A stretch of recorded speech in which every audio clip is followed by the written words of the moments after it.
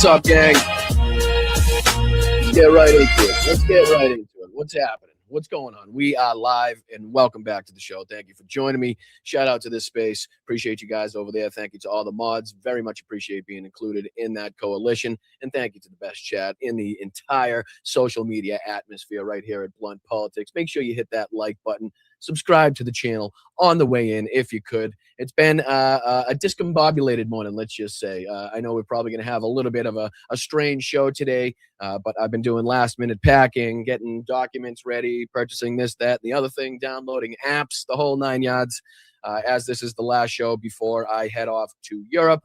You can see I really didn't think about it. I packed away the American and Ukrainian flag that I had up there, and now that's why there's a big empty space. So didn't really think about it. Could have done that after the show, but you know, it is what it is. Wanted to make sure that I was ready. What's going on, chat? What's happening, everybody? What do you say we say hi to the chat? Make sure you guys get your screen time as always. There you are. What's up, Tiff?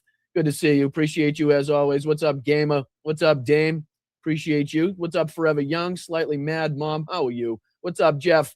Good to see you, brother. Laurie, Rocks, Dyslexic. How are you? What's up, Twiggy over there on Twitch? Dusty, what's happening, brother? My Dusty, we'll get that shirt situation figured out. Obviously, if not before I take off, but after I get back. So don't do anything just yet with those shirts, and we'll see if we can get you taken care of. Apologize, we haven't been able to coordinate so before I left. But thank you so much for being here. I appreciate you. What's up, Roxanne? What's going on? Yeah, hit that like button on the way and filter in. What's up, Wes? Good to see you, brother. Good to see you. Just do it. What's happening? Yeah, we got a few things to talk about. We'll be talking about mainly the ongoing protests, the frustrations and anger surrounding the second fatal shooting this week by ICE, and I believe the 11th fatal shooting under Donald Trump. Will have some ridiculous and probably the most harebrained, bird-brained reaction from people like Greg Kelly. We have a Benny Johnson video. We haven't called out his ass in a while. He's talking about the Strait of Hormuz and how that's a fantastic situation. So obviously there's going to be a lot to talk about there. What else we got to talk about? Oh yeah, Preston Stewart had a video. I think he's doing like I don't know what you'd call it, kind of videos for the Sun now, collaborating with the Sun. So he's got one that he put out with the Sun. We've taken a look at both of those channels' videos, the Sun updates on Ukraine, and obviously Preston Stewart been doing a lot to keep us updated and you know, up to speed on what's going on in Ukraine as well. But yeah, I appreciate you guys. Thank you so much. Bry Guy, what's happening? You, Hal, Cliff, man, it's hard to listen to you. I know. It's the one show of the week that I do happen to step on Hal's toes, and I've apologized 25 billion times for that, but that's how it worked out with the coordination between Blunt Politics and this space. So I think everybody, one show during the week, it isn't going to kill anybody, but I appreciate you guys that are bouncing back and forth or choosing one or the other. I apologize putting you in that position, but it is what it is. I think the internet's big enough for the both of us at this point. Yeah, Hal's got Phil on today. I did coordinate with Phil. Luckily I did manage to get in touch with him and give him a little bit more information on the whereabouts and things that we're going to be doing, and the necessity or possibility of seeing him when I'm in Ukraine. Obviously, I am under the OPSEC confinements as of now, so there's not going to be too much of any specifics being giving out whatsoever. Obviously, you guys, I'm sure, understand the necessity for that. So, like I said, I'm going to try to do my best to bring you along and to fill you in as soon as I possibly can. But typically, that's going to be sometime after we depart these positions, as you guys, I'm sure, will understand. So thank you guys so much for getting us to the goal the other day. Let's see if we can, hit a goal today. I didn't set one up because there's a lot of other things going on, but it would be fantastic if we could continue to see the chat step up and support us the way that you guys have done for quite some time. So thank you guys so much. There's a Venmo up in the corner, quickest and easiest way typically to get your support to the channel. There's a multitude of other ways. You can sign up for a YouTube membership, the backbone of the community, that and the Patreon community as well. You can go to patreon.com/BostonBrian. You can go to bostonbrian.com. That gives you all the links to my social media sites. That gives you all the information to the Patreon Zooms, when they are, who they're for, that type of thing. And then you also get the link for the Blunt Politics merch shop on there, which you can get fantastic merch like this. People of quality don't fear equality, which again, we are just punching way above our weight class as far as designs, themes, as far as merch is concerned. So I appreciate everybody going over there to bostonbrian.com, clicking on the merch site, checking out the merch, sending that out, sharing that out to people that might enjoy it as well. But what do you say we dive into a little bit of the news? Unfortunately, we only got an hour, a little less than an hour, obviously, now to talk about what we got to talk about. But, I think we can squeeze it in. What's going on, Keith? How are you? What's up, Debbie? What's up, Alvin? What's up, Tina? Good to see you guys. What's up, Deb? What's up, Ian? Alyosha, how are you, my friend? Good to see you over there. What's up, JJ? Moms, how are you? Still on the road? Well, drive safe travels. Thank you for tuning in. Thank you for being here, as always. Always great to see you. What's up, Eddie? Good to see you, my friend. Good to see you. Much appreciated for being here. Thank you for all your help and assistance behind the scenes as well.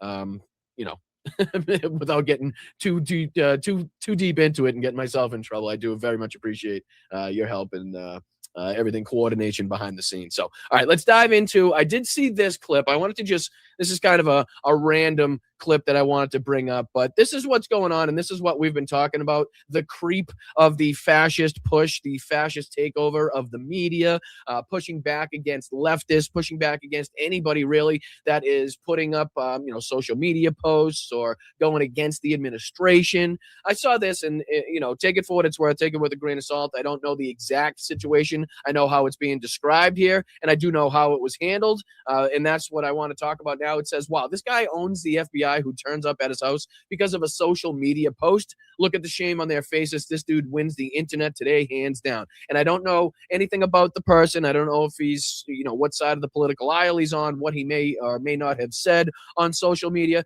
But you can see here just the willingness of the FBI to start showing up at people's doorsteps, knowing that they did nothing illegal, knowing that they have their use of the First Amendment, knowing that they have free speech, knowing that they didn't threaten or intend to harm anybody. They weren't doing anything else that you could actually call out as far as putting online and actually warranting law enforcement showing up at your house. But this is, again, apparently, allegedly, the FBI, they don't really show their documentation. They don't show their name or anything like that. So it's hard to tell.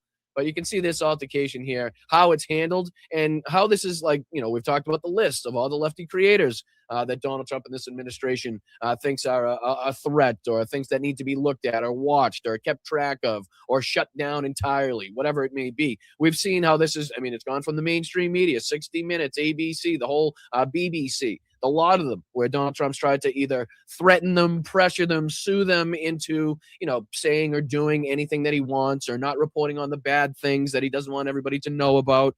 All of those things. So this is just it's less than 3 minutes, about 2 minutes and 50 seconds of this guy having this altercation, having this interaction with what is reported to be FBI showing up at his door about a social media post. And again, this isn't the UK. Okay, we're not in Britain.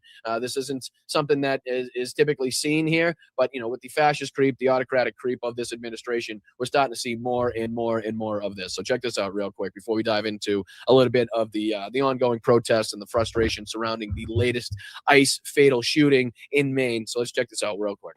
Hey, how can I help you?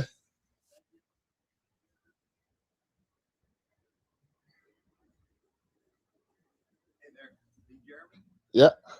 So they know his name right off the bat. They say, "Are you Jeremy?" Who are you?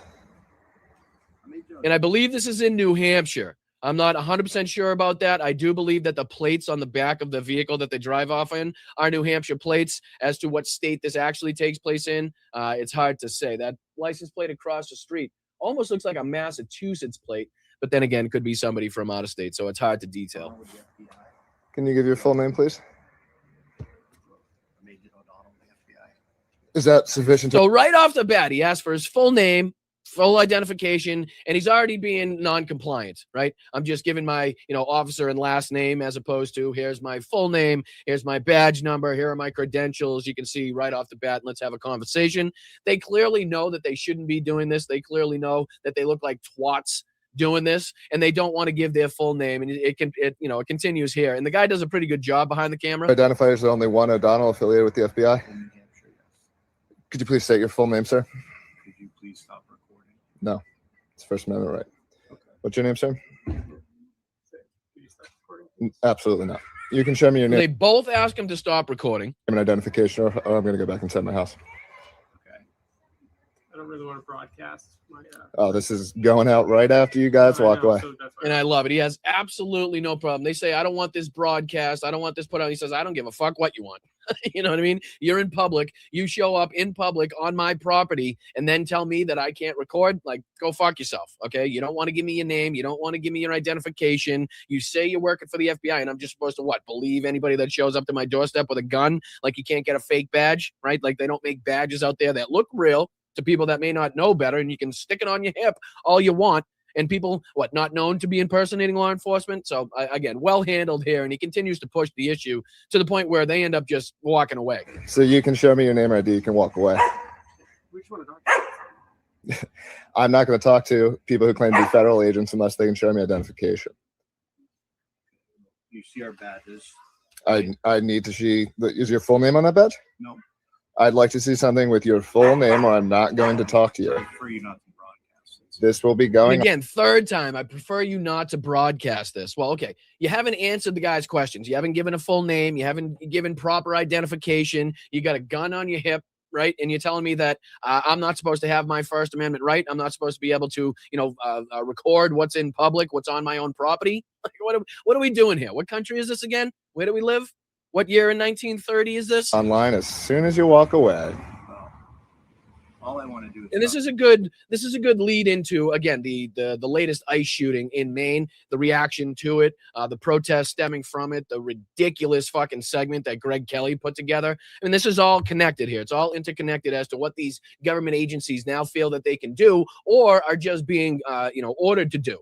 They're being, that's what they're demanding. The leadership, the White House is demanding of them to do, go out and harass people. Anybody that said anything bad about the administration, go knock on their door. We know you can't do anything, but at least intimidate the shit out of them. At least let them know that we know where they live or that they exist, or we can see their posts. So it plays a role in the mindsets of these fascists and how they're trying to, again, intimidate, make people not want to talk bad about the administration, make it so you second guess whether or not you tell people the truth about the administration because you don't want the FBI, the CIA, the DOJ, whoever shows up at your doorstep, just like these people. And they know they can't do shit.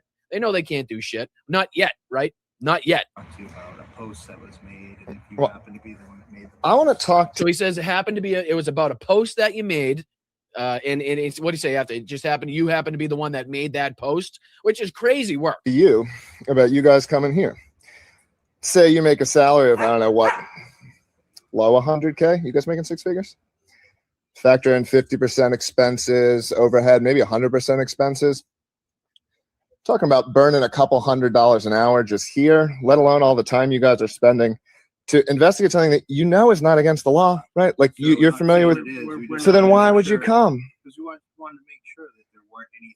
No, you're coming because you're. So they rightly admit they know that nothing he did was against the law. They're not stating that. They're not, they're not accusing him of breaking the law. They just come there to make sure. Okay, they just want to check on the situation and make sure that you know that they understand, they know where you live. Okay, clear intimidation was what they're trying to do. And again, I don't know if this guy is on the right side of the aisle, the left side of the aisle, or what. And I don't give a fuck. It doesn't matter. It's irrelevant to the point. It's irrelevant to the fact that they're doing this. These acts of intimidation. I don't care. I will support anybody and everybody's First Amendment right. Anybody's right that they have to the Constitution. Doesn't matter who the fuck they are. That's what makes us good people here on the left. We don't distinguish between who should get the rights and who shouldn't get the rights. But again, it continues and it persists on here where he does such a great job of shaming them, embarrassing them, that they eventually, like I said, just kind of walk their asses back to their Durango and end up getting part of a regime that does this kind of thing when you know laws aren't being broken. And that's an embarrassment, man. Didn't you guys read the Constitution? Do you not believe in America?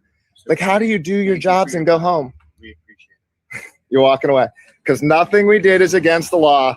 And you guys are fuckheads that try to act like bullies. And I hope you go home and are embarrassed. You can't even say your name on camera because you know that what you're doing is embarrassing. You know Americans that believe in the Constitution think you're laughable. You go home and you think about what you did today. Go home and think about it, you cowards. Drive away. Drive away. Thank you for your time. You're not welcome. You should be embarrassed.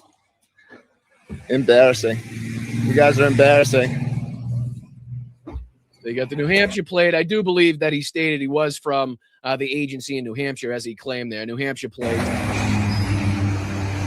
Oh, that does look like a New Hampshire plate there as well. So probably, logical to confirm or to assume that this is and did take place in New Hampshire here.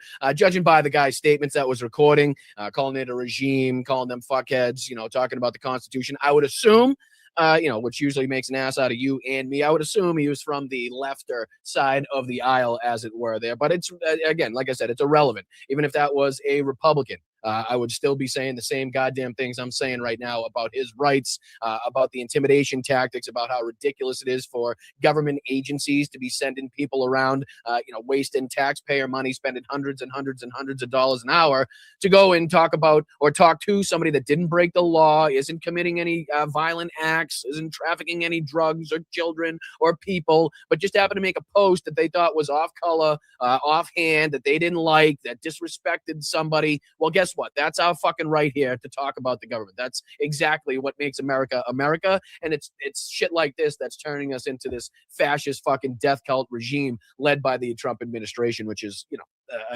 exactly what leads to situations like this. So like I said, that's probably a good segue into, and this is Josiah from Pondering Politics, who's talking about the reversal. I know that people were talking, referencing Mark Wayne Mullen and how he was stopping the executions of the traffic stops, only to be immediately outclassed, and Donald Trump issued a reorder saying that wasn't a thing. So this is Pondering Politics, Josiah from Pondering Politics, just giving us a quick update on the deadly order that Trump has given after the ICE shootings. And then we got Greg Kelly just after that with a short segment here, about a 4-minute segment, the dumbest segment that I possibly have seen from Greg Kelly. And then that's followed by some of the most hypocritical and ignorant shit that Greg Kelly's ever put on social media, talking about how presidents have enriched themselves while he's on the phone with Donald Trump, but talking about Joe Biden, if you can believe that. And then we got some updates to come from Ukraine as well. But let's dive into this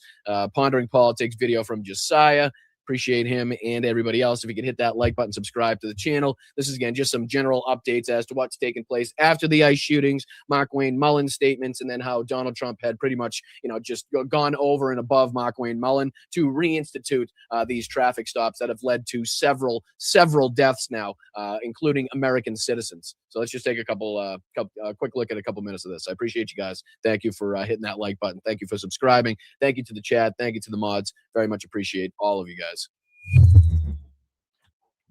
We begin the day with major breaking news pertaining to ICE. As we've discussed in recent videos, there have been at least 2 fatal shootings by ICE agents in about a week. And as a consequence, the political pressure and protests were mounting, such that the new Department of Homeland Security Secretary Mark Wayne Mullen ordered a moratorium on ICE traffic stops, only for Donald Trump to publicly override him and say, well, despite what's happened recently with ICE, despite the fatal shootings, despite the probable murders committed by ICE, we're going to go back to the way And despite the way that DHS and ICE have completely forgotten, not lived up to, not followed the rules, the guidelines in the handbook of the DOJ that stipulates, what they can and cannot do in discharging their firearm, shooting into a moving vehicle. We went over it last show, and we did this months ago when all this shit first started. So if you want to go check out we pull up the DOJ handbook themselves, the same shit that they look at, the same shit that they get handed, the same rules that they have to follow. And you and I here in the chat, and we know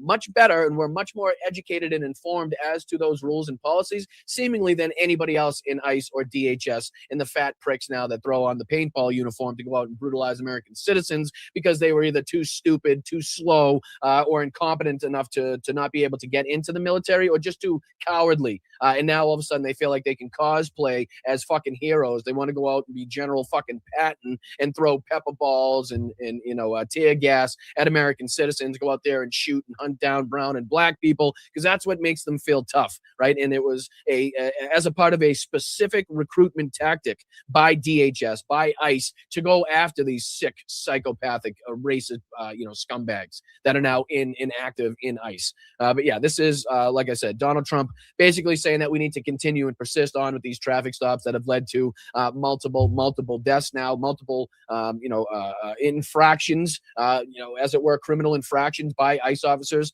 against their handbook, against the rules and policies of the agency that they're now currently working for. So it's crazy. Things were before. We are not going to change tactics whatsoever. And in so doing, not only is Trump further endangering the lives of not just immigrants in this country, undocumented or otherwise, but also American citizens, and he's creating a political nightmare for incumbent Republicans heading into these midterms, particularly Republican Senator Susan Collins of Maine. This just goes to show how incompetent and cruel and indifferent Donald Trump truly is as president of the United States. But before we unpack all that, if you end up liking this video and you want to support the channel, please be sure to hit the like, subscribe, and alert bells before you go. As Mediaite reports, Trump demands ICE restart traffic stops despite 2 fatal shootings in a week. Quote, "It won't happen on my watch." Donald Trump demanded that Immigration and Customs Enforcement resume traffic stops a day after the agency mostly paused the practice. Trump's demand, issued via a Wednesday morning Truth Social post, comes after ICE was involved in 2 fatal traffic stops within a week. So this is what Trump said on Truth Social. He says, "The men and women of ICE are doing a great job, one that has to be done. Crime is way down in America, and in many cases with numbers that haven't been seen in decades. The open border policy of Sleepy Joe Biden allowed 25 million people to pour into our country. It's not true." False, incorrect, not true whatsoever. Just a completely and totally made up number by Donald Trump, not even backed up by his own administration, not even backed up by people in his own party. The orders of magnitude off. There's no evidence to support that claim. He's just lying. Unchecked and unvetted. Many were criminals, and we have to get them out. In order to do this, we must have strong, tough, and smart, and we cannot give up one of ICE's most important and effective crime-fighting tools, the traffic stop. Once we do, we're playing right into the criminals' hands. The radical left Democrats would like to see this done. And criminals not recognizing, not noting that the person that they targeted recently in Maine wasn't a criminal, wasn't the actual target of their investigation or who they were going for to begin with, and had absolutely, basically no danger posed to anybody in the community, to the officers, or anybody else, but they just decided to discharge their firearms into the vehicle anyway, thus making it an even more deadly and dangerous situation. Right? I don't know how many times we have to talk about, when you take out the person, when you incapacitate the person behind the wheel, that's, that's driving the vehicle, that's, using his hands or her hands to move, and to her feet to do the pedals and the brakes and stuff, and you incapacitate that person or shoot them dead, it then turns that vehicle into a very unpredictable and unstable platform and a weapon. You know what I mean? It's there's so many other situations. There's so many other ways and tactics to go about this, where you could de-escalate the situation, catch them at a later date, get the license plate, go back to the original spot where they came out of, get some information from the people there, and then go about doing your duties. If you want to go on and question these people without putting the public in danger, without discharging your firearm, without taking human life, there's just an ample amount of possibilities as far as how they could de-escalate these situations. And they never seem to do it. It's always 0 to 100 right off the bat. You know what I mean? It's always pull out your firearm, and if they fucking, even look like they want to move, you got to shoot first and ask questions later, because you got immunity basically given to you by Donald Trump, given to you by Mark Wayne Mullen and the rest of the Republican Party, where they're going to protect you. Not only are they going to protect you, they're going to defend every aspect of your criminalities and the murder that you just perpetrated on the streets of the United States in broad daylight. It won't happen on my watch. ICE, be judicious, fair, and smart, and go back and do your very important job. Keep those crime stat records coming. Remember, you are loved and respected in America. Thank you for your attention to this matter. Now, setting aside the fact that Donald Trump mostly inherited a declining crime rate from President Biden, crime actually spiked. It went up under Donald Trump's first term in office during 2020, and then declined steadily over the 4 years of the Biden administration. So Trump did not create this trend. He is actually responsible for the crime rate spiking, and then he inherited a downward trend from Biden. Set all that aside. What Donald Trump is showing here is he doesn't give a damn about immigrant lives, American lives, nobody's lives. He does not care. He thinks that this could somehow be a political winner for him. The polling on this tells a different story. Immigration and ICE used to be some of Trump's strongest policy areas. Now he's underwater on those because of the murders that we've seen, the murder of Renee Nicole Good and Alex Preddy, the litany of civil rights and human rights and civil liberties violations from ICE over the past year and a And half. he's 100% right. Donald Trump is still looking at this like it's a positive, right? Like it's a victory, because he still thinks, I need to pad my stats. I need to pad the numbers. If I continue to tell these people that there's 25 illegal immigrants that came into this country, I can't continue to show them the numbers of people that we've actually been able to deport. They're going to think that I'm a liar. They're going to know that the numbers are off. They're going to know that the calculations I did were absolutely erratic and made and had no basis in reality whatsoever. So he's 100% right here, because people are now seeing this for what it is. There's even more people like independent wise looking at this for the the egregious attacks that they are on the rights of people in this country, asylum seekers, people coming here to seek a better life, to provide for their family and their in their loved ones. So more and more people are looking at this as a negative, not just people on the left, not just blue-haired liberals and whatever the fuck that Republicans love to say, but more and more regular people, even non-politically affiliated people, just average, go through your day, go to work, come home, feed the kids, take them to sports, don't watch much of the news, just try to keep your head down and focus and pay the bills type of people are now recognizing this, which is why we've seen the anger creep up amongst the American public, why we've seen the protests as this has started to ramp back up as far as the fatal shootings continues all over the country, and people calling it what it is just an attack on American citizens. It is a brutal Gestapo-like regime that is utilizing this paramilitary force to go out there and do its dirty work, go out there and intimidate people, to go out there and harass brown and black people, to make them self-deport. If you can't deport them yourself, treat them poorly. Make it so that they're so brutalized, make it so that they're so afraid and so scared that they inevitably either never leave their house, or like the Republicans love to say, they self-deport, which is just a ridiculous thought in and of itself. But I'll let this go on for another second. Then we got Greg Kelly, who gives as per this situation in Maine, one of the dumbest fucking takes I've ever heard in my life. So all right, let's see just a couple more minutes of this one with Josiah from Pondering Politics. It's been staggering, and the American people are not happy with this. So in addition to being a massive political miscalculation, it just goes to show that Trump really doesn't care. In NBC News reporting on this, Trump says ICE should continue traffic stops after recent fatal shootings, seeming to contradict a new policy to halt them. The policy change came a week after an ICE officer... And then, did you guys hear, shit, I'm fucking blanking on his name now. See, these people are so irrelevant that it doesn't even take up the brain space in my head for long. Who's Tom Homan? That's the guy's name. Tom Homan was questioned about the use of, or non-use of, I should say, body cameras, as far as in this latest altercation, this latest fatal shooting in Maine, and then the previous one as well, where they weren't using body cams, where they had been allocated some $20 to $25 million to do so. And I believe April, Caitlin Collins was questioning Tom Homan about this, and she had, to her credit, she had the dates down, she had the budget down, and was pressing Tom Homan on why they hadn't, gotten these cameras yet. These cameras weren't active, and he was trying to blame Democrats for this, that, and the other thing as to the delay of the cameras. You can tell he was very, very uncomfortable. But again, that's something that a lot of people are speaking about, as well as the fact that they didn't have body cameras on. There's no recording as far as from the sides of the officers. We're all kind of relegated to whatever cell phone camera, security camera footage is coming out from that situation to kind of put the pieces together of what may or may not have taken place. Shot and killed a Colombian driver Monday in Maine, and a week after one shot and killed a motorist in Houston, renewing criticism of the agency's enforcement tactics that were widely condemned last winter after the killings of Alex Preddy and Renee Good in Minnesota.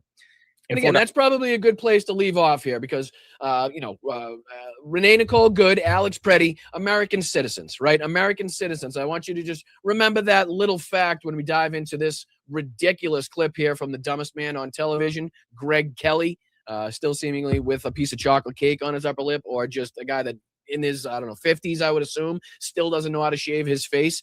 He's been caught bleeding on camera more times this year than, Donald Trump's ankles, apparently. But yeah, this is Greg Kelly, and he's talking about the ICE shooting in Maine, and this is just one of the most ridiculous takes. He clearly has no idea what he's talking about, no clue about the information. It's the first time, in my opinion, that he's seeing the video that had come out, because he has no clue what the hell he's looking at, but he's going to try to get across to his viewers exactly what the problem is, who the problem is, and he just contradicts himself about 47 fucking times in this 4-minute and 18-second clip. So I just want to see how much of this ridiculousness we can get through and how much we could call out. Again, this is Newsmax's Greg Kelly on the Biddeford shooting in Maine, the 11th, if I'm not mistaken. Correct me in the chat, but I do believe the 11th fatal shooting that has happened at the hands of ICE or DHS under Donald Trump here.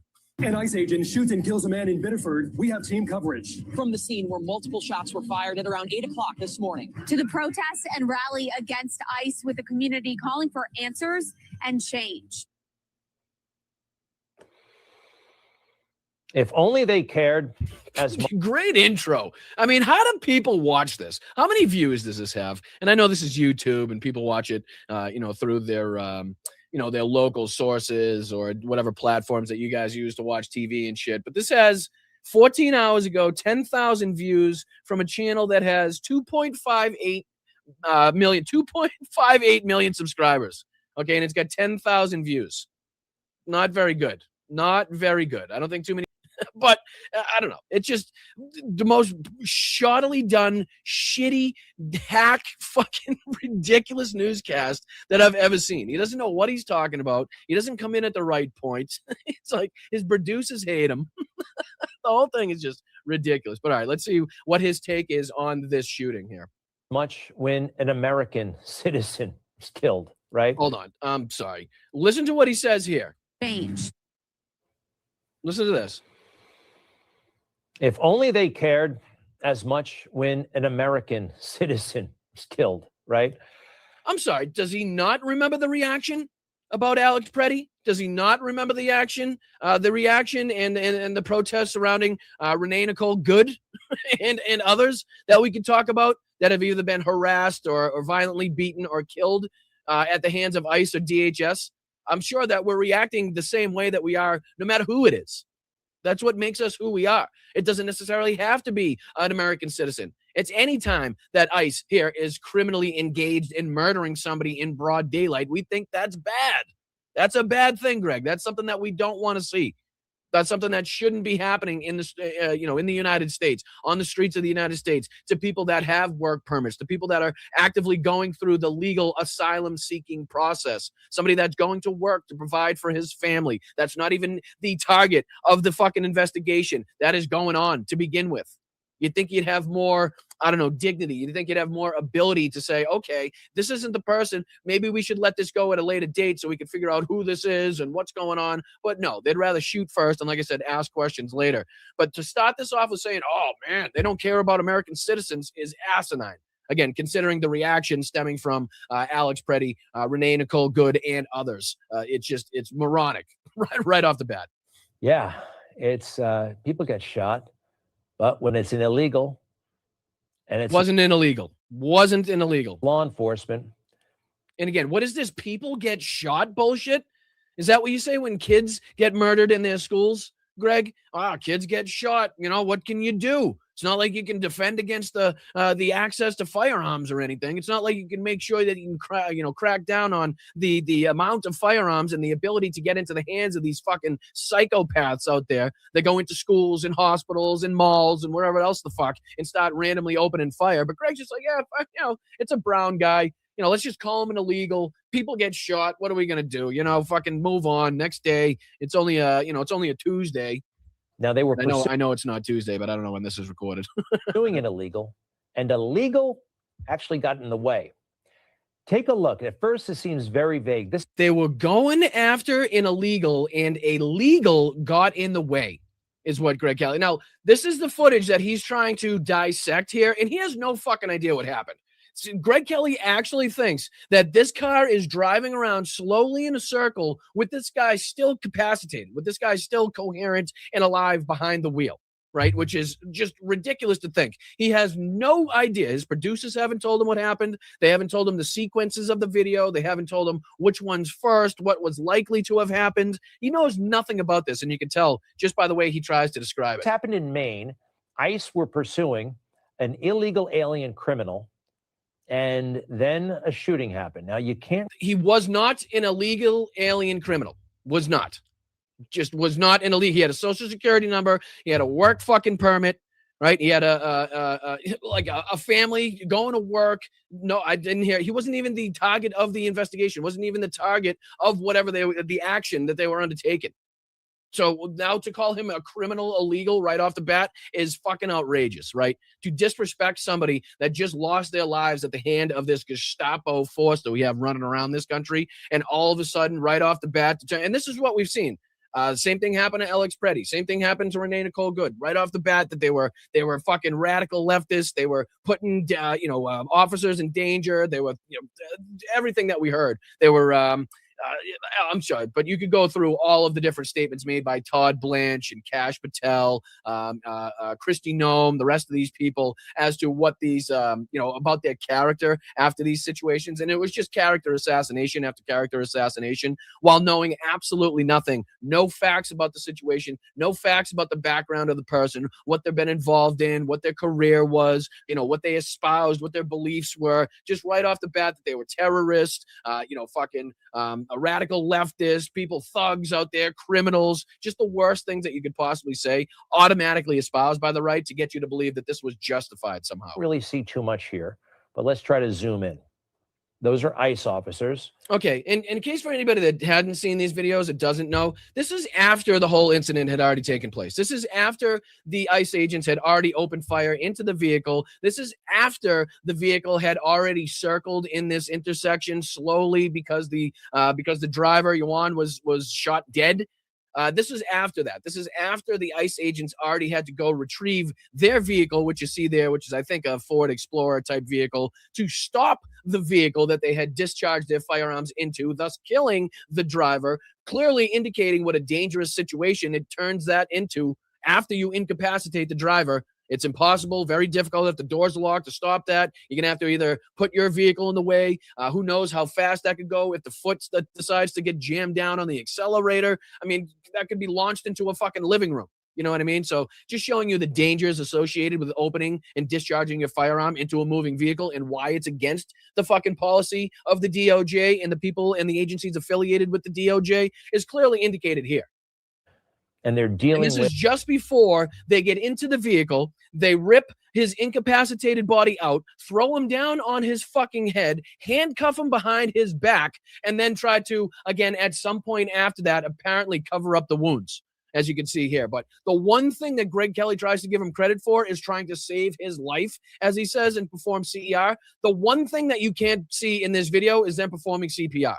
I believe you can make out them trying to, again, cover up his wounds. But as far as them performing CPR to try to keep him alive, you can't see it. With a passenger. And at least the ones that Greg's shown here. I'll stipulate that. In the footage that Greg Kelly's shown here, you can't see it. Driver, or just a driver, I believe, in that vehicle.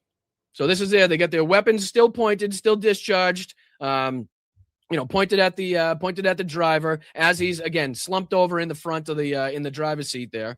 And this may be the moment of firing. I can't tell. It's not the moment of firing, you absolute fucking twat bag. Do you not do any research? Do you and your team not get together before you go live on fucking air to be like, hey, shouldn't we kind of confer and see what we get out of these videos? Let's see, hey, can we get any more information? Are there tweets? Are there any other videos out there? Are there people affiliated with the investigation that can tell us what happened? Like, he doesn't know shit from Shinola. It's the first time he's seeing these, and he's trying to give a fucking news report. Okay, this is supposed to be news. This is supposed to be, fucking the nightly news media for right-wing assholes. And this is what they get. I think, I don't know, this could be the time that he shot. I don't know, clue. It's the first time seeing this. It looks, it's blurry. I know it's blurry, and there's two cars and two things that you can, it's like, what the fuck is this? Video. This is where they go. They open the door. This is just one piece of evidence. Again, we're told that ICE, Immigration's Customs Enforcement, was pursuing an illegal alien criminal. Now let's take another look. This is a dash cam video from another car. Watch. So again, and this is the footage of the car circling for, I think, what is reported to be about a minute, a little over a minute, after the driver, Yuan, was incapacitated, was shot at by the ICE officers. The man about to be shot is in that white car. He's not about to be shot. He had already been shot. I believe. If he hasn't been shot already. He has.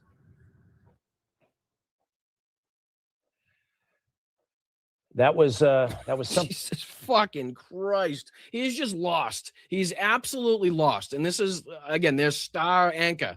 Right? What's going on there? Why didn't he stop? Now, he was dead. He was fucking shot at by the officers and dead. That's why the car was circling like that. You think he was trying to get away and just circling at half a mile an hour in the same intersection that they just shot at him in?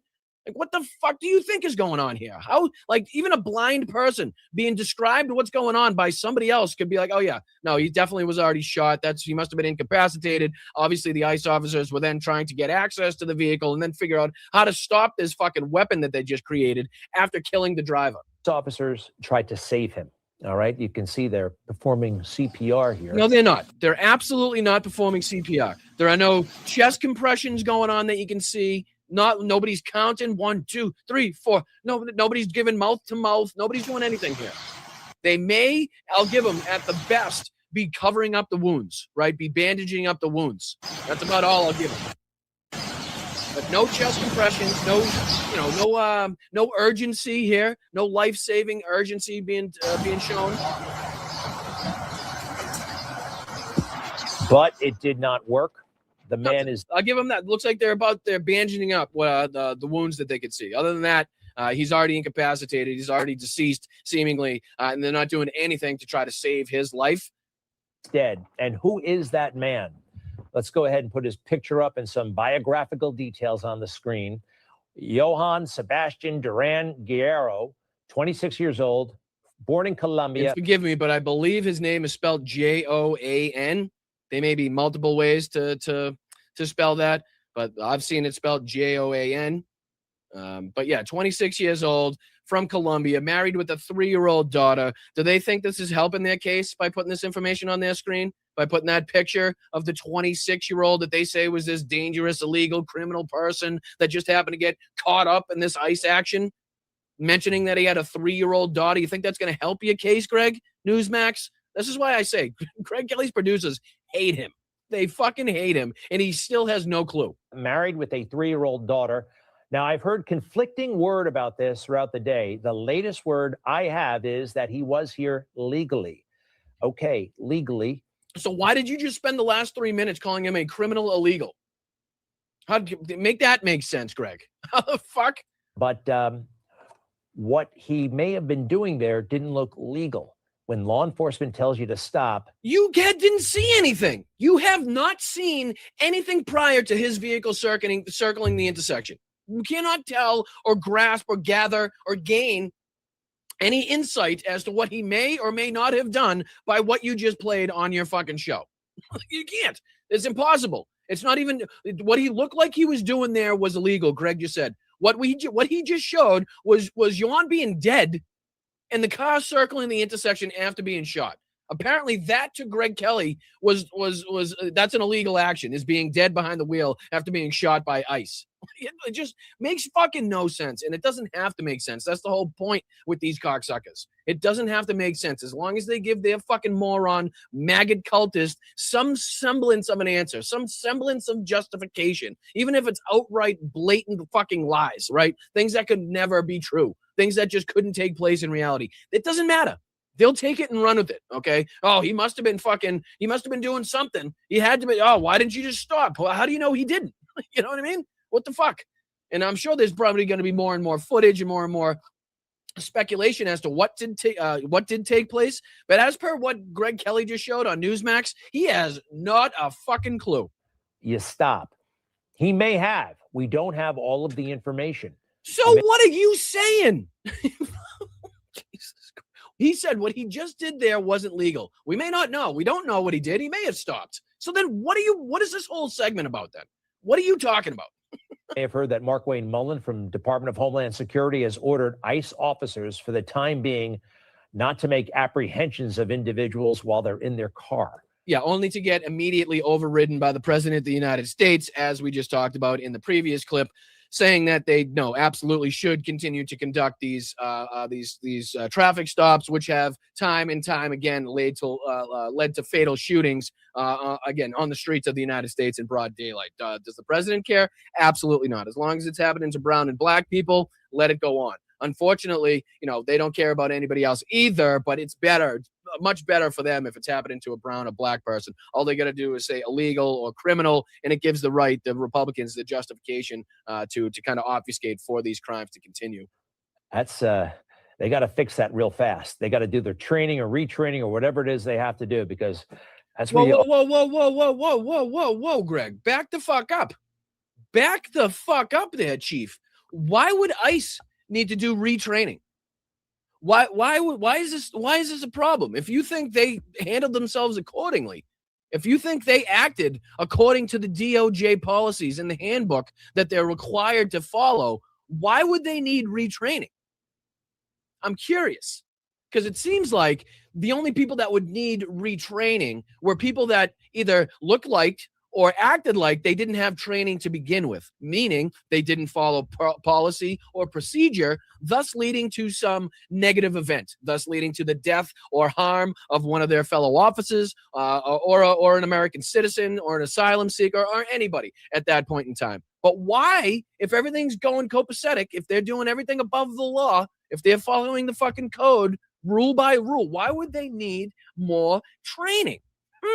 And again, we've talked about the training that these idiots do receive, if they do receive any, which is minimal at that, which is, again, led to why, a lot of these videos that have come out since this ICE action has started, them fumbling their weapons, their fucking fat ass cracks hanging out, them out of breath, trying to chase a suspect, like all of these things that we've pointed out. It's stemming from the people that they're recruiting and the lack of training that these people are going through. It's very much, what was it, like I forget now, it was like a 60-day thing or like a 15-day thing. It was something like that, a very short period of time, and you basically couldn't fail out. You couldn't flunk. You know what I mean? It doesn't matter. Oh, you accidentally shot your partner in that assault, in that barricade breach. But don't worry about it. We'll throw you into the field. Maybe we'll start you off with a paintball gun with some pepper balls first before we throw a 9mm in your hand. But yeah, fucking insane. Often find illegals.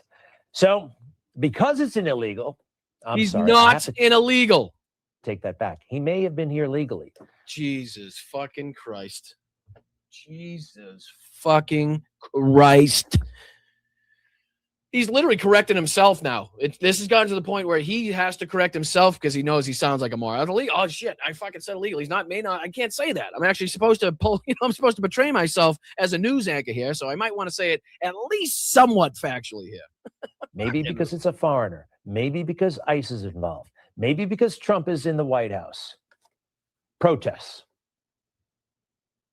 Not because of, care for humanity in itself. You know what I mean? Not just because you don't want to see people being murdered on the streets of the United States in broad daylight, regardless who the fuck they are, legal or illegal, right? Documented or undocumented. I don't give a fuck who it happens to. Like, I think we have all the same feelings and sentiment, unless it was, without getting myself in trouble here, a lot of people that we can think of right now. But yeah, I mean, to think that this has to be something against Donald Trump, why people care about people being shot in broad daylight in the streets of the United States by a government agency, just goes to show their delusion in this and how much they're willing to support these drastic measures and erratic behavior by either the president or the agencies that he now commands.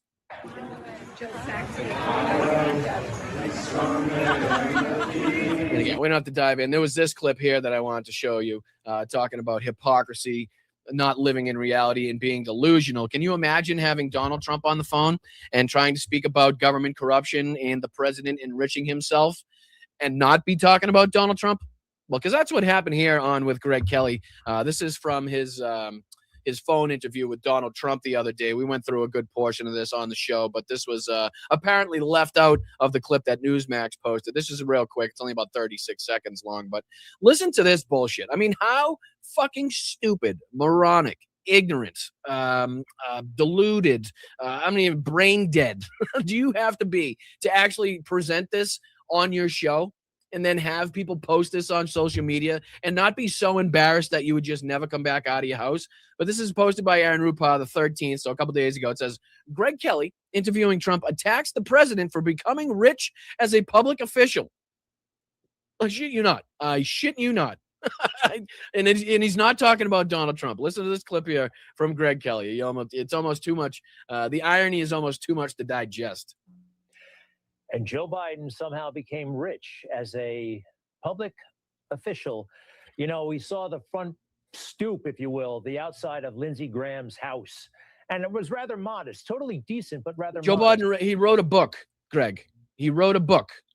Not sure. And then he gets a salary, for the work that he did. And he got a salary for being president. And then he wrote a book. He got money for that book. That book got him. So it wasn't through like his government activity. You know what I mean? Which is what exactly Donald Trump is doing right now. He's definitely using his power, using the office of the presidency to enrich himself, his family, everybody around him, which is not what took place there. But he's trying to obfuscate and say that's what took place and pointing out Mitch McConnell's Washington, D.C. Townhouse, I guess. And I'm going to go out on a limb and say that this wasn't Mitch McConnell's only home. I'm going to say that they probably have a few of them dotted through the old United States of America and probably elsewhere as well. So to think this is like the modest living of Mitch McConnell is again, asinine, and nobody's going to believe it. You know, a man who lived his entire life in public service. That's kind of how it's supposed to look. And Joe Biden became a very rich man while working for the government. It's very strange, isn't it? President Trump, we thank you very, very much for joining us.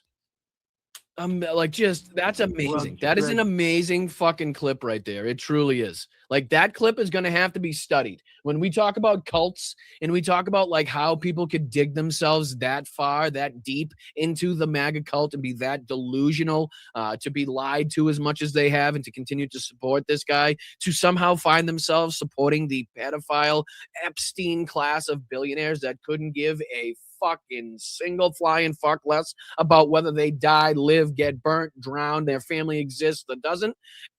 I mean, it's crazy. You'd have to, it's years and years and a lot of money and a lot of propaganda that has gone into this.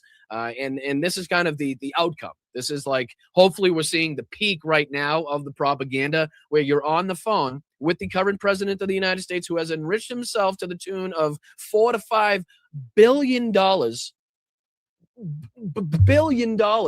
in his second term here, utilizing aspects, and everything from crypto to foreign agencies and foreign governments and gifts, Qatari jets. I mean, the list is fucking endless. Stock trades up the wazoo, for fuck's sake. And he's on the phone with him currently at this moment in time, talking about how Joe Biden wrote a fucking book and trying to make it seem like he enriched himself mightily off the back of the presidency or his years and years of public service, which again, he got paid for. I don't know if Greg knows that, but you do get a salary. And if you work a long time, that salary, it tends to add up. If you're good with your money, you can do some things with it. But just the way that in which this should be studied for generations to come as to how delusional, psychotic, fucking ignorant you have to be a MAGA propagandist, to be a MAGA supporter in the year of our Lord 2026.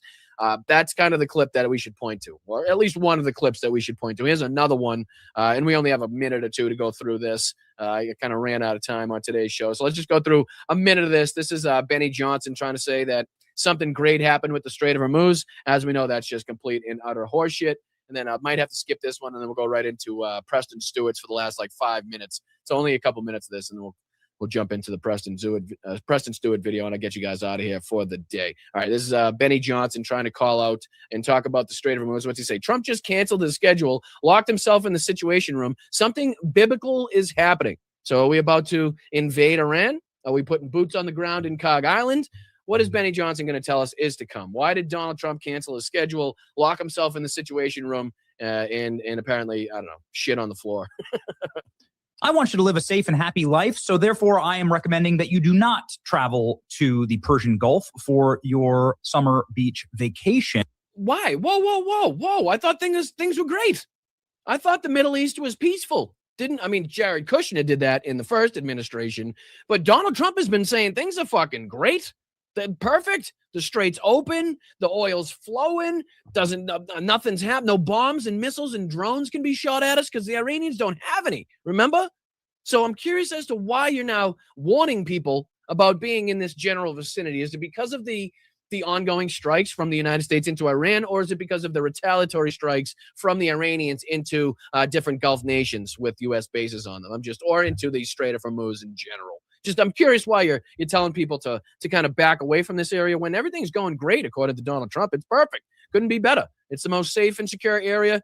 They've never seen more peace. Nobody's ever seen peace like this.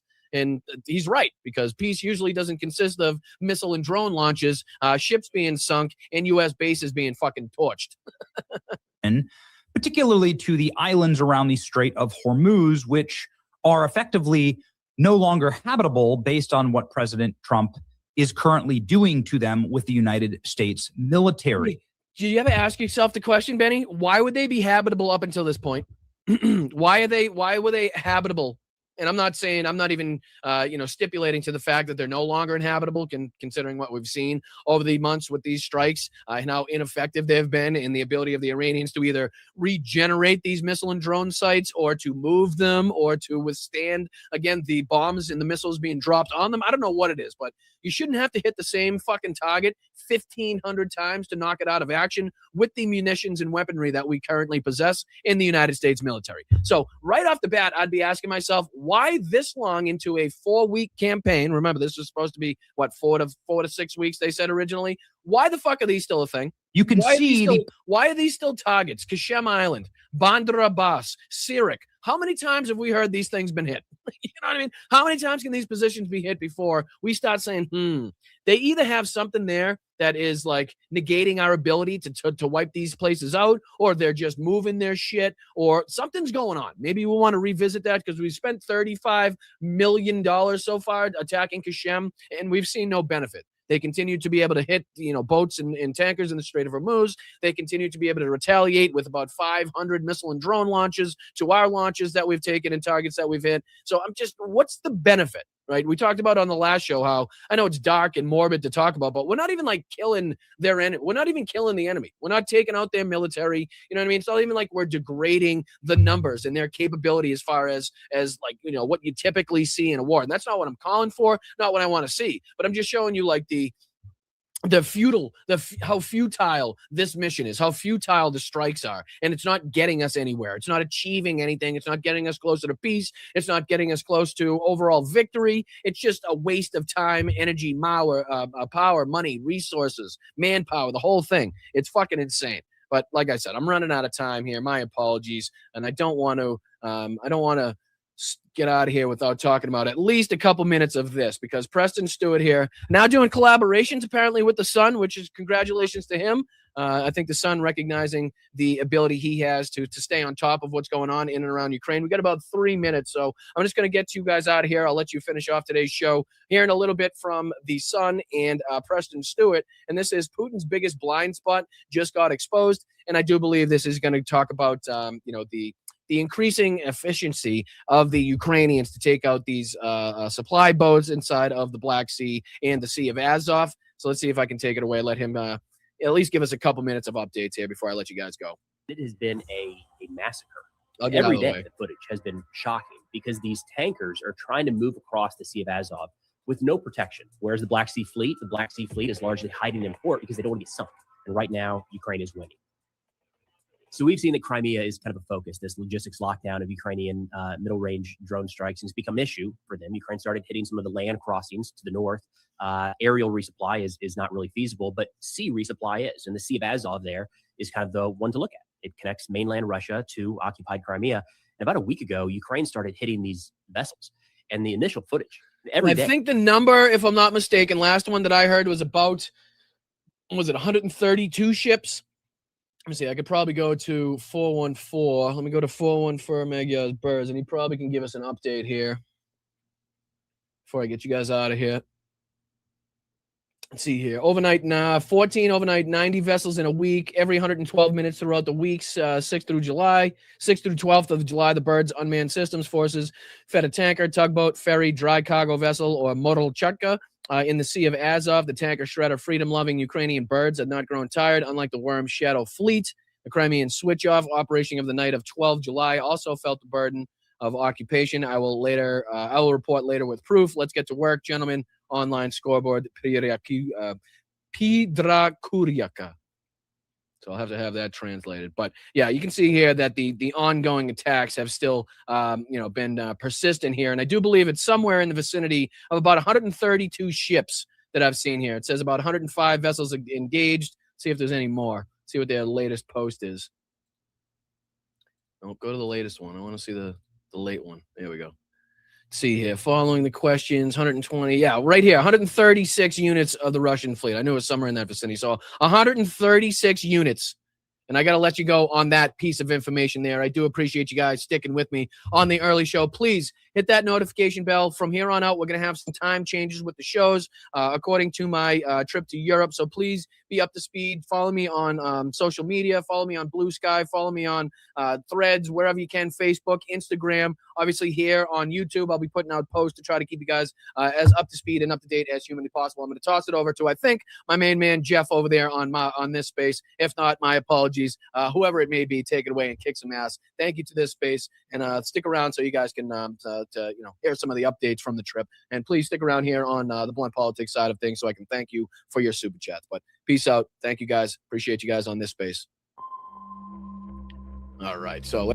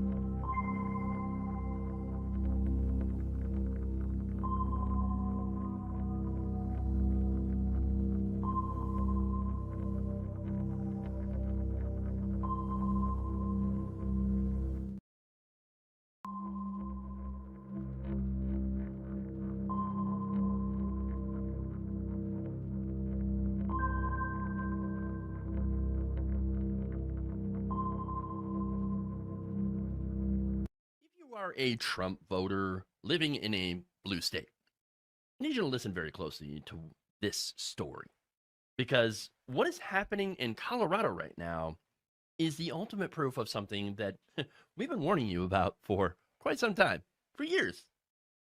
Donald Trump does not care about your loyalty. He does not care about your vote. I mean, he already got your vote, so he doesn't care about you. No, he only sees the world in crude, simple colors. And if you, one of his loyal supporters, just happen to live inside of a state that he considers to be the enemy, he will let you burn in order to spite the governor. You see, President Trump has been denying FEMA aid to Colorado for the Elk and Lee fires, as well as for the severe flooding in the western slope that happened earlier this year. That's already bad enough.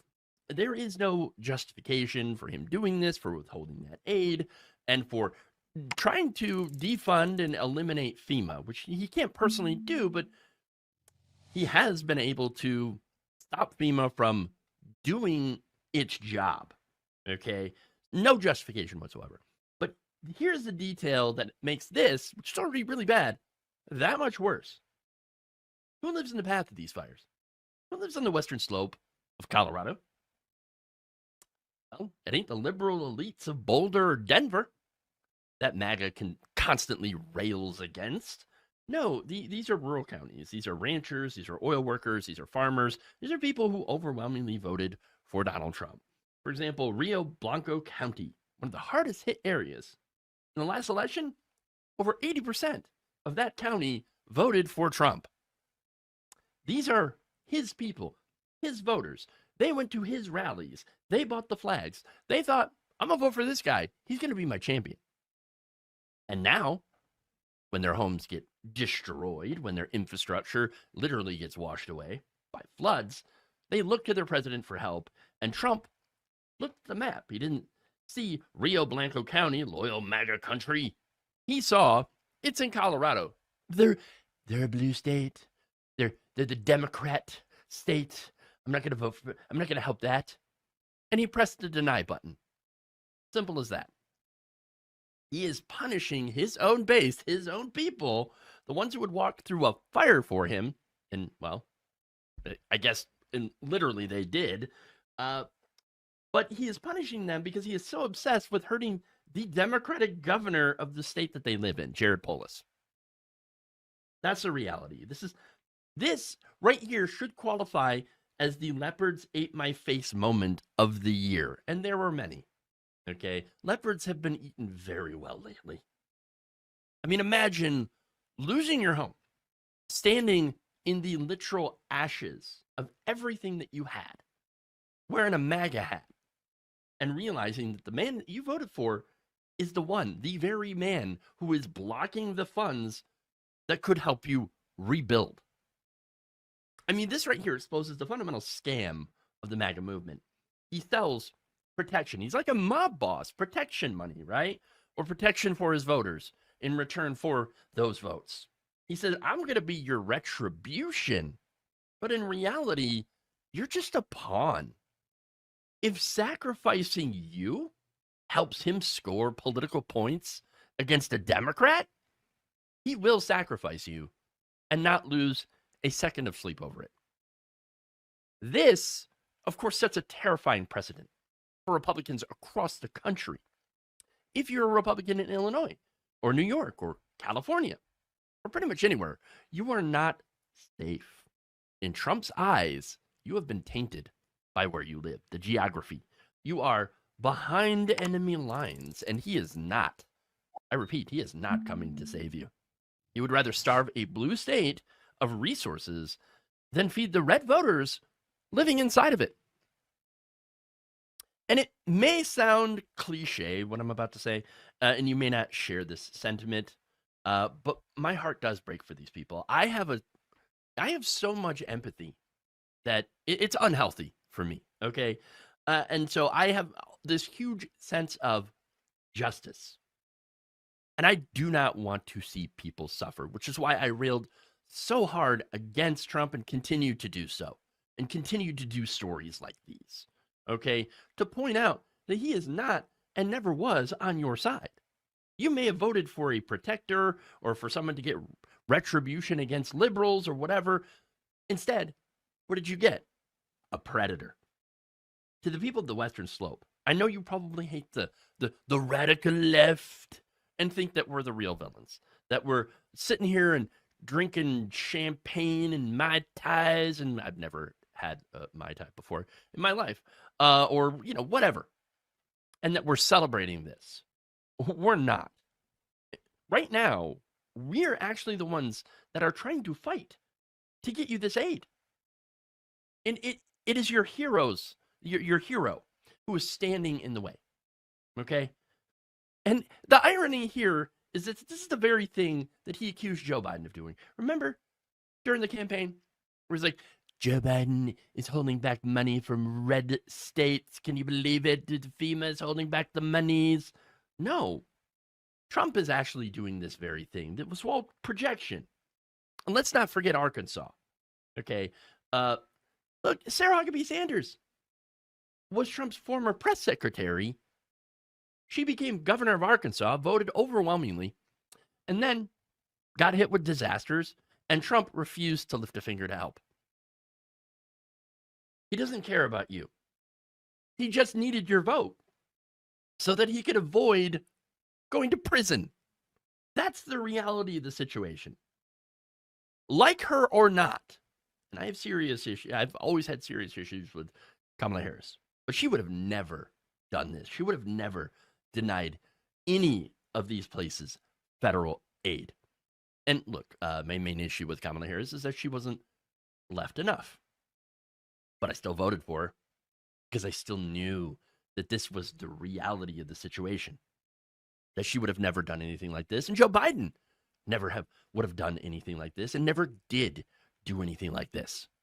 They've always given aid to anywhere that needs it. And right now, Colorado needs it. Look, the reality is this story is important and should tell you everything you need to know about who actually cares about Americans, about actual people living in this country. And it ain't Trump, okay? Because, as always, he is only in it for himself. The Trump Justice Department just quietly posted a Jeffrey Epstein letter that has been reported on before, then yanked it, then put it back up under a slightly different file name. What is going on here? Why the panic? Well, because it turns out in that letter, Epstein wrote in his own hand that, quote, our president shares our love of young, nubile girls. Not women, girls. Young.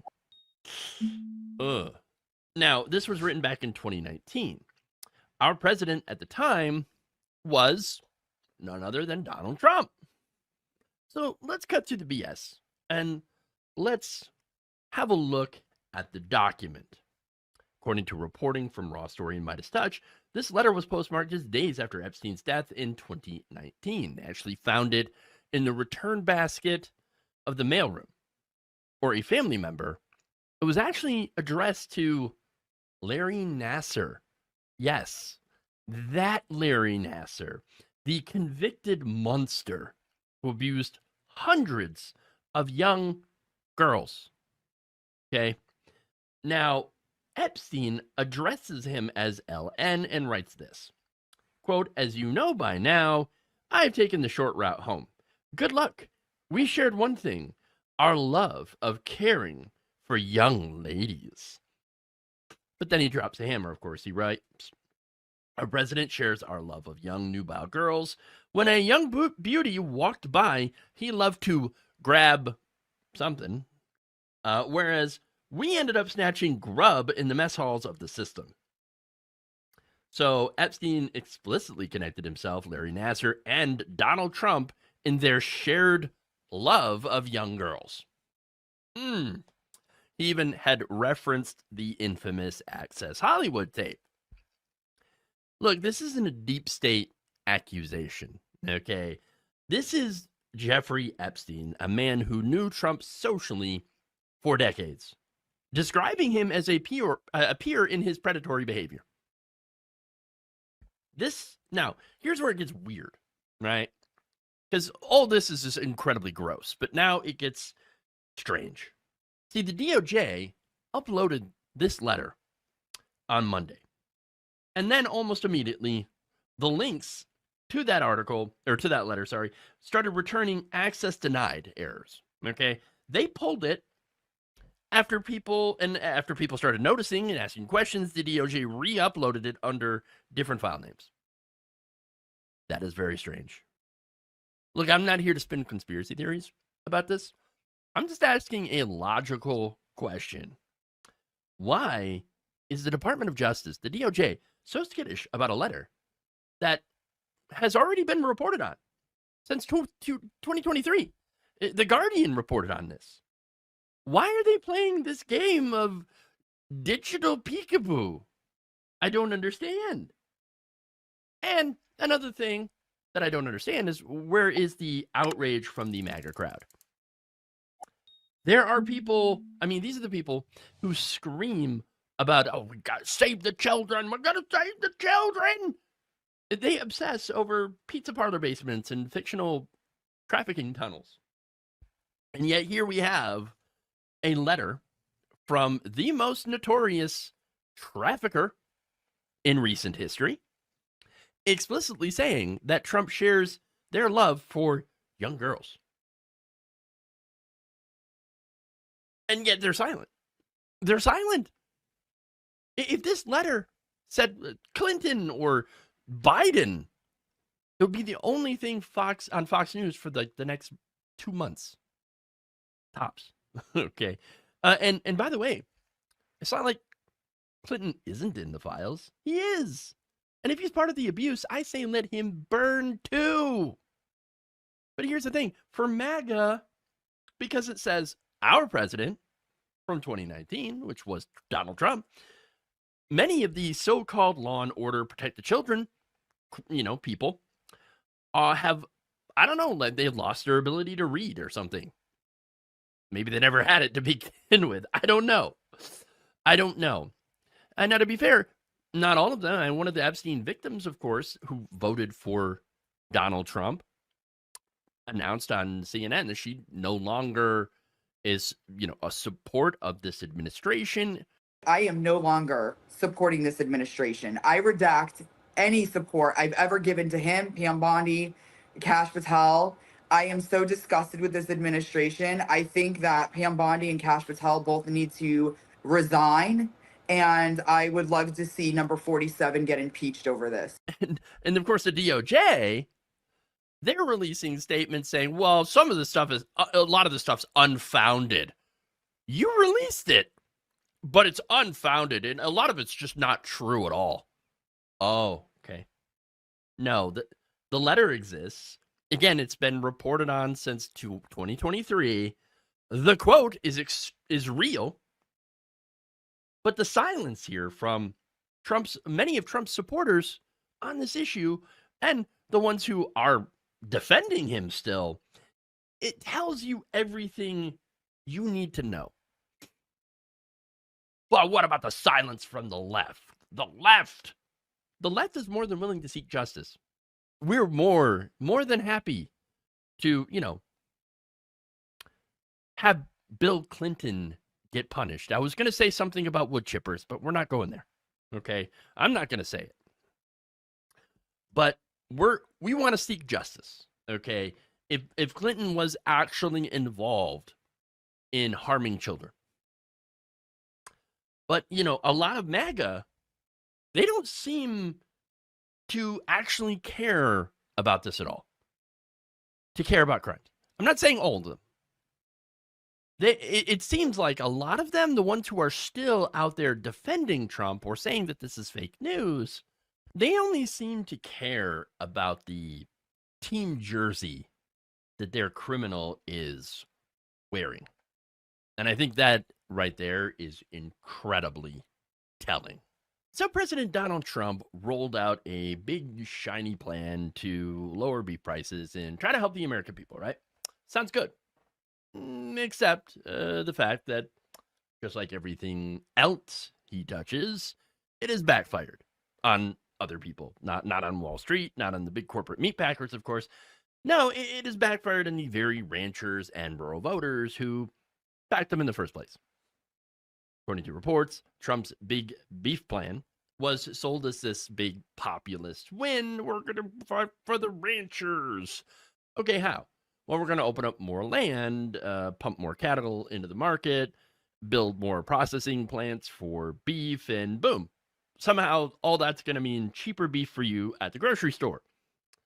But in reality, of course, it doesn't even really solve the fundamental issues facing ranchers right now.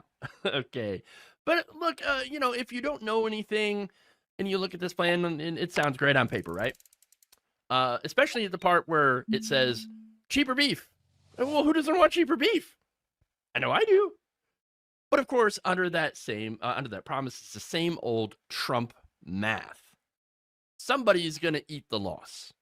And that someone, of course, ends up being the ranchers themselves. We're now seeing stories of ranchers, people like Gary Vetter, okay? Many of them proud Trump voters who are getting wiped out. Vetter has lost pretty much his entire profit margin for 2025. An absolute disaster. He's wiped right out. It's gone. bing, bing, bing, boom, it's gone. These are the folks who believed Trump when he said he'd fight for the forgotten men and women of America. He just means white rural people, let's be honest. These are the same people that also cheered on deregulation, which is just getting rid of rules that prevent, your beef from being poisoned or sawdust ending up in your hamburger, as well as feces. But they also cheered on things like, getting the government out of the way. Yes. And now, as a result, they're watching their entire year's profit vanish while the consumer still ends up paying higher prices, by the way. Okay. That's right. Meat overall, including red meat, poultry, right? I know, two different things, right? But meats overall have risen 8.9% in November over the last year, okay, compared to 8.5% in September. So it has been rising. Beef and veal, the prices for that jumped 15.8% over the last year through November, compared to 14.7% in September. Again, massively huge. Within the category, the 12-month data showed that uncooked ground beef was up 14.9% in November compared to 12.9% in September. It's a huge jump. Uncooked beef roasts were up 21.2% in November compared to 18.4% in September. This is why I went to start cooking pork roasts instead of beef roasts, because it is just way too goddamn expensive here. And so it's an absolute disaster. Okay. And steaks, by the way, up 14.7% in November compared to 16.6% in September. So where are them lower prices? Because I ain't seeing it. And neither are you. But wait, hold on. I thought the idea was to flood the market with so much foreign beef. That's right. Beef from Argentina, beef from Brazil, that will somehow lead to lower prices. That was the idea, but the reality is that this is just driving down what ranchers in America are getting paid for their cattle. All while their feed, fuel, land, and labor, their costs continue to rise. So not only are we not saving all that much money in beef, or any really, but the people who raise the cattle are also getting screwed. So, I mean, how does this happen? For one, let's be clear, the beef industry in this country is dominated by 4 different corporations. Okay? They're massive meat packing corporations. They set the prices, they control the processing, right? They're squeezing the ranchers on one end and the consumer on the other, and they're pocketing the difference. Consumer and farm groups like Farm Action and ARC Health USA argue that the Big Four have repeatedly engaged in anti-competitive behavior, resulting in lower pay for ranchers and higher costs for consumers. It has gotten so bad that the Trump administration itself is launching an investigation into it, but I don't really think anything's going to happen as a result of that. Look, if Trump were serious about helping the ranchers, he would actually go after the monopolies, not put corporate stooges in those positions, where they're okay with mergers and mega mergers and monopolies. They're totally fine with that. They're not helping consumers at all. Okay. And if you were serious about that, he'd also be cracking down on price gouging and that consolidation. Not only that, but of course, he'd also be concerned about climate change. Climate change fueled drought has been a huge driver in the downsizing of cattle herds over the last, 40, 50 years.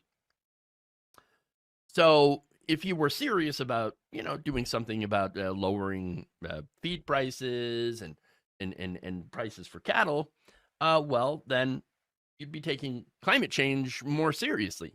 You would be, because that is a serious issue that is facing the ranchers right now. But he's not. Instead, his plan is basically buying more foreign beef, okay, flooding the market with foreign beef, while telling the producers to make more for less. And you don't have to have as much money. Really.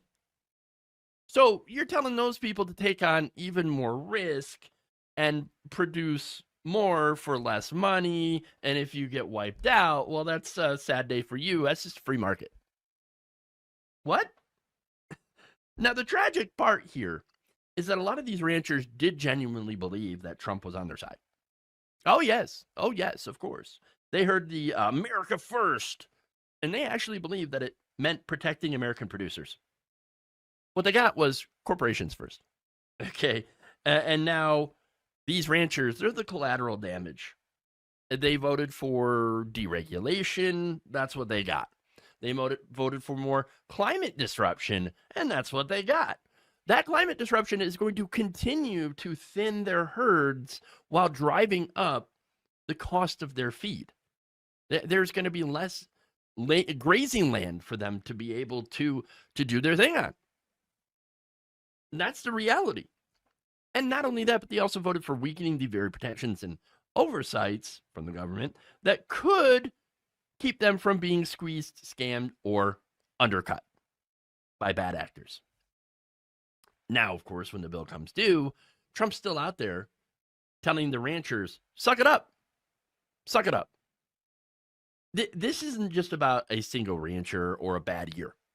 Okay, this is what happens when you let a fake populace take over the biggest economy on earth. Okay, so, and what does happen? Well, donors get richer. Okay, big corporations get richer, while working people, farmers, ranchers, workers, they all pay the price, as well as the consumer.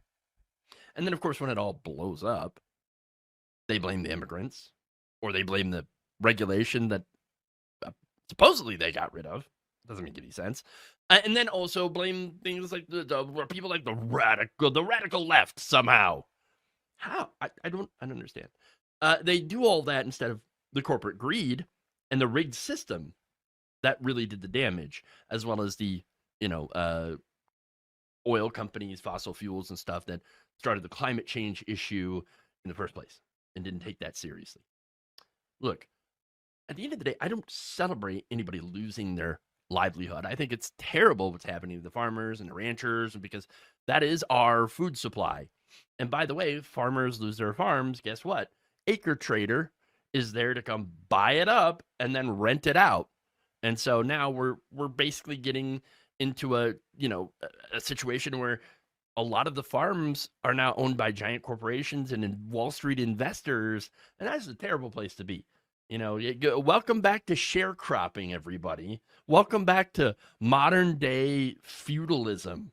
Okay, where the feudal lands, the corporate owners own those lands and lease it out or rent it out to the farmers themselves. It's not a good future. Not a good future. But I do think, though, when you look at what's happening, there is a lesson to be learned. If a man spent his career stiffing contractors, running scams, fake colleges, whatever, and grifting his own followers, maybe, think about this, maybe he was never actually going to be the savior for the American rancher, farmer, or just plain old worker. President Donald Trump just got his Christmas gift, and it was a smackdown. Not by the Democrats, not by the deep state, and not by some secret cabal of woke baristas, but by none other than the conservative Supreme Court, as well as a federal judge that he thought would just fall in line. Now, these losses, there are 2 losses that happened, and these might be the first real cracks in the authoritarian wall that Trump's been building heading into 2026. So I'm going to go through them. First, we've got the Supreme Court.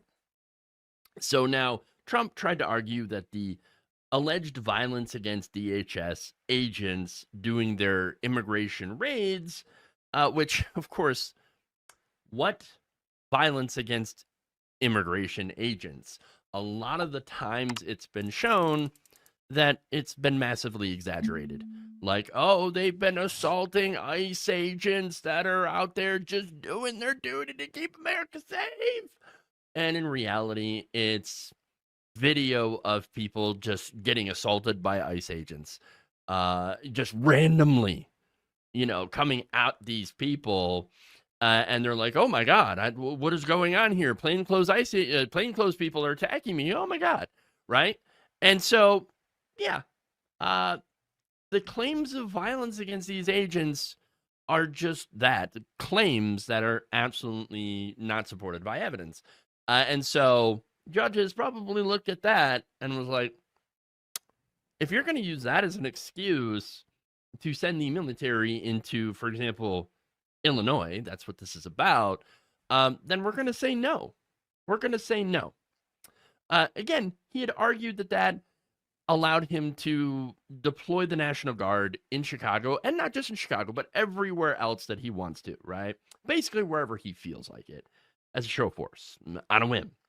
And it's not because the governor is asking him to come in and to help out, or not because that there's some genuine insurrection or like an emergency or anything like that. No, he just wanted troops in American cities to try to make a point. And even the conservative Supreme Court, his Supreme Court, they looked at that and they said, no, that's not, no. According to the decision, and I'm quoting it here, at this preliminary stage, the government has failed to identify a source of authority that would allow the military to execute the law in Illinois. Translation: you do not get to send the military into a state just because you're mad at immigrants or because you want a campaign commercial or whatever. Can't do it. Now, they also pointed out that there is no legal basis to override the Posse Comitatus Act, which is a law that severely restricts the U.S. military using it for domestic law enforcement.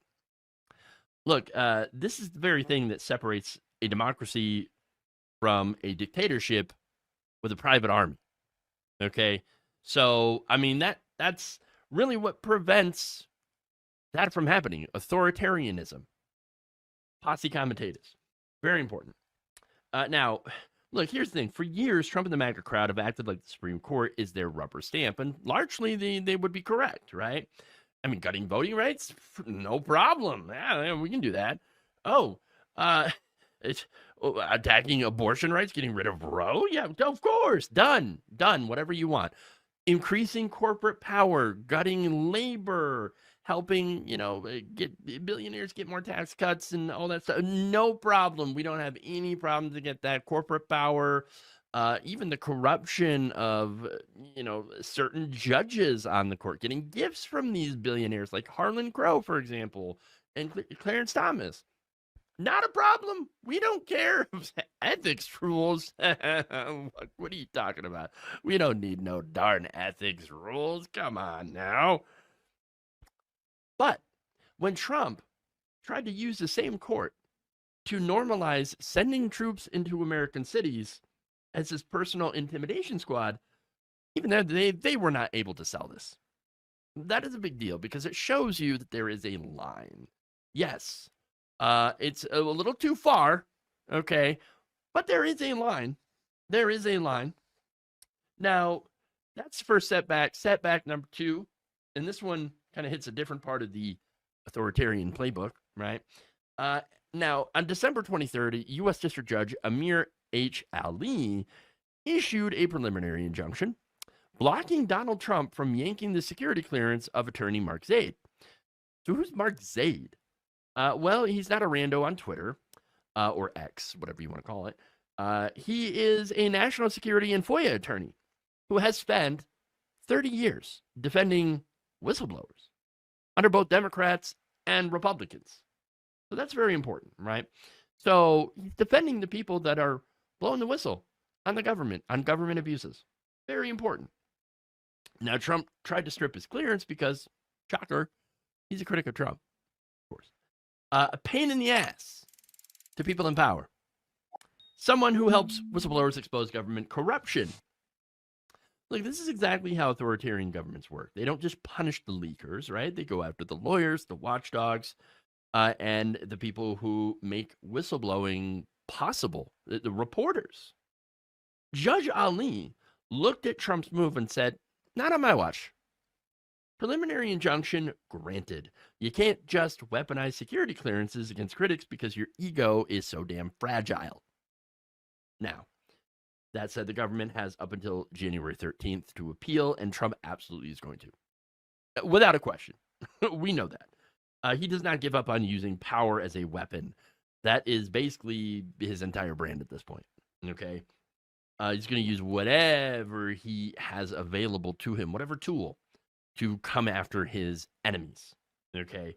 But this ruling does matter for two reasons. First, it protects one man, Mark Zaid, who has a very long track record of defending people who risk their careers and sometimes even their lives to tell the truth.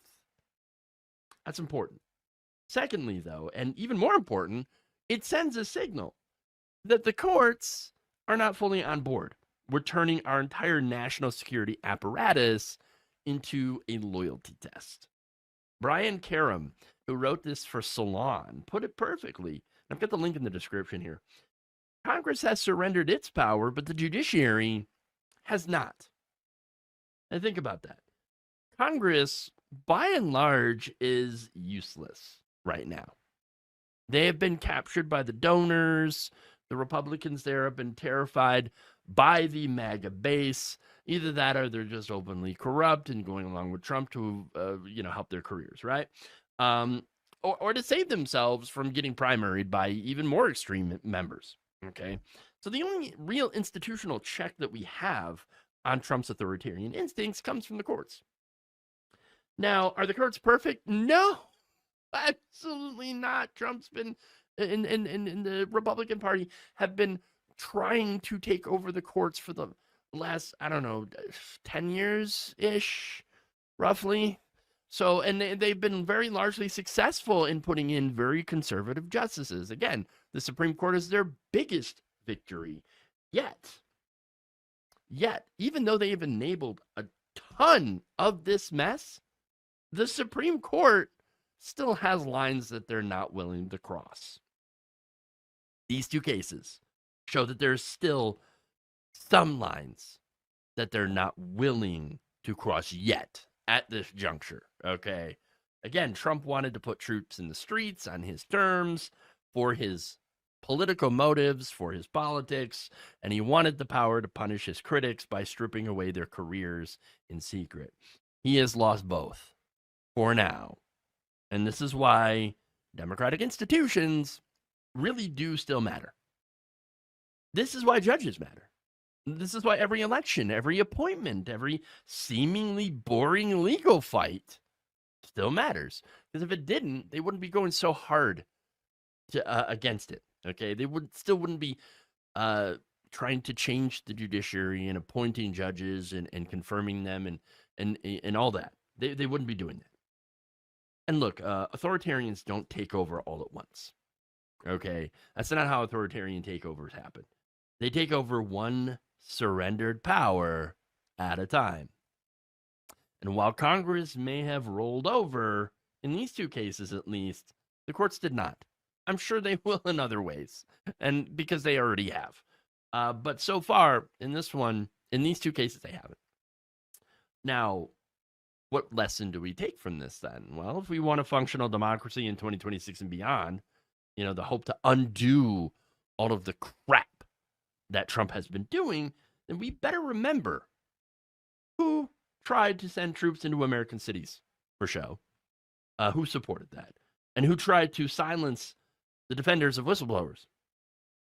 And we need to remember that, and who enabled all that, and who defended all that, because we need to make sure that when we have a chance, that we make sure that these people never, ever get the chance to do any of this stuff or to continue their Project 2025 plans. We make sure that they never get that chance again. Another day, another MAGA journalist with a camera and zero ethics. Right-wing YouTuber Nick Shirley recently dropped a 42-minute bombshell claiming that Somalis, just Somalis, in Minnesota are stealing millions of dollars in child care fraud. Now, that sounds pretty serious, sounds pretty salacious, right? But when you look at it for more than about 30 seconds, you look into the detail, as attorney and writer Qasim Rashid laid out in his own YouTube video on this, you realize this is not an investigation. This is not actual journalism. It is harassment dressed up as journalism and soaked in anti-Muslim, anti-Black bigotry. So let's dive into it, okay? Now, in this video, I'm not going to show you, any parts of that because, again, the whole thing is just ridiculous. And if you really are curious, you can watch it for yourself. But anyway, in the video, Shirley rolled out some dramatic music, used so-called undercover footage, and a man as his primary source named David. David has been framed as an expert whistleblower. And he's got all these allegations, right? In reality, of course, he is not a whistleblower. He's not a financial crimes investigator. He's not a regulator. He's not an attorney. He's a rando. Yet Shirley builds his entire case on vibes and this man's racist assumptions, not on the evidence, because... Just forget about the evidence. You know what? Minnesota native, by the way. So, look, Shirley and David, they showed up at some Somali-run daycare centers, absolutely uninvited, with their cameras rolling, of course, and they start grilling the workers. Because apparently that's journalism. Why are there no children here? Where's the children? Where's the money? Why are you hiding? What are you hiding?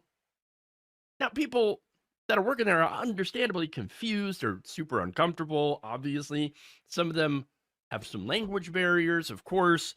And yet that right there, all of that is being used as evidence that they are guilty of something. Of like massive, childcare fraud or something. Yeah, okay. Now, here's the thing. If I walked into your place of employment tomorrow, shoved a camera in your face, accused you of fraud, so where's the children? And then cut your nervous or angry reaction into a montage, well, that wouldn't prove that you're a criminal, that you did anything wrong, but it would prove that I'm an asshole. That's really the core of this video, okay, of his videos, where he's going around intimidating vulnerable people and then films a reaction to it and then calls it his evidence that there's massive fraud.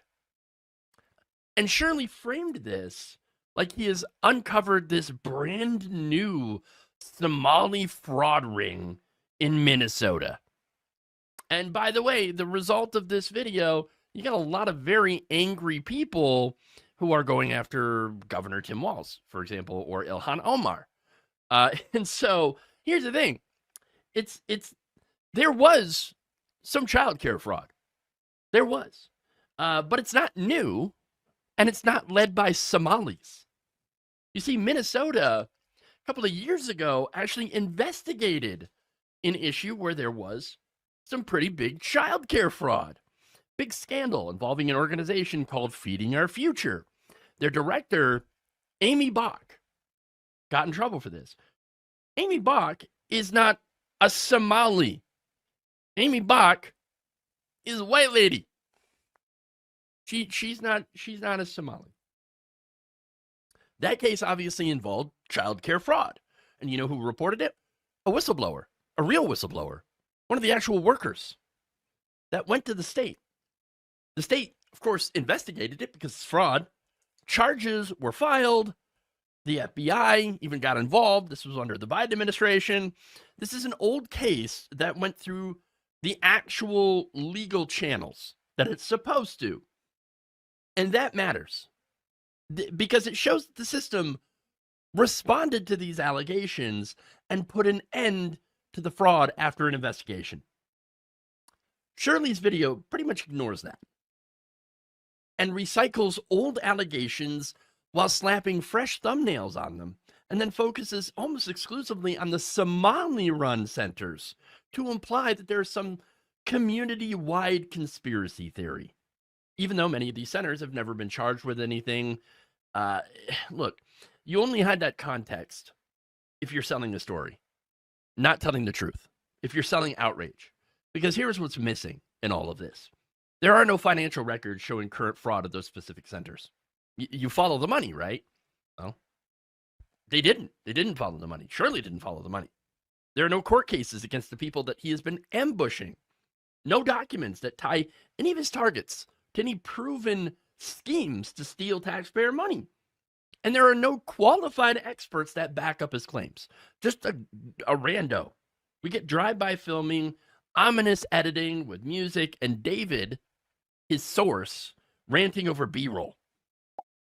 This is the standard right-wing propaganda recipe. You start out with a racist premise. Oh, the Somalis they're all cheating the system, and they're probably eating the cats and the dogs too. And then you hunt for any footage that can be cut to fit into this story.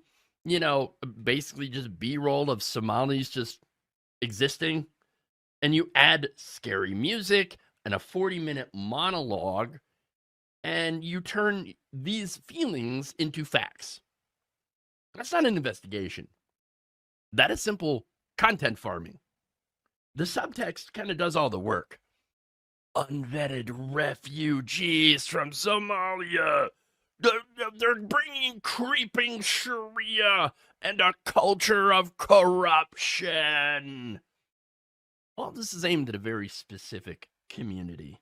Somalis in Minnesota.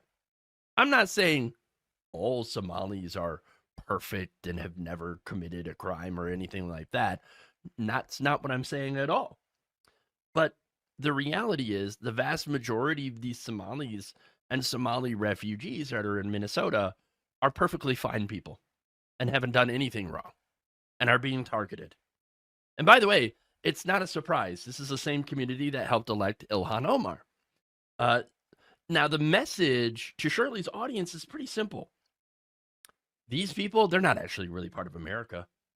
They're leeching off of it. They're taking it from you. And once you buy that, then you're primed for his solutions, which involves, shocker, more big government, right? Surveillance, cuts to social programs like childcare, immigration crackdowns, and of course, going after the governor and his family. This is the slow drip of fascism. You make a group seem inherently suspect, then you normalize state cruelty against them. Understand, this isn't just YouTube drama. Okay, this is part of the pipeline that goes, Trump calls immigrants invaders, or whatever random right-winger, I'm just using Trump for an example, because he actually has called them invaders. Right-wing media, of course, then turns that into a nonstop panic industry. Okay, it is the racism industrial complex here. Guys like Shirley then chase the clicks in right-wing media by turning black and brown communities into the villains of the week. This has real consequences. For one, it gives cover to politicians who want to slash welfare and childcare, using the excuse of, we're just trying to stop the fraud, when in reality, fraud rates are extremely low. I mean, it also scares immigrants away from using the public services that they're actually legally entitled to. When you are an immigrant, when you are naturalized, right, then you are allowed to get federal aid. Not as an undocumented immigrant. No federal money goes towards undocumented immigrants. But when you're a naturalized citizen or an immigrant who has been here long enough, who is legally allowed to be here. Now, of course, different states have different laws. Some states are a little bit more lenient on using state money to help out immigrants. But again, they don't help out undocumented immigrants. But anyway, it scares them away from using the stuff that they're legally entitled to. And it also poisons the public against entire communities based on these edited harassment videos. If there is fraud in a public program, of course we should investigate it. Seriously, it doesn't matter who does it, okay? Now, in this case, they did, and they found that it was Amy Bach, a white woman, who was running this, who was the ringleader, okay? That's exactly what happened. They did what they were supposed to do, and they stopped this childcare fraud. See, this case actually shows you what real accountability looks like. It looks like whistleblowers going to the inspectors general and to law enforcement. By the way, Trump has fired a bunch of inspectors general, by the way. But, you know, they go there and they get law enforcement involved. And, of course, law enforcement does audits of public records and court filings, and they do all that stuff, right? Accountability also looks like journalists who understand the law and provide context and correct any mistakes and just give people the facts. Shirley is not a journalist. And by the way, neither am I. I'm a commentator, okay? But here's the thing. Shirley, if he's going to call himself a journalist, he might actually want to do some real journalism, okay? Because he offered none of any of those things, okay? He offered no process, no expertise, no guardrails, no, just outrage. Just outrage.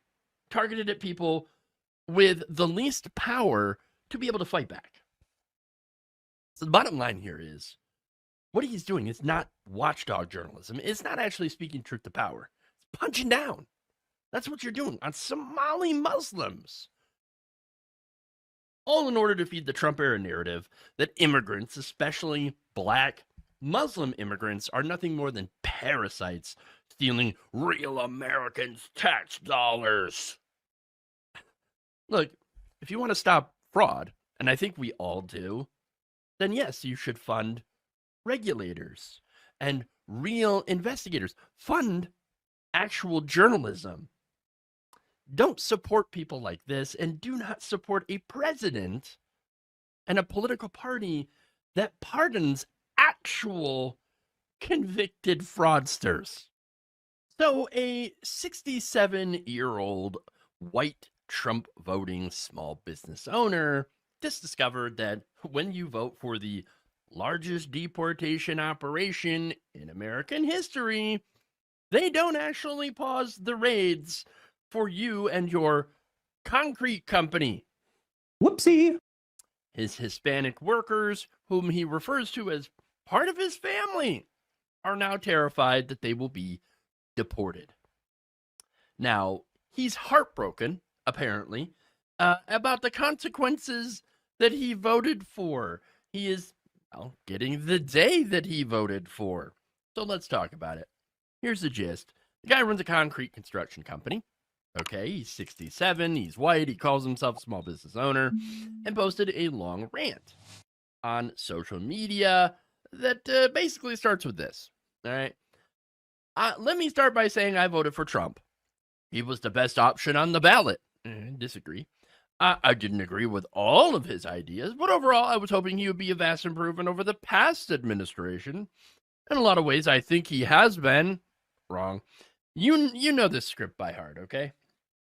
Oh, I don't like everything he says, but I didn't agree with all of his ideas, but I'm not a racist, but...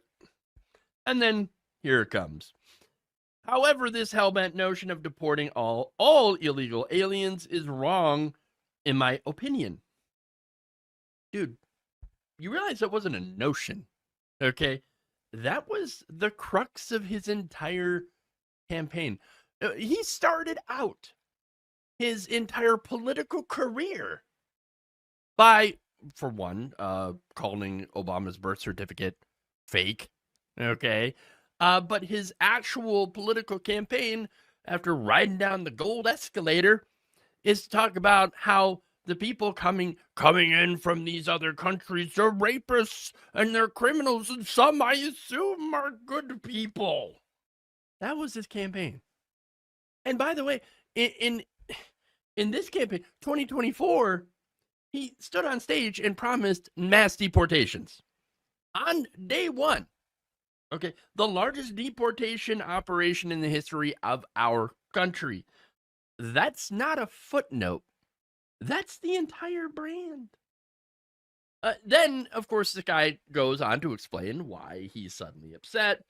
I'm a 67-year-old white small business owner. We're a concrete construction company. I have Hispanic finishers and carpenters that have worked for me for years, a couple for over 20 years. They are not employees to me. They are family. There's nothing I wouldn't do for them. They are honest, hardworking, dependable guys who exceeded expectations. They They care. They take pride in what they do. A couple of them have their sons help on occasion. So these men and their sons have literally built this man's business for decades. They show up, they work hard, they keep his company alive. Now he goes on, they don't even have family in Mexico now. If they were to get deported, they would have nowhere to go or any family. He added, if you have never been to Mexico, before you judge these people, you need to experience Mexico for yourself. Oh, can't wait for this one. These people come from poverty, back-breaking work for $70 a week. So I guess he thinks that he understands the poverty, right? And that he understands the danger. And I'm not saying that like there aren't issues with poverty in the global South overall, as well as, I don't know, there are drug cartels, yes, and they are dangerous, and there are traffickers, etc., and they are also dangerous. I totally get that. So he says I understand that. And then I understand that the deportation would drop them in a country that where they don't know anyone there. They've got no family, no friends, after being here for 20 plus years. So he sees them as human, as a family.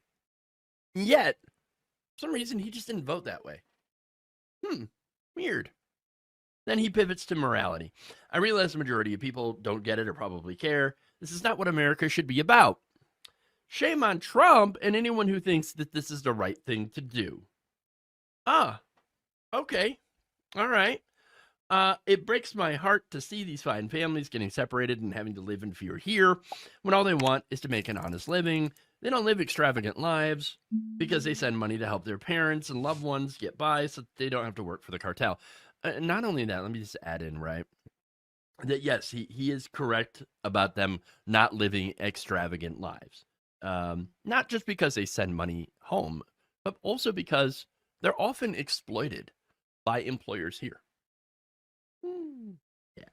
So he knows they're being underpaid, and he knows that they're supporting their families and literally trying to keep people away from the cartels, which we can all agree are bad. He knows all this. But when he stepped into the voting booth, what did he vote for? The man promising to deport all the illegals. The guy demonizing the exact people who are laying the concrete. Okay? And now that ICE isn't just like a talking point, and yes, by the way, they were, pretty active during the Biden administration as well, ICE, but I mean, the Trump administration is basically taking the gloves off of them now, okay? And now that this man, his job site is on the line, he said now that his guys, his family is scared, suddenly this is not what America should be about. What? Where was that? Last November. Okay, where was it? Now, Reddit, they didn't let him off the hook. You know how Reddit is, right? One commenter pretty much nailed it, though, saying that there's nothing I wouldn't do for them except vote in their best interests and my own. Another, he was willing to do anything except sponsor, fund, or take any action whatsoever to protect their status in this country. They were such a family to him, yet he decided to exploit them for the fact that they were not naturalized citizens. Probably, legally allowed to work here. Okay. Exactly. So their family, when they're pouring your foundation, right, but are disposable when you're in the voting booth. Now, another person asked the very obvious question. What part of deport the illegals did this guy not understand? Right? And another commenter just says the quiet part out loud. Ding, ding, ding. To him, Trump was clearly the white choice. The Republican Party's racist. That's it. This was never supposed to apply to his brown workers. It was only supposed to apply to the other ones. Now, look, my sympathies obviously lie with the workers. They have done everything this country claims to value. Hard work, loyalty, decades of labor, building actual physical infrastructure, Okay, way more than somebody like Donald Trump has built. He doesn't build buildings; he just licenses his name. These are the guys, though, that actually are physically building the buildings. But now they live in fear because someone who called them family helped empower a regime that wants them all gone. This is how reactionary politics works, folks. All right? You vote for cruelty, assuming that it's only going to hit people far away at the border, in the bad neighborhoods, right? In blue states. And then one day, it shows up at your job site. This ain't some tragic mystery, folks. This is cause and effect. It is the very definition of FAFO. Okay, Trump told you exactly everything he wanted to do. The Republican Party told you everything that they wanted to do. He didn't betray this man. He delivered for him exactly what he voted for. So that said, if you don't want your so-called family torn apart by deportation, maybe you ought to start by not voting for deportation candidates. And maybe you should also stop treating other people's families as acceptable collateral damage to whatever racist fantasies that you subscribe to. Because eventually, in one way or another, the damage circles back to you and the leopards. Now, they don't care whose face they feast on. If this video helped you cut through the BS and see what is really happening, then smash that like button. Every single like pushes back against the right-wing propaganda machine. I can't do this work without your support. So please check out my Patreon. Link is in the description of this video. For a few bucks a month, you can help keep this channel independent from corporate BS. So hit subscribe, hit that notification bell, and let's keep fighting for democracy and against fascism together.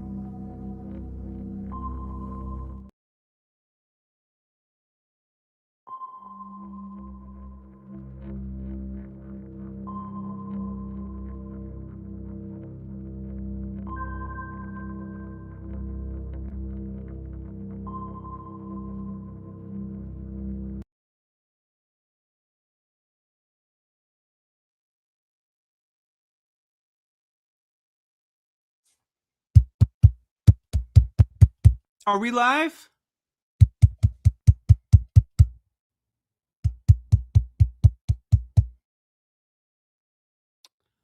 Hello.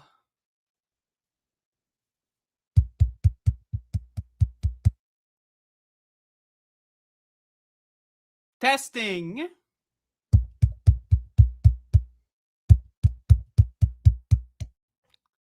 Are we live? I don't know. Is this... Where's our producer? Where's the producer? Are we live? Where's the fucking... What the fuck? What the fuck? Are we live?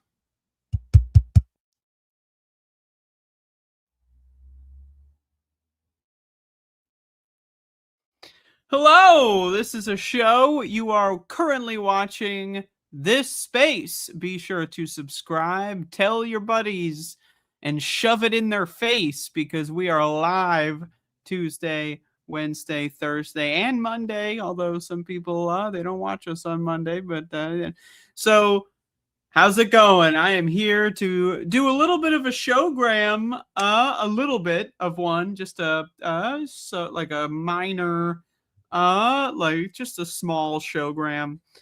There's a lot of stuff that's in the news. I feel like the news has been really amping itself up. We're in like a season finale type of situation or a season premiere, whichever one it is. We've had a hell of a week last week for the Grams. Many a Gram have had a rough week over the last week. I discussed one of those, but I got another one to discuss. In fact, let's talk about it now. Okay, so you may have read in the news recently that a U.S. senator, a senatorial individual, if you will, has passed away. Just passed away, and it was an unfortunate passing, or fortunate, depending on your persuasion. But a U.S. senator has passed away. So, who is this senator? Well, he's from a state. He's from one of the states. I'm not sure exactly what state it is, because you never hear this specific senator talk about his state. You never hear him talk about the people of his state. He mostly just spends his time talking about the people of Israel, and well, at least spent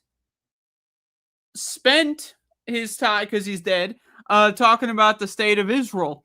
So this individual, this senatorial individual, was flying around the world and flying back and forth from the United States and Ukraine.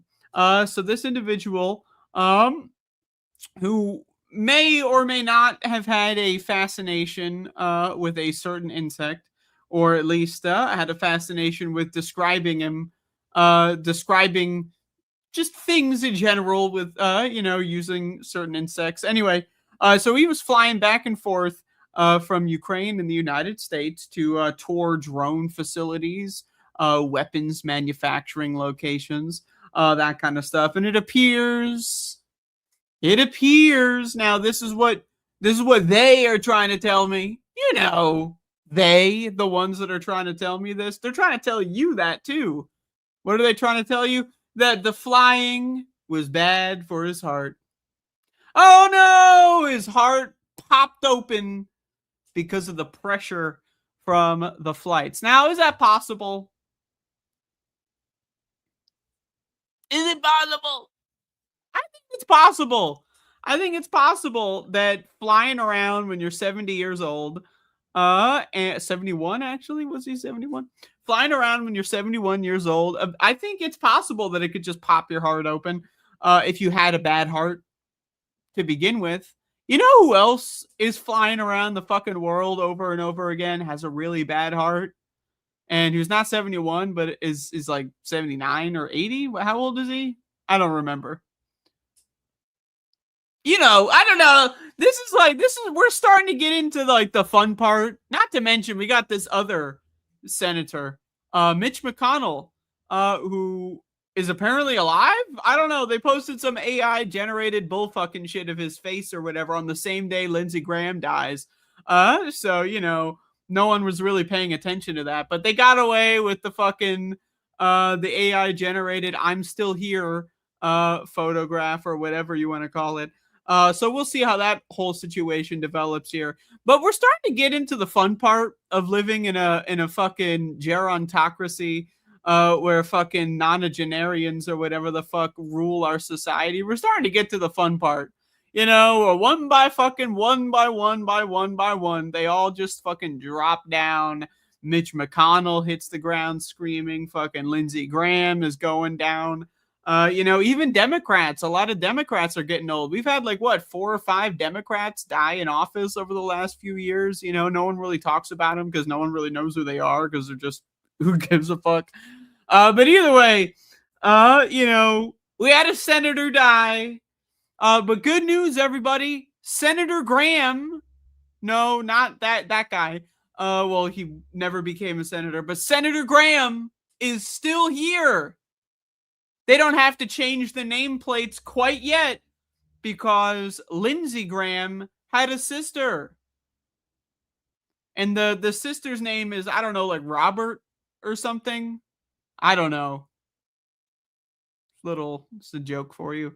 I don't know what the sister's name is, but we have like some weird bloodline bullshit going on in North Carolina or West Carolina, whatever state they're from. I don't know, man. But they don't have to change the name cards. Senator Graham is here to stay. Or I think actually she has a different last name. Whatever, who cares? So that's the news for that. End scene. Okay. So we're doing a show here today. I'm doing a show. I don't know if you're doing a show. Maybe you're not doing a show. Maybe you're just watching a show. You ever watch shows? What the fuck? What is this, a show, or is this just some fucking moron talking to a webcam? Is anyone watching this? I'm just sitting in my bedroom talking to a fucking webcam. Am I even online right now? I don't know what's going on. But speaking of shit that's going on, you ever think about this? Check this out. Hold on. Look at this. Daylight saving time. So this is like one of those like side plots that I'm personally obsessed with. So a couple of years ago, it may have even been during the first Trump administration. I think maybe it was early Biden. But the Senate passed with 100 votes, or I guess technically you could say 0 votes, but they did it from unanimous consent, which means they all agree to end daylight saving time. This happened like a couple of years ago, and then it got stuck in the House. When the fuck does that ever happen? Where the Senate is like going crazy with some really good legislation, and the House is the one that fucks it. That was some crazy stuff. That was a couple of years ago. But it's back. The move to the movement, if you will, that I consider myself a part of. Myself to be a part of this movement. This is a movement that I feel like I've been spearheading this move. I feel like it. Maybe not, since no one knows who I am, but I feel like I've been like the main spearhead, the tip of the spear of this movement. I remember being a child, and first learning that you have to change the fucking clock. Now, back in the day, you might not know this, we had clocks that weren't attached to the internet. You had to like manually, it might take weeks. You find a clock somewhere you forgot about for like fucking 6.5 years. Oh, wait, I forgot to switch it last time. So turns out I don't need to do anything. It's already, but you have to like walk around the house and, you go flick that shit. Like, what the fuck? Like, this is the dumbest shit in the history of the universe. The universe, okay? First of all, we invented time. We made it up, right? There's not even 24 hours in a day. There's like 24 point something hours in a day. So the whole thing is not real. Like, we just invented time. We just kind of made it up. At least the way we track time, that is our invention. Right, so then some dumb motherfuckers had this idea like a few hundred years ago that's like, we shift the clock to get up earlier. Wait, so hold on. So instead of just, I don't know, getting up earlier, everyone has to move the clock back? You ever think about that? Like, so far, it was like for fucking farmers or some fucking shit, like fucking farmers or whatever. Like, so I have to like walk around my house for fucking days on end, hunting down all the fucking clocks and switching them around because some fucking farmers wanted to get up earlier. I'm losing my shit, right? Like, the whole thing is dumb as fuck, right? But like, we want to have more sunlight in the morning. So we have to change our fucking clocks. And then you had this fucking shit. I think it was in like the 70s. Wasn't it like the Nixon years or something? I wasn't there. Right, where they actually got rid of, or they had like permanent daylight mode, or I don't even know what the difference is. I'll be honest, I don't leave the house. But like kids were like standing out waiting for the bus, and it was still dark outside because the sun hadn't risen yet. And parents were like, "What if my kid gets kidnapped and fucking forfeit you?" Like, you ever think like this whole thing is just really, Really, really dumb. So, like, instead of everyone just going to school an hour later, we all have to change our clock so that we still go to school at the same time, but we all just agreed that the time, like, I just literally just the whole concept is stupid. Okay. The whole concept of changing your clock is just dumb. Okay. Anyone who tries to argue in favor of it is a stupid person. These are stupid people. I'm sorry, but there's no excuse to be changing the fucking clocks. All right. I don't care. What fuck? Oh, we're in daylight time. We're in standard time. I don't give a fuck. Okay. Now we live in internet la la land, right? Where, you know, we don't have to manually change our clocks as much as we used to in the world. But you know what? Still, I have to change the clock on. My oven has a fucking clock on it. I got to change that fucking shit. My oven. That's right. My fucking oven, which I refuse to connect to the internet. I know some of the children out there might have smart ovens. Yeah, a little smart oven with cameras and microphones, you know, to, you know, just collect data so that the company that the smart oven is server connected to can find out how to better make your fucking crispy food crispier or whatever the fuck, right? You know, I don't have a fucking smart oven. I got a dumb oven. All right, and I still got to change the fucking time on that shit because of you motherfuckers. Now, I've tried this before. The what if I don't change my clocks at all and just wait for it? You know, just be a holdout. I tried it before, but eventually you need to have a doctor's appointment or, like, you know, fucking, you got to go do a meeting with somebody and then, you know, whoops, we're off for an hour or whatever because you changed your fucking clock. You know, isn't that kind of fucking stupid? And, you know, you might be thinking to yourself, like, you know, how long are you going to dedicate to this? Probably the rest of the show. I mean, I got a lot to say. But, like, so someone else just decides, I'm going to change the time on my clock, and now I have to live under that delusion? You know what I mean? Like, I have to fucking change my life because you decide to fucking fuck around with your wristwatch? Yay, now I personally believe it's 3 o'clock now. So now I have to fucking change my goddamn life? Give me a fucking break. Give me a fucking break. This is dumb as hell. I don't give a fuck if the kids are standing out there and the sun hasn't gone up. I don't give a fuck if you're trying to sleep at 9:30 and the sun is up still. I don't care if you're trying to have a fucking little water party after school and the sun's setting at 6:30 and oh no, we can't fucking play around in the sprinklers anymore. I don't give a fuck. I don't give a fuck when the sun comes up. I don't give a fuck when the sun goes away. You know what I give a fuck about? Is having to ruin my goddamn life every 6 or so months by going around the house. That's what I give a fuck about. The rest I can adapt to. All right? I don't have one of these fucking real jobs that all these fucking pieces of shit have in the rest of the world. You know what? If the sun starts coming up later or earlier or whatever, because guess what? The fucking seasons and the Earth's tilt and all this fucking shit, guess what? That fucking shit happens. Yet no amount, like, what should we do? Daylight savings time every day? We move our clocks around 13 seconds or whatever the fuck. Oh, daylight savings time, right? I don't know, man. You know what I'll do? I'll sleep in. Oh no, my circadian fucking rhythm. You know, the fucking rhythm that adapted to the world that we live in before we invented fucking numbers and time. Before we put fucking sand in tubes and flipped it upside down over and over. Before we had rocks with like wedges on them and shit like that.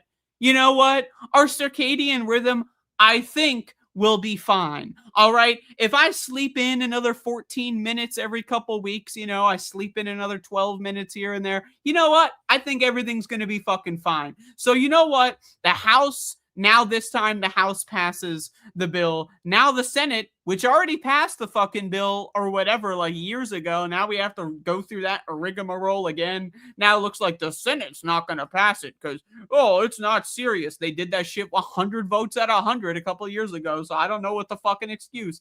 But either way, If I have to change my goddamn motherfucking clock again, I'm gonna be pissed.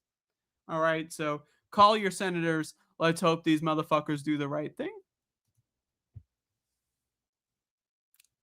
End segment. That is the end of my segment. It is over now. We are now in between segments. Whoa. I don't even know what to think. We're just in the in-between zone. We're in the limbo zone. In between segments. I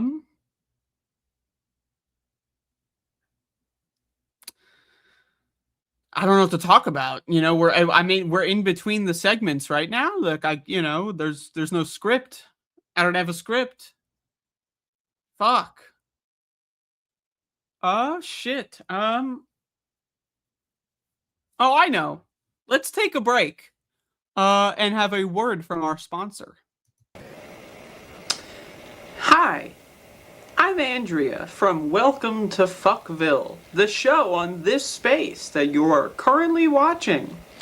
I would like to take a moment to take a little break from our, deadly, disgusting, reprehensible, even news cycle, and just take a breather. Let us all do a guided meditation together.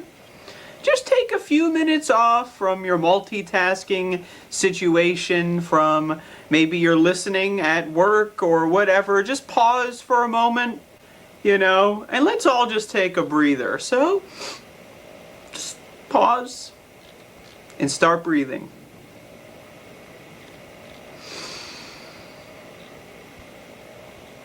And then you can stop breathing. And then you want to start breathing again.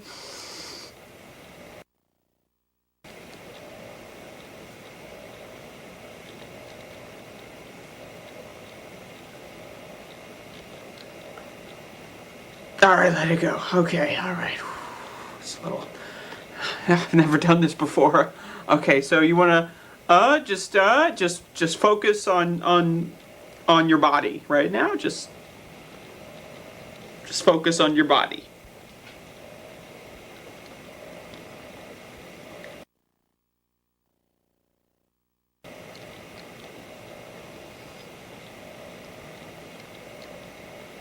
Oh, shit, I haven't felt that in a long time. Just cracked my toe and now it's in massive pain. Oh, jeez. Oh, that's not good. I'm bleeding? Oh, no? Fuck.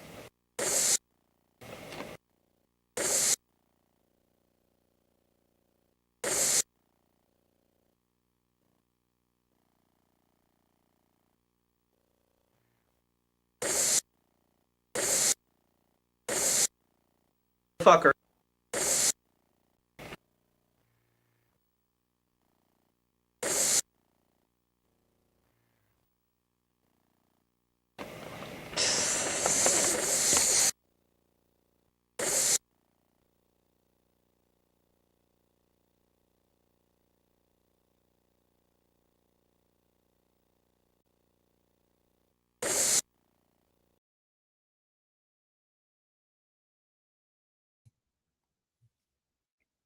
I have returned with more news. That's right. There's news. It's new news.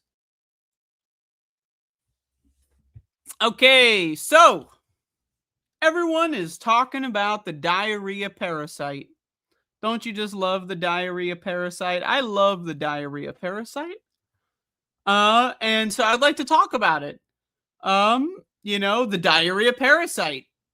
Has anyone ever heard of the diarrhea parasite before? So there's this new, I guess it's not that new, but there's it's in the news, so I guess it's new, right? If it's in the news, that means it's new. So there's a new outbreak of cyclosporiasis, which is a disease, or at least a symptom, a cluster of symptoms that happens when you ingest a parasite, and the parasite comes on your food. The food that the Trump administration has deregulated And then the Biden administration came in there and didn't really restore any of the regulations. And then the Trump administration, the second one came in and then, deregulated it even more. It feels like we're living in hell when it comes to all these disease outbreaks. But the thing about this particular parasite is that this isn't one of those situations. Well, I guess you could say it is, but let me just explain this. And a little bit of, I guess you could call it a little bit of a conspiratorial mindset. I'm a conspiracy person. I'm just going to go out there and say it. I'm a conspiracy person. I like a good conspiracy once in a while. I make my own conspiracies. I have a lot of fun with that. But I'm not too impressed by this parasite. I'm not really worried about it. Now, why would I not be worried about it? Well, because most people encounter this parasite many times throughout their lives. And usually, people have an immune system that is capable of handling this parasite. Now, is it true that because of the deregulation of our food sector, that there's going to be more parasites? Absolutely. And the more parasites there are, the more likely you are to ingest them. And every time you ingest a parasite, the more likely you are to have your immune system falter in some degree, right? However, there's another aspect to this story that most people are seemingly ignoring. And, I did a little editing here. You can see I put that in there. The original kind of wave of cyclosporiosis was from the 1980s. And people found out that a lot of people were getting sick from this fuck-ass parasite, and they were like having diarrhea. They were shitting out of their ass. And it was so much so that they got dehydrated. They lost a lot of water. They died. Their immune system was not functioning. But then they found out, well, a lot of people are ingesting this parasite, and they're fine. So what is it that's causing these people to develop this particular disease? Well, it turns out a lot of these people that were suffering from this parasite, their immune system wasn't working. It wasn't working. They didn't have a functioning immune system. Now, what was going on in the 1980s that fucked with people's immune systems? Well, it was a little disease called HIV. And so what HIV does is it destroys your immune system, right? It makes it so that you have, let's say, an acquired immunodeficiency. And then, it's a syndrome. So AIDS. Now, I've said this before. Now, I'm willing to say I'm a conspiracy person, but I've said it before that we're going to be seeing a lot of these types of infections, these types of outbreaks, because everybody, for whatever reason, I'm not really sure, decided to just huff in airborne AIDS on a near daily basis for, what are we on, 7 years now? 7 fucking years of huffing in airborne AIDS on a near daily basis. Now, a lot of people, they like to pretend that COVID is just thing in the past. COVID, what's that? I never heard of it. I never even heard of it. Everyone's dropping dead from heart attacks. You ever think about that? Everyone's fucking dropping dead from heart attacks, left and goddamn right. The MAGA, they love to say it's the vaccine. Yeah, that's right. The vaccine's killing everybody. Hey, man, I've taken what? I think I've actually taken 8 booster shots? I don't know, maybe 9 booster shots. I'm fucking fine. Turns out the vaccine is not killing anybody. It turns out it's the fucking virus that people have been huffing in on a daily basis for 7 fucking years. Now, the COVID virus is not the HIV, the HI virus. All right, it's a virus. It's not. It functions in a different way. However, they both result in the destruction of your immune system. Your immune system fucking sucks. It sucks cock in hell. If you've been huffing in COVID on a near daily basis for the last, I don't know when you decided COVID was no longer a big deal. When the MAGA propaganda finally pierced your lizard brain.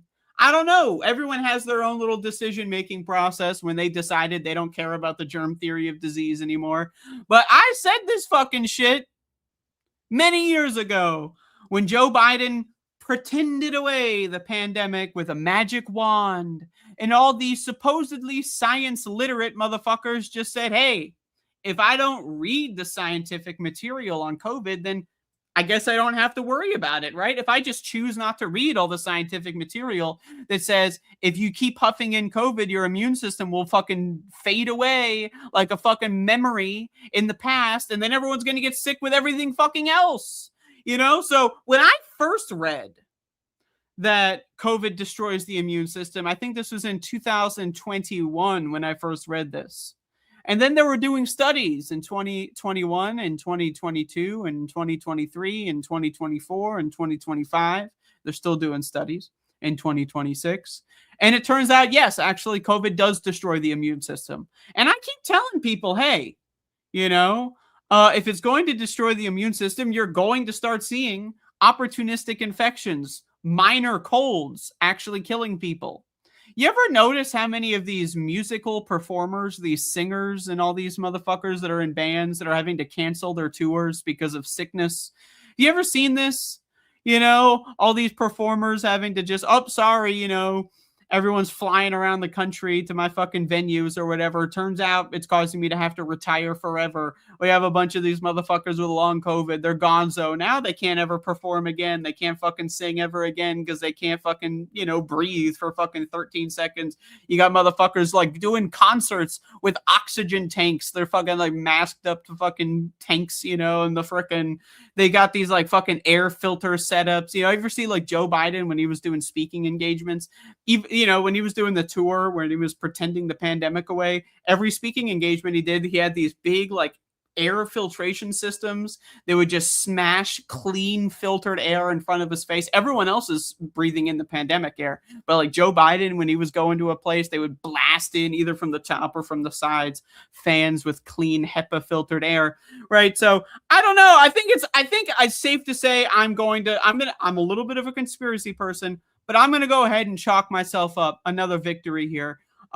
Because I called, you're going to be seeing a lot more of these opportunistic infections, these mild, really no big deal kinds of situations where everyone's getting super fucking sick at things that we used to be able to have an immune system for. I've probably eaten 9 million of these fucking parasites in the last couple weeks. I eat salad all the fucking time, motherfucker. I eat fucking leafy greens all the time. And you can't wash this fucking thing away because it buries itself inside the fibers of the actual cellulose, you know? So I've probably eaten a bunch of these motherfuckers. And you know what? I don't have any explosive diarrhea. But you know what I do have? Is I have an immune system. And there's no vaccine that you can take that gives you an immune system back. There's a vaccine you can take to prevent the destruction of your immune system. There's a vaccine you can take that prevents the destruction of your body in the form of a respirator. We invented the respirator so that we wouldn't ever need to get sick again. Illness was a solved problem when we invented the N95. We solved all disease relating from viruses, from bacteria, from parasites. They were all solved when we invented the N95. If you are getting sick, it's most likely because, and I hate to blame the victim here, but it's probably because either you don't wear a respirator or you surround yourself with people who don't wear respirators. Which, hey, we all live in some sort of fucked up little position. You know, if you're poor, you probably live with roommates, and I'm not, you know, probably it's really difficult to have roommates that are, you know, science literate, especially in America, right? So, you know, again, we all have different positions, but either way, I personally think if you don't wear a respirator, you're part of the problem. And sooner or later, you're going to catch one of these diarrhea parasites. And then as soon as you do, you're going to be crying and whining, wondering, oh, how did this happen? Who do I blame? It's got to be RFK. It's got to be Donald Trump. Even though you're never going to think about that it could be you huffing in literal airborne AIDS. It destroys your fucking immune system, and you huff it in on the daily basis to go see Taylor Swift.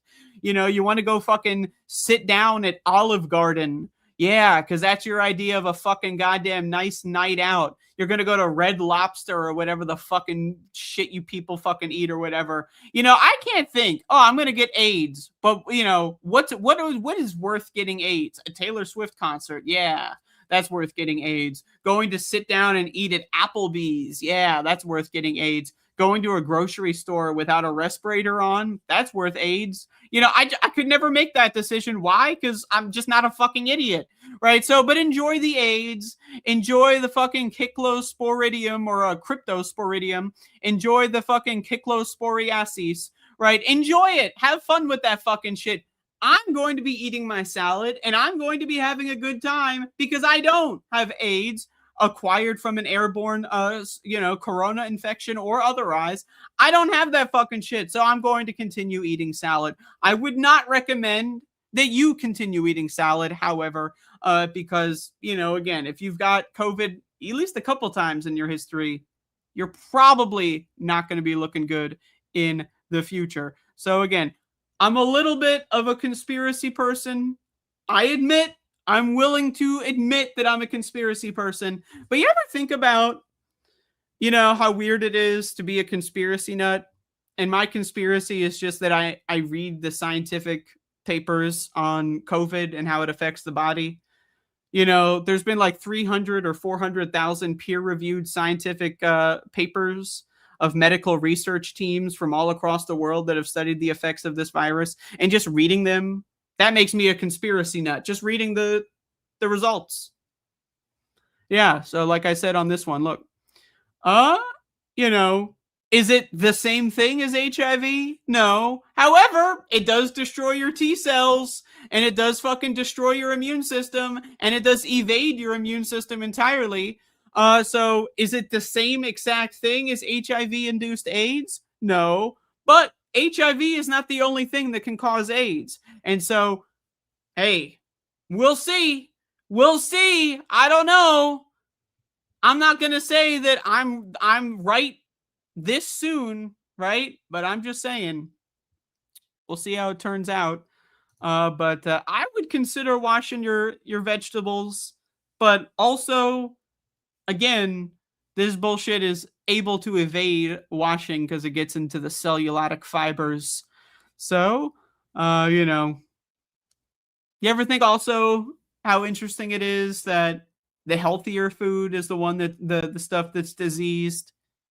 You know, your Hot Pockets, those are surely really good to eat. Those are healthy, right? Those don't have parasites in them. Your fucking your little meatballs and your Chef Boyardees, I'm sure that those are great.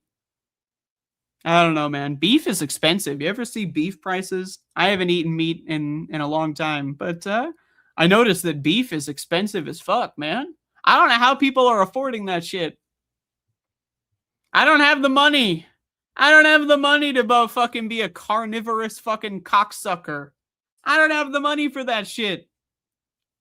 I don't have the immune damage. You know, I can eat salad and survive. So I don't know. Interesting times ahead on the diarrhea parasite. End clip. That's the end of the clip. So if you know, now it's the end of the. Actually, I think it's called a magazine. I'm pretty sure. Pretty sure it's called a magazine.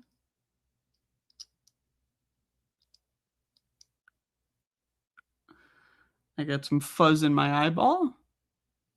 Just bear with me.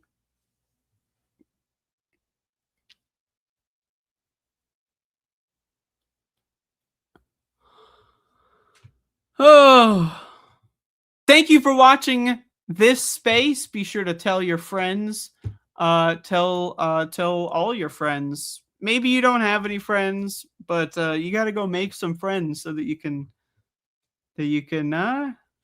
you know, you can tell your friends.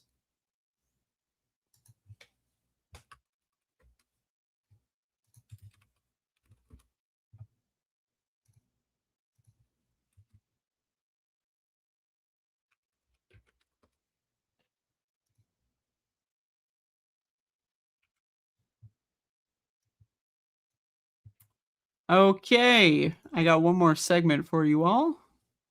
We got segments here.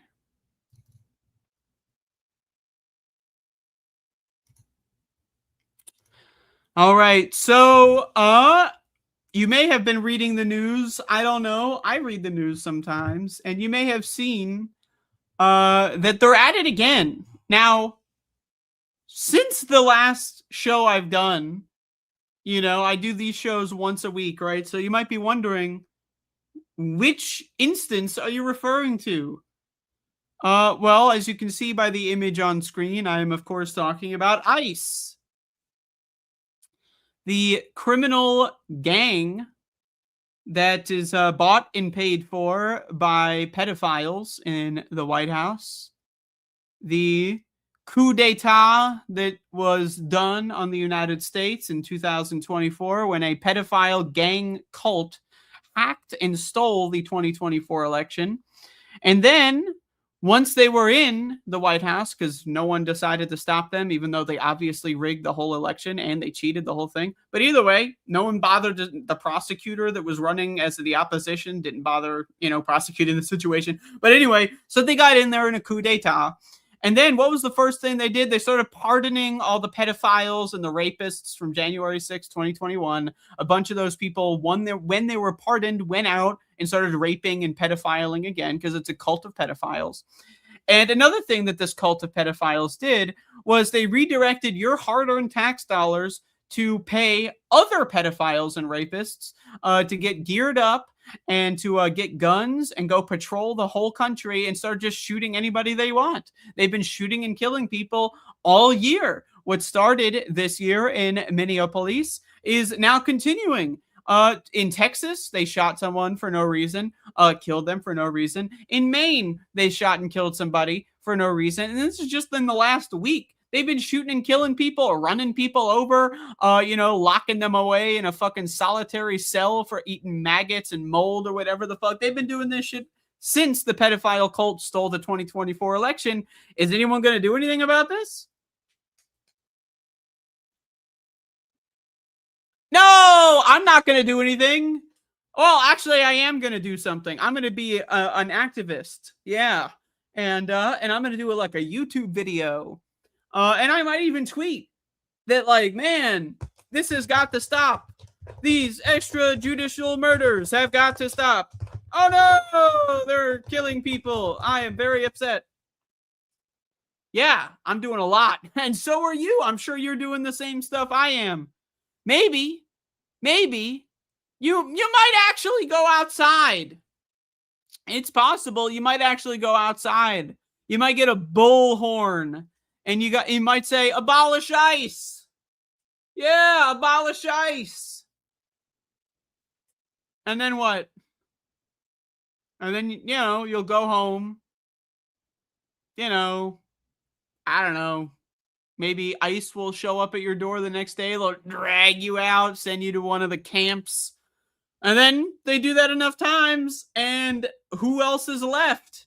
The people who didn't bother even doing that. The people who were so lazy and stupid, they didn't even make a tweet.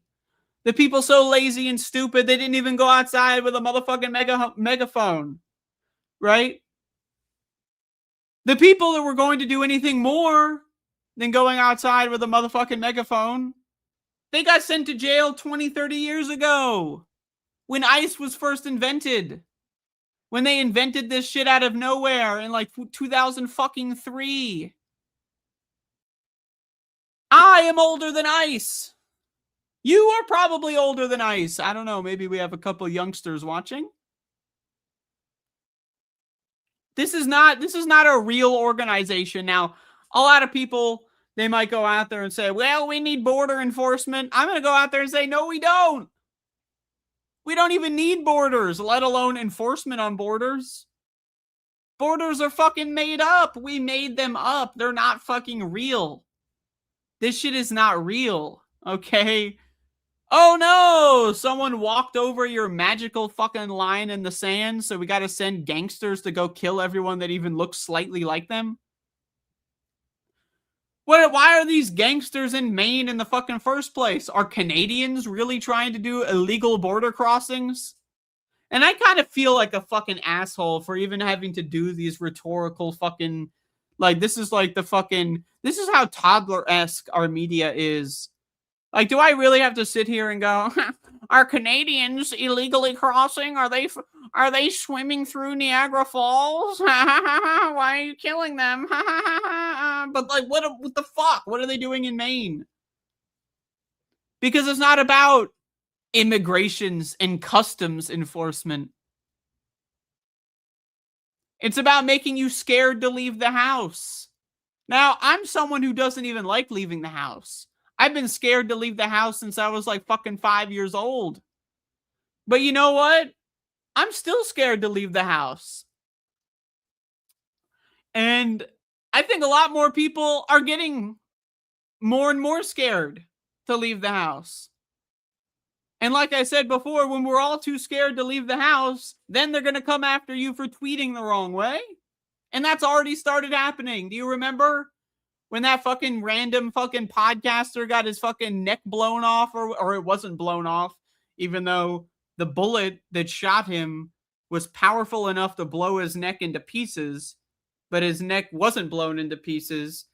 And then, but like the gun, and then whatever, don't worry about it. So then when that happened, and then they fucking passed this NSPM 7 bullshit, and then they started fucking firing people for making fun of him or whatever the fuck. And, you know, some of those people, they ended up getting some nice settlements from their companies or whatever, so good for them. But a lot of those people, they ended up getting fucked with by the state. People in, like, Texas, in the Carolinas, and Utah were getting fucked with, prosecuted by the state in some instances for their free speech. Have an FBI motherfucker show up at their door for their fucking free speech. Right? So, I don't know, man. It's kind of scary. And you know what? I get it, being scared to leave your house. I'm scared to leave my house. I'm scared to go outside. You never know what's going to happen. A car is going to run right into you. You might die in a random mass shooting. You might die in a random state-sponsored shooting. You might die in a random non-state-sponsored shooting. You might die in, of fucking some diarrhea parasite. You might die of airborne AIDS. Who knows? All I know is I'm not leaving the fucking house. What the fuck? What is worth out there in America? What is worth it? Applebee's? What the fuck? So the other thing about ICE is, yes, are they patrolling the streets? Are they trying to cull the population of undesirables? It doesn't matter what your skin color is. They're shooting white people. They're shooting black people. They're shooting all kinds of people. They're killing everybody and anybody who even looks at them funny. That motherfucker in Minneapolis, Renee, she wasn't even part of a protest. She was just driving around and looked at them funny. It was like, why the fuck are you in the middle of my street? I'm trying to get to work or whatever. Literally, she was shot and murdered and got called a fucking bitch to her corpse for just looking at the guy the guy standing in the middle of the road wearing fucking like army gear, like going like, is it Halloween? What are you doing? Death sentence. So again, they're going to kill anybody and everybody who even looks at them fucking funny. And this is all illegal. I know it feels weird to say it. Yeah, it's illegal what ICE is doing. ICE itself is probably fucking illegal. The whole thing is just fucked beyond imagination. And no one's going to do anything about it because our nation's pressure relief valve is the midterms, which I'm sure is going to be free and fair. Donald Trump is out there saying he wants to nationalize the elections. But yes, go ahead and vote the terror squad away. Go ahead and vote the fucking machine gun men into the fucking, the trash bin of history. I'm sure that'll work. I'm sure voting them into the fucking gone zone, that'll work. I don't know what to do. I'll be honest. I don't have an answer. I have possible theoretical answers to theoretical hypothetical scenarios if I were writing a fictitious story. But I don't live in a free country. And I'm sure as hell not going to prison for saying some bullshit on the internet. So, what can I tell you? I don't fucking know. Clearly, nobody knows. Nobody knows what we can do. Nobody knows what we should do. But what I know is that you shouldn't be going to fucking work.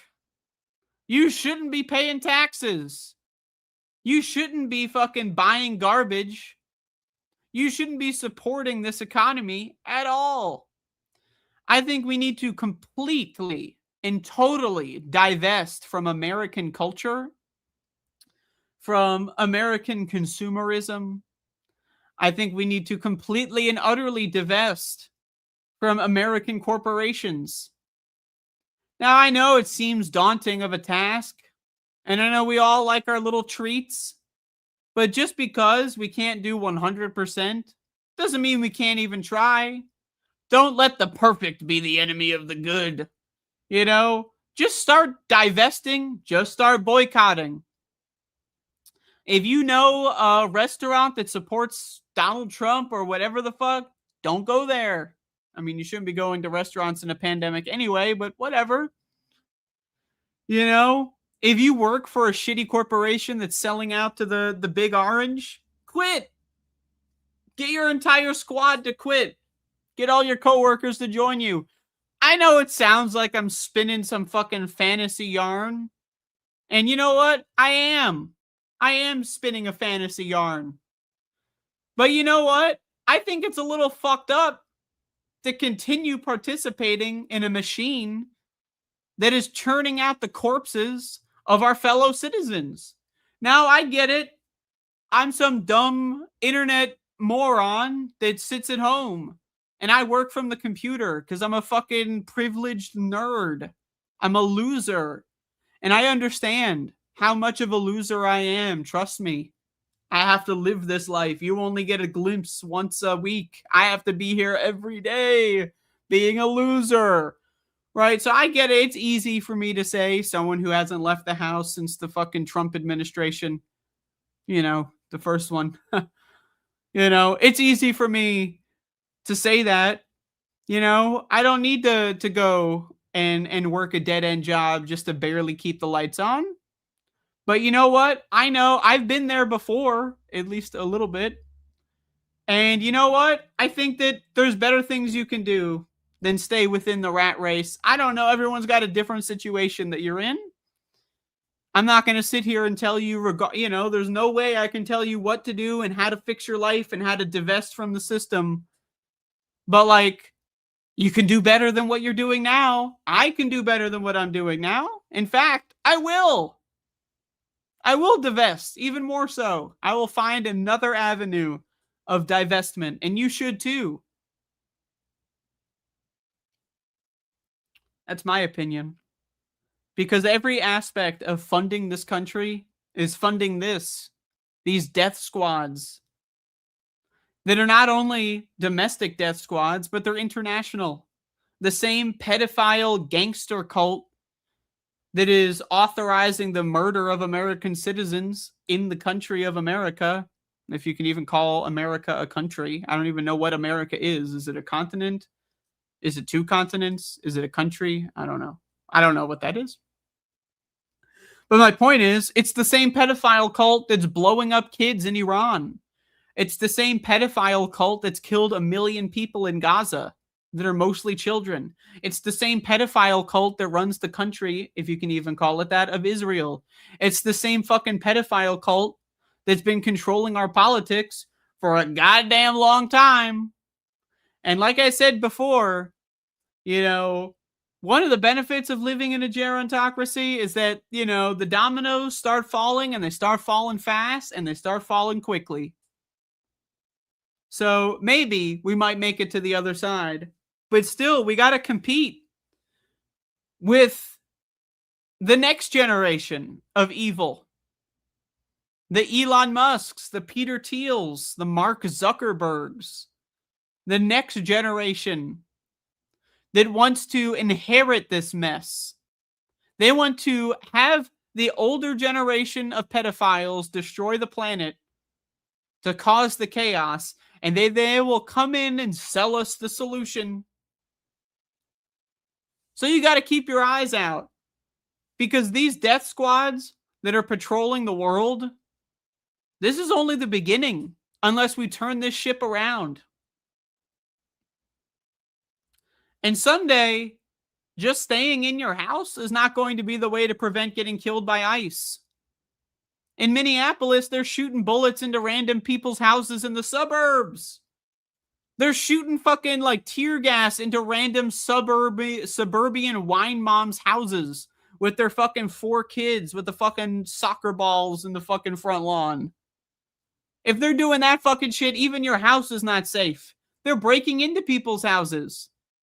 They don't even have judicial warrants, and they're still breaking into people's houses. So again, nowhere on earth are we safe from the agents of evil.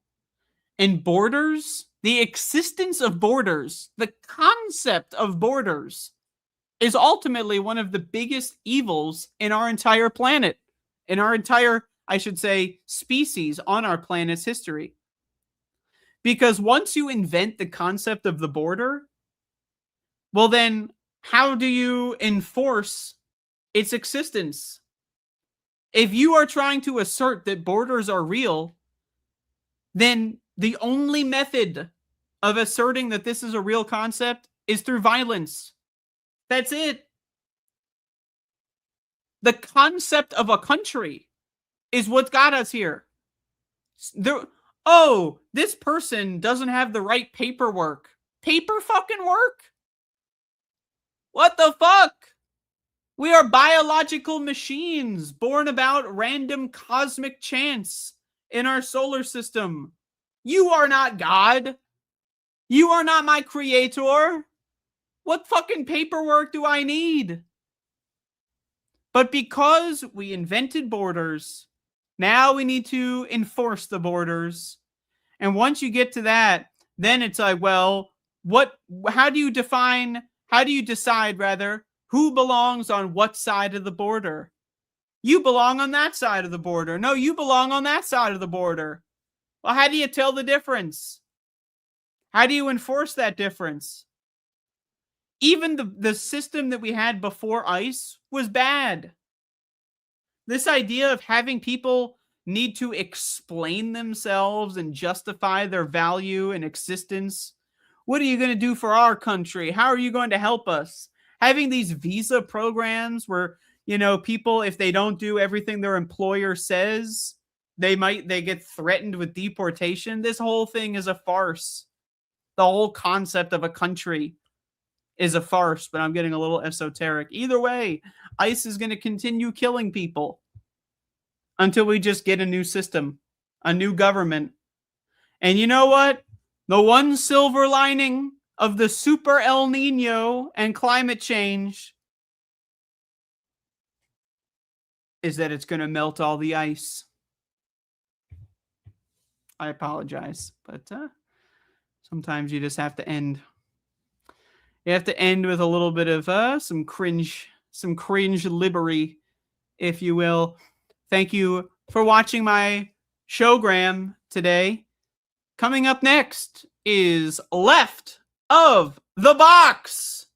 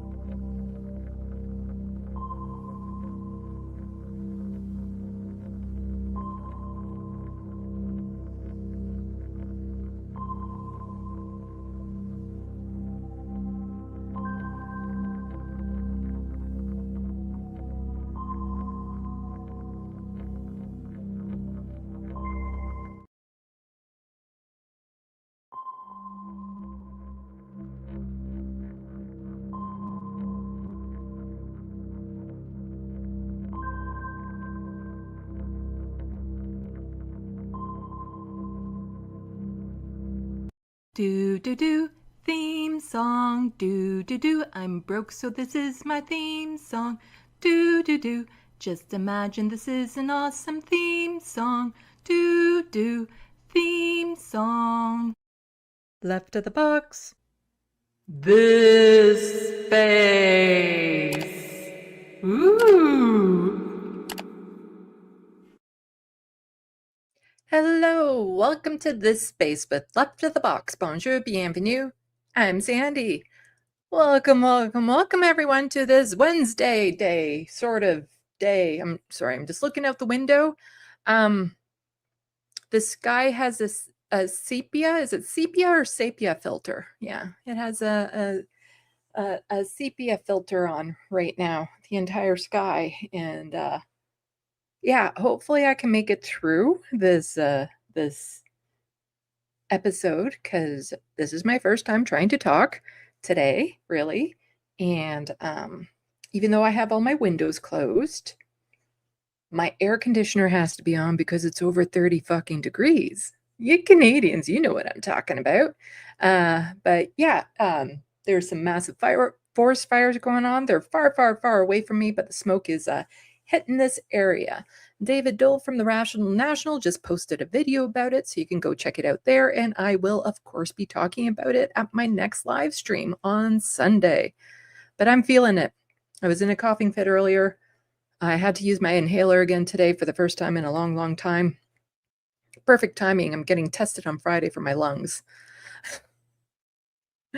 Well, at least they might see if there's something wrong, because everything's going to be exacerbated. But, you know, you can smell the burning when you step outside and everything. And I was looking at a blue jay. The white on the blue jay wasn't white. Like, they tell us to stay out, like stay indoors if you can. And if you're outdoors, don't do any, you know, exercising, heavy breathing, that sort of thing. No one is telling the little birdies. No one is telling the animals. And so you have birds flying through this soot, chirping, inhaling all of this. And I'm just like, this is not good. Not good. But yeah, David Doel did a video. He's not too far from where I live, so everything he shows you applies to my area. I have a fire map I can show people. Let's add screen. There we go.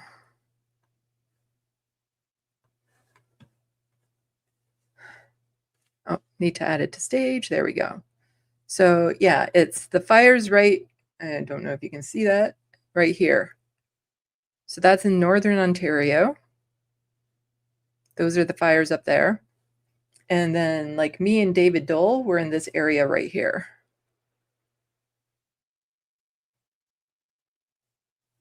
Not that I'm giving David Doel's assassination coordinates. I think everyone knows by now he lives in Toronto, in or around Toronto. But yeah, this is where we're in right now. I feel for the birds. Oh, that's for the 17th. Let's go to right now. There's right now. Oh, that's today right there. Reference frame. I can confirm it is not too bad in Montreal. Yeah. Like ideally, I'd like to have the air conditioner off right now because it's still bringing in outdoor air, but it's 30 fucking degrees out. So I don't know. I have an air filter on. I kind of I don't use it too often. So I just kind of pulled it out of storage, as in it was against my wall for a long time. And it seems to be working, but there's only so much that air filter can do. So yeah, I'm feeling it though. I'm feeling it like it feels heavy and like I can't take a deep breath and stuff. So yeah, everyone stay safe out there as much as you can. I feel for the wildlife right now. I really, really do, because a lot of the wildlife is probably feeling really sick right now. Like the birds that are flying through it, singing. They're having to deal with this and they don't even know what they're dealing with. It's yeah. And there was a haunting fucking video that came out. Like just absolutely apocalyptic video. David Doel shows it on his video, but I'll be showing it on Sunday during my news live stream of a train that was in northern Ontario that was in this, and they're in the conductor of the train, and it's like they're in an oven because there's fire all around them as it flashes over them and stuff. And then you can see there's another train coming on the other track towards them, and it's like this haunting image of this train coming out of this apocalypse. It's yeah, it's yeah.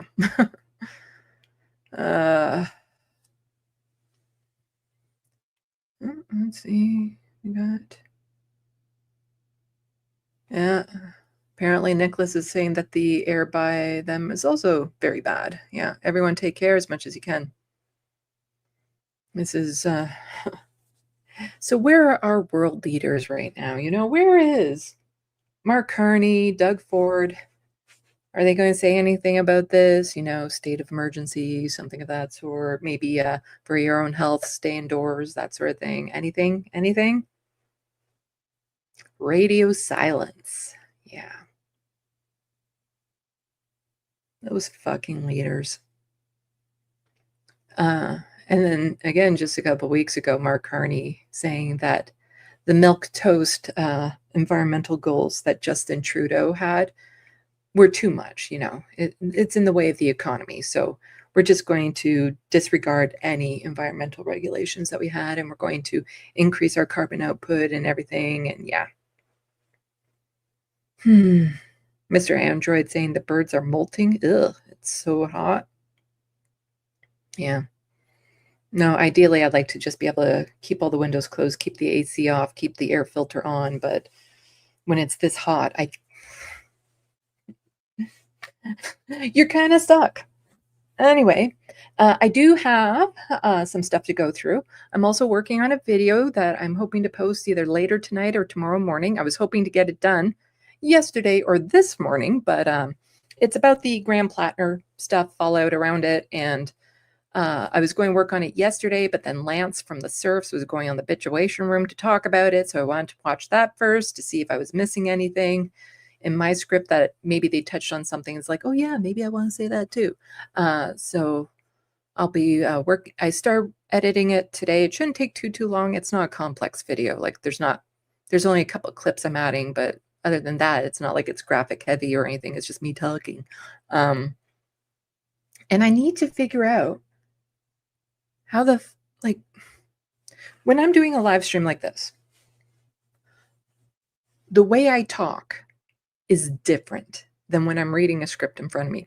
And I don't know how to change that because here I don't have a lot of mouth sounds going on when I'm doing a live stream. When I am reading a script, there's a lot of that. I don't know how to stop it. And like, I know it must be something in my cadence, my posture, but there's something different about how I deliver stuff when I'm just ad-libbing to you guys versus when I'm reading a nice polished script. But yeah.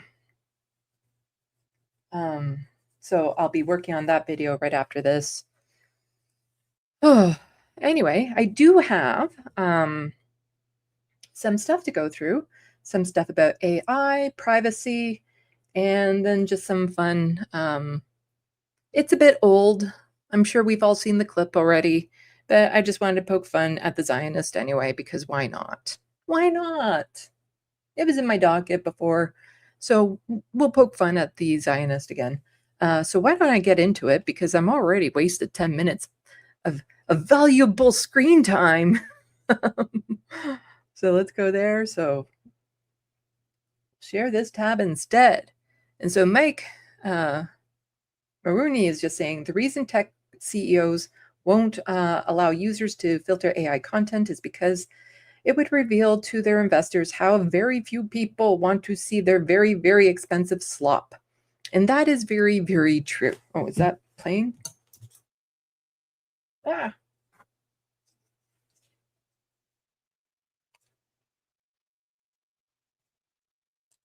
Okay. Oh, volume was off. Okay, good.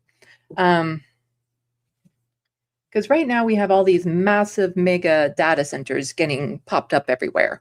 And the thing is that they say, oh, it's because people are making, little GIFs or little videos or pictures and stuff. And that's why we need these data centers, AI data centers. And it's kind of like with pollution. They tell us, they put the responsibility on us, and they say, well, you should be recycling. You don't get straws, and on and on and on.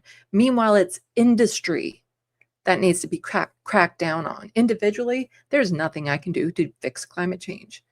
There's nothing that the individual person can do to fix climate change. It's the industries that need to be cracked down on. It's the military. They pollute a lot. That needs to be cracked down on. The reason why these AI data centers are being built isn't for the individuals. It's for all the extra AI slop that they're adding into Instagram, Twitter, Google, all the AI summaries that we get, the instant touch-ups to YouTube videos that we didn't want, like all of this sort of stuff. It's the industry. So then everyone is using AI, whether you want to or not. You're using it every time you go on the internet now. And so that's what's causing the problem. That's why they need so many AI data sensors, is because they're forcing it into everything. But as this person was saying, if they actually made a filter where we could filter out AI slop, they would realize pretty damn fast, we don't want it. Like, I wish there was a filter on YouTube that could filter out AI videos. I trust videos from like 5 years ago and back. After that, I get a little bit more sketchy. Like even maybe 3 years ago, it would have been fine. But if the script is AI, if the voice is AI, if the footage is AI, I don't want to see it. I just don't. Even channels that I used to watch that have now switched over to AI, I don't give a fuck. I don't want to see it. And so I wish that there was a way to just get rid of it and only fill my feed with real things, because, I want to have like an emotional relationship with whatever I'm watching on screen, be it a cute animal or a nice outfit or an interesting cake video, like all of that sort of stuff. I want to see something that's real. I want to see what humans can accomplish, in busking or, stupid human tricks and all that sort of stuff. I want to see the best of humanity. I don't want to see fucking AI slop. And so here is head of Instagram, and this is from A More Perfect Union. I don't need to read the quote because he says it in here. I'll speed it up too a bit because I do have a bit to go through. So here we go. If you just love AI content, great. Like, nobody loves AI content except for a few men and some Gen X boomers. So not boomers, because they don't know how to use it, but Gen X boomers who think it's the best technology ever. But it's people who want to take credit for things that they did not create, is the vast majority of people who love AI. Like, you should be able to have a feed that's just like AI town. And if you don't, then you shouldn't have it in your feed. Like, to me, it's like, I don't think we should. I mean, I understand why people are, right? I'm not oblivious to the overall paradigm shifts and sort of revolution we're sitting in. But I don't think we should judge content based on the tool that made it. Yeah, we should. I think we should judge it based on the content, the point of view, the person behind the content. Like, I don't think we should filter out AI content. I think we should let you know if content is AI content or not. I think we should let you know more about the person who posted anything so that you can make informed decisions about whether or not to believe or trust them based on, knowing who they are or where they are or how many times they've changed their profile, or, if their profile is 3 days old or 3 years old. But I don't think we should be making value judgments based on what tool you used. So reference frame saying, I know quite a few women that like AI. Are they Gen X boomers? Because it's the Gen X boomers, women in particular, I find love the AI. But Yeah, no, if we could filter it out, I think they would learn very quickly we don't want it. And then all of these stupid data centers that are out there wouldn't be needed, that are adding to the destruction of the environment as I'm sitting here looking out at a yellow-orange sky. You know, we literally cannot breathe the fucking air. Like, it's just, ah.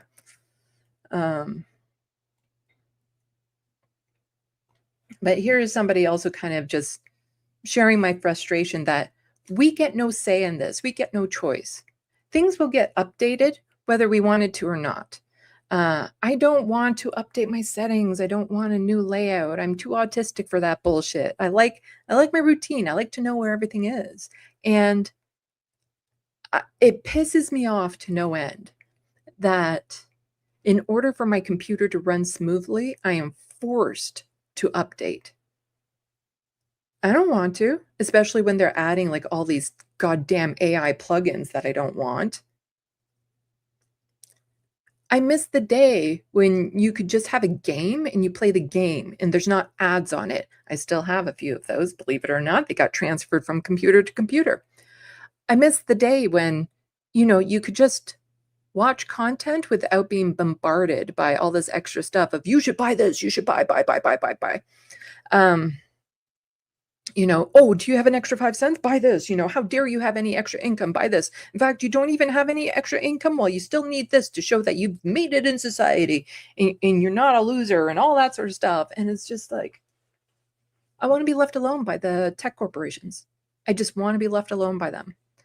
I just want to be able to use my computer, use the internet, and be left the fuck alone by them.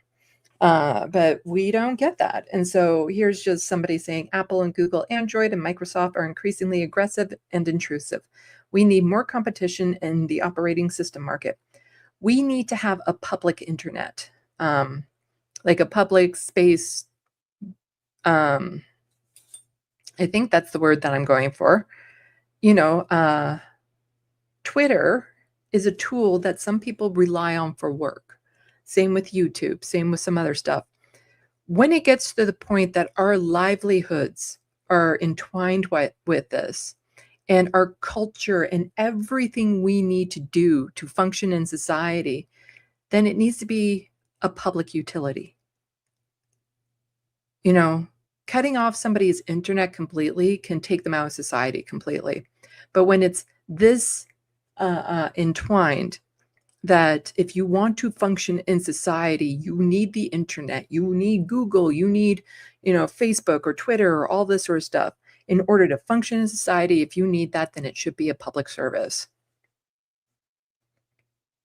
3 days ago, I opted out on the iOS new update. I opted out. I did not want it. So I clicked automatic updates off, right? I didn't trust it. They want to put ads in it. They say, oh, please just download it. It's going to be great. By the way, we're going to be target adding you while you're driving through maps. I don't like that. I like driving with maps without getting an advertisement on my fucking screen. Anyhow. Yeah, I don't want to be driving places and it's like, oh, here's a Tim Hortons near you. Here's a sale on this store. Here's all this. It's like, I just want to get to my fucking destination. That's it. I just want to get to my fucking destination. I don't care about all these things going on around me. Now, I opted out for it. This morning, I wake up. And it's, hola, como esta, Chinese lettering, different fucking languages with their Apple happy bullshit that they throw on there because they're progressive people. Fuck you, Apple. I didn't ask for this. I opted out. And the funny thing is, I got a screen recording of it. And all of a sudden, hey, they went against me. I didn't want it. And now it's here. Am I the only one in the world that is getting automatic updates even though I opted out through the settings, do not update? Tell me in the comments because I want to know. And I know for a fact the computer constantly switches your settings when it updates, even though it says, oh, we won't do that because before this, I had to check to make sure the proper mic was being used. It wasn't because it switched that setting on me. So every time there's an update, because I had to update my computer before this to make sure that everything was running smoothly for me to do this live stream, I have to check my settings to make sure that it wasn't mucked around with. And quite often they are. And that's super fucking annoying because this is my goddamn job and I can't deal with that sort of bullshit all the time. So I know for a fact that they're changing some settings on people. without our knowledge, without our consent. So who knows what else they're doing? Pissed the fuck off right now. And now I don't know what to do. I'm going to go back to Samsung. I'm done with this bullshit. Apple, you can suck it. You guys are the worst corporation in the world, and you can go fuck yourselves. All the corporations are the worst corporation. 3 days. And then we get into the dark uses of AI. And this is very disconcerting, what I'm about to show you from Canada. Because already there was some discourse around, what's his name? Mitch McConnell? That's the turtle guy who needed to do a proof of life image. And there are people saying that, oh, it could be AI. And the thing is if it's gotten to that point, we are all fucking screwed because we can literally be run by an AI government. Because if all they have to do is show video of like them at a crowd or this and that and the other thing, of them talking, their speeches, all their scripts, we could literally, like Elon Musk could take over the world by making AI governments. Just like that. And it's not just, the government, it's people in power. That the way that they'll abuse this to for their own agendas. And we already know that cops would have the tendency to maybe plant evidence on people.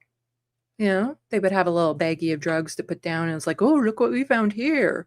Or they would lie or something. Well, now we have fucking AI. So Desmond Cole, he's part of The Breach in Canada, a really good reporting outlet. Check it out if you haven't already, but he released this video here saying Vancouver police got caught using AI to alter an image from a drug bust. This is our future, where police can do that. So in our latest For the Breach Media, I look beyond this cop slop to understand what the police are really up to. We've all seen those police press conferences displaying cash and drug baggies from a raid. And tomorrow, on the 6 o'clock news, cops got caught using AI. Sorry, I just wanted to skip past the movie quote. There we go. On the table. Last week, Vancouver cops got caught using AI to doctor an image of some relatively small drug seizures. How do we know they used AI? Well, the first clue was the "Made by AI" label on the image. They're not even subtle. People also noticed the mislabeling of dollar bills. These red ones are supposed to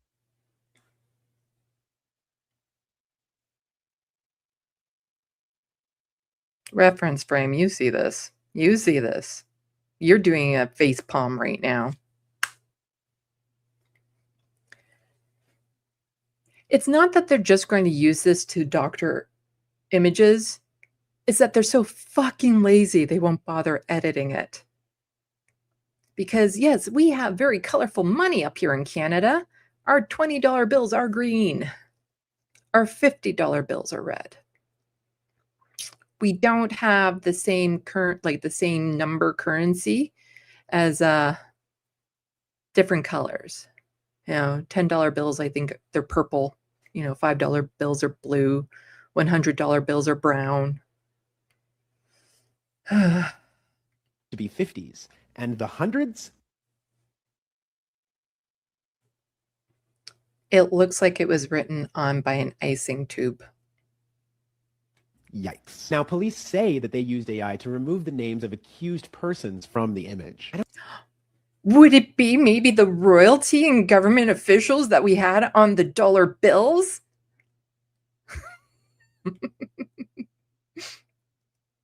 As he says, they were using the accused person's names being erased. So maybe they had to alter the money because it was the people on the money that were the issue. So, our dead prime ministers and, it's like the king would be on the new ones. Queen, maybe she's accused of some stuff over in Vancouver.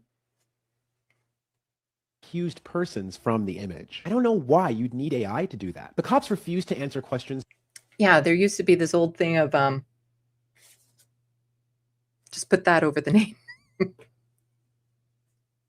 from CTV News about the existence of policies on AI and whether or not images like these undermine public trust. But there's something else notable going on here. The police press conference says that they planned these busts around the time that people receive social assistance checks and drug activities spike.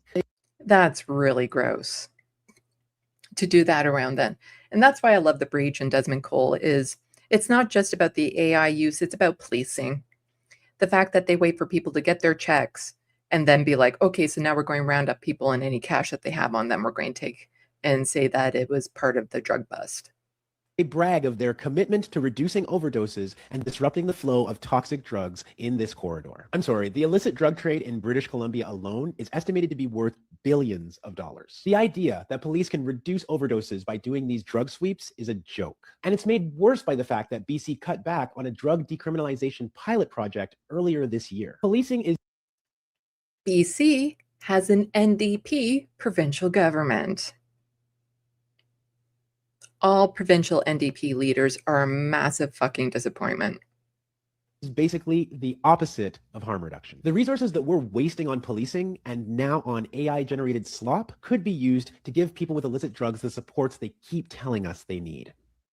Yeah, let's make those AI data centers into affordable housing. In treatment centers and hospitals. How about that? We could be building all of that. We could be building the affordable housing, treatment centers, and hospitals. But instead, they're building fucking mega complexes for AI data centers with their own goddamn power stations sometimes.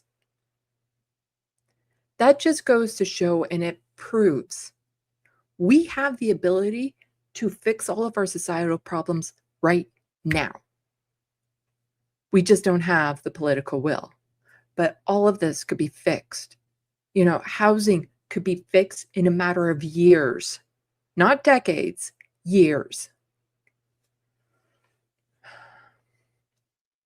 And then this is, again, what I'm talking about, where, you know, right now there's tells. You know, you saw the funny money with the red $20 bills and the icing tubed piped on zeros for the 100. Well, AI is improving really, really fast. So this person is pointing out, this is what I'm tweeting about yesterday. We can no longer rely on the assumption AI will be visually distinct or bad looking. Yesterday, I heard an AI song that was horrifyingly good to where I was shocked it was AI. You must be against it, AI on principle, not because of its aesthetic. And yeah, that's me. I'm against it on principle. And yeah, so how long before they have our politicians in videos like this where you can't distinguish if they're real or not? It keeps on improving. And so sometimes I'm watching a video on YouTube and I'm like, oh, I'm liking this video. And then suddenly there's something, there's just a little something in it. I'm like, oh, fuck, this is AI, isn't it? So we have AI now that's trying to mimic our emotions. So all the social cues that me as an autistic person already struggle with are going to get worse because they won't be teaching humans how to communicate with each other through facial expressions and emotions and stuff like that. It's going to be machines trying to mimic these things. And so it's, you know, AI is autistic. So it's going to make things more difficult in how we communicate. It can literally change the culture if they get enough AI doing a certain trend or something or language. It could change the culture, and it probably already has, you know, with the way that people write. And it's only going to get worse. And so, yeah, you know, before the end of our lifetimes, we could have a completely AI-generated government, and there'd be no way for us to know. Because it's like, oh, well, we were live at this event that you weren't at, but these people were. And then they could just pay a bunch of people to say, yeah, I was there, or they have AI-generated crowds. And unless you want to go in and search the individuals person by person by person, then you would never know. But even then, they can make AI people that have social media accounts, you know, and make up all this information about them. So then how do you even tell if the people in the crowd are real? And so everything will be AI faked. And the other horrifying thing with billionaires and technology, and that the way they love to abuse it, is this. So Evan Loves Worf says, I actually don't think it's good that Mr. Beast is openly admitting to illegally filming people because he thinks it will help make him money. And I think it's even worse that he will get away with it easily. And so, yeah, Mr. Beast, I'm sure some of you know who this person is, has decided to set up cameras for people to watch people in grocery stores, which is just an absolute massive violation of our privacy, all because he's upset that his chocolate bars were broken. Again, I'll speed this up. And have the natural breakpoints which shatter like glass. Who noticed that? Well, me. And the thing is, I this is a whole team in Feastables. I would tell them, like, there's too many broken bars. When I go into Walmart, I'm seeing too many that are broken.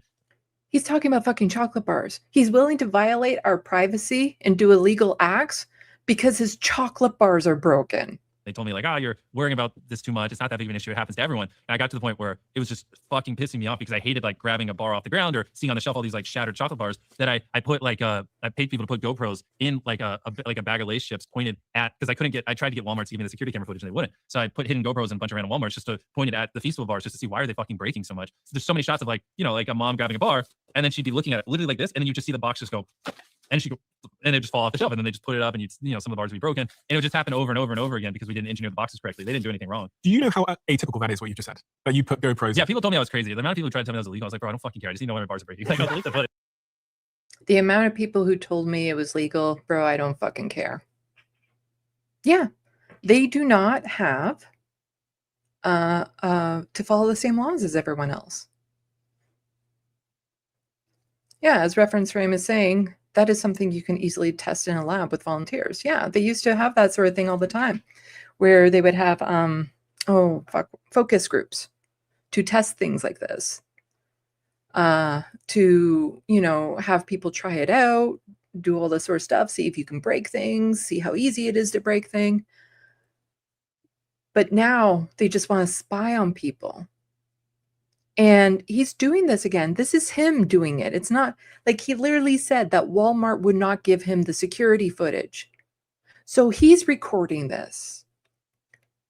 What is he doing with that information?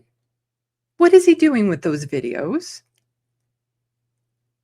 You know, he is recording us in public settings and without our consent. And then he has that information to do with whatever he wants. And so then what's stopping him from adding more and more cameras all over the place? Footage. And so you know, I did a bunch of just data, and so there's a company called Acosta where you can pay people to go into Walmart. So then I started paying where every week I would send someone into every single Walmart in America to buy. Yeah, to buy all the broken chocolate bars, so only the good chocolate bars. Hey, fucker, nobody cares. If there's a chocolate bar that I really, really love, and I look at it on the shelf and it looks like it was broken, I don't give a fuck, because you know what? When I eat it, it's still going to be broken. As long as the packaging is still intact, I don't give a fuck if it's broken or not. Like, it's just all this effort put into something so simple, but they don't give a fuck about people's everyday lived experience. You know, he could be investing so much money into making sure that, you know, stores are accessible, that people can get into it, that people have transportation to and from the stores to buy his stuff, or just to make people's lives better. And instead, he uses his vast amount of wealth to see why his fucking chocolate bars are breaking. And then here's the thing, is like, so he was putting Mr. Android is saying that he's lying. Well, there's those videos, like potential of those videos, but then there's also this. So what would stop him from doing this? So somebody's saying unpopular opinion, Meta glasses should have a red light when they're recording. And David here is saying, I'll do you one better. They shouldn't be able to record. So what would stop somebody like Mr. Beast from having all these Meta glasses on to go around and check out his stuff? Because the thing about having, it should have a little red light on it when it's working. People are going to figure out how to turn that red light off. They will. No doubt about it. They will figure that out. It's not that difficult to figure out how to manipulate technology like that. Like, even in Korea, I believe it's Korea, they had to make it so your phone, the shutter sound when you're taking a picture, that it can't be muted because of how often it was being used for upskirt photos or to take pictures of women against their consent. Like, it's just... Oh, Mr. Android is saying, Walmart could sue him. They wouldn't, though. And he would have a lot of money about it. Like, a massive corporation wouldn't necessarily sue another massive corporation unless they knew for sure that they could win, because they both have enough money that it's a moot point. But, what's stopping somebody like Mr. Beast from getting a bunch of people wear these glasses, go around, check his inventory? Reference frame also thinks he's lying. But yeah, we live in a world where we actually don't know what's real. Like, the thing is that, is it out of the realms of possibility that what he's saying is true? We know billionaires can get away with all that sort of shit. We see them get away with all that sort of shit. Hell, we see, pedophiles and murderers and rapists get into government. So we know that they can get away with it. But, what's stopping, somebody from stalking another person with these glasses, from going out there, from taking pictures against people's consent? The idea that you're being watched everywhere you go out in public, even when you're not in public, because there's hidden cameras in people's homes and everything. It's just, we're becoming a surveillance state. But since it's not necessarily just, the government setting up cameras on every street corner, people are like, oh, whatever. This camera right now could be watching me, not just for YouTube. That's why when I'm not recording this or live streaming,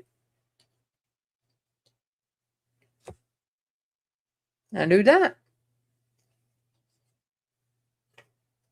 Because you just don't know. And there's been things out there that says that, no, they're taking pictures so that they can judge, track movements and all that sort of stuff. And you don't even know what's real anymore.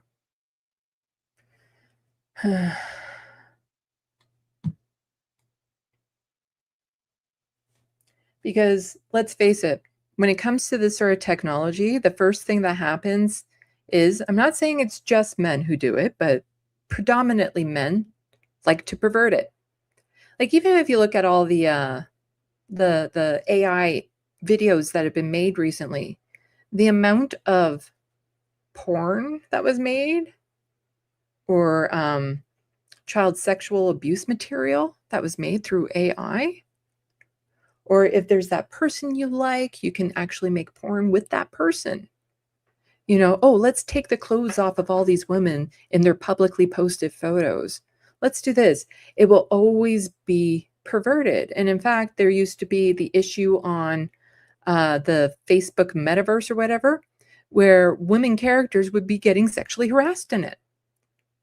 So again, I'm not saying it's all men, and I'm not saying it's just men, but it's predominantly men.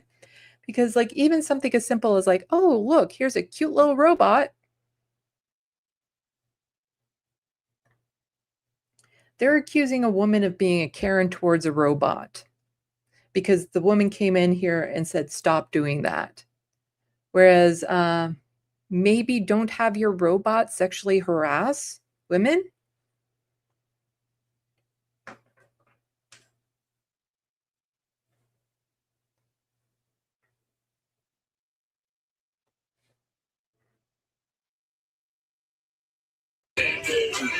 Yeah, I can't play the music with that one, but. And so this woman comes in here to be like, you need to stop this and all that sort of stuff. So they're accusing her of being a Karen because of it.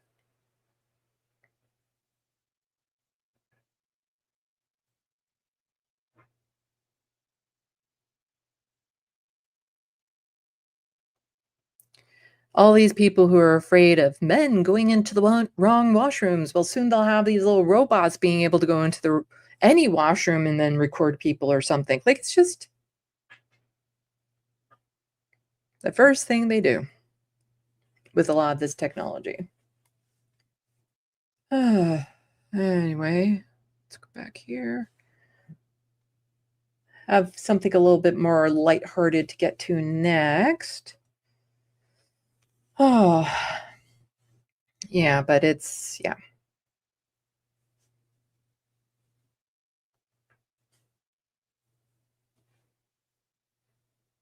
Because they don't need an excuse. The reference frame, it's piloted by someone and the guy is a creep. Yeah. There's been some like funny instances of these robots because some of the robots, it's not that they're automatic, but they literally have somebody in a different room with VR glasses that's doing the movements. I saw this one with a bar or something where the robot was shaking up the drinks and stuff like that. And you could literally then see the robot do this. And then it fell over because the person who was operating it for whatever reason quickly had to take off the VR goggles.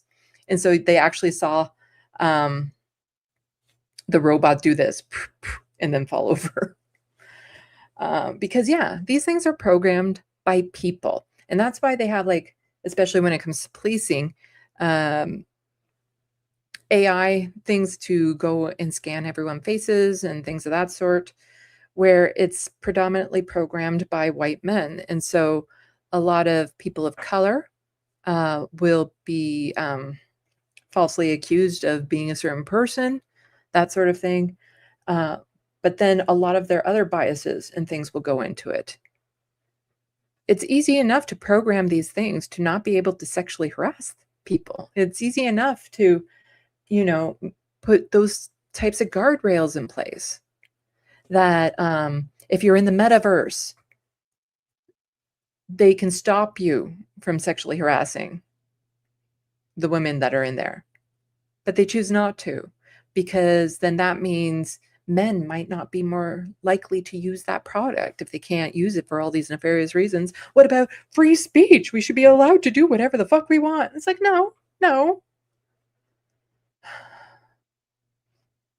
Not when it comes to violating other people's, you know, personal safety and space and privacy and all that sort of stuff. But yeah, I wanted to move on to somebody that we can just poke fun at because, yeah. And again, this is from like June 29th. In internet terms, it's like 20 years ago, and I'm sure a lot of you have seen it, but you know what? We're going to watch it. We're going to watch it because I have a couple of stitches with it that is a little fun to add into it. So I'll do this, and then I'll do this.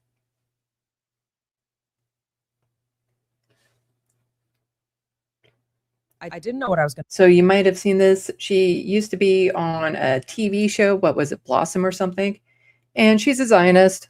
She got upset, super upset. It's like, oh no, somebody with a T-shirt approached her. Going to find when I open the gate to my house. I don't live in an expensive gated community.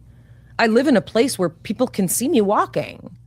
I did not know what my children would experience. They have my name in their name. My older one is a doppelganger. I hate to say it. It's like Mayim Bialik walking around, like, you know, a little Mayim Bialik. That was terrifying to me. And when I saw what started happening to Jewish leaders, when I still see it, of course, many of us wondered, am I next? Naomi Klein did a really good speech about this once in Toronto about how, you know, your feelings of being scared that aren't valid don't supersede the actual rights of other people. And so a lot of these Zionists are just so ingrained, like, you know, you have to cater to my sense of fear, even if it's not a valid sense of fear. You have to cater to protect me from my own emotions because I'm a scared little baby if I see a T-shirt that I don't like. that says like Free Palestine on it. Oh no, oh no, oh no, look at this, look at this. Ah. But those don't get to, you know, override the fact that there's a genocide happening or people's freedom of expression. You know, that's not, you know, saying Free Palestine is not hate speech yet. Kind of, maybe, depending on where you are. But to react this way when there is no actual threat, it's that whole meme of like, you see the person riding the bike and then you see them putting a stick in their bike and then they fall over and it's like, oh, look who hurt me, like who hurt me, who hurt me. You're hurting yourself. I had people approach me wearing Zionism is racism shirts in a parking lot not far from here at my favorite vegan joint with my children. And the thought occurred to me, what are my kids about to witness? Somebody was approaching me with a t-shirt that said Zionism is racist. I don't know how my children could handle seeing that sort of thing. Will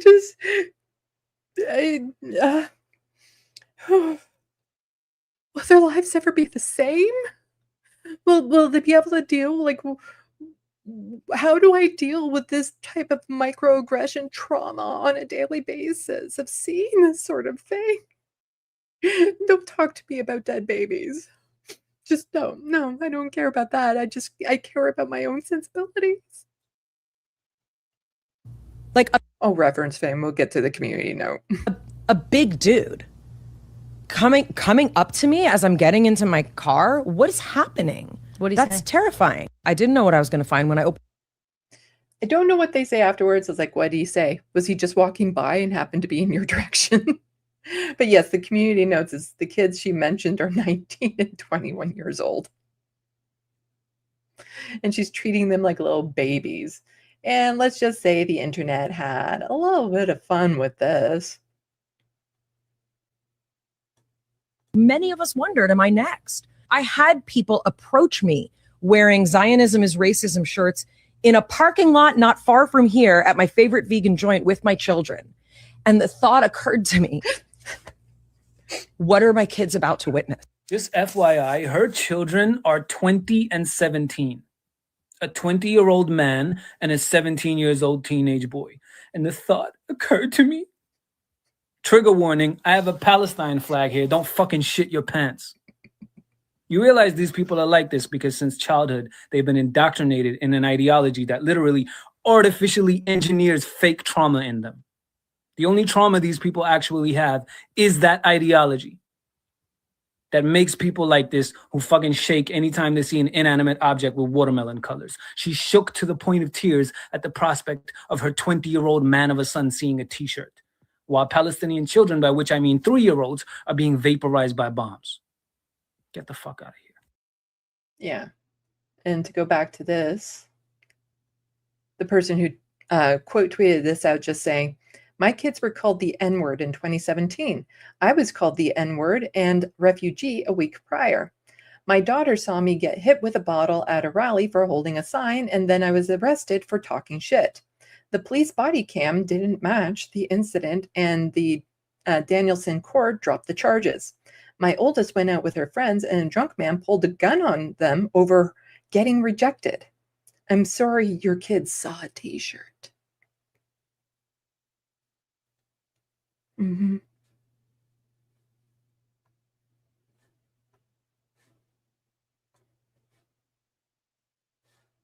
I was with my children who are 17 and 20, but for the purposes of this video, I'm going to talk about them like they're toddlers. We were in a car park and these people came up to us who were wearing Zionism is racism t-shirts. Did I mention we were going to a vegan restaurant? Because that will make me sound less genocidal. And my first thought was,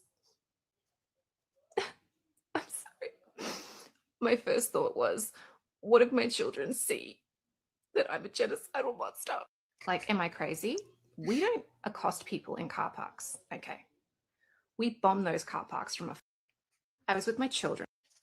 Yeah. It's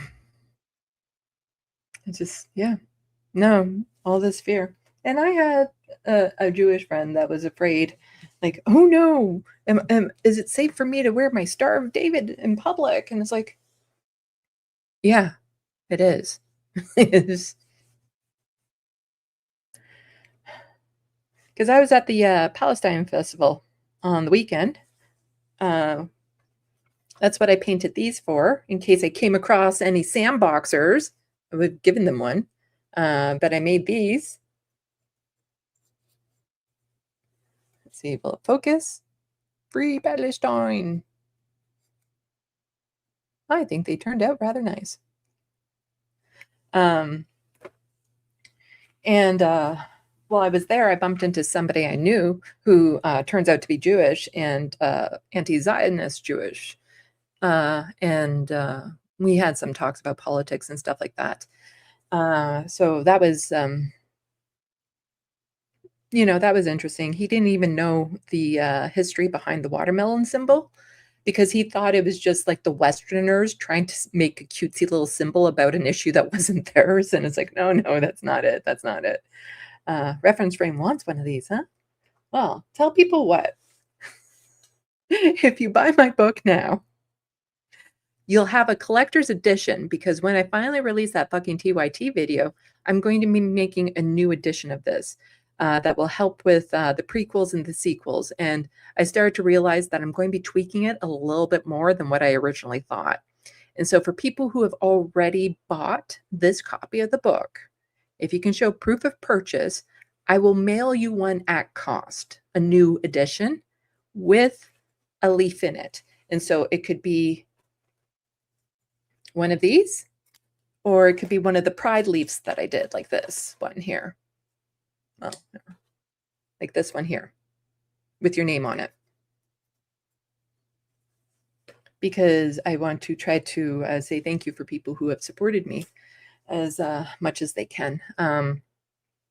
Because yeah, I realize that I'm going to be tweaking it a little bit more. At a bare minimum, anyone who has bought the book, just shoot me an email and I will send you here's all the changes I made.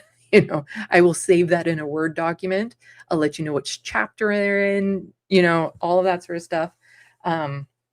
Because I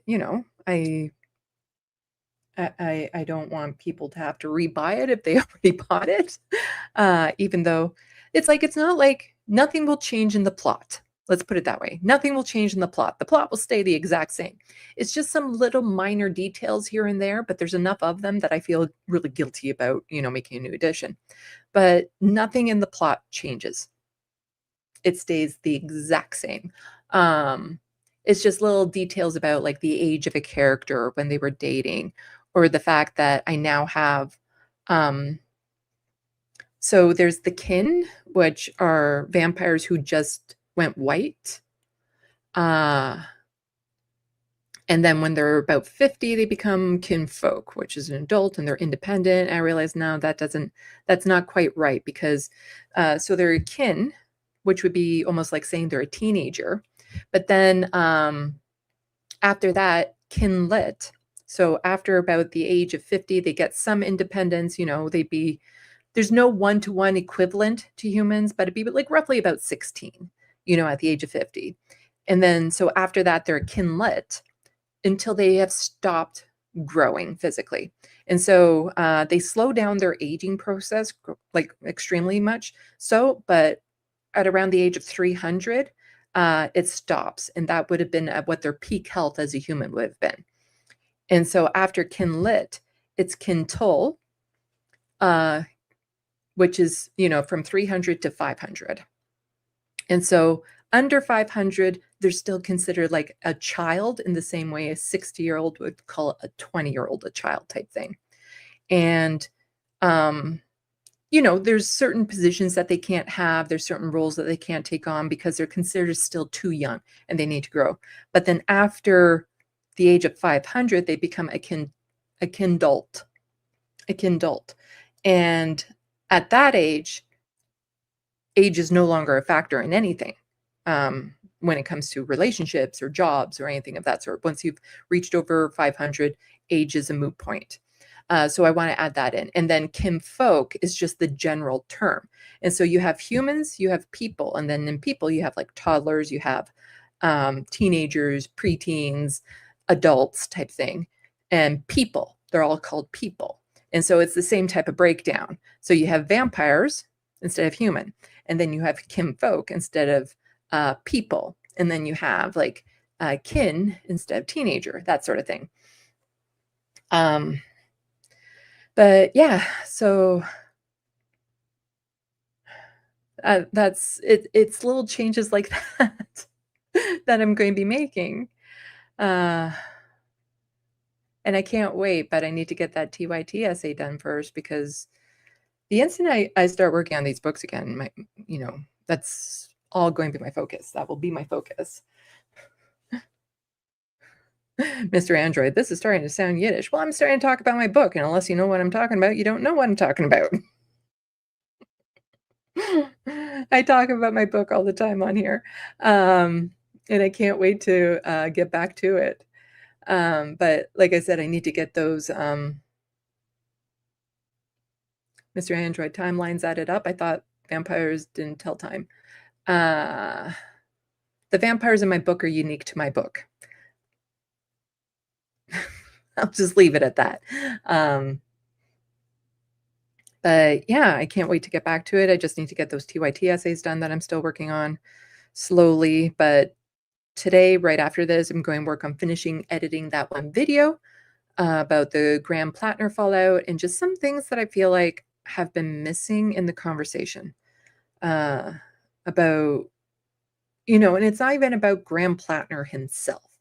It's about how people were so eager to accept him and how a lot of their apologies fell flat for those who did bother to apologize. Oh, Mr. Android has been to a vampire wedding or two. Oh, I did not remember that. But you told me before. But yeah, so the video, it should only be about 20 minutes long when it's done. Like I have over an hour of footage to edit, but that's because I do multiple takes of the same thing.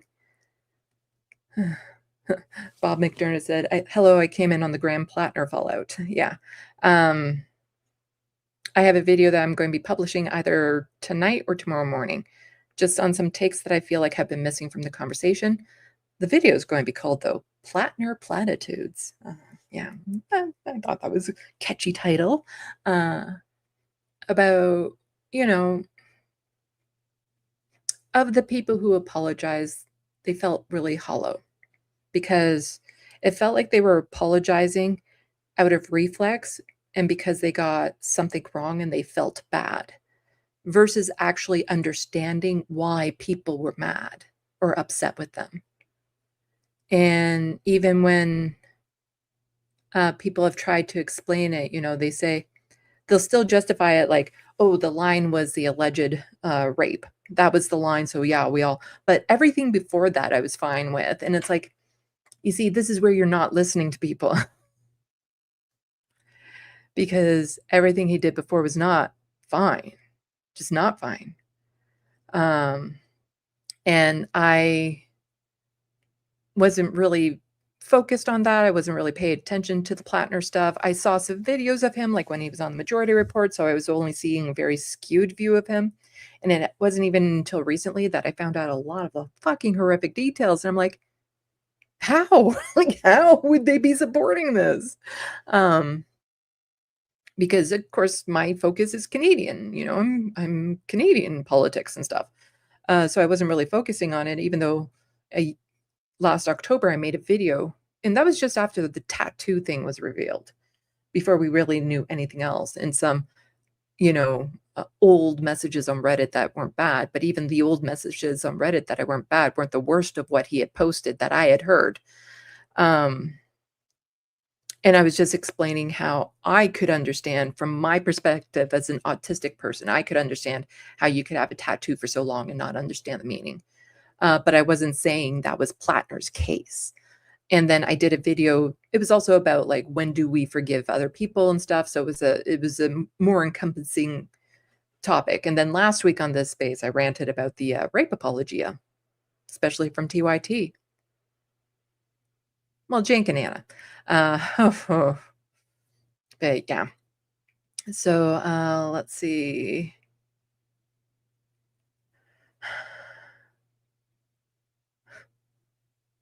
Still getting letters from the Plattner campaign. Ugh. Anyway, it's 5 o'clock. 5 o'clock. I should be going. Everyone, give a huge shout out to Nicholas. Does a lot of work. A huge shout out to all the mods who sit and watch all of this for us and comment and post our links, which are super helpful. Thank you, everyone, for coming out and watching this. Like this channel. Well, I hope you like this channel, but subscribe to this channel, like this stream, share it. That's always helpful. Find out about other wonderful lefty content creators on here.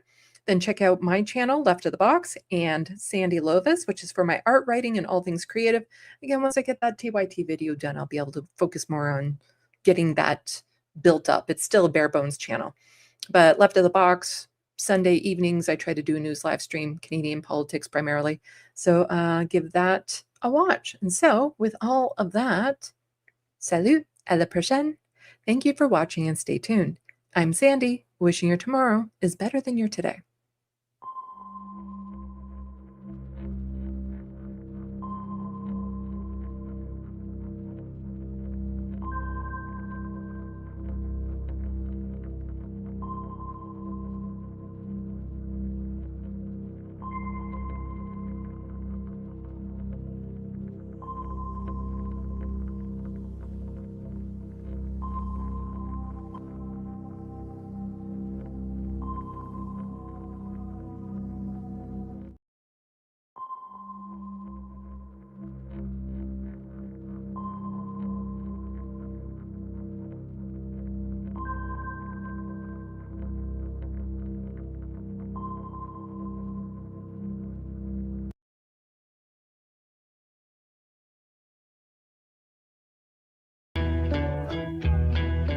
Woke moralists. Up yours. Systematic bullying that's happening. And they believe that Cocaine.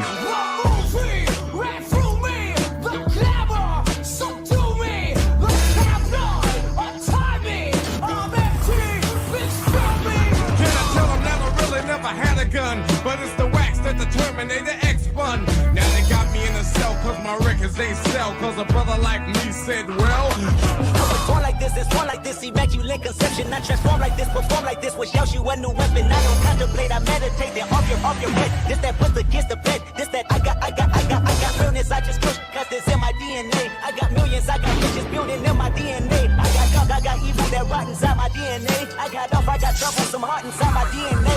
They seem animalistic is what I mean. No, they're worse than animals. The woke mob, they ruin everything. They stop Ben Shapiro from going to events and speaking. They stop Ann Coulter from doing it. I will never surrender even a single inch of ground to a pitchfork mob. Never pay to the mob. We will never bow. Ever. No matter what. Do you see the final architecture in terrorist groups like We'll see count. They want you to comply. And we're back. Hello, everybody. Hello again to Lance's audience. Nice to see everybody. Hope you had a wonderful week. Good to see you too. Yeah. Went by quickly, I feel like. It did go by quickly. There's so much shit happening. And I didn't even get to make a video about whether or not Mitch McConnell is dead, which was on my to-do list, but we still don't know. Yeah. I wanted to go down the rabbit hole. I just didn't get the chance to, but we have no clarification. Every Republican is saying that they've spoken to him. Not every, I should be clear. Scott Jennings and I think GOP leadership and Jack Kimball, Representative Jack Kimball, GOP parody account on Twitter, said they spoke to him for 45 minutes and CNN actually showed his tweet. It was so funny. Parody account, not real. Oh, the parody account. Yeah. But yeah, we still don't know. Isn't there reporting that he's brain dead?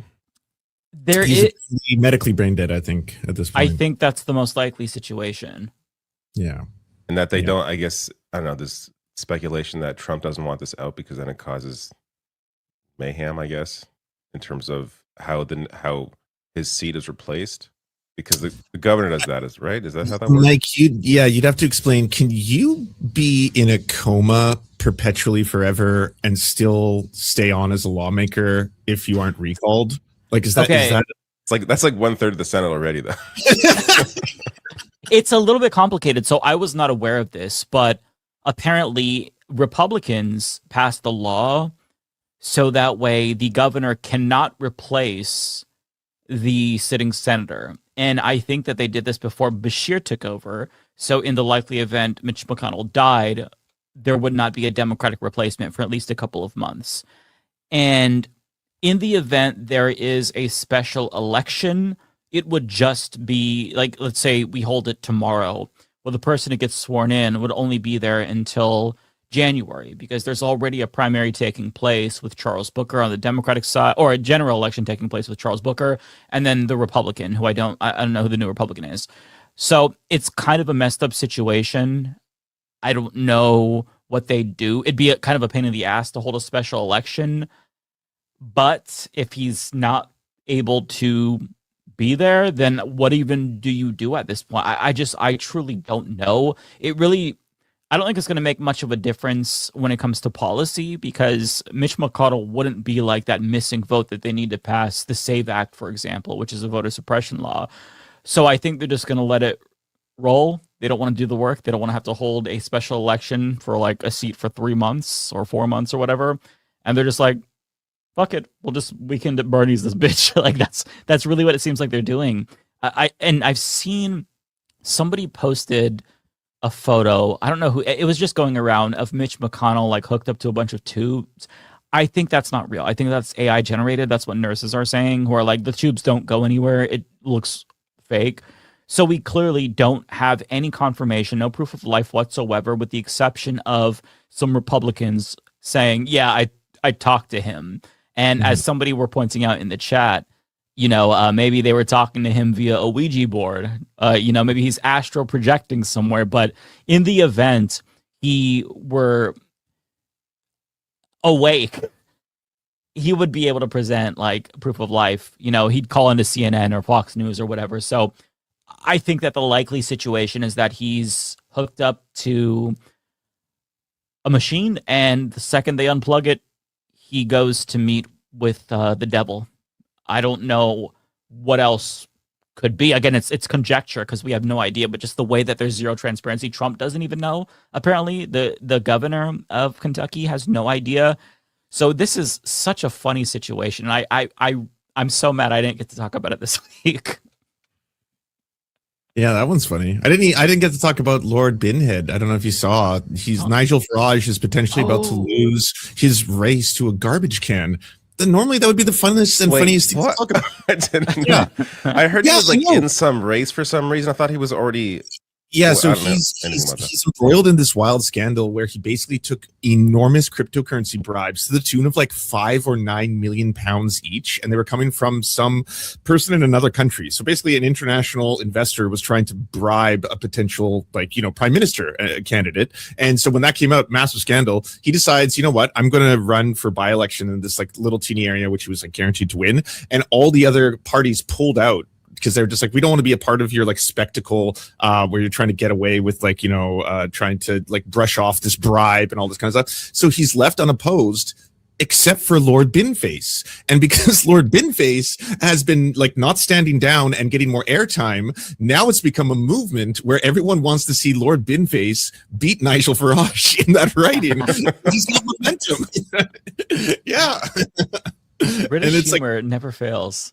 Oh, yeah, you should really watch the BBC interview. He actually crushes it. Like, his platform is better than Nigel Farage's. And it's like, what's your platform? I'm not Nigel Farage. Really? Yeah, I would love to see it. He's right. He's right. He's not Nigel Farage. That's better. Also, he plans to build one affordable house, just one, but that's better than Nigel Farage. He's going to nationalize Adele, which I thought that was a great idea too. I was like, that's pretty Wait, lefty. it's Count Binface, by the way. Oh, sorry, Count. Sorry, my Count apologies. Binface. Count Binface. Yes. Okay. My apologies, Count. But nationalizing Adele is a pretty good policy. I think. Thanks to Unknown for pointing that out. Count Binface. We have a Lord Buckethead, but they're different people. Okay, thank you for the clarification. Here's I was not Count aware. Binface. Okay. But what? Is this legal? Because if a parody candidate wins, what happens next? I don't know. I don't even know if his policies are pretty out there, right? So. Oh, there's a furry too. Yeah. Is the furry an ally or an opponent? I don't know. Good question. I don't know. I only watched the video by Owen Jones on Count Binface today. Next to Labour is Andy Burnham and a protective British wildlife candidate at the count for last month's Okay, so I guess Makerfield. Okay. By-election. Interesting. That is interesting. Mm-hmm. By the way, everybody, we have Zed Tabani popping in today, and Ariana should also be here as well.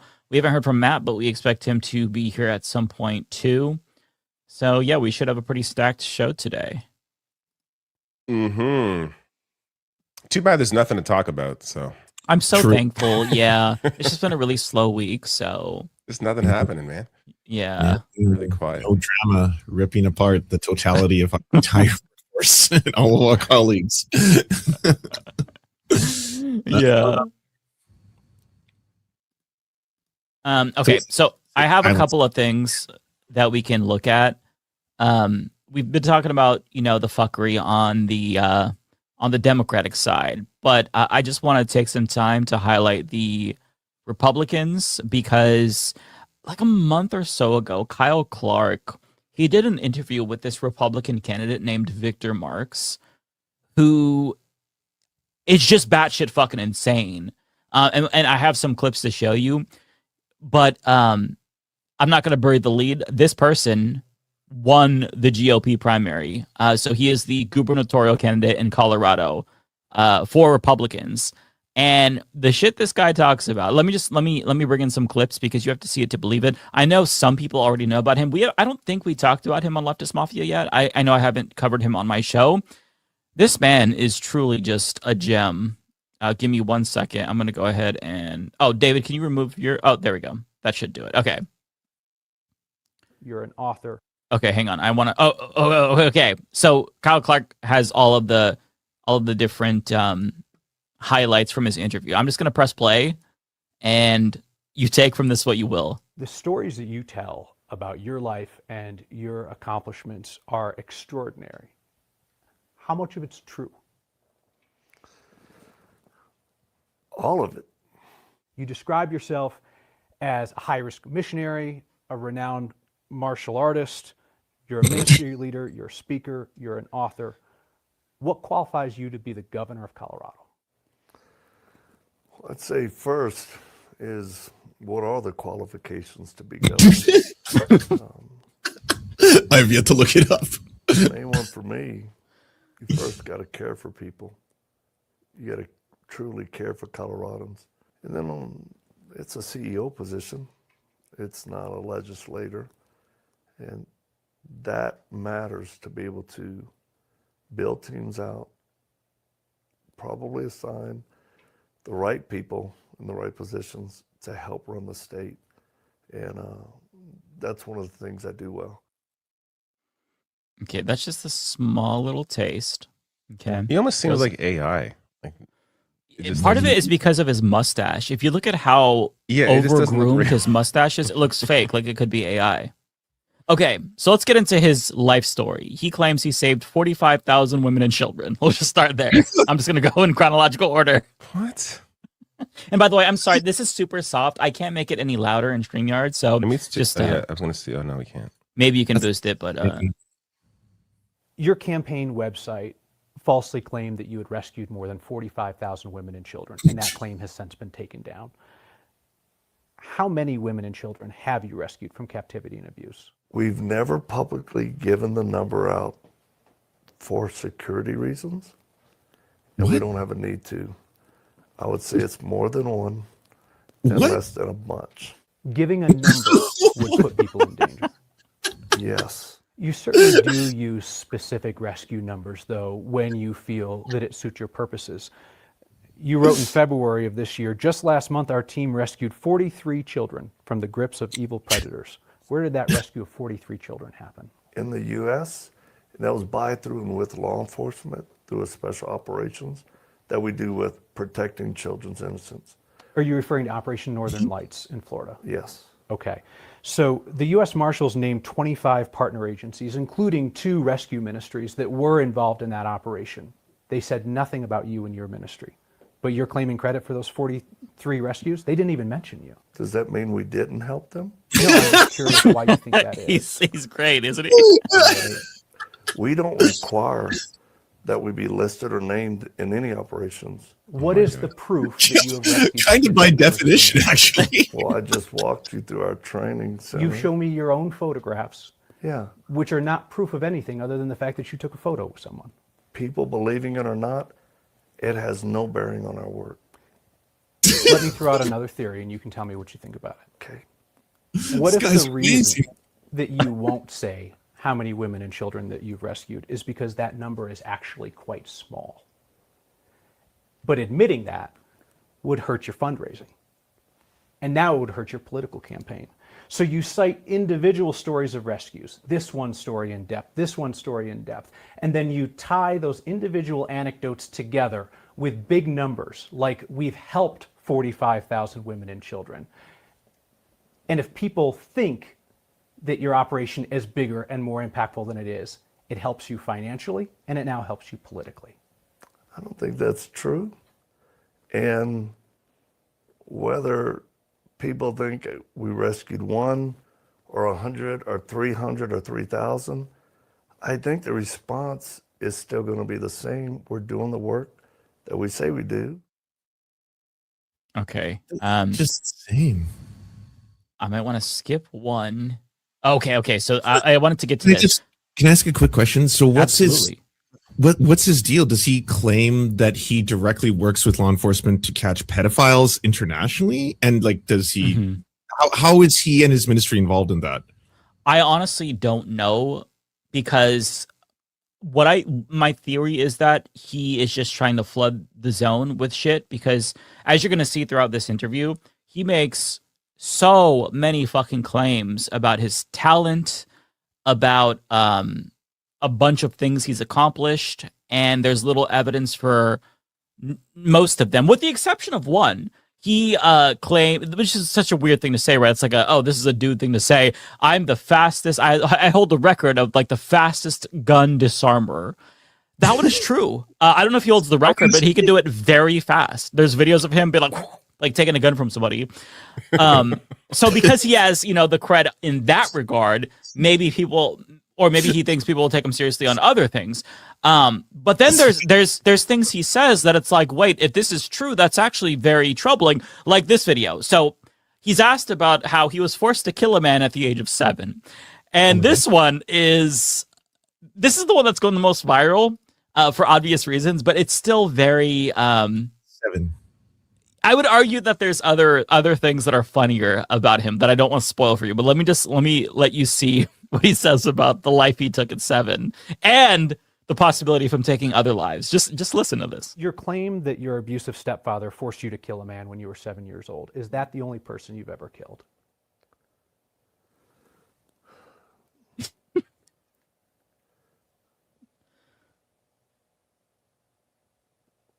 Well, I would say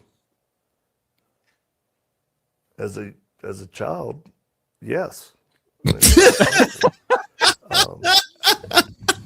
It's like he's like parodying the candidate. Okay, like what the fuck? People Well, how do you answer the question like that? As a result of me defending myself in other countries. Do you think that you've killed people as an adult? Does it matter? Yeah, it doesn't matter. Why? Killing somebody is a pretty weighty thing. If someone's trying to kill you or you're in combat, it's still a weighty thing to take somebody else's life. I mean, it could be self-defense, it could be justified, but it's still a weighty thing. So I'm just asking you, how many people have you killed? Well, if I did, I wouldn't be telling a reporter. Of course, sitting there naturally. at my training center. How about voters? Would you tell voters? It's beautiful. There's no need. I don't think that's important. It's actually kind of, it's an odd question to me. Because you actually talk about the idea of killing people with some frequency, and why it's a necessary thing to do, killing people. You said on NRA TV in 2017, now a lot of them just got to be killed. I've had them shoot at me and I had to shoot back. There's a time and place to eliminate the enemy, and you have to. You said on Jeff Lerner's podcast in 2025, some people have to get killed. Some people have to die. But it's an odd question to ask you how many people you've killed. Yes. You claim that you once called in a U.S. military airstrike that killed 70 ISIS fighters. I didn't realize that civilians could facilitate military airstrikes. Could you walk me forgot through about how this. that worked? No. What? Yeah, that's just he just drops that in there. May I He just see walks it? in, he just walks in off the street. Strike right there. Boom. Yeah. Got them all. Like, what the Thanks, hell? Billion. This is so good. Okay, we're getting to one of my favorite parts. This one is it's a minute. Okay. So this is a potential murder that he was referring to earlier. When you say the words, we caught them, do you mean your team caught them or you watched the Border Patrol catch them? We identified them. We were by ourselves, and then we brought in Border Patrol. And then you said, quote, we made them pay a price. What was the price that you made them pay? Consequences through the Border Patrol. Last night when you told the same story at your town hall, you said, we caught guys bringing kids in. They got their feelings hurt. You use that phrase, hurting people's feelings, frequently for acts of violence, right? Beating somebody up, shooting somebody, killing somebody. Did any of those things happen to those smugglers that you caught when you said they got their feelings hurt?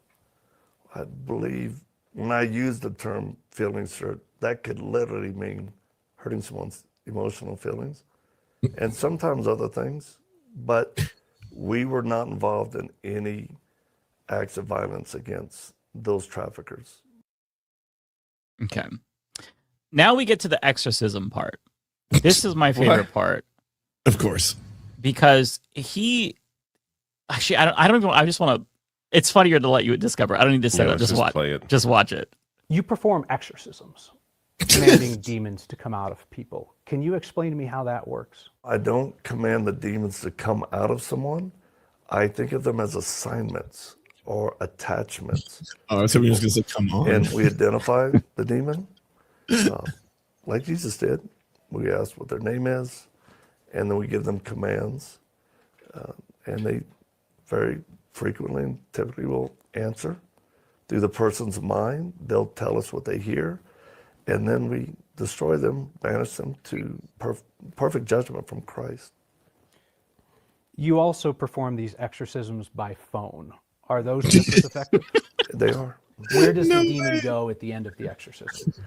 We send them to the footstool of Jesus Christ, who we believe is sitting at the right hand of the Father, who then absolutely gives them perfect judgment of what happens. You don't charge for the exorcisms, right? No. Okay. But they were part of the how-to guide that was available on your website for $99, the spiritual warfare guide with battle tools and resources. It's no longer available on the site. I think that's a film, and it's always, whatever we have posted with that was, you can pay $1.99, but we've never charged. I've never looked at a person and asked for remuneration for casting demons to Christ or praying for someone. Do you understand why so many of your critics think you're a con man? No. That's the only way to answer I like that. how that question comes after the exorcisms part, because that's just Yeah. He seems And the most fake there. And he thought about it. No, it doesn't make me a con man. I don't see why they think so. By the way, we have our special guest today. It is Zed Tabani. Zed, welcome back. Hello. What's up? What's up? I'm still fucking guffawing at that last clip right now. Oh my god, that guy. I don't know. They hate. They hate me because they ain't me. What a fucking clown that guy is. Oh my god. Yeah. His face also looks like just perfectly like rectangular, like he was made in one of those fucking square labs. Jesus, man. Brave little toaster ass head. Yeah. Yeah. Yeah, he's the GOP nominee for Colorado governor. Oh, that's right. Wait, no, He he's the won. nominee. I thought he was just a weird. Oh no, fucking way. Yeah, so it's honestly, if the Wait, Democrats, is that the guy who was like, yeah, I killed he killed people. He Yes. was like, that guy's fucking insane. What the fuck? yeah, he That's won that wild. primary. Like, is it a crime if the crimes are made up? Like, if it's just in his head, is it still like? Can you I just don't walk around think being so. like, I murdered 1,000 people, but you didn't? Personally, I I think draw the so. line at Blackwater mercenary who was a guard at Abu. Hey, Ghraib. not everyone's here yet.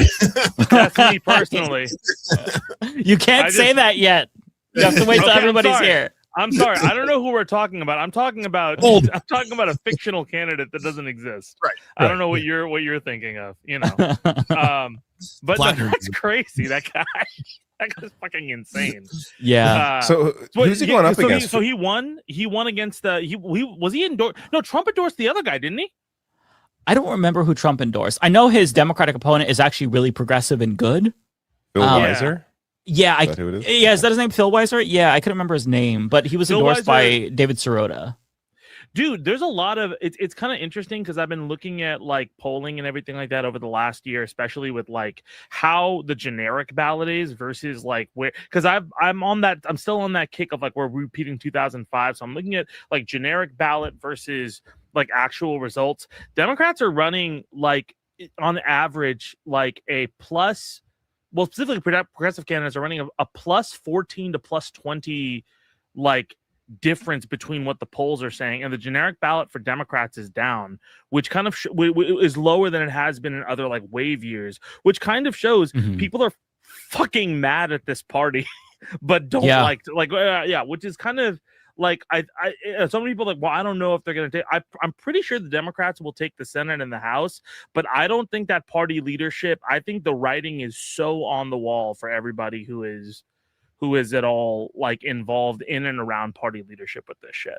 And then especially with like because Malat Quiros is from was that in Colorado as well? Yeah. Or, yeah.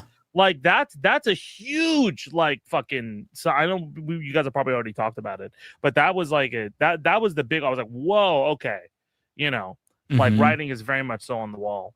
And then also a lot of Trump's candidates are losing. Like he hasn't had a perfect track record this year with some of his endorsements. Yeah, I'm not as optimistic as you. I think they'll probably take back the House. I'm much less bullish on the Senate, we'll say.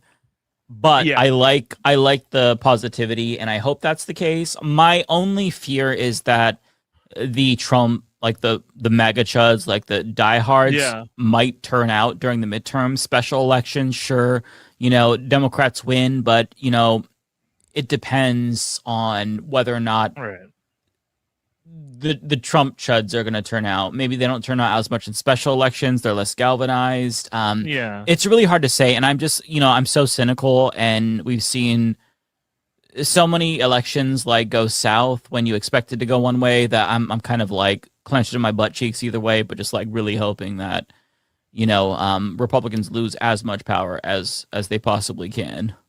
I don't know. I don't want to say it's a certain thing, but I do think that like a state that people aren't looking at as much as they should is like, because my girlfriend is from there, and her father was involved in politics around there, is Iowa.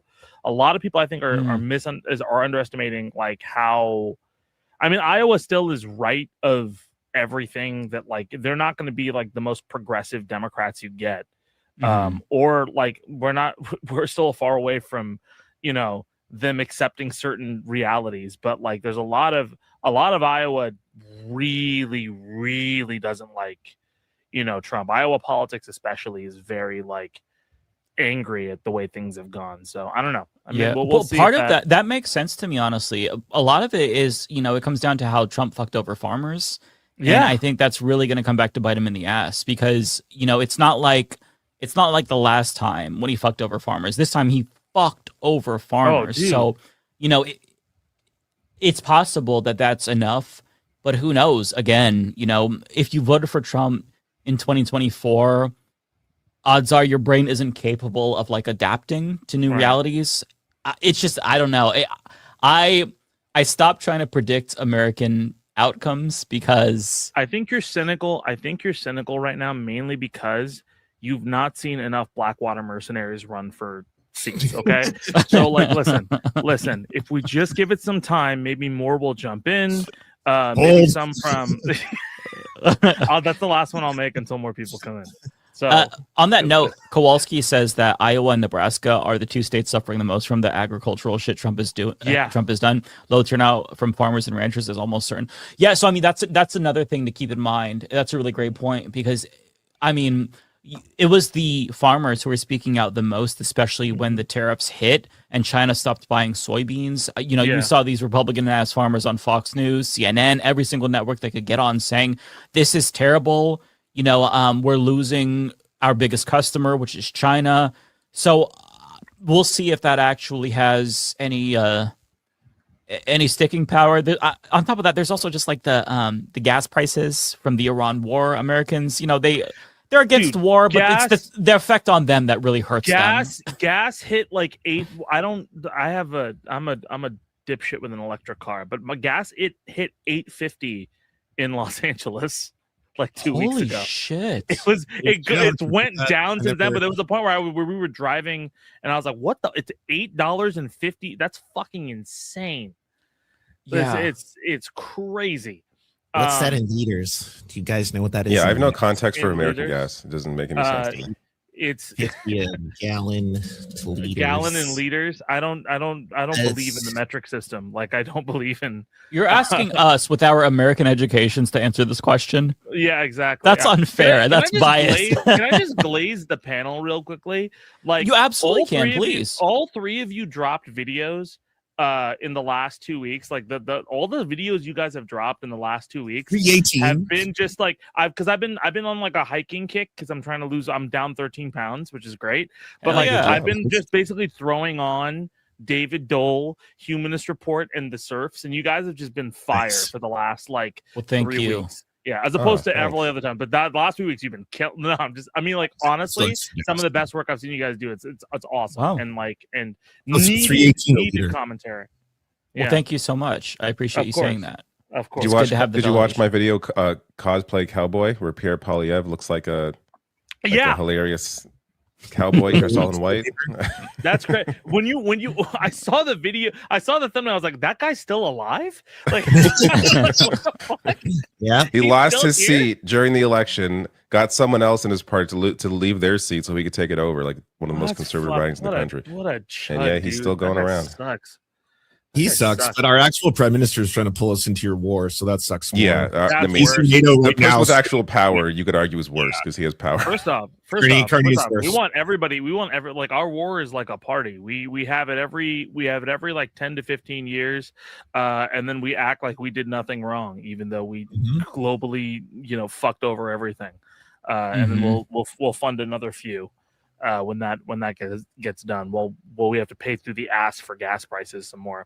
Do you hear about the Nigel Farage fighting a guy with like a dumpster bin on his head? We talked about that, yeah. Oh my god, dude, that's fucking sending me. Count thin face. That's it. Yeah, and he has beneficence. What he calls it, his beneficence.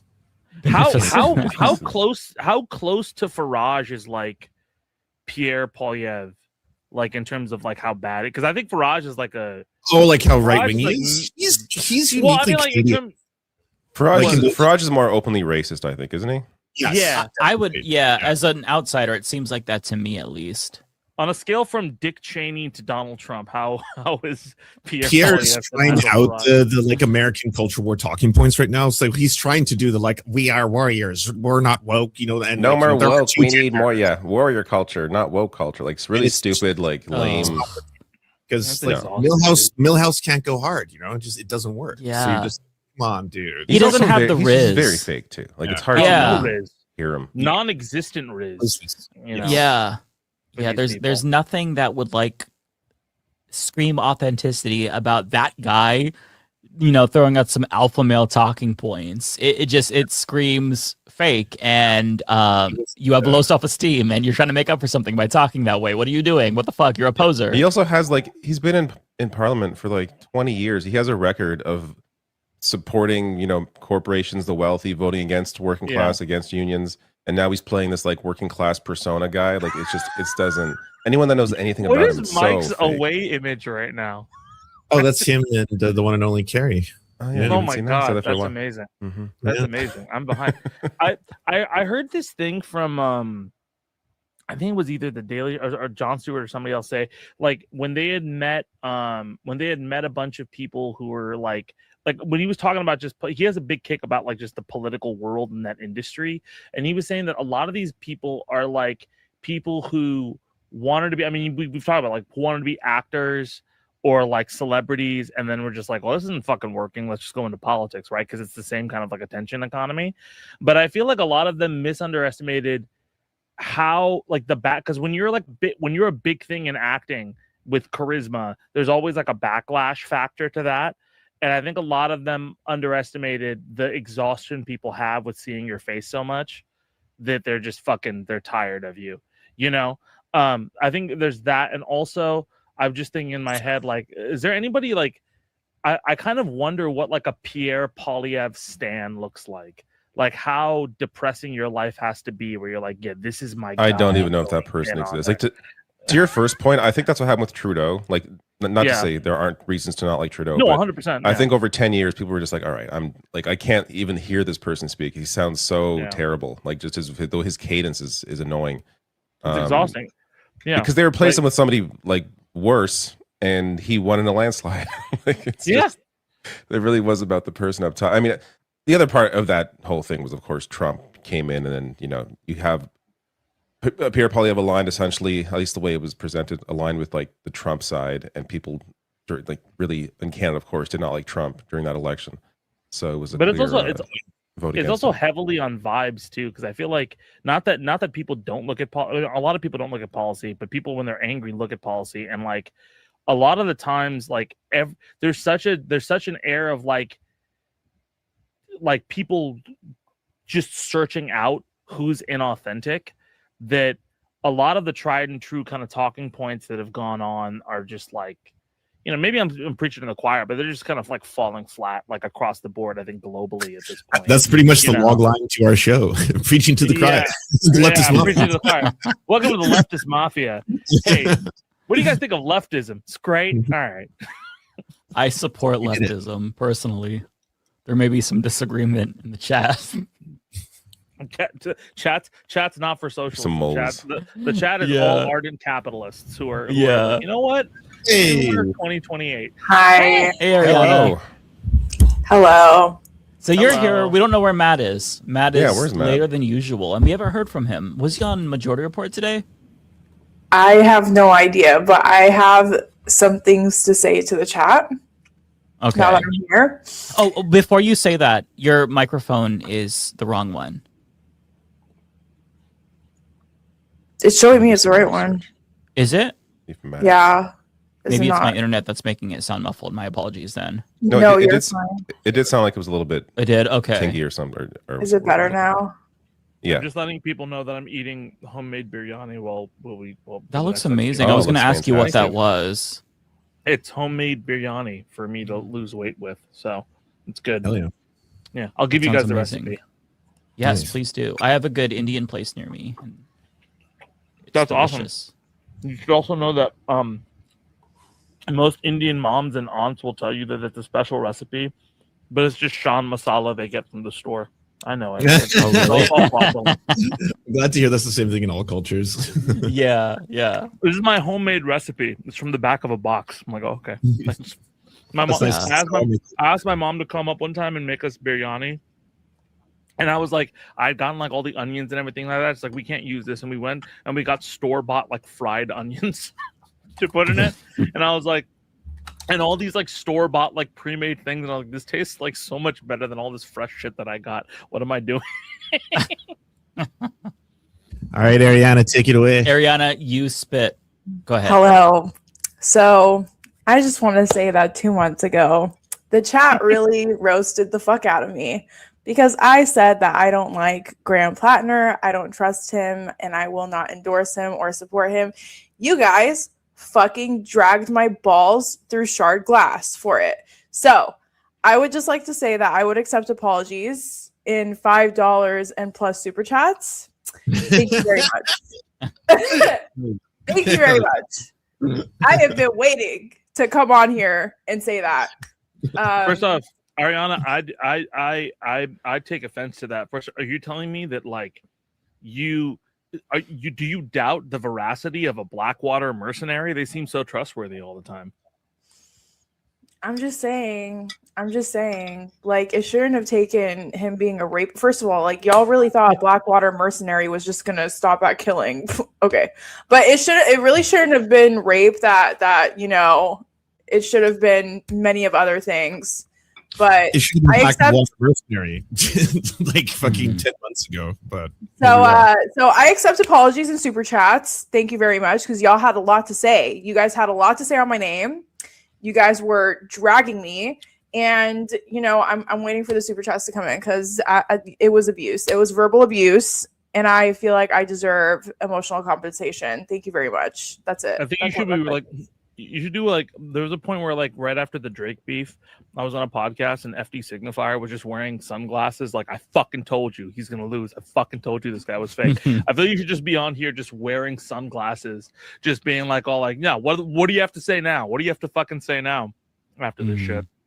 Yeah, and to add to your note, Ariana, that's I think that's the thing that really bothered me the most, is that if you look at like all the people who were really gung-ho on Plattner and all the people who were like, fuck this guy, it's not coincidental that it was like all the white people were pro Plattner and all the people of color, especially like black people and Middle Eastern people, were like opposed to Plattner. And I feel like that really requires some self-reflection from the left, the white left, because it kind of like, to me, my biggest sticking point is that it feels like a really bad look, just terrible optics that, you know, a lot of white leftists are like, it's fine if he kills brown people, but I draw the line at him having a white victim. It just reads as tone deaf. It reads as there's no international solidarity. Middle Eastern people are going to think that we're self-interested. We just want to throw them under the bus if it means we get, you know, things we want, like Medicare for all.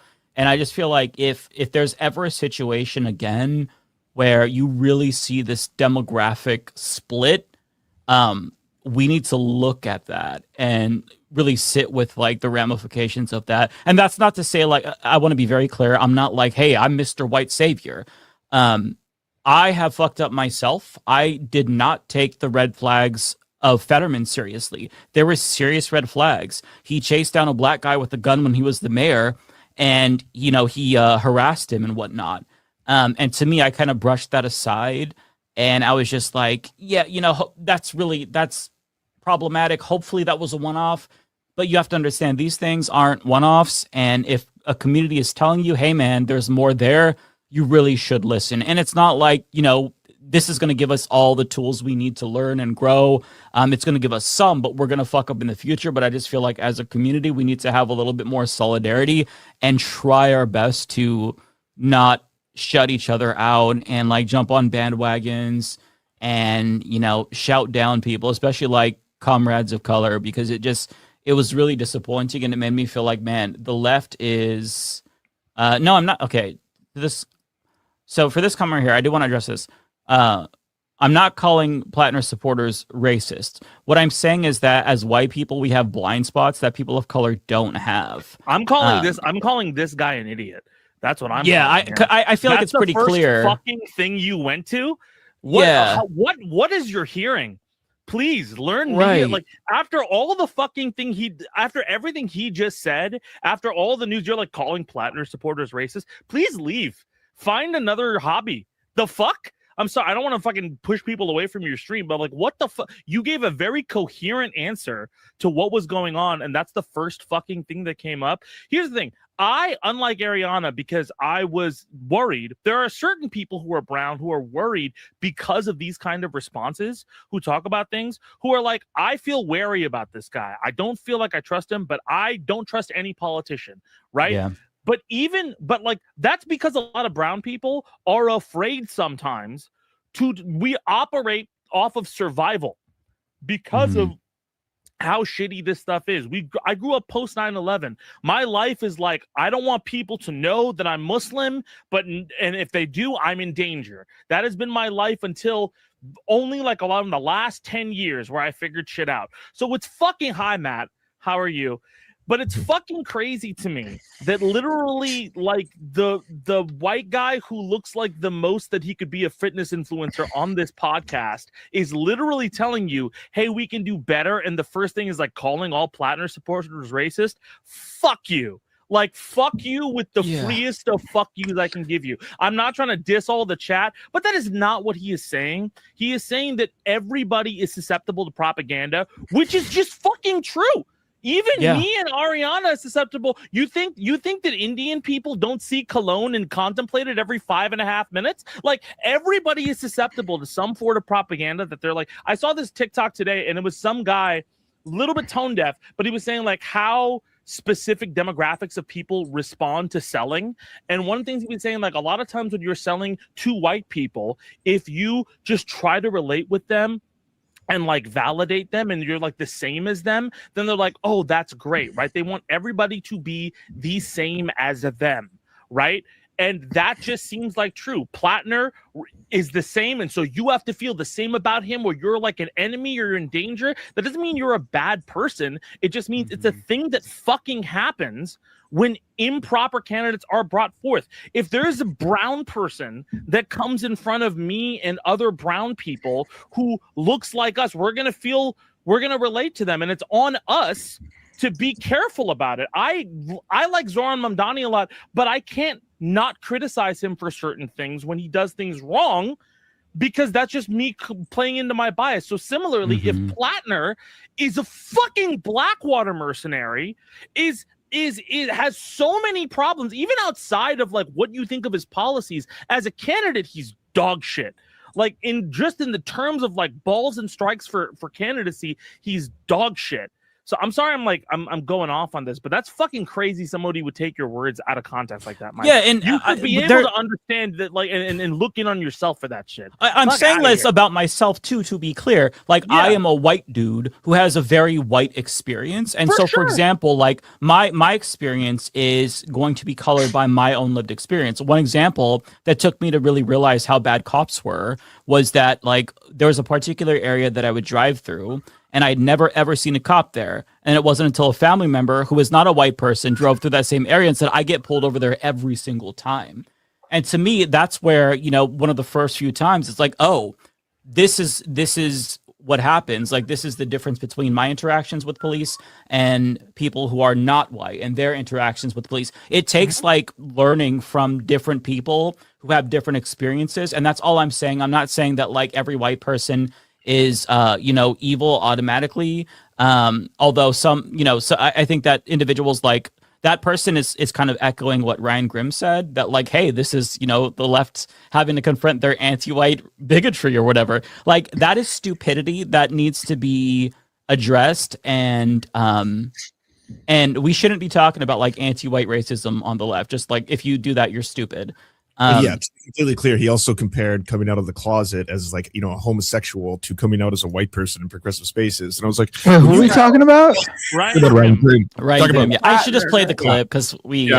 But even that, like, I want to finish this point though. Hold on. It's like people can get killed for that shit. It's so wild that he had that take and that he tried to get ahead of it and that he tried to do this entire thing where it's like, these are comparable situations. And I was like, no one in the history of organizing has been like, I'm white. And then someone be like, oh shit, are you serious? Changes everything. I'm completely lost. I have no idea what's going on right now. I've never heard this Ryan Grimm quote. Yeah, and to be very clear, just to preface this, I love Ryan Grimm. Everybody go subscribe to Drop Drop Site News. Amazing journalism there. On domestic issues, I think sometimes his commentary is there was that one clip of Emma too that started going around too, and like, mind you, I love Emma, but what she said was a bit diabolical. I was like, oh. But no, I will defend Emma on that point, because she was making a larger point that she doesn't care what you believe in your personal life. It matters how you vote as a politician. When you're a politician, she views politicians, and I view this the same way, as a tool. As long as you're a reliable tool for the correct positions, then it doesn't matter what you believe in your heart, because we can never really know that anyways. That's the point she was trying to make. Obviously, maybe it came off a little weird using the Nazi example. I'm not sure which one we're referring to. She basically said that she doesn't care if a politician is a Nazi as long as they I'm paraphrasing, as long as they go into like their job and they vote properly on like she was saying, I don't care if Bernie or AOC are secret Nazis as long as they vote the right way. And basically, but it was a larger point about how politicians are tools and not like. Listen, I get all of that. I really do. And I really like Emma. I really do. I look up to her. This is not a slight against her at all whatsoever. I've met her in person. I think she's great. I just that's one of those takes that like, I'm sorry. I can't. It's a tone deaf take. I love Emma too. Yeah. But I've how said would tone you know? deaf shit too. That's the whole point. It doesn't matter what a politician actually believes when it comes down to it. Like the common refrain is, oh, it's that person's really. But you don't know what. But you don't know what's actually in their mind or their heart. Someone you like right now could be the most racist person in their private life, and you don't know. I mean, that's the point. You don't want an administration filled with Nazis. Do you genuinely believe in But they vote that way. They vote as Nazis. They act as Nazis. Like that. There's a difference between the whole. You're missing the whole point. The whole point is politicians are tools for the vote. It's not that it's a realistic scenario. The point is that it doesn't matter how someone feels in their heart if they're a politician. What matters is what they actually do with their role as a politician to help people. I think the context is understood. I think the context of the thing is understood, but the way it was expressed, but the way it was expressed was tone deaf. And I think I think that's the kind of point. Like, I'm not stupid. I understand what she's trying to say. Yeah. Like, I understand. It's just like also a bit of an insane thing to say when a lot of your viewers are people of color and marginalized people. Also, it wasn't the best example, but the point remains, I think. The point remains, but the general trap, I think, especially in this era of politics, is we're in a point where we're just in the audacity economy, right? Where we have to say like crazy things to get attention. And even if it's a salient point, the way she was making it, like, that's specifically structured because she's like, okay, this is something extreme that will catch people's attention, but if they look into it, they'll understand what the context is. We're not in an environment right now where it's easy to discern context with this much noise going on. So like, I can completely understand what her intention was and what her point is, but like making that statement was a little tone deaf, and I think that she would understand that, hopefully, right? But like at the same time, I just think it could have been phrased like, don't you think it could have been phrased a little bit better, Matt? I feel like sure, I guess, but I guess the whole point. But I guess the whole point was people going on about Plattner's tattoo. So I guess that was the example she went with. Of course, not the best one, but I think the point remains. And also, I think it is what it is. We know what we know about the guy now. We didn't know this before, and I think people have changed their mind on him right away. But this is one thing that I have to ask because it's really bothering me.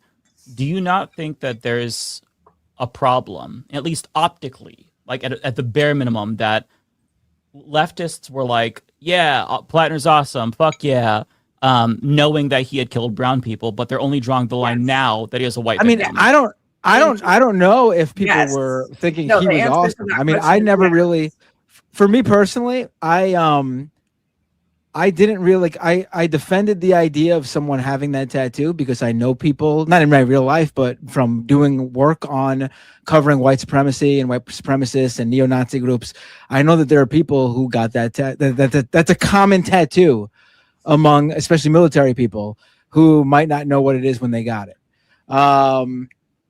So on that specific putting point, aside the tattoo, Mike is talking about killing people, though. Like, he was talking about the tattoo. I think that was the main legitimate issue to have with him. Everyone was continuing on about the tattoo.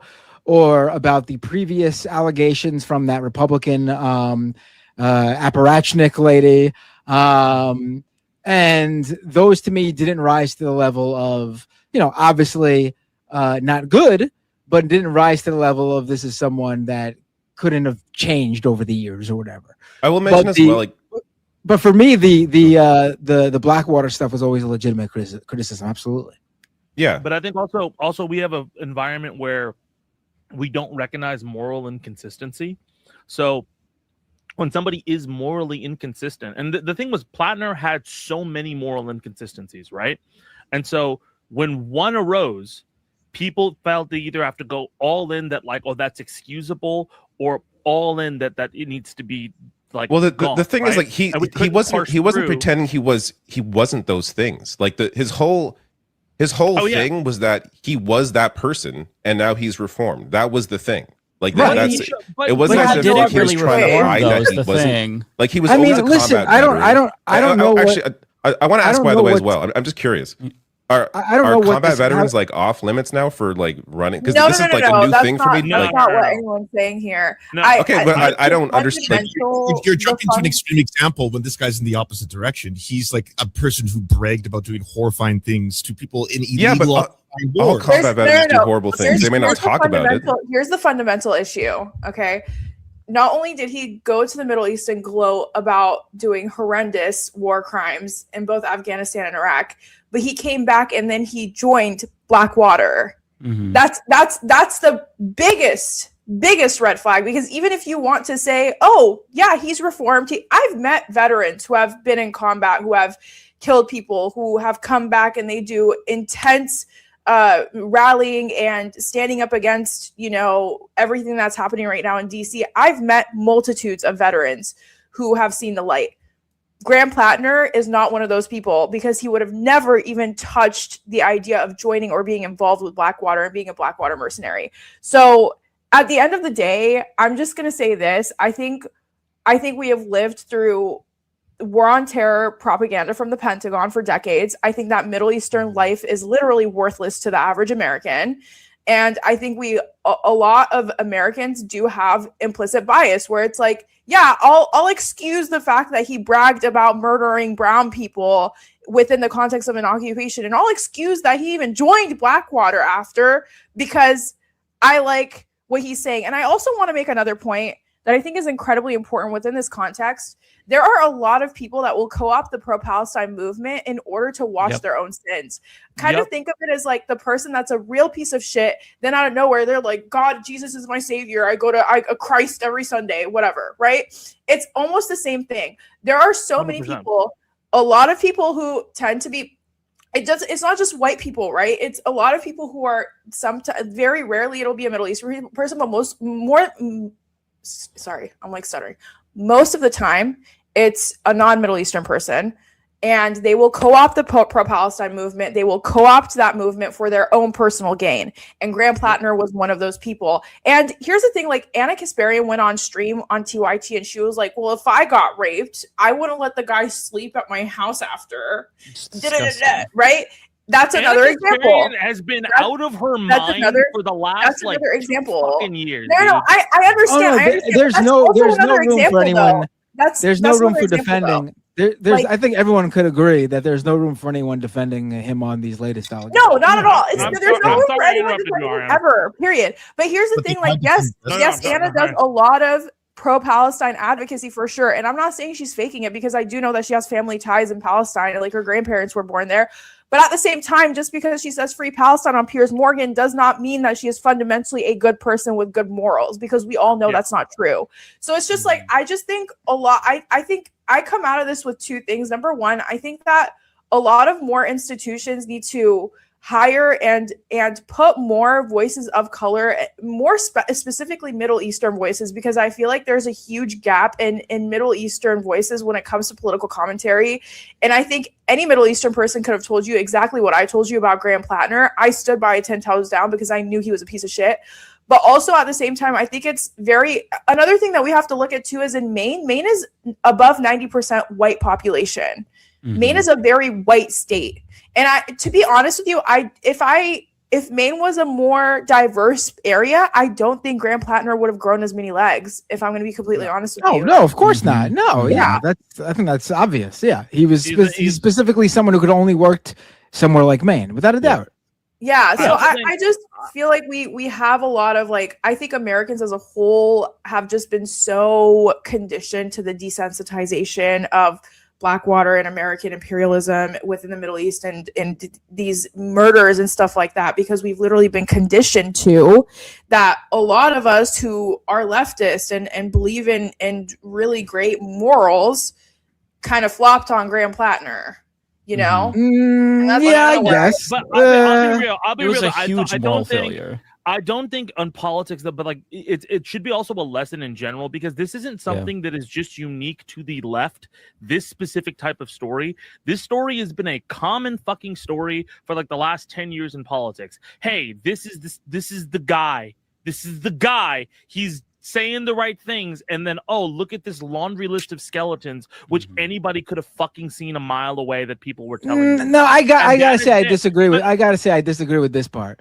I mean, you don't think there hasn't been like other candidates that have been like held up as like the standard and then pulled the fuck back? Like Anthony Weiner doesn't exist. Oh no. What I'm saying is I don't think there were any red flags in terms of what he ended up ended up coming out about him.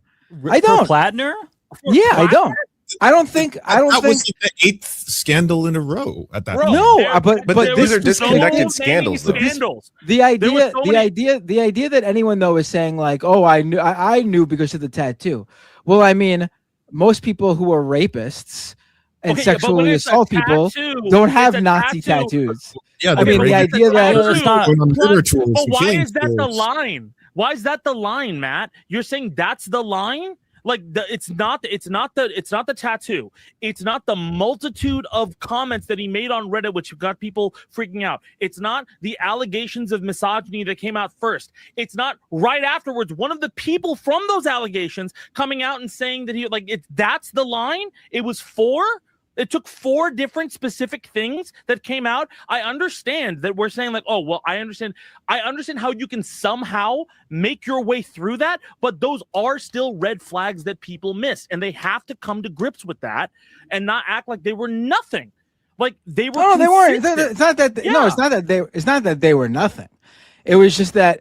What I'm saying is the idea that you could have seen exactly this coming. You could have, like, I think the idea that not supporting him because of the Blackwater stuff and that being your red flag for him is completely legitimate. That's an obvious thing that had me never supporting him publicly. I never came out and you can't find me having anything about me telling people to vote for Plattner or defending him or anything, because when I saw that shit, I was like, you know what?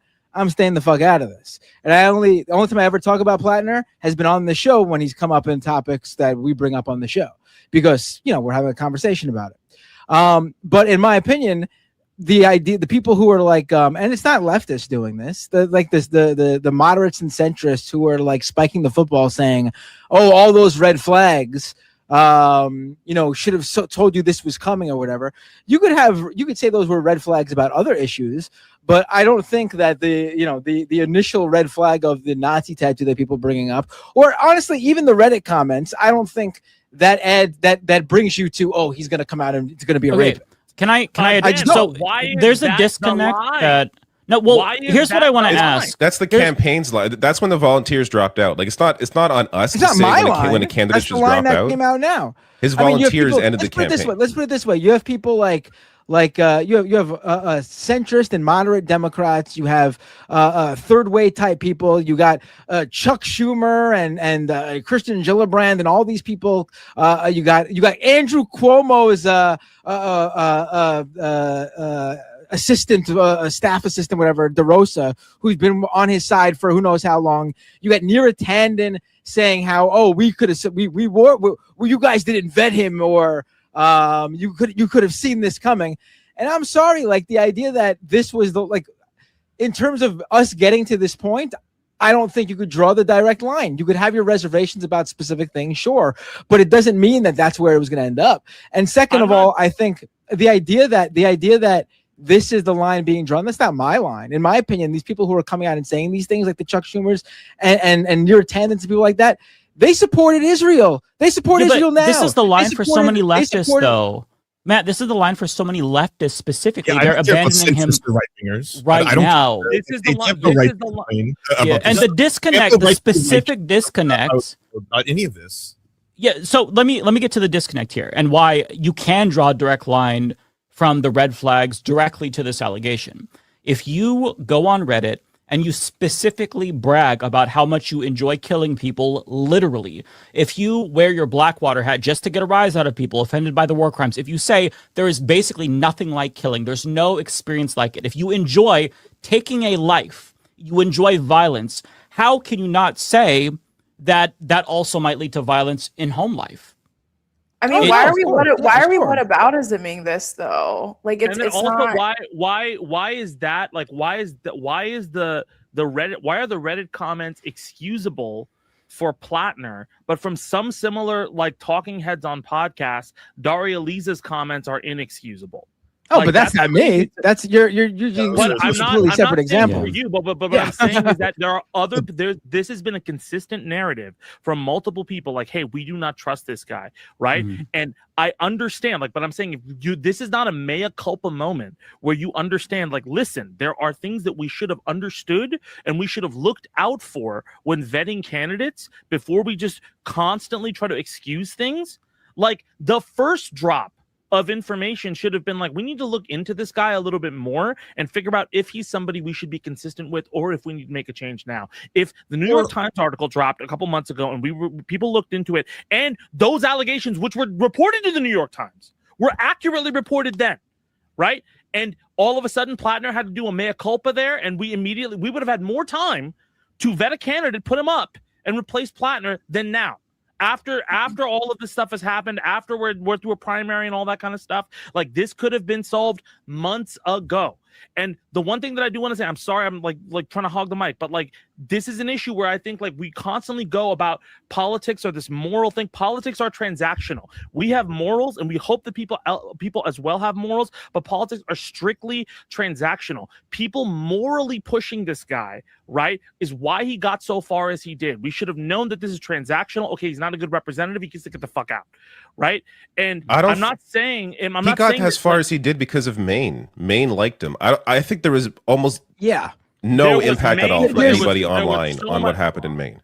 I mean, the first time I talked about him like 10 months ago, he was already way in the lead in the primary race. Like, take accountability. To be honest with you, like I agree with you, David, but a lot of political commentators need to take more accountability for their blind spots. That's where I'm at. It requires a mea culpa specifically from the left. All of your arguments about the establishment and mainstream media I agree with you 100%. But specifically the issue with the leftists who promoted him, who are just saying, all right, I'm out. This is too far for me, is that they decided to just move past the Blackwater and the Reddit posts about killing, and now they're pretending like, oh my God, I could have never seen this coming. Well, you could have seen it coming if all of the things that people brought to you, if all of the evidence about him being violent were actually taken seriously. But people poo-pooed that and shit on anybody who tried to bring that up. And that's the problem. And that's why we have to go back. We can't move on yet, because that needs to be addressed. It was a moral failure of the left to promote this guy. And I understand you can make this argument that, hey, man, there's nobody else. There's nobody else. It's, him or Janet Mills, him or Susan Collins. But what leftists did is they elevated this guy to the point where he was seen as the face of the fucking movement when there's so many other candidates that could have been promoted. I don't see that. I don't I mean, the DSA didn't. The DSA didn't endorse him. Look at the videos on all of the leftist creators. How many videos did they do about Plattner versus Abdul El Sayed? Multiple YouTube videos on even him. talking about? People interviewed him, and there's a lot of leftists who did promote him, but I think it's a very specific brand of leftist who specifically made him the face of it. I don't think that that's the universal face of the left was Graham Plattner. No. I don't know anyone. There was dick riding because we saw him as one of our own, right? He watched our podcast, so let's ride his cock. When it's like, no, you have to have objectivity because there's red flags that you're ignoring, and you're shitting on anybody who tries to call up these red flags, and that is so frustrating. And you have to reckon with that. You have to reckon with the fact that you got this wrong, and you need to understand why you got this wrong, and you need to grow from this. Otherwise, we're going to get rolled by some fucking Manchurian candidate who 10 years down the line is like, hey, man, I used to be in the IDF for an ICE agent, but now I support Medicare for all. Like, are we just going to let them into the movement? But so No, I don't have think- a question. I don't Do you think think Graham Plattner's a right, like an actual like politically right winger? Like, do you think he's an I actual, like, 100%. Nazi? I don't care. I don't know. I don't know. It doesn't matter. No, but that's I don't care. But that's the point about. If people got rolled, that means that he's actually not who he says he is. I Right, think he's a no. left winger who committed sexual assault. Yeah, agree. Okay, Yeah, but agree. but the Also, fear we're with not- Graham wait, Plattner what is it? specifically. David. No, the fear with let me respond to that. No, real quick. but the point- the the- fear the with point Graham is- Plattner specifically is that if he is willing to kill people and he has such a lack of moral character, such a lack of judgment that he enjoys killing, then how would that translate to his time as a lawmaker? Well, he might vote for wars. He might vote to fuck people over, strip them of their health care. If you have no moral qualms about killing people and you love it, then how could you not be a fucked up person when you legislate? Like, there were red flags, little crumbs that he left for us in his platform that shows he didn't change. No more pointless wars. That reads as Tulsi Gabbard's no more regime change wars. He wants to address the recruitment crisis in the military. But I thought you said that you had PTSD and you hated it. Why would you want more people to join when you said it was a bad experience? The shipbuilding issue. You wanna build up our capacity to do terrorism abroad. There's so many little crumbs. There was so many like hints and clues he was giving people, but they didn't want to see it because they were riding his dick so hard that any criticism was just Zionist deep state criticism. Any leftist was a wrecker.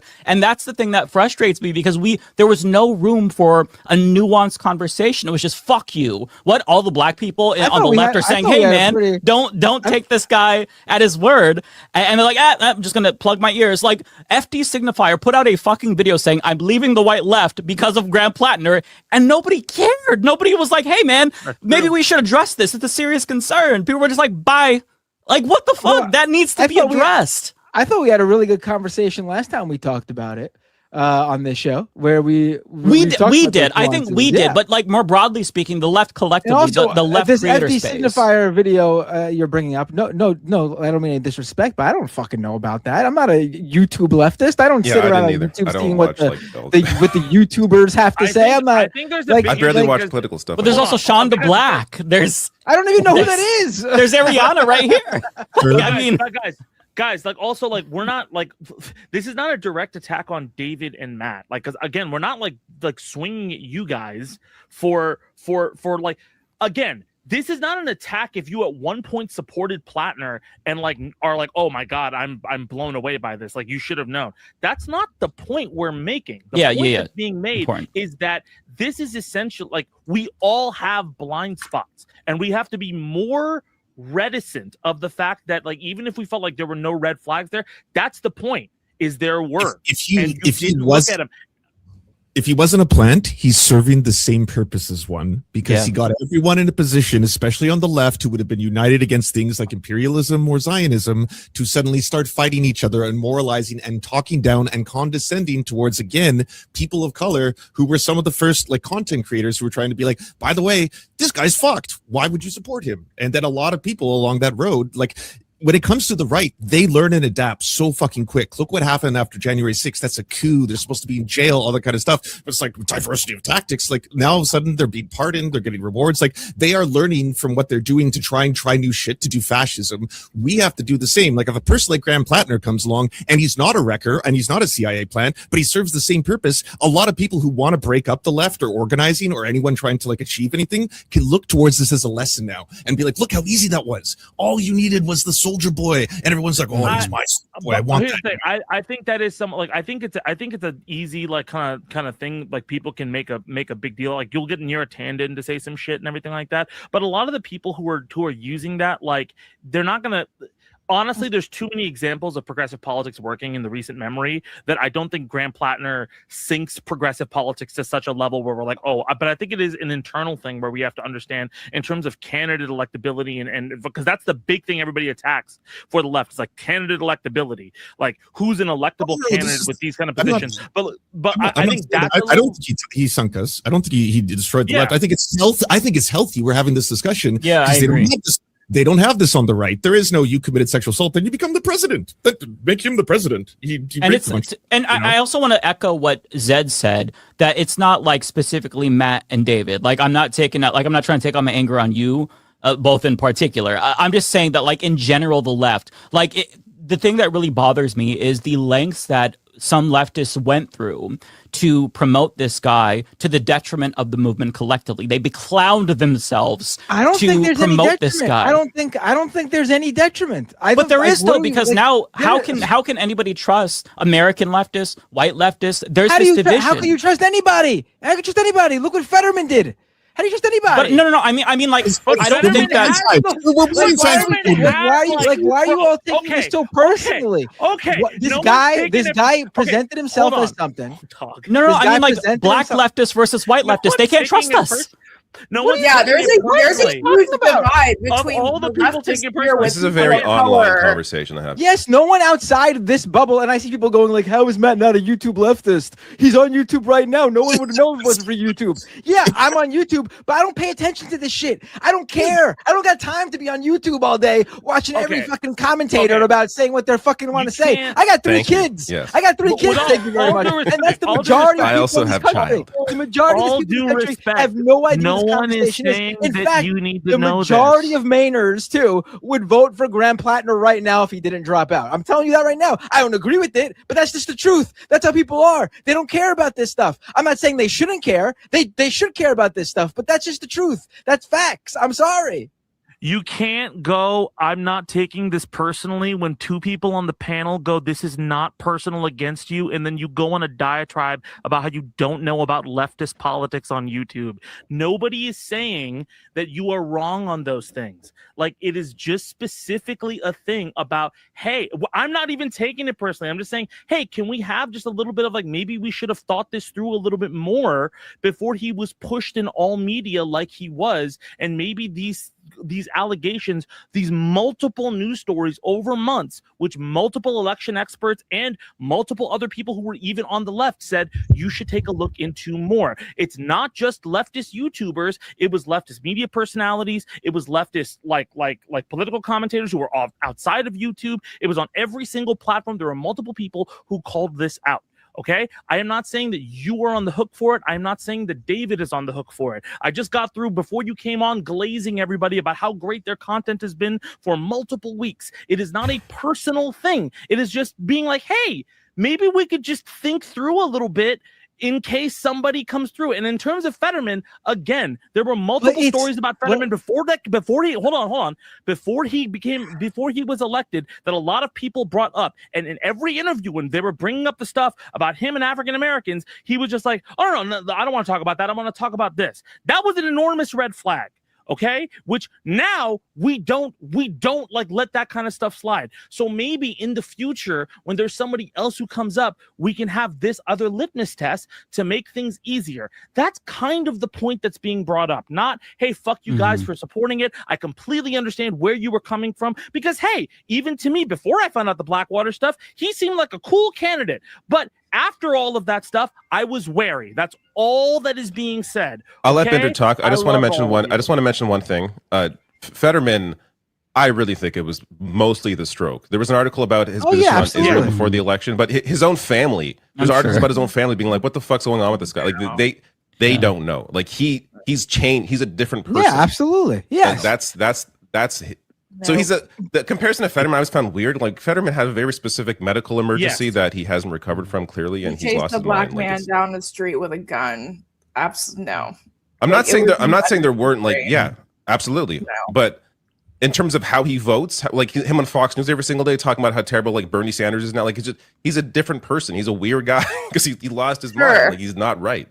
Sure, if right is greater than it was, but the core, the base of the person was rotten. Yeah, there was a rotten core. If it's possible that was always there, and it never came out till he had the stroke. With a gun, no. Yeah, and to be clear, to speak to Matt's concern in particular, I think it's a fair point that like you're not expected to watch every single commentary video about this. You're not terminally online, but when this was brought up to people, it was poo-pooed. One example, Majority Report. I love them. No disrespect to them, but just as an example, one of the callers or people sent an IM and they were trying to address their concerns, and they were like, well, good luck finding your perfect purity candidate. When it's like, they're not just like bringing up some banal bullshit. Like, they're talking about his murder. Like, this is a war criminal. This isn't something that's just like frivolous. And even people in the chat, they're like, Mike, you're doing woke identity politics. And that's the problem right there. We can't have a conversation about intersectionality or about the way that lived experience is going to affect somebody's view without somebody doing this right-wing coded bullshit about, oh, well, you're just being woke, you're trying to be the white savior. It's like, listen, if we actually want to make the world a better place, we have to elect candidates who actually believe the things that they say. And if there's 18,246 red flags, that probably is not going to be conducive to getting what we want. And on the note of like, to give an example, because I don't want anyone to feel called out who shouldn't feel called out. I'm talking to a specific subset of leftist content creators who beclown themselves for this. I want to go back to the Ryan Grimm thing. I love Ryan Grimm. Again, subscribe to Dropsite News, but this is a substantive criticism. I want Ryan Grimm to understand that the things that he said to promote Plattner is delegitimizing and embarrassing, and I want him to read his friend Jeremy Scahill's book of Dropsite News also called Blackwater. And that is why if you read that book, you will see why our concerns were valid. But this in particular is one thing that I think it just makes people feel so frustrated with the left, because how can you, with a straight face, say this and then expect us to take you seriously ever again? Like, it's delegitimizing, and I wish they would like address this meaningfully. Let me just press play and shut up. About this for a long time, and it's a flip side of back in the early 2010s, and 2000s, when the gay rights movement was gaining steam. What the Barney Frank argument? What people discovered, is that you've got a gay uncle. You actually, once people started coming out of the closet, the Andrew Sullivan argument. Yeah, once people started coming out of the closet, like, oh, that guy's gay. I love that guy. He's great, and my life is fine around him. This is the reverse for liberals. It's like, this is a white guy, and he's actually pretty nice. A big burly combat vet. Big burly combat vet. Someone you could see with Joe Rogan. And he's fine. Don't be afraid. Don't be scared. Like the current cultural divorce between kind of progressives and white men is so like stark that it's just culturally, morally, ethically wrong, but also just pragmatically from a political perspective, you can't build a national party. Yeah. If you assume every white guy, or every white guy with a deep voice as a combat vet or whatever, is like out to get you. Or if you talk about him in a way that implies he does have sort of built-in problems. Right. So just inherent toxicity or something. Yeah, whether you're talking about racism or sexism, yes. And like my point is, did we have to go this far? And that's not this far. That's just it's idiotic. No one is feeling this way about but that was Plattner because he's right? that was a kind white of guy. No, I know, but that's to Mike's original point. Like, especially to people who were trying to speak up about all the fucked up shit and all the red flags you should watch out for. You would get pushback from a lot of people who are like, "So you're a Zionist? You're pro Susan Collins? Blah blah." It's That's stupid. That's stupid. Yeah. Okay. We all Or agree. anyone. That's why I thought our conversation last time was when I brought it up, I thought it was great because Ariana made a great point last time that the thing people should be obsessed over about him before this latest accusation came out was that he worked for Blackwater. I agree with that completely. That was always my problem with him and why I wasn't out there. People keep bringing up how I was on the Majority Report or whatever. I didn't join them in pushing Plattner because I had reservations about the guy myself because of that specifically. I just would come out and talk about the Nazi tattoo stuff because I thought that was a dumb reason to that everyone was harping on. That was just my opinion on it. That's it. I just my whole thing. I don't want this to be like a we were right, you were wrong. Let me take this win. Like I don't give a shit about any of that. I'm gonna be wrong in the future. You all can fucking like throw that in my face. I'm gonna take else in the future. All that I am asking for is for all of us collectively, just on the left, to really think deeply about the blind spots and how we got here and try to learn and grow from that. That's literally the only thing that I want, because if we don't learn from this, I fear it's going to get worse in the future. I think that to be so shocked to see this revelation and be like, oh my God, he lied to us. No, you just weren't paying attention, and you have to address that. You have to address, if you knew, like, to be fair, maybe you know, Matt and David didn't know, but if you knew about the Reddit post, the specific ones where he talked about killing people, and you just like shoot that away. He fantasized about participating in the genocide of indigenous people. That was one of his things. Right. If you can dismiss that, sit with why you could dismiss that. These are things like, and I'm not saying like, oh, I'm perfect. I don't have any biases. I'm just saying that we all need to learn to try to. I'm sorry. Go ahead. Sorry, Mike. I'm sorry. No, I'm just saying we all need to learn how to be better at introspection, and I'm just gonna finish it. We all have to be better at introspection and not shut each other out. And their lag is destroying this conversation. I will say, I have a massive blind spot when it comes to military. Like Blackwater, like to me, it's all the same. Like combat veteran is a combat veteran is a combat. Like so, and we don't really have this in Canada. We don't really have this. I mean, I guess we do a little bit, but the same sort of like person that was in military is now running for, you know, political office. That isn't really a thing here in the same way. So the way that Americans have always sort of viewed combat veterans as like a thing to hold up and not something that ever really turned them away. To me, for him having that background, again, me not being fully aware of you know, some of the details there, is like, okay, he's a veteran. Like he's a combat veteran like any other politician has been. Like to me, that was never really anything, because it's never been anything in American politics. It's never been a big deal.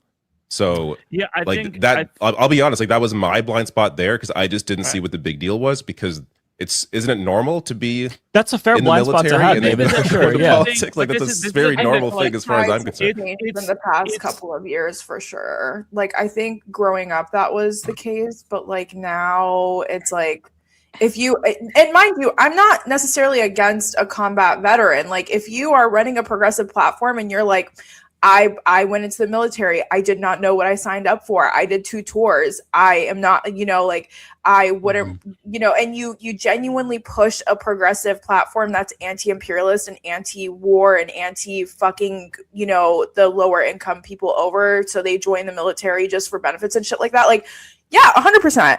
But that wasn't Graham Plattner. And like, you know, going beyond like the leftist people who propped Graham Plattner up, because there were some very big and very notable people that were continuously propping him up. I think there's another thing to be said about leftist viewers and leftist people who watch leftist content as well, because it's like one of the reasons why, like when I spoke out against Graham Plattner, the whole entire chat like literally all together berated me. There was maybe like 10% of the chat that was understanding with Mike and I, but majority of the chat was like, no, absolutely not. Like she's tripping. You know what I mean? And vicious too, like name calling. You're a dipshit. Fuck you. Like, yeah, like very aggressively too. And I just feel like this is just a leftist blind spot as a whole, right? From like, when you look at the funnel from the commentators to the viewers to the people who go out and they volunteer for DSA or whatever, it's just like, you don't have to agree with what someone is telling you. This is a free country. You can make whatever choice, free country. You can make whatever choice you want in that category. But it's like, if someone's telling you something, at least listen, right? Like, I think that's something that's so important, and just like, it just does not exist in our spaces, unfortunately, because it's like, if you don't go with the grain 110% of the time, then you're an op. And it's like, well, no. I think at a certain wait, people were calling you an op? I don't mean to. Yeah, I don't mean People to were calling interrupt me all kinds of Ariana, things. I was called a Zionist. Yeah. Yeah. No, dude, there's a guy I think in here that's who's commentating. Hold on. that whole thing is really dumb when people. Sorry, that's not. Yeah. There's an insane part, like, and I think Ariana's spot on. I think one thing that is just true, like, and it's not necessarily purity politics, but it is this point, like, there's a point in time where we had this huge push for nuance in politics, and it's been about a decade at this point where we were like, that's actually really wrong, and a lot of people who are racist and sexist and fucking horrible and Nazis, they're all getting away with it because we have this nuance in politics and we just quashed it, right? I think there is just a perceived, like, just a necessary lack of nuance when it comes to leftists, when it comes to like certain things like this, and that makes it hard to address blind spots. We all have bad takes. I had it when Taylor Lorenz came out with that article. I made a video saying that I did not trust Taylor Lorenz, which I don't. I do not trust her as a journalist. That being said, she was right about the article, about people taking money and all of that kind of stuff. Also, weeks later, Taylor Lorenz was caught using like AI and said a bunch of other weird shit online. Okay? Does that mean Taylor Lorenz is the devil? No. Does that mean that I'm the devil because I thought that her reporting may have been veracity? No. I probably got it wrong. She probably got it wrong. We need to be okay with people getting it wrong once in a while. And if we see people get it wrong consistently, then we can make a judgment of it, right? I think people jumping on Ariana just because she doesn't trust somebody or she feels like this person's fucked up is not a good way to go, right? And similarly to like Matt and David, if people jump on you because of your previous like feelings about Platinum, or you feel like you didn't see it coming, that's a fucking problem. It should be like, yo, you didn't see it coming, learn better. Like everybody is imperfect in this situation. No, but then that conversation, I agree with you, but that conversation works the other way too, though. Like, who's to say that, you know, that a candidate in this scenario isn't just getting it wrong and they're not a bad person? You got to give someone a shot. You got to give someone a shot. But oh my God, we're going back to square one though. We're going back to square one. I feel like all the work we just did just went down the fucking hole. Yeah, but it's the same. But it's the same argument that can be said the other way. Matt, oh, you're killing me. Listen, oh my God, I'm gonna kill myself. Listen. Please let me just say this. Okay, I believe in restorative justice. All of us believe in restorative justice. But if there are red flags, especially, you are not entitled to a fucking Senate seat. No, of course. And again, absolutely not. You have to acknowledge. I need you to acknowledge. Listen, Matt. I need you to acknowledge the severity of the red flags. If somebody, let me just read the motherfucking. Are they flags or lines? Then they're not flags anymore. They're red lines.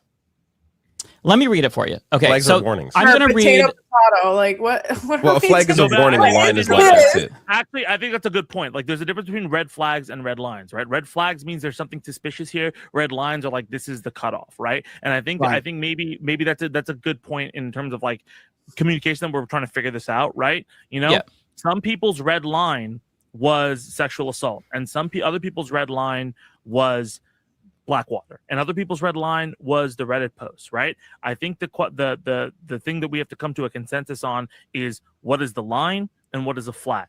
A flag can be like, all right, you need to what's a yellow card and what's a red card, if we're being honest, right? A yellow card is like, hey, this is fucked up and you need to stop this. A red card is you need to get the fuck out. Right? Yeah, and we need to have an understanding of what that is.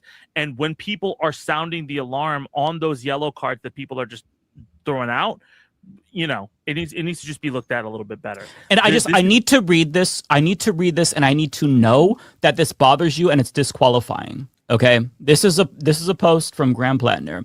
4 tours as an infantryman in the Marines, and then the Army, did both Iraq and Afghanistan. It's hard to explain how much I enjoyed combat. It is both physically and intellectually challenging and incredibly exciting, especially the first few times. I was never a huge fan of killing, at least not for killing's sake, but I did love winning. And that required killing. When a fight is over and your element has not only survived, but also killed or captured enemy combatants, well, it's a feeling of accomplishment that cannot be replicated. It's one of the purest forms of contest, but explaining that to someone who hasn't experienced it is difficult. In the end, civilian life seems really devoid of purpose or excitement after intense combat. Given the choice of safe, stable, and fulfilled civilian life or another tour like Ramadi in 2006, I wouldn't even hesitate. I need people to understand that if you don't see that this person who wrote this is a sociopath, then your radar for like detecting whether or not somebody's good or bad is broken. Right. That's definitely not a good. That's definitely not a good post, but it's also something that's. What was the date on it? 2015. There's some from 2020. There's some from 2020. People change. That's one of maybe. That's one of multiple. Psycho killers change, chat. Psycho killers change. They people, definitely people write all sorts of stuff. They treat women right, and they integrate into society with absolutely. I think a lot of stuff's being misconstrued here, right? I think 100. Yeah, sure, people can change, right? And I'll even give you that it's 2015 where everybody was pushing edgy, like hot takes on like dark ideas. This is not a hot take. It's confession. He did this shit. For sure. Let me finish my point. And just 10 years later, he won a Senate seat. I'm not co-signing it. Give me a second. Right? Okay. But like, even if that is the case, right? Okay. Like over time, there's more shit that he wrote in 2020, right? There's more stuff that he said and done on Reddit that was like, what is about black people tipping and shit like that? That was fucked up, right? So it's not necessarily like a mea culpa of like, have you like, obviously everybody can improve and everybody can change and everything like that. Mike just said that. But I think the frustration that everybody is having is that nobody is saying, oh, you should have known. People are saying you should have listened to other people sounding the alarm. That's it. Like, it's not a thing about like, oh, like how fucking dare you didn't like crucify him for this. It's like, hey, people are concerned about it. Don't treat it like it's a fucking nothing burger. It's a serious thing, right? Oh yeah, I think there's people who probably did treat it like it was nothing burger, obviously. But yeah. I mean, I saw that stuff and I was like, I'm not gonna, I'm not. I'm not going through the fire for him. I think the frustration, Matt, from somebody who really likes your work and is somebody who is still upset that you're not following him on Twitter because he looks up to you and wants that sweet Matt Binder follow. But like, as somebody who the audacity. The audacity. But like, as somebody who does think you're a really smart guy, I think that the thing that is coming off to a lot, like to Ariana and maybe to me a little bit, is that it feels like that's not clear. Like that, hey, like it feels that is one of those things where you're saying it's a nothing burger, even if you don't think it's a nothing burger. No. The way you're coming off is it feels like, hey man, this is a nothing burger. We couldn't have known at all. Does that make sense? My thing isn't even from you guys. My thing is that there's this belief that this should never happen again, and I hate to say it, but this is going to happen again. Things like this will happen again. Fair. Yeah, of course. Like, and it's not it doesn't mean anything about the left. It doesn't mean anything about anything like that. This is humans are going to be humans. And this how we adapt, unfortunately. I just want to say something. I just want to say something. Kowalski just sent me a really good text, and I think he's right, and I want to share it, but I don't want to take credit for it. So I think that someone like Graham Plattner, well, paraphrasing what Kowalski said, I think that Graham Plattner had a lot of baggage. He has a lot of baggage as a person. Clearly, he has a lot of fucking issues. I've never been a fan. I think someone like Graham Plattner was incredibly selfish in the beginning to even put himself in the front, in the face of such a progressive campaign for Senate and become such a national campaign when he has so many skeletons in his closet, because then we are sitting here debating on restorative justice or not. I 100% believe in restorative justice, but I fundamentally do not believe that someone who enjoyed killing people to win is someone that is okay in the head. Like, and I think that's okay to think that. Like, there's a line. There's a very clear line, and that's why I continuously go back to, at the end of the day, Middle Eastern lives mean nothing to the average American, because it's like this is the line. This is saying that, oh, I don't really like killing, but I loved winning, and killing was a part of it. So that should have been done. End. Zero. No more conversation. That should have been it. But it's like the fact that it took this instance of rape for everyone to throw their hands up and be like, never mind, I wash my hands clean. Like, no, you need to do reflecting. And also, white men like Graham Plattner, who have so much fucking baggage, need to not run for these incredibly high spaces. Like a Senate, you couldn't even go for Congress. You went for fucking Senate. Like, that's like the highest federal position. I mean, the Senate is I full of think people who believe that Middle Eastern lives don't matter. I mean, he would have been no different than any of them. I mean, that's but they're not supported by the left, though. That's the key. It hurts to see the left support it. I agree. It's frustrating as a leftist and as someone who doesn't believe that. Are you arguing like what reality is and like it's tough luck? Because I think we all It's the whataboutism for me. It's the whataboutism for me, Matt. Because you keep whataboutism what we tell you instead of like just like internalizing it, right? I think what about all the other pieces of shit in Senate? Great. I don't give a fuck about them. I'm not going to endorse them either. No, right. I'm not saying you're going to. Wait. I think you're thinking I'm rebutting what you're saying. I think that was that was a weird rebuttal because it didn't like. I mean, obviously, we all know that there are like duplicitous pieces of shit in the Senate who don't care about Middle Eastern lives. I don't think that's like a secret to anybody here, right? But I think that the reason she is saying that is because this is a candidate for a party that is talking about how people don't care about Middle Eastern lives, who was put in a position to get into the Senate. Oh, right. I agree that the left should not be behind a candidate who's like that. Yeah. And then there's also other things like, why did he think he could run? Not only with all of this under his, like, not only with the sexual assault allegations, which he was informed of years ago that it was not consensual to the party he did it with, right? Why did he run anyway with all this baggage on him? Right. I'm not defending him for that. Yeah, it was selfish for him to run. That's what she's saying. Yeah, I agree. Okay, I think I'm just in a different conversation, honestly. I think so. I think because I understand Ariana's frustration here, you know, but I think that you are in a different conversation that you're having, especially because you kept on bringing. I think a lot of people have been giving you shit about the tattoo thing, right? I'm guessing. No, I've just been hearing, this idea that that the Democrats who like establishment Democrats are sort of spiking the football here as if they always pick the perfect candidates and this would never happen to someone like them. I've been reading a lot of what people are saying, like the near attendants and the people like that online. I don't think Sarah anybody Hayes. Here is like a real big fan of Neera Tanden, especially with no, I know that's her I think I'm viewing this as a conversation, and I think everyone else in here, not everyone else, but some people in here might be thinking I'm like trying to debate them. I'm not trying to do that at all. Yeah. Oh, because I actually titled this stream "Heated Debate" about Graham Plattner, so we have a lot of views. So. Did you actually? I would also say somebody who only comes onto this show every like few months, watching the chat like go at Matt and Ariana. Please chill the fuck out. Like these guys are having. This is what a healthy discussion looks like, right? This is really important. A discussion where just like, okay, good, and then we leave. Like people are so afraid of conflict. This isn't fucking Twitter. All right, we're all hanging out. We're all trying to figure things out, right? Matt is gonna follow me on Twitter right after this. He's gonna be like, Zed, I love your raps. I'm sure. I'm gonna go on Spotify and check you out. This is like the third time he's brought this up. I don't know what you're talking about. It has to end.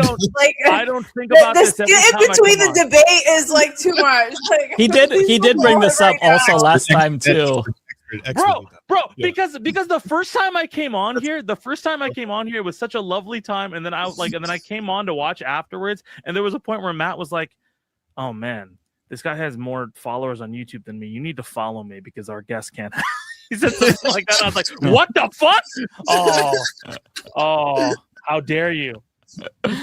And complain about the title. We have more live viewers than we've had in a year, so I changed it halfway. Halfway. Cool. So that was not my intent to do a debate gotcha, but the title slaps. You all love the title. You're welcome. You gave a pound of flesh. Everyone yelled at one point. We were all mad. That's true. This is the most fun episode I've been on. I like it. It's fun. I think it's important to be able to have these conversations because I wish it was in the morning. I have more energy. Oh my god, poor David. No, I see this without a shred of irony. I actually really like having, whatever you want to call them, debates with like progressives and leftists. I find them with like-minded people at the end of the day, because like we're actually trying to work towards something better. We have different ideas and pathways how to get there. When you debate someone on the right, it's just like Christ is king. I don't think this was a Jubilee discussion where we don't get anywhere. Right. And I want to say really quick for the record, okay, Vanguard, if you cover this, you have to put this in as well. I name drop people not because I want to call them out and destroy them like Ryan Grimm. It's because I respect them so fucking much, and I was disappointed, and I would hope that they would call me out if they felt strongly about something I said. I don't like to eat shit. I don't want to be told that, hey, Mike, you need to take this L, but the long-term growth of the movement requires us to take L's and eat shit, so I hope he'd do the same for me if he felt strongly about something.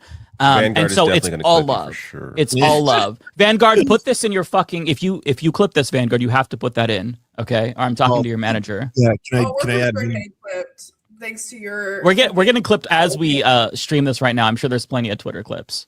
This is the only way people talk about us is if we're controversial. We have to be more controversial. Yeah, just to add to Mike's point, I think Dropsite News does such incredible work. So I'm saying this as someone who follows and usually sources from Dropsite News and their video footage. It broke my heart and is continuing to do so that they're using their platform to defend this monster rapist creep. Like, stop it. People need sources like Dropsite News to show them real life footage of American atrocities, imperialism, those war crimes. Like, that shit is so important. And now to be using that same platform for this is like, what a waste. What a waste over this fucking monster. Fuck that.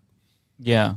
Because their overall project is so much more important than this one fucking dickhead alleged rapist war criminal. Like, what they represent, the news that they are able to disseminate is so much more important than this. So yeah, it's just like one of those things where I feel like it's very important that we hold each other accountable. This isn't the first time that we've done this, just the left more broadly speaking, and it won't be the last. Like, I've taken so many L's. Everyone would be.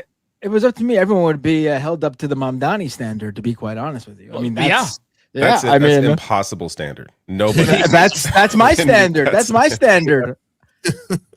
He's like the actual, like the perfect. If you could score politicians like out of 100, he's like it's 100. Like I could not change anything about him. Like, he's a perfect person to be a politician. It's insane. Water in his suit and like. I had to unfollow Zed on Twitter after he started constantly glazing empty. There's 3 people in this chat who have confused me with Zed Jelani. I'm Zed. Oh no! I'm Zed Tabani. This is. I don't know why you guys take name keys off. This is why you gotta have the name keys on. I'll put it back on. Sorry. It confuses people. There's 3 people. I was like, there's no way they think I'm Zed Jelani. I'm Zed Tabani. First off, if I battled Zed Jelani, I would win. Second off, I have the same initial. Yeah, there we go. I have a Z at the front of my name and an Ani at the end of it, like Mamdani. Okay. Oh, that's so terrible. All you have to know. Jeez. Well, Zed, if it makes you feel better, I all the time get told what amazing work I do. They're like, David, I'm so proud of you to me. So I told Mike this. I think it was the first time I got recognized ever in Toronto. They thought it was Mike. It's like, I love the Humanist Report. That's not me. All white people look the same, and we're Portuguese, so I guess we look identical. Apparently. Oh my god, dude! I think we clearly don't. Wait, look the David, same, you're but... Portuguese? Yeah. I'm half Portuguese. Yeah. Oh, you guys. I honestly don't. Why else would I have been supporting Portugal in the World Cup? I got shit for that. I didn't know that. See, to me, David looks like just like a white Canadian dude. Whereas Mike, I could confuse him for someone who looks like maybe a little bit of Latino somewhere there. Thank you. Yeah, Thank you. I'm definitely. I lean more on my the. I'm a self-hating white person, so I take that as a compliment, Matt. I'm working on my anti-white racism, which the Well, I get everything, but nobody thinks I'm white. I never get it. Yeah, and it's funny because I'm still going back to when you said that. When I was younger, I looked like Prince, and the first time I'm like, shut the fuck up! You did not look like Prince when you were younger, and you look identical to Prince. Who said? Wait, what? Did you look like Prince when you? He looked identical to Prince when he was younger. If he shaves that beard, you would never know the difference. Yeah. I look Prince-esque. I didn't look like. I think I look Prince-esque. Look at how far we've come, chat. Look at how far we've come. I mean, I always get people always think I'm Grand Platinum a war criminal to does Matt look like Prince? I mean, there really can be process. Because at the end of the day, the Platiners dropped out, and the important thing is what ethnicity do I look like? I mean, that's the lingering question. That's the lingering question.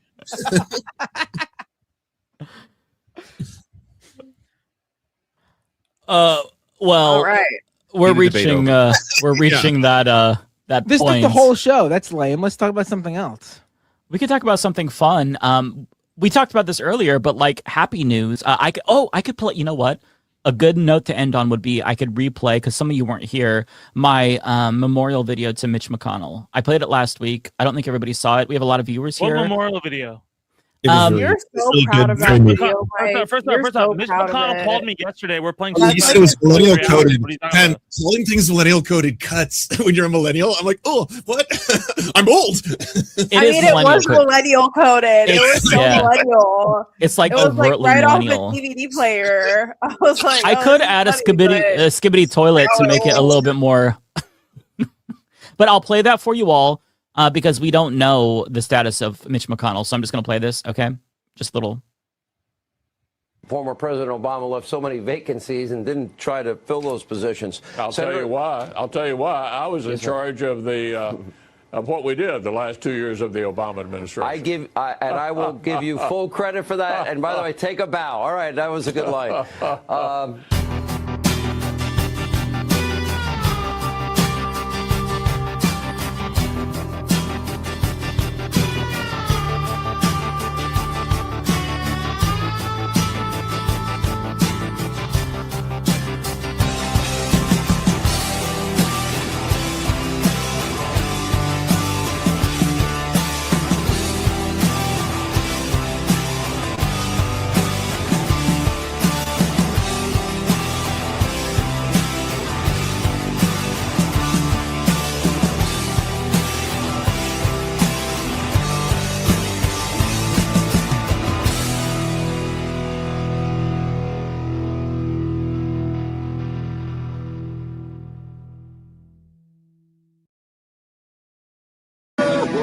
Welcome to hell, motherfucker!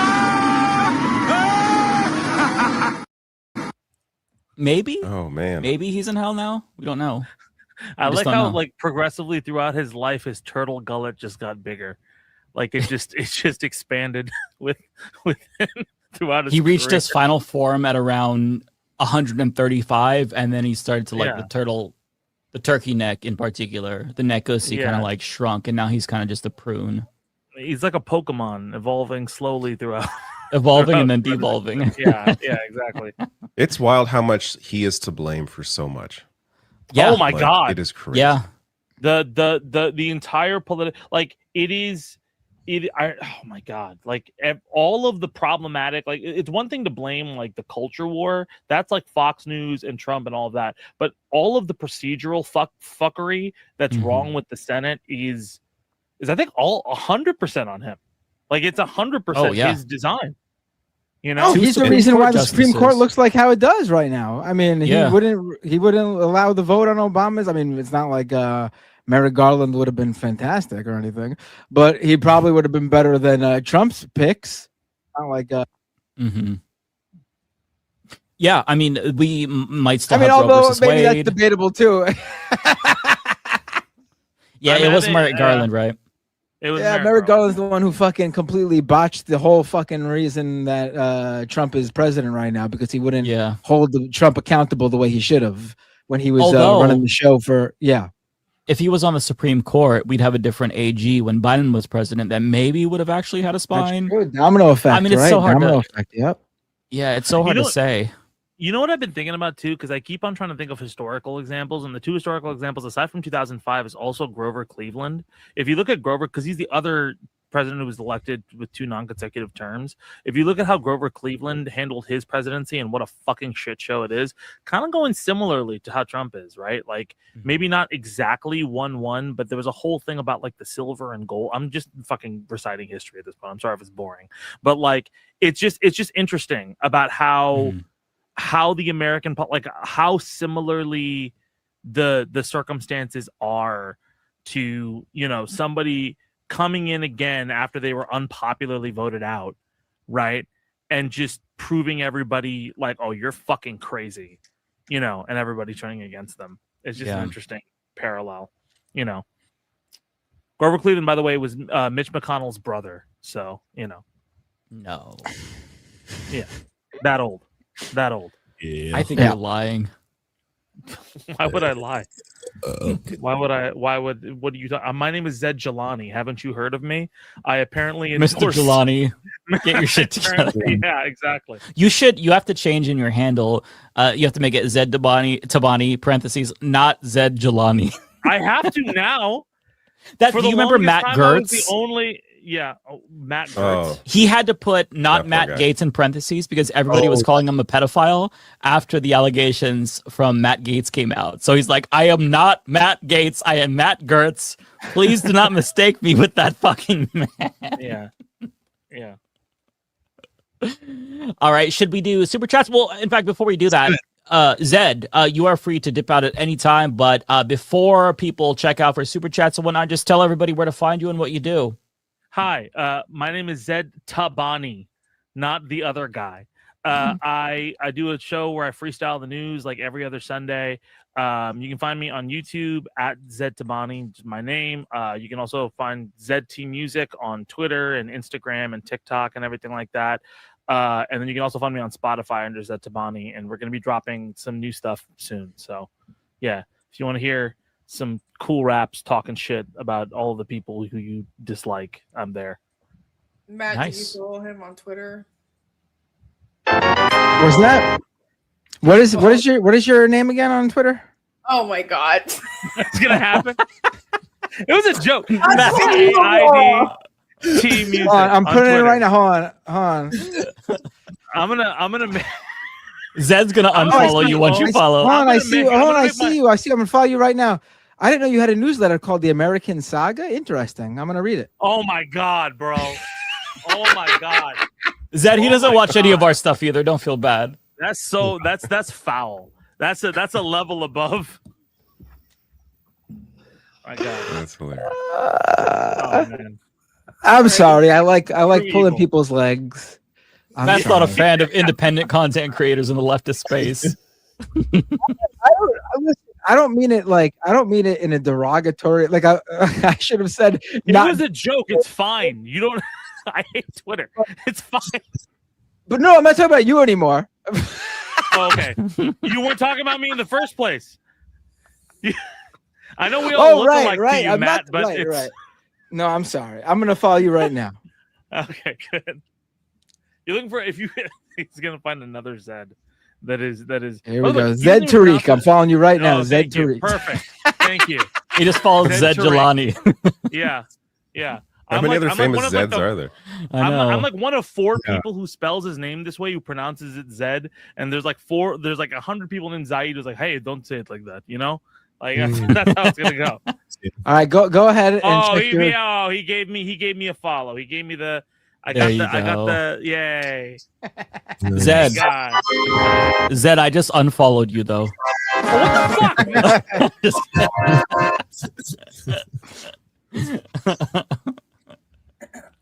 How about All that right. World Cup, huh? Oh wait, who won today? I didn't catch the end of the game. Oh, France beat Morocco 2-0. Okay. Yeah, France is. Is this a looking good thing or a bad unstoppable. thing? I mean, What? depends if you're looking at it from a colonial perspective or a soccer perspective. Oh, I was gonna be even more simpleton and be like, well, it depends if you're a Frenchman or a Moroccan.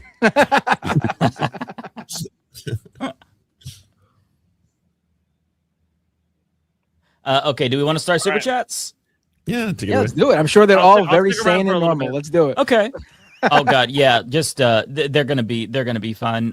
For everybody who sent super chats about Platinum, I'm sure we're not gonna re-engage in every single thing that we said. We will read Oh, them I'm and ready then- for it. You better believe I'm going to This is going to be a re-engage. 5-hour podcast. Oh my God. tonight. No, we're literally gonna be on until 4 a.m. if we do that. I may No. ghost at some point. I'm gonna stay for a bit, but if I Yeah. ghost, it's. Did no you hard want to feelings. be yours first, David? It's just so hard to say bye. I could say I will bye say- now and then not actually leave for another few minutes. There you go. I will say this before I go. I really appreciate you guys having me on, and it's always a fun time to be on the podcast with y'all. And I appreciate you. It's only the second podcast I've been on with Ariana. It was really wonderful to hear your perspective on things and everything. And yeah, I love talking with you guys. I'm sorry it's been so long since I've gotten to shoot the shit with everybody. So I appreciate. Yeah, y'all. happy to have you back Yeah, anytime. it was nice having you.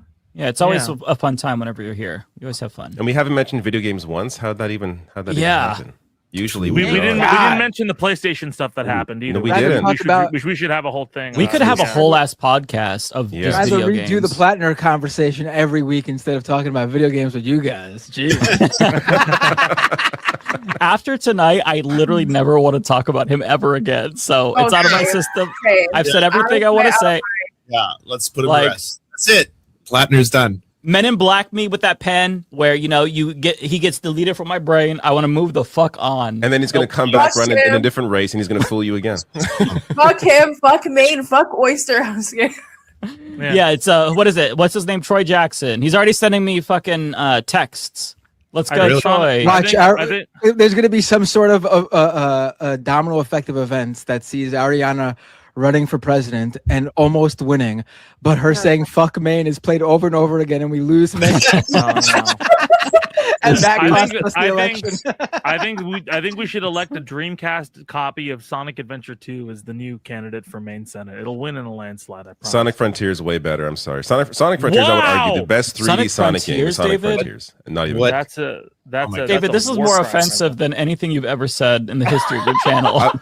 I haven't even told you how overrated I think Sonic is generally. Oh my god. Wow! I would agree with you there in some regards, though. Just Sonic Frontiers. You want I to don't compare know. Sonic to Mario? Are you fucking? I mean like compared to like Sonic Adventure. Sonic Adventure is much better.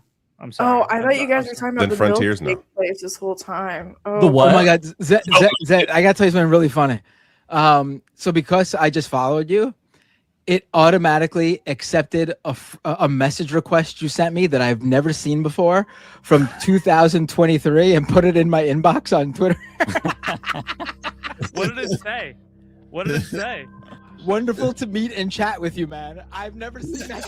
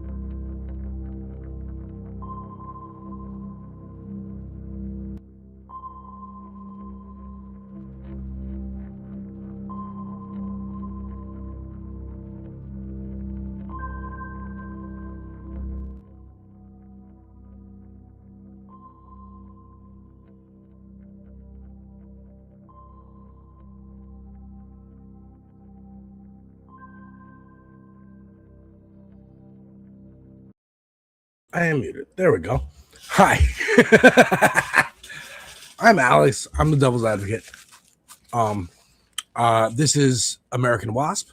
Over on this space, I will be joined by Deter shortly. But for now, you got me, Devil's Advocate. And I would like to share with you what I've been working on today. First of all, last night, just a little bit of talk. Last night, I attended the virtual DSA, what is it?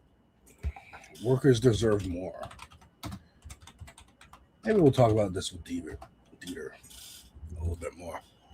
But there was a DSA virtual call, which I am sure the FBI, CIA, right wing media, and left wing media, center media, whatever, was attending. I was representing this space, and it was a virtual call.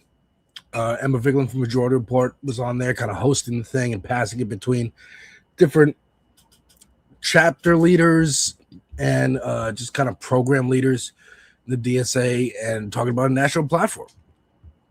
And they're going to have a drive on Sunday.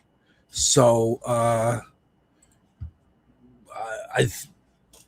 for Corey Bush, I believe. And yeah, man, get involved. We're tomorrow on this space.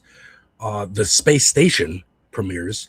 Space Station will be a roundtable show with rotating panels of hosts, and we will be premiering our newest possible host on that show, who is a member of DSA.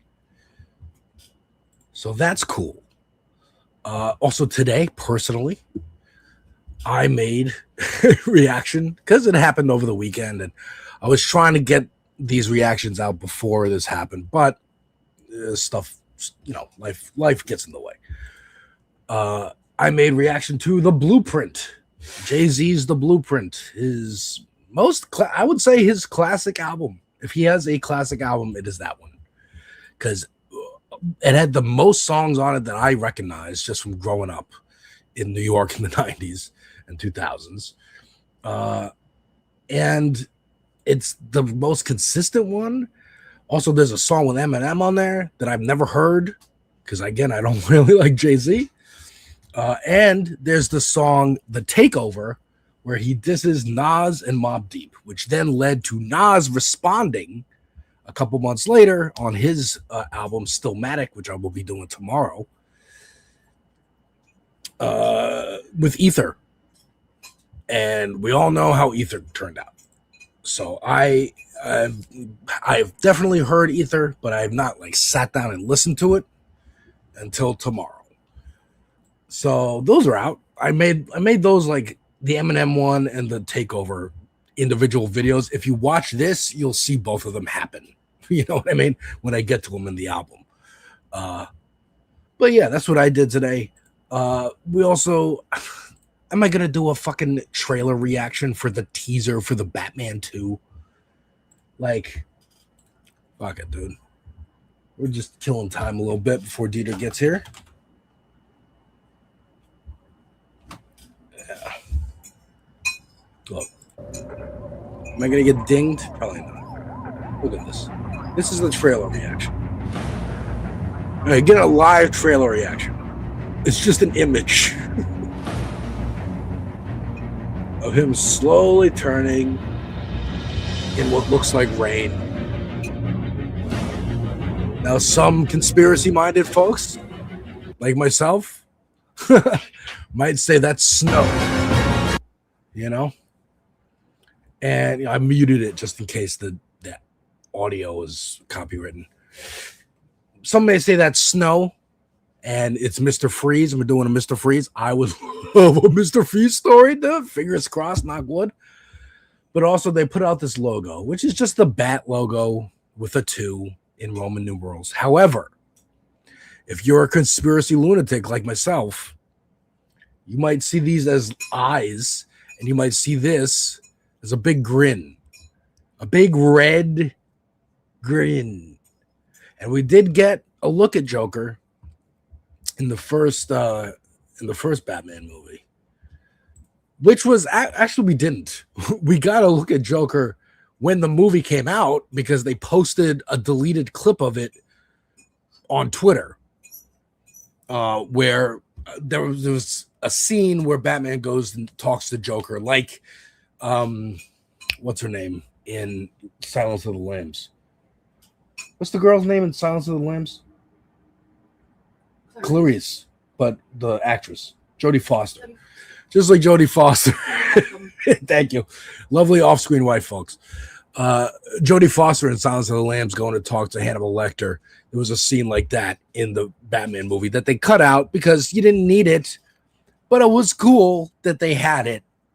And then they put it out, like, I think when the movie was still in theaters, they were like, yeah, like it's doing big. People have seen it. Here's a scene, you know? And we got to look at Barry Keoghan and his fucked up like Joker face. So could be telegraphing that we're doing some Joker stuff. Okay. And I'm all for it. I love Joker. I can't get enough. I don't care about Joker fatigue. All right. I don't care. I'm having a good time. So, what do I talk about? Well, we're waiting for Deter. So let's talk about some shit that I found funny. And it ties in. Here, I'm going to put a time code for Nick. And then if you want to cut this as a clip, I always put the time codes in the chat for in the private chat for the producers. Shout out the producers. Shout out all the mods. Johnny, John Lithium. All right. We got folks, Wanda. I see you. Adam Gordon. Mr. Android. Shout out the chat. Now, there's a weird story going on with a rapper called Boosie. Okay. Boosie put out this tweet. He says, Laura Loomer, Mike Cernovich, Jack Posobiec, Erica Kirk, Mike Johnson, Nancy Mace, spelled it wrong, Andy Biggs. Can the names above please make a truthful statement about having contact or no contact with Berkman and Wall about my pardon process? 600,000 was taken from me with your names mentioned in emails by these people. Thanks. And I was confused. All I know about Boosie, I've never heard a Boosie song. I don't think I'm going to react to a Boosie song. Maybe I will. Maybe I'll make a video about that, especially when this thing is going down. Boosie, all I know about him is he's like homophobic, like super homophobic. Started a beef with Lil Nas X when he was at the height of his powers to be like, you know, just gay bashing and whatnot. Said something like along the lines of, you know, when my kid turns 13, I'm going to take him to a strip club and like get him laid so he becomes a man, and that kind of like toxic masculinity kind of bullshit, right? So since then, I haven't really heard from him. Apparently, he's gotten into some legal trouble and wanted a pardon from Trump and got taken and hoodwinked for $600,000 because he thought he could get a pardon for that much money. That little amount of money, rather, should say. This is a video breaking it all down. This is Poetic Flacco. Shout out him for doing this. I will put the captions on and I will turn the speed to like 1.25. Check this out. This story is hilarious, and it ties in with the corruption of the Trump administration. Hilarious in a hilarious fashion. This new Boosie lawsuit is really terrible, and it exposed a lot of terrifying things about our own government. Boosie and our government are probably two subjects you never thought would collide. Maybe a little bit faster. But this lawsuit kind of merges a lot of things that's just outright scary. For the last couple of years, Boosie has been doing everything in his power to stay out of jail. Bro been contacting witch doctors, bro been asking fans to pray for him, bro been begging Trump on Twitter, bro been doing everything possible, and it all stems from the federal charges he caught in San Diego. He was facing up to 15 years in jail. On to a little more serious news here. A well-known rapper with a big following on social media could be headed back to prison after he pleaded guilty to a gun charge in federal court today. Boosie was arrested during a traffic stop here in San Diego 2 years ago. CBS 8's Kelly Hessedal joins us live downtown. Kelly, you were in the courtroom. You also spoke to Boosie. What can you tell us? That's right. And his legal name is Torres Hatch. Now, a lot of times defendants don't really want to talk to us if they're still going through court proceedings. All right. So, like, long as actually, let's play his interview. Was fine with it. He says he accepts responsibility for what happened and he's ready to move forward. I want to put it behind me. I want to get it behind me and get on with my life. You know, it's a lot of things this case has stopped me from doing, traveling all across the world, making. So I just want to get it over with. You know, accept my guilty plea. I'm ready to get over it. Anything you want to say to your fans? Just say a prayer for him. I just need prayer. I don't need nothing else. Yeah. And his attorney provided us this video of him performing on stage. Now, Hatch, known as Boosie. All right, so that's the background, right? He's in trouble. And then let's skip ahead a little bit. Beyonce was with him in court today. So some background on this case. It stems from a traffic stop in Sandee was riding in. But it ultimately got pushed back to January. God damn fucking ads on fucking YouTube, bro. Look, I'm not paying for YouTube Premium. I'm not paying Google more money. And I already have too many subscriptions as it is. If I'm paying anything, it's to join DSA. But anyways. Guilty in August, he was still looking at 15 years. So he met up with two men at the advice of his attorney in September. The two men he met up with in September is Jack Berkman and Jacob Wall. Now he met up with Jack Berkman and Jacob Wall. Now I don't know Jack Berkman, but Jacob Wall I know is a right-wing operative. Asking for help to keep him out of jail ahead of his sentencing, which was supposed to be in November. Now, the two men he met up with, Jack Berkman, he has a company called Berkman and Associates. He's a professional lobbyist. Boosie had took a plea deal, but he didn't want to leave anything to chance. He didn't want to go to court and the judge give him 15 years. So he met up with these dudes to ask for their help to keep him out of jail. How could they do that? Well, he got a Fed case.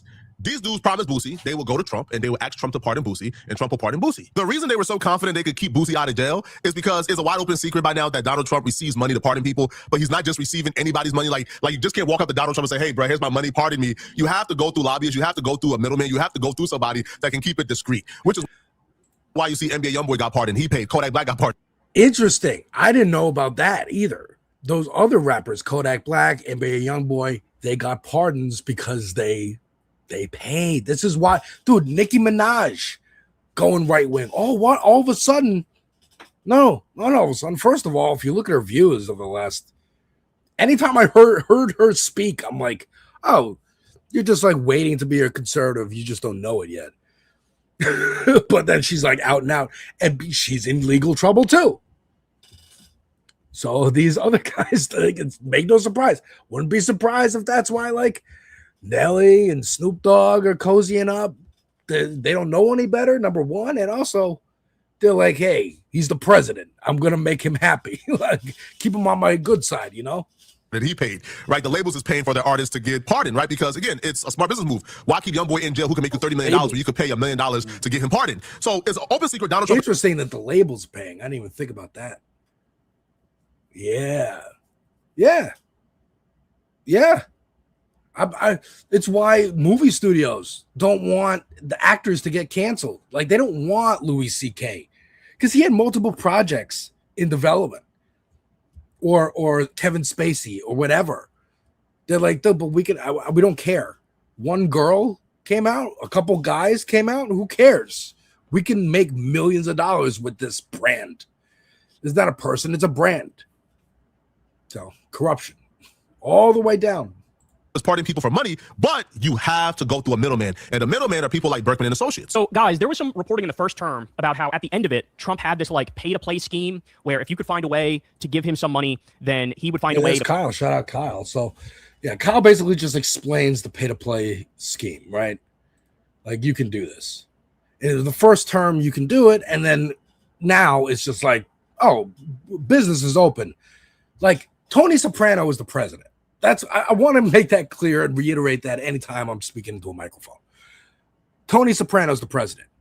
You like Tony Soprano because he's the main character.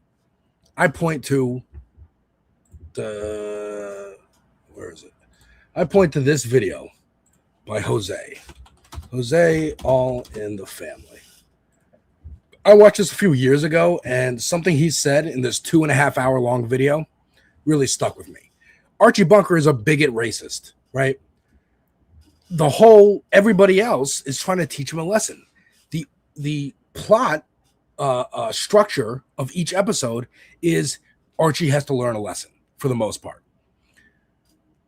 And that happens. However, because of episodic television, it needs to reset every time. So he's always learning a lesson every time. So it seems like if you're watching this show over a long period of time, that nothing's really getting through, or ultimately, actually, he's right a lot of times, and they kind of have to acquiesce to him. And as the seasons go along, the writers themselves get more attached to these characters. They like these characters. They don't want him to be such a bad guy, so they soften him and they try to like redeem.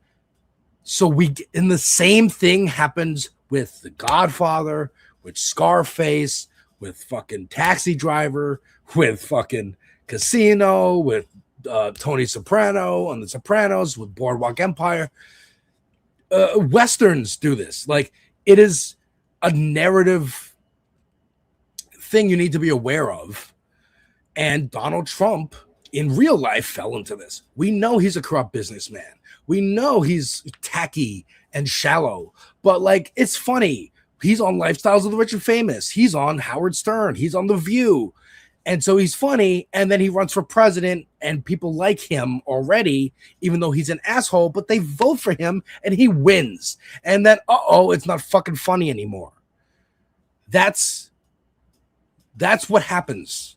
So again, the president is Tony Soprano. This is an example of graft, like just blatant graft. The second term, once a week or once every other week, you hear this story of Trump pardoning somebody, and you're like, he pardoned who? He pardoned who? What are we talking about here? Never mind 1,200 January 6th rioters. Like, over 400 of them were violent criminals. Over 100 of them assaulted cops. Pardons them, doesn't care. Because he wants you to know, if you commit a crime for him, it's not really a crime. I got your back, right? But that's just one example. You've seen the many examples. So we got some new ones for you. Ready? Trump has pardoned Paul Walzak 3 weeks after Paul's mother attended a $1 million per person Trump fundraiser. Oh, this gets worse, y'all. This gets worse. I mean, again, it's going to a fundraiser. It's donating to a super PAC. It's buying his crypto coin or whatever. Like, that's the extra step. That's like, well, it's not technically them handing me a bag of money like Tom Homan was, director of Homeland Security. Tom Homan was handed a bag of money, and that investigation was stopped as soon as Donald Trump got into office again. But anyway, let's skip ahead. So Kyle Kulinski explaining the graft of the Trump administration. Being pardoned almost every day by Trump because they got money to do it. So they've been doing it in their community. It's just reaching hip hop. Now, the reason why Boosie went with Berkman and Associates is because his lawyer have had several clients that they helped get pardoned. So Boosie was almost confident that these were the guys who could get him a pardon. So they came to an agreement with Boosie where Boosie would pay them $600,000 for consultation. So the scope of services that Boosie paid for is a consultant is retained by client Boosie, Torrance Hatch, to provide exclusive strategic advisory and advocacy services for the sole purpose of seeking and securing a full presidential pardon for the charges to which client has pled guilty. Right. So this is the contract that they sold him. Now, he's going to point out some like inconsistencies here. In a matter of United States versus Third, it's a gun case. Now, you guys know, okay? So the primary and exclusive objectives of this, they actually put, conducting high-level strategic outreach and direct lobbying with key officials within that White House counsel's office to ensure the pardon petition receives thorough and favorable consideration. But he didn't just pay for advice, he paid for guarantees. Like, it's in the contract that they will guarantee that they can get this into the White House's hands. Like, that's, I mean, Jacob Wall better be looking over his fucking shoulder, and so is this Berkman guy, too.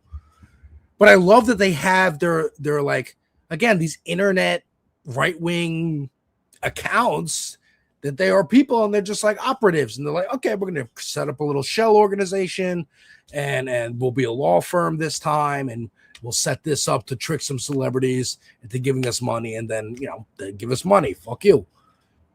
I disappear. All right, let's fast forward a little bit. $300,000 for themselves because they did the work and they contacted the proper officials and they went through and did everything. But if they cannot secure the pardon, you would get $300,000 back, which I'll be real. If you have a so like that was the deal. You pay $600,000. If they get you the pardon, then you pay the $600,000. If not, you don't get the pardon, they'll send you $300,000 back. So either way, so you don't have to do any work. That's the point. That's what he's going to get to. You don't have to do any work. You just take the $600,000, give somebody $300,000 back. Realistic mind. This is like the perfect business to be in. I could charge people $50,000 to get them a presidential pardon, but I'll say, hey, you give me $50,000 for me to do the work, and if you don't get the pardon, you get only $25,000 back. I could take people money all day and just give them half the money back once the time frame is over and do no work at all. I don't know why anybody would agree to this. I'm in the wrong business, man. That's like a guaranteed jug, bro. Take money all day and refund half. That's about it. So, the refund will be under certain conditions. The client must submit a written request for the consultant for the refund. Consultant shall return the funds within 3 business days of receiving the client's written request. So, again, it's just a graft. Let's skip forward here to the conclusion. Agreed to give him half, even though that's what the contract says. That's what they told Notice. And then when TMZ contacted them, they told TMZ a whole different story. Boosie just got the Jacob Wall and Bergman are being contacted and going what is the deal here? Boosie's saying, and they're like, different stories. Finesse and juked. Yo, they legally just robbed Boosie. They're giving different stories to anybody who asks. They tell Boosie we bankrupt. Tell us other publication. Well, we never agreed to that. And now look at the other excuse they just told TMZ as to why they can't pay Boosie back the money. They tell TMZ, listen, Boosie has no. Yeah, and as soon as he paid them, by the way, they didn't even give him the $300,000 back. They just took the $6,000 and then were like, oh, this company doesn't exist anymore. It's bankrupt. It's over. That's it. To be unhappy. In 30 years of lobbying, I doubt we have ever done more work and harder work. The provision in the contract he is referencing was never agreed to at all. The other factor is that Boosie's quest for a pardon was made much tougher by an arrest for an alleged crime of violence in Texas earlier this year. We tried very, very, very. So that's what that's the last thing that they said is we tried very hard, but he got arrested again. And so it's hard to get a pardon. However, he was supposed to get the pardon in January. He got arrested again in May. When this came out, hard. They're saying, listen, we couldn't get the pardon for Boosie because Boosie caught another case. But here's the problem. They were supposed to give Boosie this pardon January 31st, 2026. Boosie got arrested last month in May. Boosie got arrested in May for the incident in Texas, in Houston. So how are you supposed to get a pardon in January, but you're saying you couldn't get the pardon in January for something Boosie did in May of this year? Are you dumb? Now, when Boosie heard that, bro, Boosie, he lost his mind on Twitter. Boosie went crazy. Boosie goes, Jack, shut your this shit. Lying up, talking about this stuff in Houston messed up the party. You were sued in March. This happened at the end of May. Don't start lying now. I gave you 3 months to send my money back. You told me, or talking about Trump signed the pardon, got me running around our damn house jumping, saying you just talked to the president, you played with the wrong one. Yo, this man told Boosie, hey, bro, I just talked to Trump. He's signing the pardon. Congratulations, bro. You're not going to jail. Boosie running up the route, jumping around. Yes, we did. That's the scheme, dude. So you don't even have to be actually getting people pardons. It's every level of this administration is corrupt, even down to the folks who aren't even part of it, who are just right-wing grifters. Hey, we can get the hold of Trump's ear and get you to give you a pardon. Just pay us $600,000. Oh, you did? Oh, well, the company doesn't exist anymore. Are you going to sue us? Okay. We couldn't. We tried to do it, but we couldn't. The end. I mean, suing someone. You're suing someone because you bribed them. You bribed them. You bribed them, and they didn't deliver on what you bribed them for. He should sue Trump. He should be like, I paid your people $600,000 for a guaranteed service, and I didn't get that service. That's hilarious. That's hilarious. That is a great example of our mafia administration. That's what we're doing. Again, Boosie says Laura Loomer, Mike Cernovich, Jack Posobiec, Erica Kirk, Micah Johnson, Nancy Mace, Andy Biggs. I feel like he's saying this because maybe he was in contact with all of those people. Interesting. Okay, so I'm looking at his Twitter. I'm trying to get updates. Thank you, Laura, for making a statement. Really needed that. For your honesty is really appreciated. He's also advertising his Dukes and Boots concert. Thank you, Mike Cernovich. Now let's find out what Mike Cernovich and Laura Loomer said. That's 21 hours ago for Laura Loomer. Let's find out. Dude, she tweets every fucking 5 minutes. It's going to be impossible to scroll all the way down.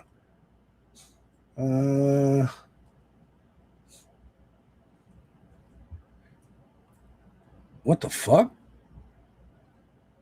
Hold up.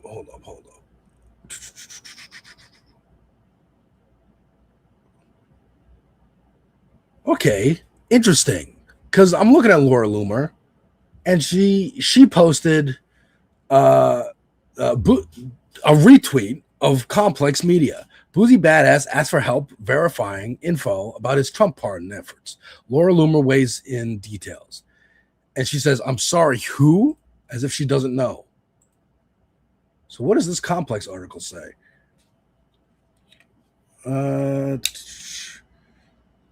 Right. This is the tweet we just saw. So far, Loomer said, okay, I don't get involved in this type of work and have no idea what you're talking about. No offense, but I also have no idea who you are and have never heard of your case. Seems like Berkman is using people's names without permission to get business. That's also not how the pardon process works. You can't pay for a pardon. Not sure who told you that's how it works. Right? And he said, thank you for the statement. So that's what we just saw. Interesting. Because they're getting asked about it now by news outlets. That's hilarious. She had to be like, I don't know who you are. I've never heard of this. You don't pay for pardons. Because even here, if you scroll back up, where Boozy says, thank you, Laura, for making a statement. I really needed that. Your honesty is appreciated. She says, you're welcome. Don't pay for pardons. Like, again, saying, like, we don't do this. I don't know what you're talking about. I don't know what you're talking about. Bro. All right. And the Mike Cernovich one was 4 hours ago.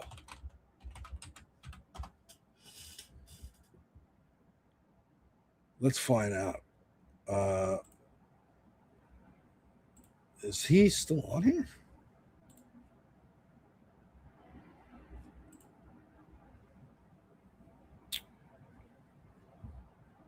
Where is, let's see.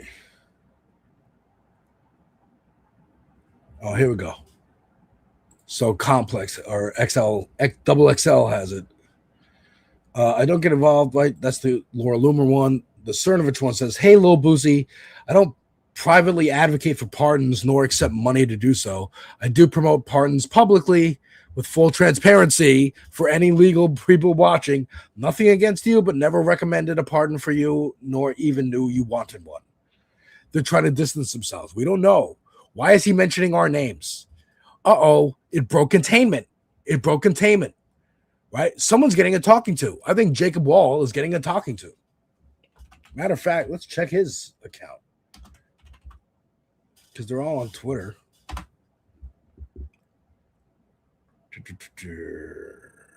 Well, is he? Maybe not. Maybe not anymore. Dude, this is fucking hilarious. Look, crime doesn't pay, essentially. I guess that's the lesson here. Crime doesn't pay. Or it can pay. It can pay very well. But it will end. It will end. They wouldn't be worried about courts and judges and elections if they thought they were secure. You know? If they thought they could just like mass wipe out people in this country, anyone who didn't agree, lock everybody up, they just do it. I mean, it's happening. It is happening, and we're going to get to some of that. But it's not as cut and dry as they think it is, and they want it to be. And it's very, very funny.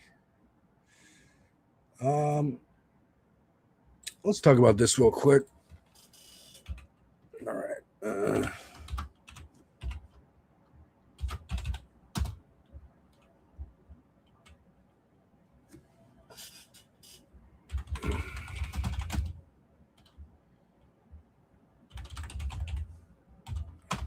So, next segment. Lindsey Graham's dead. If you didn't know, let's put the glasses on in remembrance of Lindsey Ladybugs Graham, who has passed away at age 71. And let's see a little bit of a eulogy from one of his favorite people, one of his closest friends, Benjamin Netanyahu. Appreciate you joining us. Yes, Prime Minister, thank you for joining us. And actually, if I could just one last quick 10-second question. If you had one word to remember your friend Lindsey Graham, what would it be? Patriot. Big, big American patriot. All right. Prime Well, now Minister let's. Benjamin, Thank you. Thank you very much. Let's bring in Alex Hogan. Patriot. A foreign leader calls Lindsey Graham a patriot. So Lindsey Graham's dead, and we heard Trump talk about him. We love, the best friends. Lindsey Graham, of course, was a Trump skeptic at first, but then saw the light. And here's what he had to say to Kristen Welker on Sunday. You obviously launched a fresh round of strikes overnight. Iran said overnight the Strait of Hormuz is closed. CENTCOM came out this morning and said the Strait of Hormuz is open. Which is it, Mr. President, and how are you going to respond? And I don't want to talk about it because I want to honor the life of Lindsey Graham, so I don't want to talk about it. I told you that before the call. Yeah. It's open. We bombed the hell out of them last night. They're very, very evil and sick people. We had meetings with them for the last. They agreed to a deal yesterday, a perfect deal for us. No nuclear, no this, no that, no nothing. They gave up everything. Look, to quote fucking Andor again, it's insulting how lazy they are. They don't even bother to lie well. They're just like, the Strait of Hormuz is open. We're bombing the hell out of them. They're evil. Come on, stop asking me this. I don't want to talk about this. I want to talk about Lindsey Graham. Matter of fact, you asked me a question not about Lindsey Graham, about Iran and the war that I started, apparently pushed into it by Netanyahu. That this is just fuck you. You're a bad person because we're here to talk about Lindsey Graham. We're not here to talk about the things I don't want to talk about, like the war I started. We're here to talk about Lindsey Graham. And by the way, Deter is not coming, so we're throwing up the devil's. It's a devil's advocate Wednesday night. But yeah, so all he said about Lindsey Graham is, and we love Lindsey Graham. He's such a great guy. Anyways, let's talk about me some more. He would literally use Lindsey Graham as a deflection from real questions. And that's what they're doing. I mean, the media, even Kristen Welker here, is like apologetically trying to get a question in. I saw a clip of Jake Tapper saying, "Yes, sir. Thank you, sir." After Trump had said, CNN is not always on the right path, but we're trying to get it on the right path. And he said, "Yes, sir. Thank you, sir." And that means they're trying to get that merger done with the Ellisons, who own Paramount, buying HBO and Warner Brothers, which owns CNN, and also TikTok. Thankfully, a bunch of states are trying to stop that from happening. But it still might go through, and Jake Tapper and Dana Bash are auditioning for their jobs. They're auditioning to keep the jobs they have on the new and improved CNN because it's going to happen, because we're going to ram it through, because they're an administration of rapist murderers. They're Tony Sopranos. That's what they are. Kim Jong-un also comes to mind, a dictator, where no one will say anything bad to him, about him in public, at least. This is Chip Roy, Congressman Chip Roy, coming out of the Capitol. Why do you think Donald Trump's having so much trouble staying awake at these international meetings where he's representing the United States? Oh, I know what you're talking about. I mean, the president's got more energy than all of Congress combined. So, I don't know. I don't even know what you're talking about, actually. Actually, I don't know what you're talking about. The president's got more energy than all of Congress. Actually, I don't know what you're talking about. You're wrong. You're lying. Fake news. They're tired. They don't want to lie this much. They don't care They are insulted you're asking them questions. They're insulted you're asking them fucking questions. This is Fascist Watch, by the way, a weekly segment. Here is Mike Johnson announcing that they are going to ask the Pentagon, or he says that the Pentagon is requesting another $350 billion for fighting communism on our own shores. This is so that they can lock everybody up. They cannot have elections. They're trying to do this fast. They're trying to speed run fascism, and it doesn't work. You have to slowly choke the life out of people. So then they accept the new normals, and they expect less and less. That's how we got to where we are as a country, as a people, as a world. We expect less and less from our elected officials or the people with the money. Until now, they don't even bother trying to pretend like they're helping or give a shit about you. They're angry that they even have to have a preface of caring. When asked, I'm sure, about this $350 billion, he'll be like, but communism's so important to fight on our shores, blah, blah, blah, blah, blah. We can't pay for schools or hospitals. That should be privately owned. So our friends who own that can make money. There's been a lot of discussion about what's going to be included in this reconciliation bill. Can you walk through how important and how imminent it is that the Pentagon needs additional funding and what that number precisely is going to be in the reconciliation bill? The question was, can you list the specifics of what the request is for the Pentagon? We've seen it's over $350 billion as a request. And some of this is transformational kind of funding that will help us change the dynamic of the Department of War and make it more efficient and effective. It's already the greatest fighting force on the planet, not even close. But there are some ideas, a real vision on how to improve that even further. It's the best thing in the world, but we have to improve it even further. Bolster that. You've heard the president talk about how he wants to effectively double the funding for national defense. Look, we live in dangerous times. We're fighting communism on our own shores, and we're fighting evil terrorists and tyrants around the world. And we have to be able to protect our national security. So, yeah, the protect the national security, protect us from the people who want us gone, which is increasing. The number of people is increasing. Let's hear from one of the stooges, Tim Dillon. Tim Dillon, comedian, podcaster, wannabe Alex Jones, nihilist. I know that from knowing someone who used to open for him, doesn't care about anything. So now he was for Trump. Now he's against Trump. He goes where the wind blows. He doesn't give a fuck. But where the wind's blowing, he knows. And this is it. You know, this idea that we have to defeat every ideology we disagree with is a fucking insane thing. That would be like if you walked into work every day and you're like, I'm going to straighten everyone out here. No, you're not. No, you're not. No, you're not. It doesn't matter if you have the most money. It doesn't matter if you're the top producer or whatever the hell we think we are in this office scenario. You still can't walk in every day and go, I'm straightening everybody else out. You disagree with me? Fuck you. You do your own thing. You don't focus on them. You ignore them. They're irrelevant. They don't matter. They're not threatening you. They're not corrupting your culture in any meaningful way. All of this is crazy. This idea that, like, we have to care what the Muslim Brotherhood says about us is insane. Are we afraid of them? Are we afraid of them? What?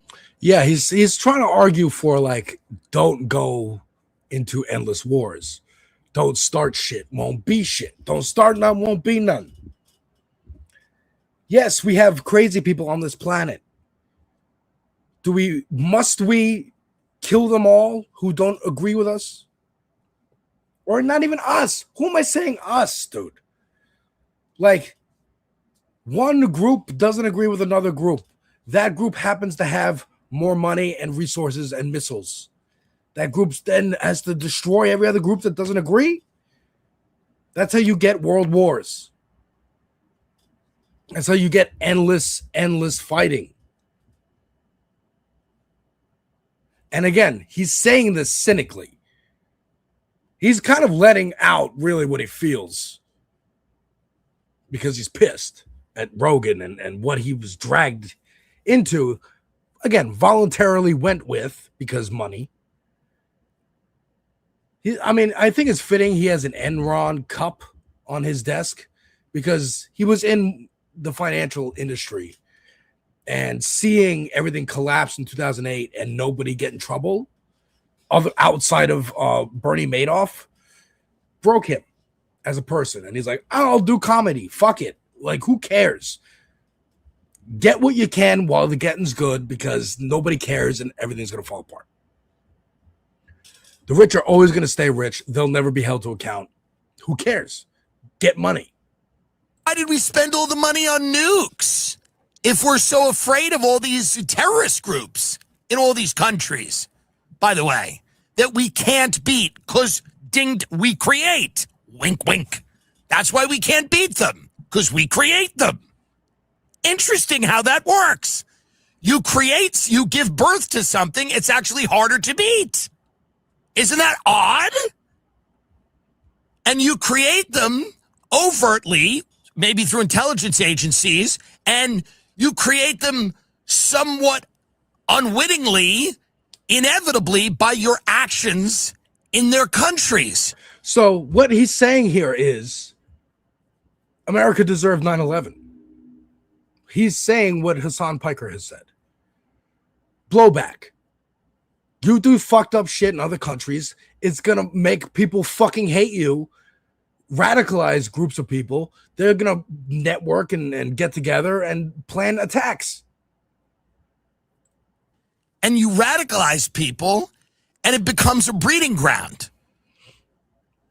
You know, and not to say the ones that we like directly are in that, not to say anything about the ones we're directly hiring.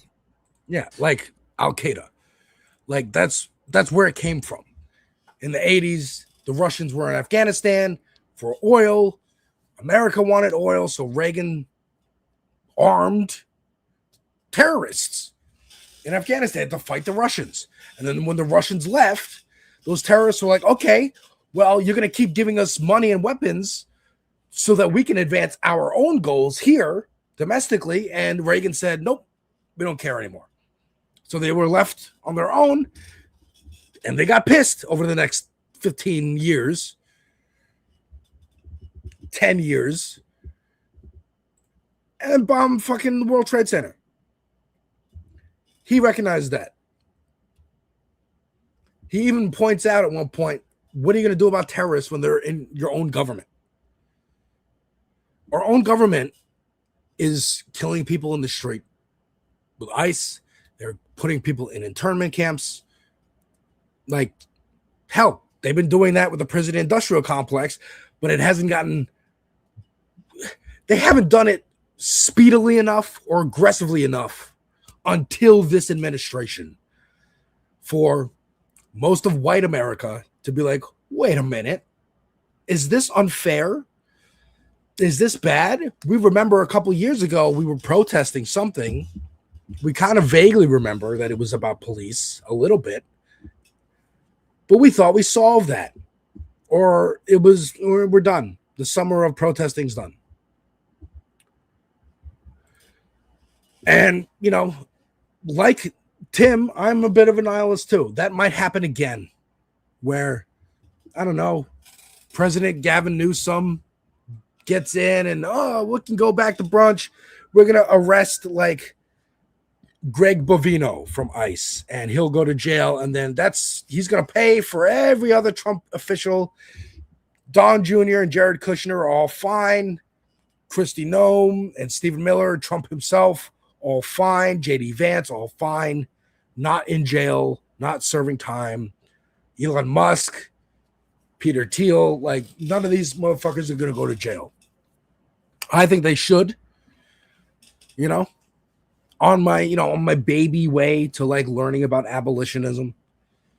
Like we shouldn't put them in jail. Well, some people need to get fucking locked up. You know, like unrepentant people who are just like, no, this is what I do, and I love doing it. I love being a racist. I love crime on mass scales. These are these are supervillains. Peter Thiel, Elon Musk, these are supervillains. Jeff Bezos, JD Vance, like Trump. And domestically, ICE, the actions of ICE are pushing people to at least vote more extremely than they did. Maine, we just talked about Maine last week a lot. Maine might still go blue. Like Susan Collins is still projected to lose because it doesn't matter. It's not Plattner. It's the platform. The people are fucking pissed. Yes, the puppy sounded like a border collie. He's a little Shih Tzu, and he's scratching into the couch right now. He's excited. But yes, fascist watch. Okay, once again, like a dictatorship, they are total fealty to Donald Trump. These are judge appointments, I believe, and here's Ossoff, senator, I believe senator, congressman, Ossoff from Georgia, asking a question: who won the 2020 election? Yes. Who won the 2020 election? I'm not going to do this with you. This is a job interview. We've established that you have an obligation to be honest and forthright with the committee. Yes, you do have an obligation to be honest and forthright with the committee. Yes.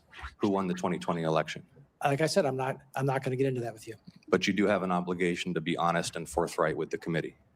Is anything that I just said not honest or forthright? Yes, you're not being honest or forthright. Who won the 2020 I think I've answered election? the question. We can keep doing this. Well, we're going to Again, they're so lazy. They're offended he even has to do this. He's like, just put me on the bench, dude. Like, we know what's going to happen. You're getting a fucking clip for fucking C-SPAN. This is going to go viral. You know, they're going to fucking tweet at me. But at the end of the day, the public's going to confirm me. I'm going to be a judge. Like, shut up. Like, shut up. Don't ask me this. Fuck off. Leave. Like, he's being combative because he doesn't need to. Unless they are held to account or punished, they will keep doing this. Conservatives, broadly. No one got punished after Reagan or Bush. No one got punished. The neoliberals didn't get punished after the 90s. George W. Bush, nobody got punished. Rumsfeld died comfy in his home with his family. So did Cheney.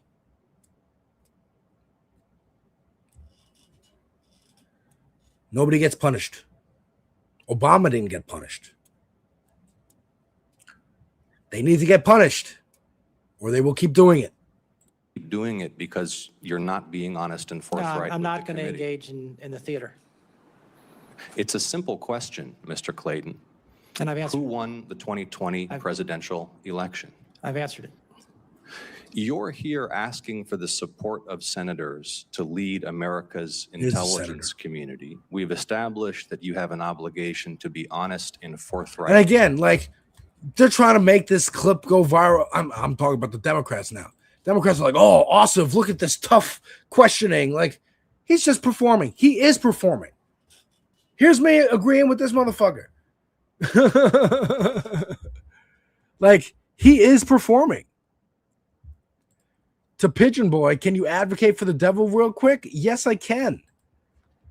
Ossoff is cutting a clip. He's cutting a promo with C-SPAN. They often do this. I watch C-SPAN a lot. There's regular business, and then there's I'm putting on a performance. All the rest of you just became background actors in my performance. Cory Booker does that all the time. Kamala Harris did that too. Both of them at the Kavanaugh hearing. That one was a all-star. Everyone was trying to get their fucking clips out, bro. I'm telling you, he's cutting a clip. And I'm telling you, I don't know enough about him to like think one way or another if he's going to run for president, like if that would be good. I think he could be pushed. I think he's a windblower kind of guy. I would definitely go for him over Newsom. C-SPAN is a TV network. It is basically closed circuit TV for the Senate and the Congress. So if you're watching C-SPAN, they have shows like with news anchors and stuff, like giving updates. But a lot of times it's just raw footage. It's just a live camera in the Senate or Congress or a hearing like this, just filming for the record events, the goings on of the government, things that happen, you know. Like, for example, Mamdani gave a speech at City Hall on July 4th. That was also covered on C-SPAN. Like, it's that stuff. And that's how into the news I got when I first started watching. I would watch MSNBC and Fox News back to back in 2012. But then I was like, I need the raw footage. And I'm watching C-SPAN. Like it's a soap opera, because it is. It's very funny. But yeah, he's trying to cut a clip. And again, I would lean towards Ossoff over Gavin Newsom, because I don't know enough about Ossoff, frankly, to not like him or to have any kind of really opinion on him either way. But again, the fact that the judges are like, dude, we don't even want. I answered the question. My answer is, by the way, his answer is, I don't want to get into this theater with you. That was his answer. I'm not getting into this theater with you. And frankly, like, I appreciate his frankness, his boldness, just being like, he's like a fraction of the way from being like, you know, this hearing doesn't mean anything. You're not going to stop my confirmation. They're all going to vote for me. You're outnumbered. This is pointless. Go fuck yourself. If I'm in this conservative position, I don't have the patience. Then answer the question. Who won the 2020 election? I have answered the question. Answer it. What is your answer? I've given you my answer. What is your answer? Yeah, look. You refuse to He's answer literally a just basic question about who won And the what? presidential election. And what are you going to do? Arrest me? Not confirm me? I know I'm getting this job. But you asked to lead America's intelligence community? Oh, that's not a judge. This is for the confirmation of the CIA? FBI? Isn't it humiliating to be unable to answer this question? To have to indulge the president's delusions?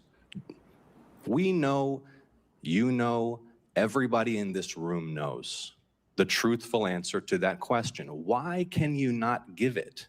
I think I gave you the answer. Are you aware that Director Gabbard? Yeah. So then he just moves on. He just moves on to another question because he was just trying to get a clip out. And that's the clip. So again, conservatives blatantly doing crime. Don't give a fuck. Offended that you even ask them about it. Democrats cutting promos for their runs for office. Like Cory Booker and Ossoff here. You know? I mean, here's another one on the conservative side. We're still on fascist watch, by the way. This is J.D. Vance on Joe Rogan. The thumb himself. Talk about Israel. Do you think that Israel is affecting American political judgment? I mean, I certainly think that. Yeah, but they don't have integrity, Adam. Like, it's money. They're like, I'm going to get paid. I'm going to get my job that I want. Or power, whatever it is. They don't give a shit. They're like, yeah, I'll say I take dicks in the ass. I don't give a fuck. I'll put a ball gag in. Who gives a shit? I'll spin my dick around, helicopter my dick on the fucking Capitol steps if it means I'm going to be CIA director. They don't care. They don't care. You're bowing to Tony Soprano. You were wiping Tony Soprano's shoes. You were debasing yourself in front of the other mob captains, even. But you know what? You're a rank above them. Or if you're the same rank, then you tease each other about what you had to do to debase yourself in front of the boss. But he's the boss. There are a lot of talking points and there are a lot of arguments that make their way into American political discourse. I think there are a lot of social media campaigns that definitely influence Americans and affect Americans. Do I think that it's been dispositive on any particular issue? Like, I think that's a much more difficult question. Do you think that we would have started this war in Iran without the influence of Israel? I think the president, completely separate from any influence from Israel, believes very strongly, and again, I agree with this, that Iran should not have a nuclear weapon. Do you think the way he reframes the argument is just like, yes, I believe that Iran should not have a nuclear weapon. He's like, did Israel influence the decision to go to war at all? And he's just deflecting. Dude, the fact that they went on Rogan and even Rogan feels a need to like even ask these questions, I'm surprised they're not smoking blunts and just talking about elk hunting or whatever. Yeah, Vance went to Rogan to talk about this because it's the friendliest interview he's going to get. I went on The View last week to hawk my book and to show that I can combat the ladies of The View and also that I'm not so bad of a guy, maybe. Hey, America. Hey, suburban women at home watching The View.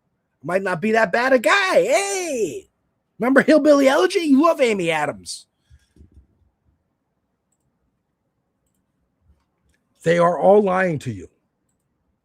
This is a mob. This is a mob. And a cult. Word is there'll be a statue coming to Times Square of Charlie Kirk. And the land. This is what it looks like. We will see what happens. I guarantee you it'll be pissed on by dogs and people spit on and whatever. I assume really, as a New Yorker, people are going to take pictures with it as long as it lasts. And it, as long as it lasts. Because, yeah, there will be people who like want to tear it apart and chop its head off or whatever. Or they'll just graffiti it, I mean, look, there is like a police outpost thing right in Times Square, so they might protect it, but for how long is the question? For how long is the question? True, no sleep till Brooklyn.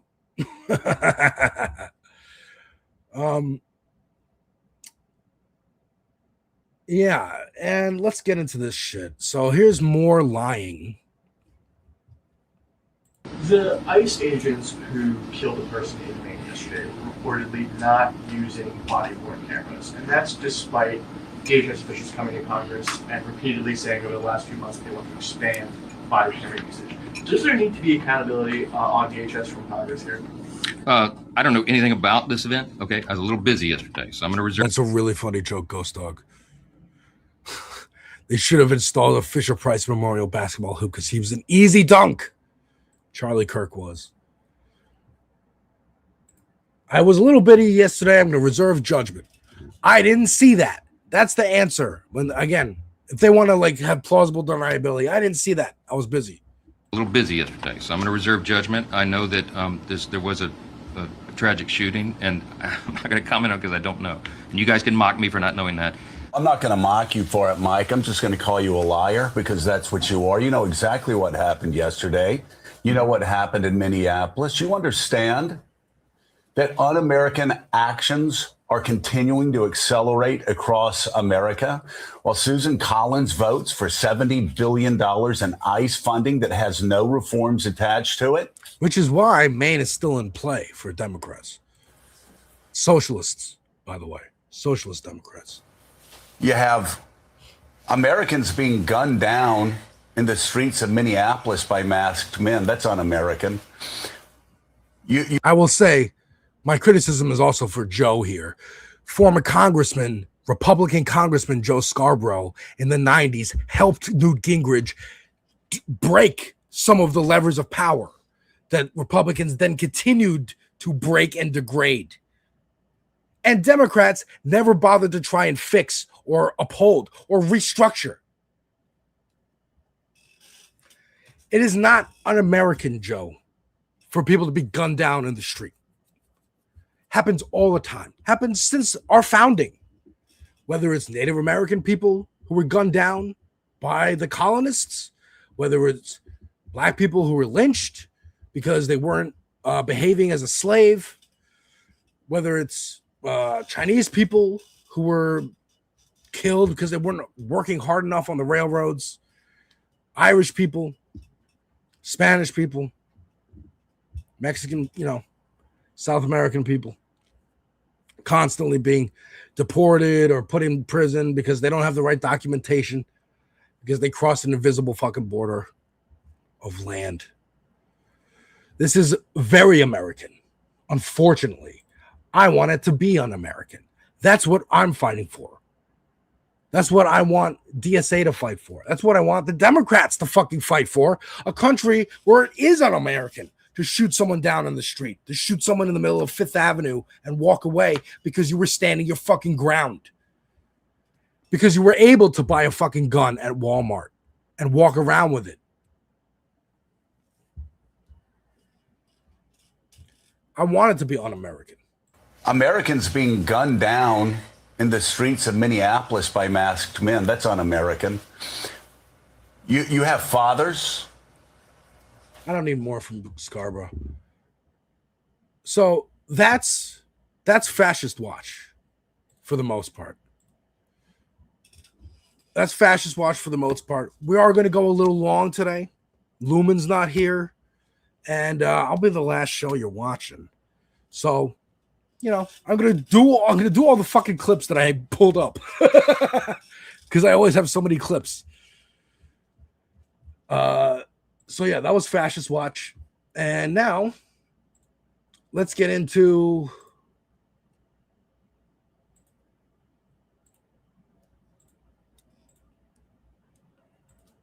first of all right, let's keep it a little more. All right. So that was Fascist Watch. Now I'm talking about ICE specifically.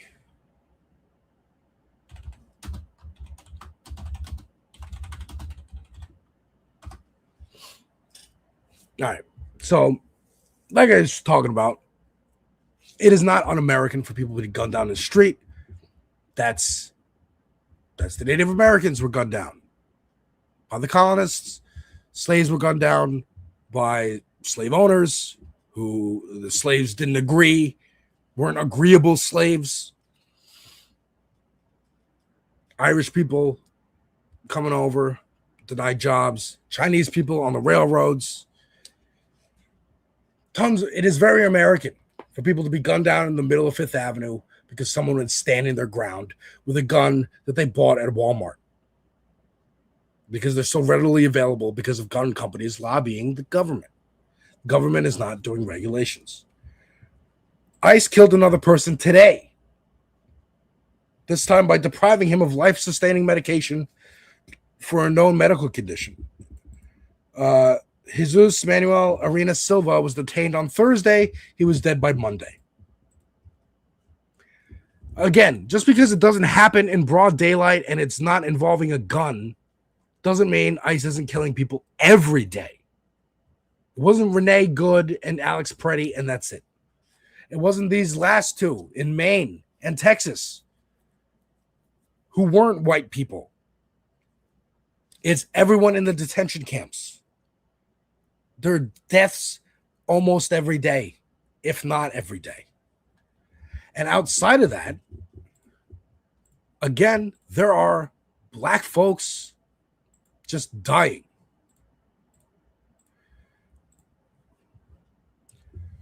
If you haven't heard the story of Nolan Wells, it's tragic. He went out on a boat with some friends, all white friends, went out on a boat, didn't come home. They had to sue to get his phone back or like press charges to get his phone back. My heart is broken for the family. This is Rashida Tlaib. My heart is broken for the family of Nolan Wells. After 6 days, they're still waiting for answers. Nolan's family deserves truth, transparency, accountability, and a thorough investigation. We must confront the deadly reality of how anti-blackness and white supremacy continue to endanger black youth and devastate black families. Nolan deserves better, and his family deserves an answer. I'm going to play that clip, but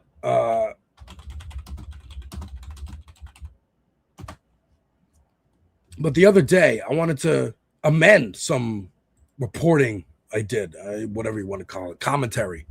I talked about this photo taken on July 4th, to the 250th anniversary. People making the rounds. Oh my God, like a black person, black woman especially, on this train surrounded by white supremacists. That's all of us. We all see ourselves kind of looking like, what the fuck's going on? More came out about that woman. And turns out she has mental issues. She's like half homeless. Like her family's like, hey, stay home, please. You know, we're trying to help you. But she'll like, okay, I got to go to the store. And then she'll wander off and be gone for days. Okay. It's fucking tragic when that happens to a family member, a loved one. I've known someone that's happened to. Okay. It was very difficult. Just begging her to stay home, not go out, not do the drugs that she wanted to do, whatever, substances maybe involved, but like, stay home. We can put your life back together. You slowly but surely, she lost her bank account. She lost her ID. She lost her phone. I'll fix it later. Never did. Nobody knows where she is, and it's fucking scary. That's what is happening with this woman. It is an infamous photo. But because of that, Pep raid, thanks for the raid, Pep. Appreciate you. Because of that photo, now people are talking about her, but they're using her as a symbol for all of us. Oh, that's me looking around, seeing all the white supremacists. But it's also a photo about the structure of this country. There is no safety net. There is no services that you can call to help with a family member like this. There needs to be. There needs to be. There is so much structural inequality that led to this photo being taken. Like, the photo went out there and made the rounds, and the family was like, hey, photographer, do you know where, like, when was that? Because we were looking for her. Let's hear from Nolan Wells' family. And she's missing on her own. Nolan Wells went missing after hanging out with a bunch of white kids. Going theory now is that the white kids just think it's funny to kill black people. Like, lynching is back. We can get away with it. If we get caught, Trump will pardon us. Or we'll make a GoFundMe. Like Chud the Builder or whatever. This is the family.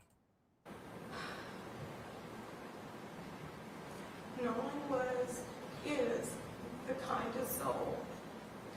He never met a stranger. He loved everybody. He didn't care if you were black, white, purple, green, looked like a marshmallow. The volume is very low, but she's saying he wouldn't hurt a soul. He's never hurt anyone.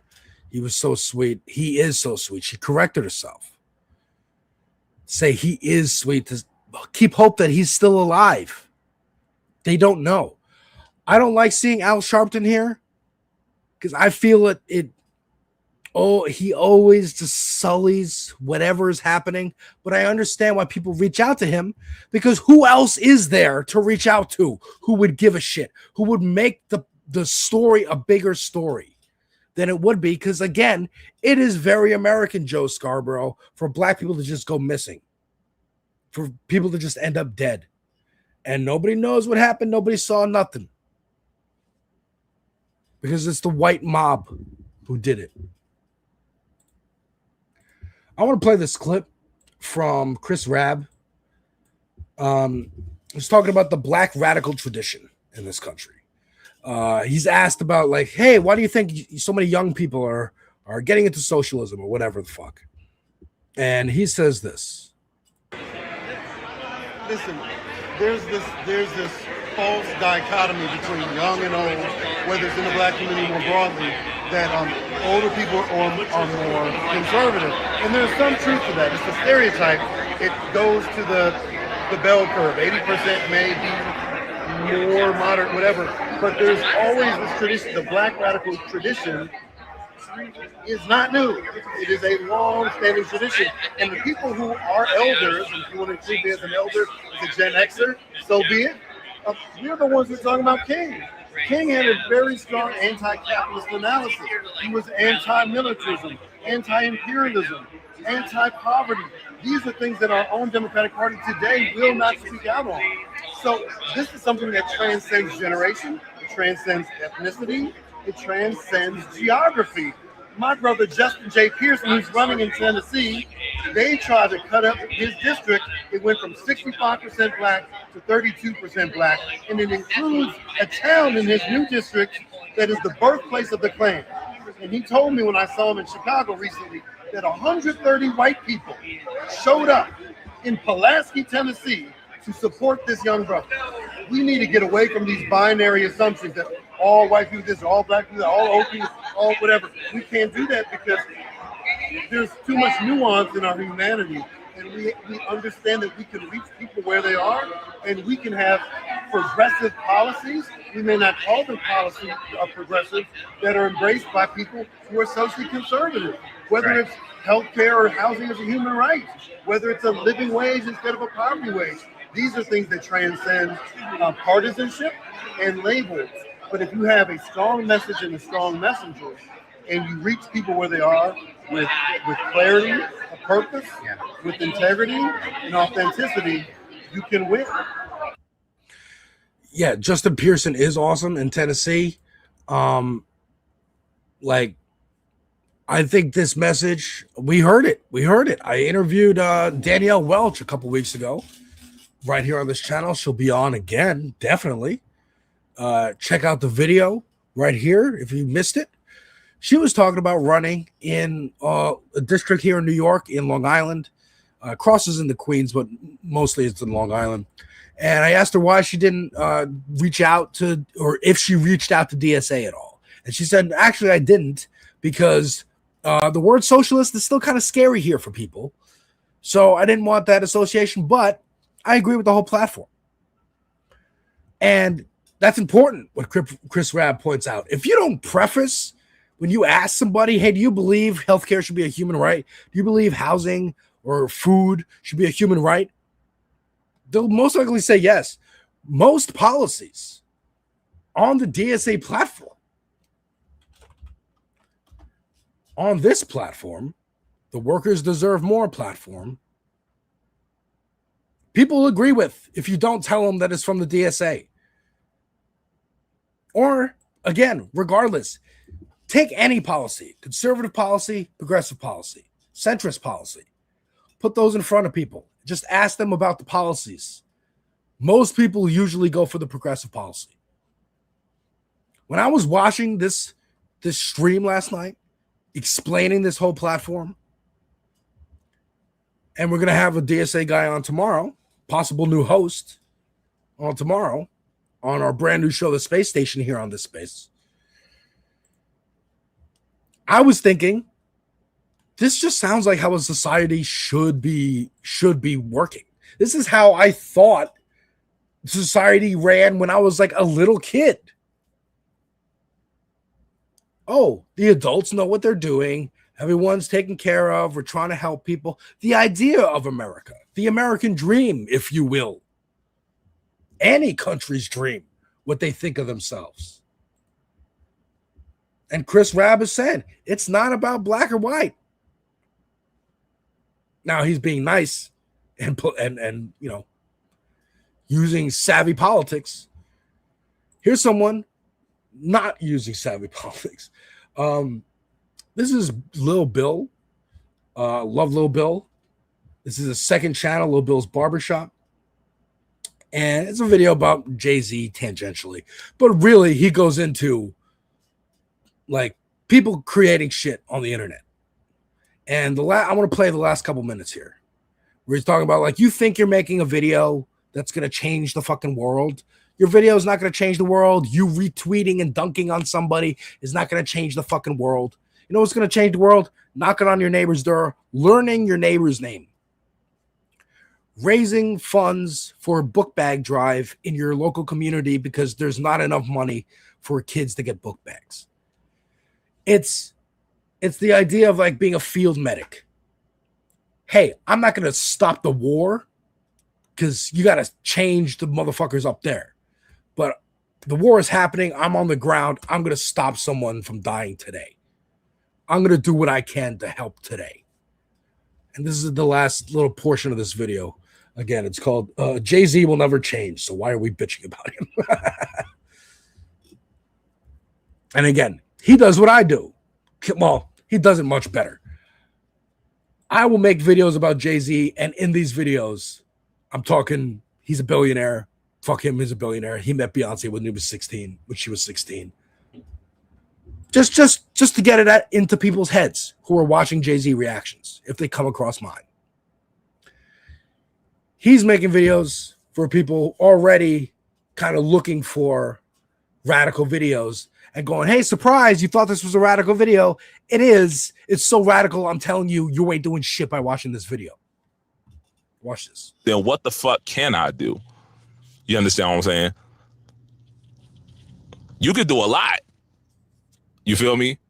To keep it a bean, you could do a lot. But you got to make some sacrifices. You understand what I'm saying? You got to make some you could do a lot. Again, even if it's as simple as learning your neighbor's names, you can do a lot.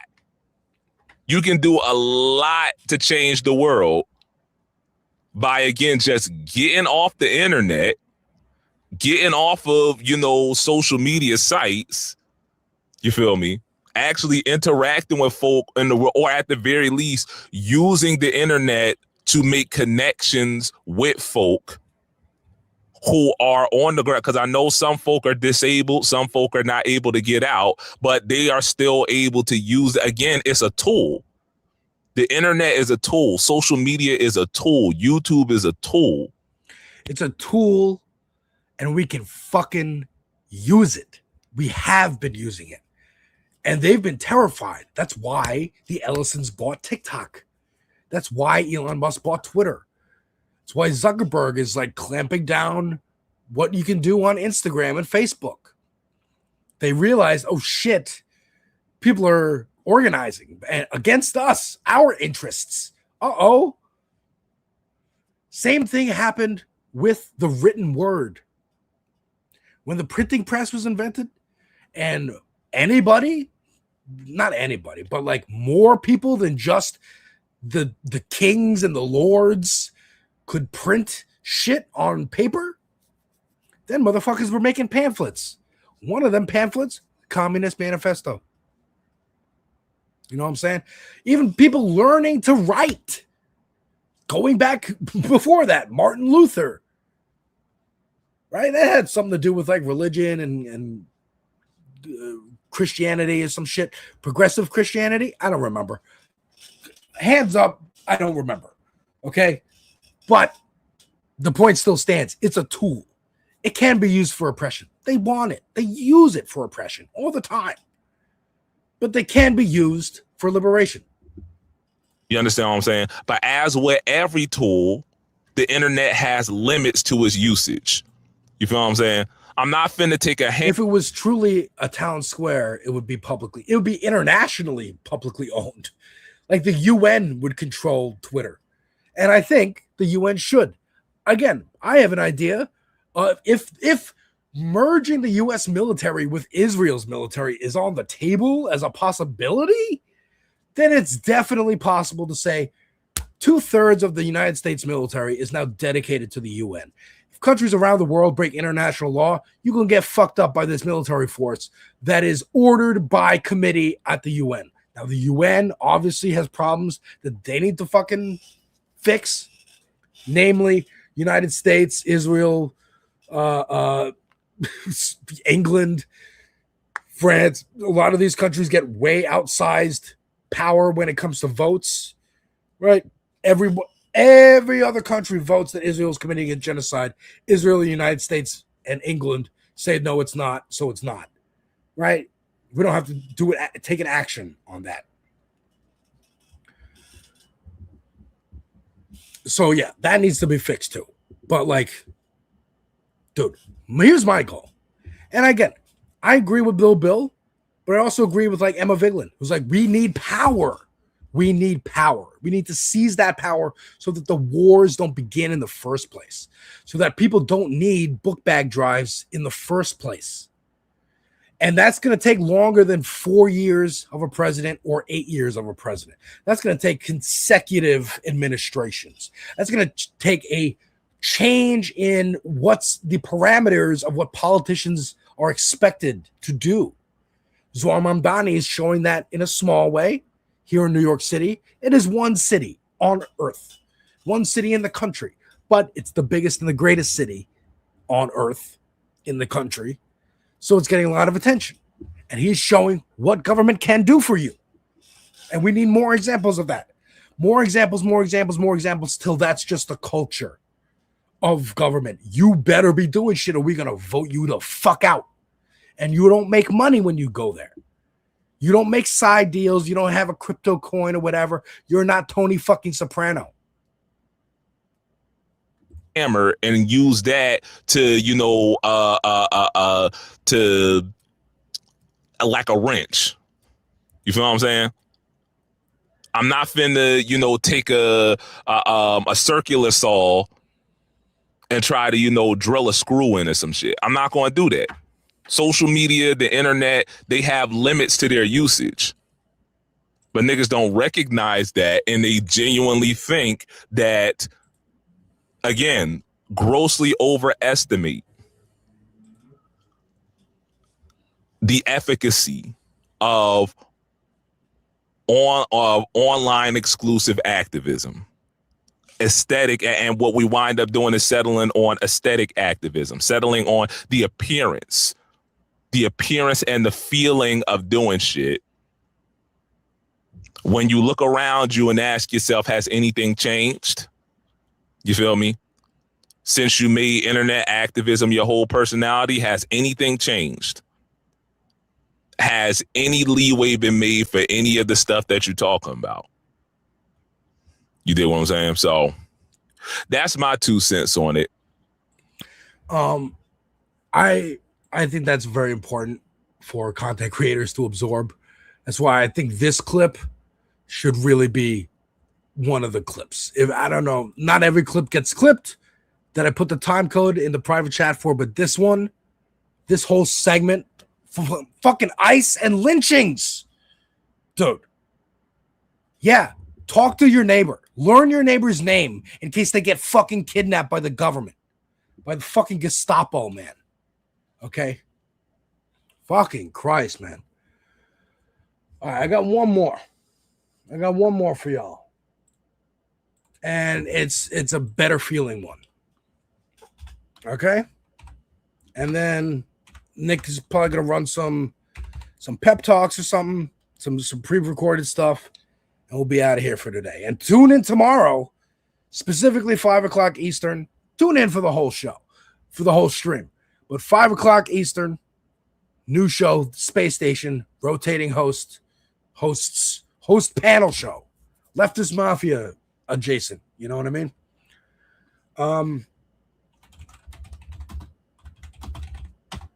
So this segment is about fascists getting got. All right? Fascists get got.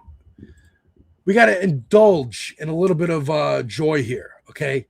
Here's Conor McGregor, fascist, bigot, rapist, I believe, on his triumphant return to the MMA, dude. This is his return. And steps out the gate. Watch this. He steps. Now watch his right leg. He steps on it, and right there. Oh, yep. And it blew out his knee immediately. So he's going back to retirement. fucking loser. Fucking loser. Want to see another fucking loser? Here's another fucking loser. Jake Lang. Jake Lang, who I believe other conservatives are thinking he's a Fed, so they're like trying to find him and fight him and whatever. I don't know exactly what this is. I don't know if this, basically, I don't know if we should be rooting for the guy in this video punching Jake Lang or being like, this is another fascist, let them fight kind of thing. But here's Jake Lang getting his fucking ass kicked.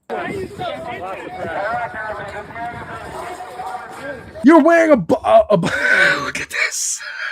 Look at this pause. This is also a good clip that should be clipped out. Just making fun of these losers. Look at that. Just like fucking Josh Hawley running through the halls of Congress on January 6th. He ripped his whole fucking his body vest off. His bulletproof vest. Dude, you don't need a bulletproof vest. You need a fucking helmet, a bike helmet. You better walk around like Daft Punk, bitch. To quote Kendrick Lamar on Euphoria.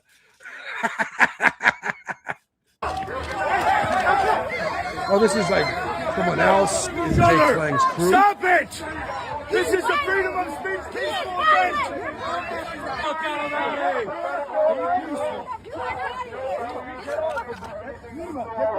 Oh, is this another angle? Get the fuck out of LA! Be peaceful! Be peaceful! First Amendment, stop assaulting me!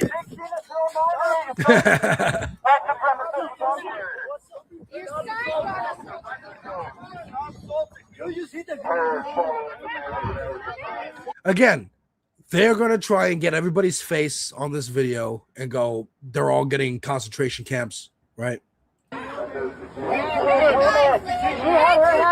This is, I mean, this guy is the conservative, the other conservative. I believe it's an ongoing story. I wanted to talk to Ben Dixon about it, but I believe this is the other conservative who's like hunting him down and calling him a Fed and shit.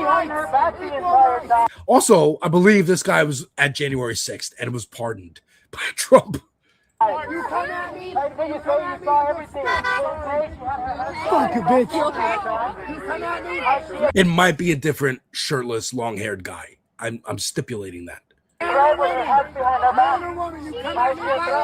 You get stopped. You learn your lesson. Little girl learned what it's like to be in the. She's in the. All right, so that was Jake Lang. That was Jake Lang getting his ass kicked. Again, people are sick of this shit. People are sick of this shit. All right, and on ICE, check this out. Here is a Trump supporter dressed up as ICE. Dressed up as ICE. Things are close to boiling over. They're boiling over. It is boiling over. We're getting violence. There's violence in the streets. It's happening. Black people are getting killed by whites who think there's immunity and from it. And fascists are getting fucking jumped, as they fucking should. Because you shouldn't be openly fascist and feel safe in a just, sane society. Porter dressed up as an ICE agent and tried to bully and harass people, and he immediately got instant karma.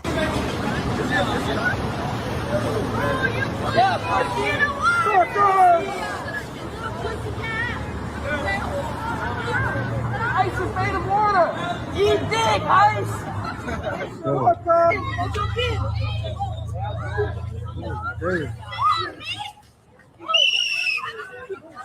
Now, they must have realized he wasn't actually an ICE agent and he didn't have any backup. That's why they created ICE. They're a gang. The cops are a gang. ICE is a gang. Feds are a gang. They're just a gang, a legal gang. They're the biggest gang. And they need to be de-gangified.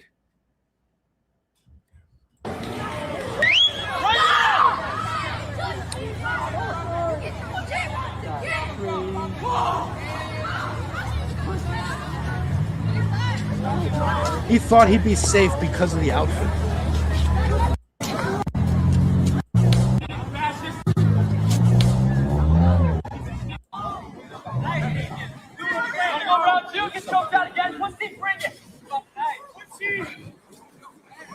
Man, this Trump supporter dressed up as a... All right, so that was that one. Again, there is no tolerating these fucks. There's no negotiating with terrorists. They're terrorists. They're terrorists. That's gonna be it for me. Thank you very much for watching an impromptu Devil's Advocate Productions extra long episode. I will be back on tomorrow, at least at 5. Maybe I'll come on earlier. We'll see how the day goes. But yeah, I love y'all. Thank y'all. Nick, I believe, has some syndicated content for you. But if not, then can we raid somebody? Can we raid on YouTube? Because this channel has over 3,000 or over 1,000 subscribers. Well, I mean, who's live though? Nobody's live. Nobody's live. All right. Again, they might Nick might play some syndicated stuff for y'all. But have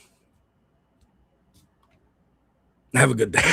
Oh, we can't rate. That's fine. Who cares? Have a good day. Have a good night. We'll see you tomorrow. Again, check out my new videos. If you want to see me listen to Jay-Z, I recommend this one for sure. Wax Museum, Tierra Wax. She's great. Talked about the song of the summer, Spend That. Watch FD's video. Matter of fact, let me recommend that right before I leave. What is this? B-sides? Streams? No, streams.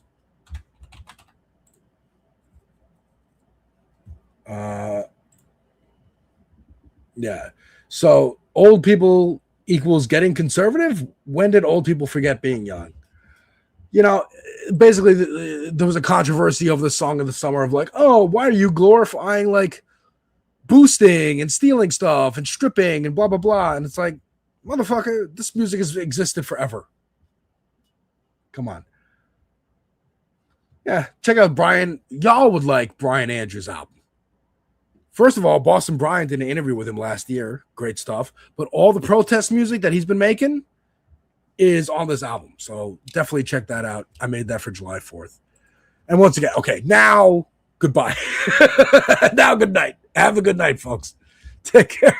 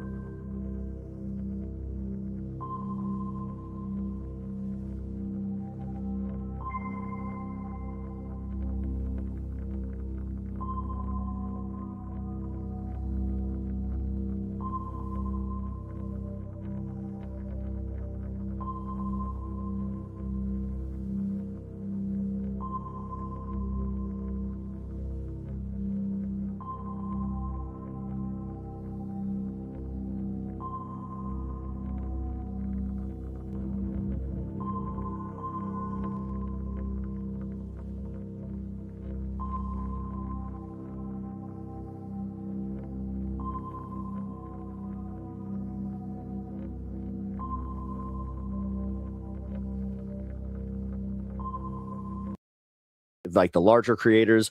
So they're disincentivizing making any new content that's not slop. Like, I actually think that's the whole point, is they don't want anybody speaking out about anything anymore. You know what? Like, screw politics. This is about Warhammer. I hope you understand like, if you don't know what Warhammer is, I'll give you a little breakdown. You see this stuff behind me here? Right there, you see Warhammer Leviathan, which ironically is already obsolete because they just released a new edition. Again, it's 11th edition. Don't get me started. So these little guys, so here. Let's see. Do I have any Warhammer actually available? I really don't. But picture this. This is my my little D&D guy, right? D&D miniatures. So you can paint D&D miniatures. You can paint, pretty much any game. But Warhammer specifically is owned by a conglomerate called Games Workshop. It is from the UK. They have pretty much a monopoly on this business because of stuff like this, where now 3D printing, if you guys didn't know, like STL files, all that kind of stuff, well, nerd. It's a little nerdy, and also just in general, if it's not your forte or your hobby, then you might not care. But they really are the worst as far as this goes, because they also, I'm not sure if you guys know this, before they started issuing DMCA takedowns for creators that just were printing off models, they were going after lore channels. Lore channels. So if you just discussed the lore of Warhammer and you didn't even use any of, you didn't use any of the footage that they have put out, which again, you pay for. You pay for. There is a subscription service which has these shorts and things that you pay for. And then it's through fair use. You can use just the small clips, but not without any audio or any of that. And you can cycle them for the 2 or 3 seconds. Nope, not anymore. Now, if you even have a picture of these things up, they can issue you a takedown. Do you understand how fucked up that is? Generally, how fucked up that is for all of YouTube.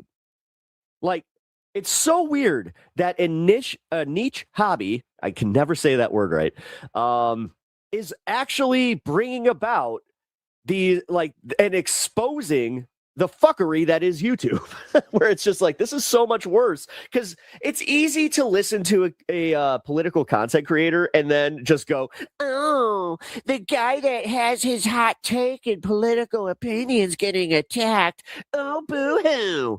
It's pretty easy for you to do that. I get it. Trust me, I get it. But for somebody that's a hobbyist, just talking about Warhammer, what are we doing?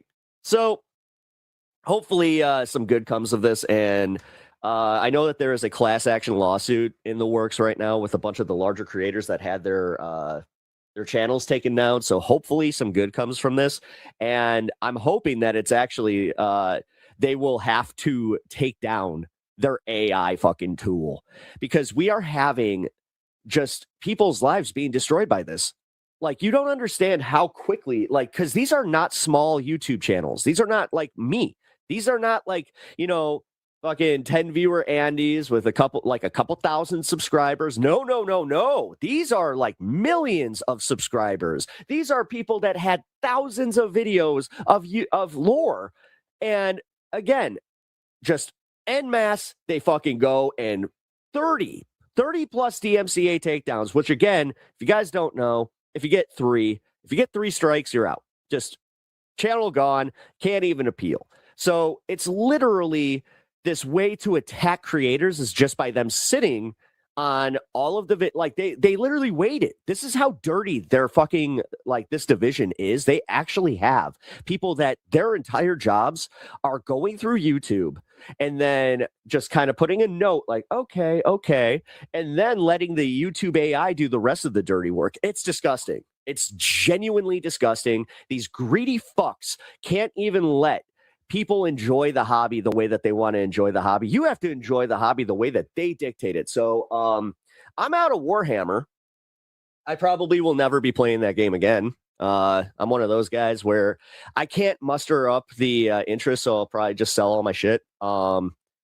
I can't do this anymore. I can't support, like, I can't be part of these things anymore. It's the same with Pokemon. Like, do you know, here, I found these at a grocery store randomly at the, like, they have these little Pokemon Center vending machines, which are cool as shit. They literally look like they're out of the video games, but I can't tell you how many times I've seen a scalper just standing there guarding the machine. And when I went to go, like, check, he's just like, don't touch it. Don't touch it. It's going to reset it. I'm like, what? He's like, don't touch it. It's going to reset it. Then you can't get anything. And I'm like, oh, you can't get anything because I'm going home. So there was one time I tapped the screen and he got all butt hurt. And I was just like, whatever, man. Doing the Lord's work, you know, pissing off scalpers. That's something that should be definitely done more. I just like Warhammer spooky stories. Warhammer or Wes Hammer's spooky stories. You're not going to see them anymore.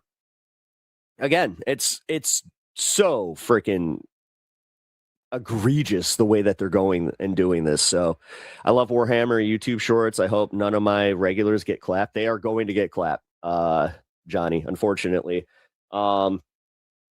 This is after the Hasbro debacle with D&D. Like, I can't tell you how many people I personally know that are walking away from the D&D system. I personally don't use it right now. I don't plan on going back. We used 5.5 for one game, and we were just like, fuck this. And then we went back to just 5th edition. Again, this is totally fucking nerd shit. I know that a lot of you guys are on the same page here, so that's good. But yeah, it sucks. Like, I'm just kind of done letting these corporations ruin everything that I loved. Even fucking Magic, dude. Magic the Gathering.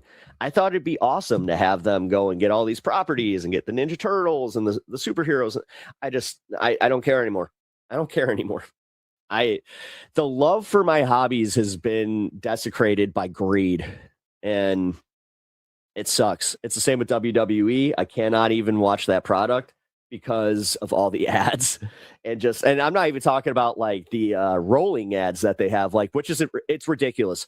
You pay to have like the pay-per-views on these streaming services. They roll ads throughout the entire thing. WrestleMania, they counted, it was over an hour of just ads, which it's a 6-hour show. What are we doing? Like, there was more ads than actual wrestling. Insane. But also the fact that, yeah, you got to get the Slim Jim table and, you know, got to make sure that you got the Prime logo in the middle of the mat. Like, it's disgusting. It's just fucking, everything is lost its actual spirit of fun. And now it's all just for private equity assholes to make a quick buck. And usually the fucked up part is they make that quick buck and then they'll lose it just as quickly, or like they'll lose money and then they'll just be like on to the next thing. But when they, like, you do understand that this is attached to people's livelihoods. You understand that there's event workers that get fucked by this. You understand that there's literal concession workers that get fucked by this. You know, like, there are so many people on the bottom, like, rungs that just constantly get fucked on top of the people who pay to get fucked. And it's not even prostitution. It's not fun. Nobody's cooming. Nobody. We don't get no goon. There's no goon. What the fuck? We don't get no fucking climax? You're telling me that they blue balls us too? Like, goddamn, guys. I think that it's time to fucking wake up and start just, I get it. Like, I get that we need escapism, but goddamn. Withhold your money. Like, withhold this shit. Don't go see these movies if they're bullshit. I haven't seen a movie this entire summer. And you know why? Because I kind of figured it out where I'm like, oh yeah, but it's also like this carrot in the stick thing. Like, they're going out there saying, oh, well, if you want another Supergirl movie or if you want James Gunn, you got to go see our shit. It's like, dude, I got more important stuff to do. And now you're telling me, oh, this movie underperformed. Fuck you. Fuck you. Again, lack of creativity, lack of fucking commitment to any actual good ideas. I've had enough. I fucking had enough personally. All the soul has been taken. Congratulations. You know, as somebody that valued collecting physical media, and I never, ever traded or sold a DVD or a video game, I have all my shit. I'll likely be in my fucking 80s. I'm not going to make it that long. Let's be real. I'll be in my 60s playing PS2 games, literally with a fucking guitar and playing Guitar Hero, because guess what? I came from the days where we owned what we paid for. I remember when they couldn't just give you a digital license and then make you rebuy that game. That's the whole purpose of this, by the way, is the fact that, like, right now you can literally see it in action. So if you go to any Amazon page, you can see like Grand Theft Auto San Andreas, $22, something like that. You know, they're all around like $25, $26. You go to the digital, like the digital store, $59 out the fucking gate. It is fucked. Not everything should be a subscription. The thing is, we bought into this, dude.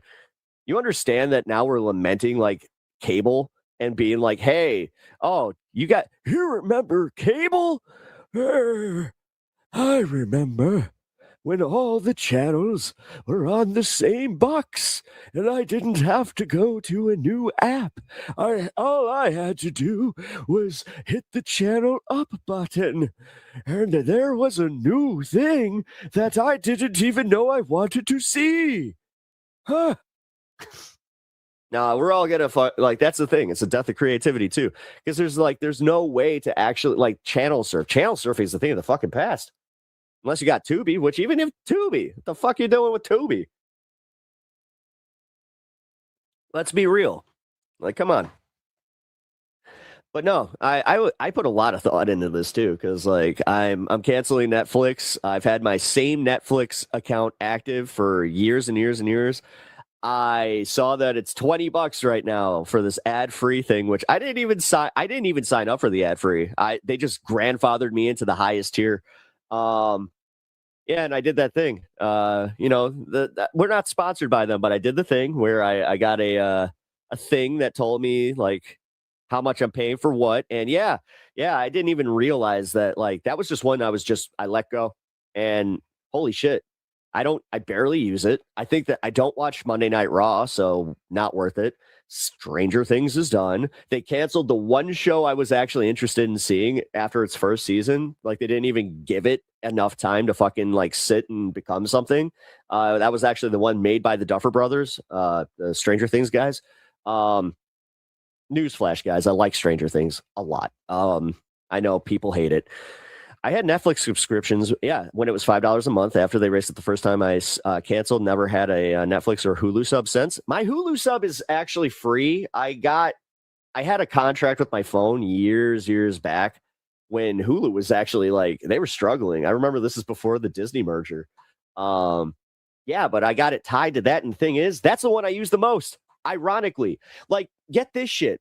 So I renewed Crunchyroll finally. I had been forever without Crunchyroll, which $10 a month, unlimited, no ads. I'm sorry, that still makes sense. That's what the WWE one used to be. And honestly, if they were all $10 ad free, I'd be fine. But fuck this. And then they have the nerve, like Paramount, they have the nerve to put it's a skippable ad, yes, but for UFC before whatever the fuck no.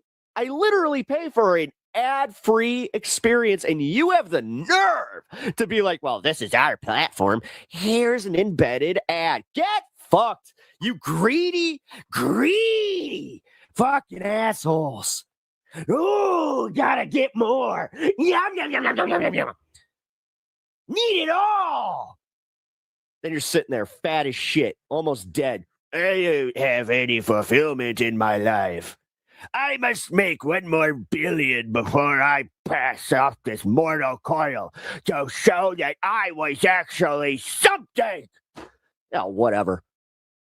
God, these pathetic fucking assholes. Literally, like, dude, I don't even have kids, and I can just be like, dude, like, you got so much more meaning in your life if you just have a community of people that you like. Because these people don't even have real friends. No, none of them. None of them have any actual relationships because they commodify everything. That's the one bitch about being that fucking greedy, is you cannot process what community is. Quit trying to rob us, you fucks. Sorry. Had to get that out of the way.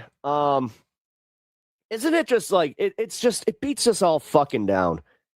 And like I said, it's the nickel and diming. Like, I remember when my mom died, I actually had like my first breakdown because of like somebody just trying to get that little bit extra out of me. I was just like, can you fucking just leave me the fuck alone? You greedy sons of bitches. Just always asking me for a little bit more. Just a little bit more. And then, you know what sucks? I covered this yesterday.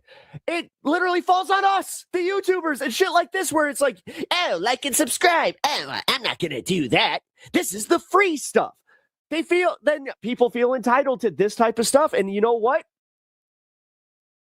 I can't even blame you, because realistically, you're just inundated. YouTube literally fucking does it, where they're just like, oh, if you just get a Prime subscription, then you will be able to watch everything ad-free. But does it actually, like, do they actually break down the numbers? No. Do you know, like, you want to know a secret? I don't know how much I make off of fucking premium accounts.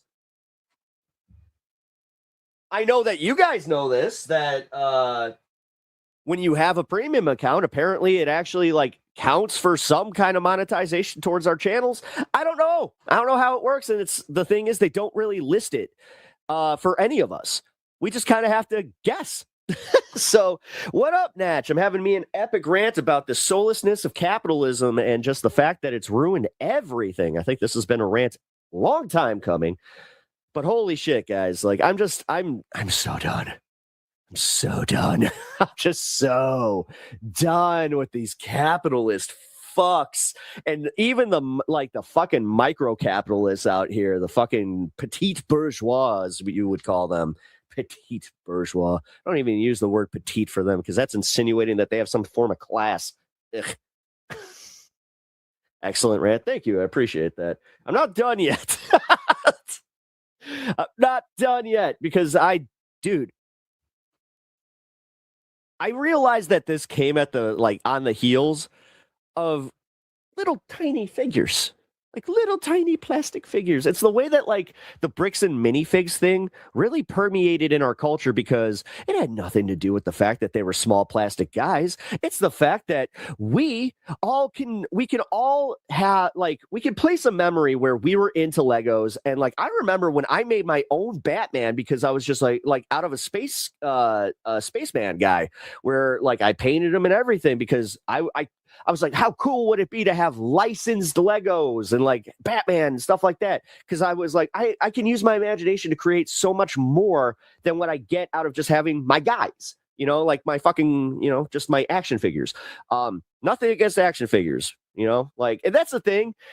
I hate the fact that there's so much soulless capitalism behind even those guys. Like the fact that it starts with the inventor and the creativity, which again is what we all actually go towards. Like if you ever go to a Comic-Con, nobody's going to go there to be like, hey, I want to meet the guy who marketed this. No, nobody does that. Literally nobody. They care about the people that created this stuff, because creators are creative. And, that's where you kind of get excited about things. And you're like, wow, I never thought of it that way. But then you get this soulless, greedy little fuck in a suit. This is why I hate suits. I hate suits because I cannot separate from somebody in a suit just being a soulless cunt that's going to take everything that they fucking can.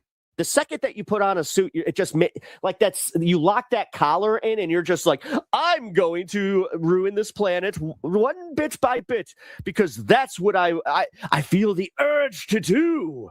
This tie just gave me the power. Fucking A.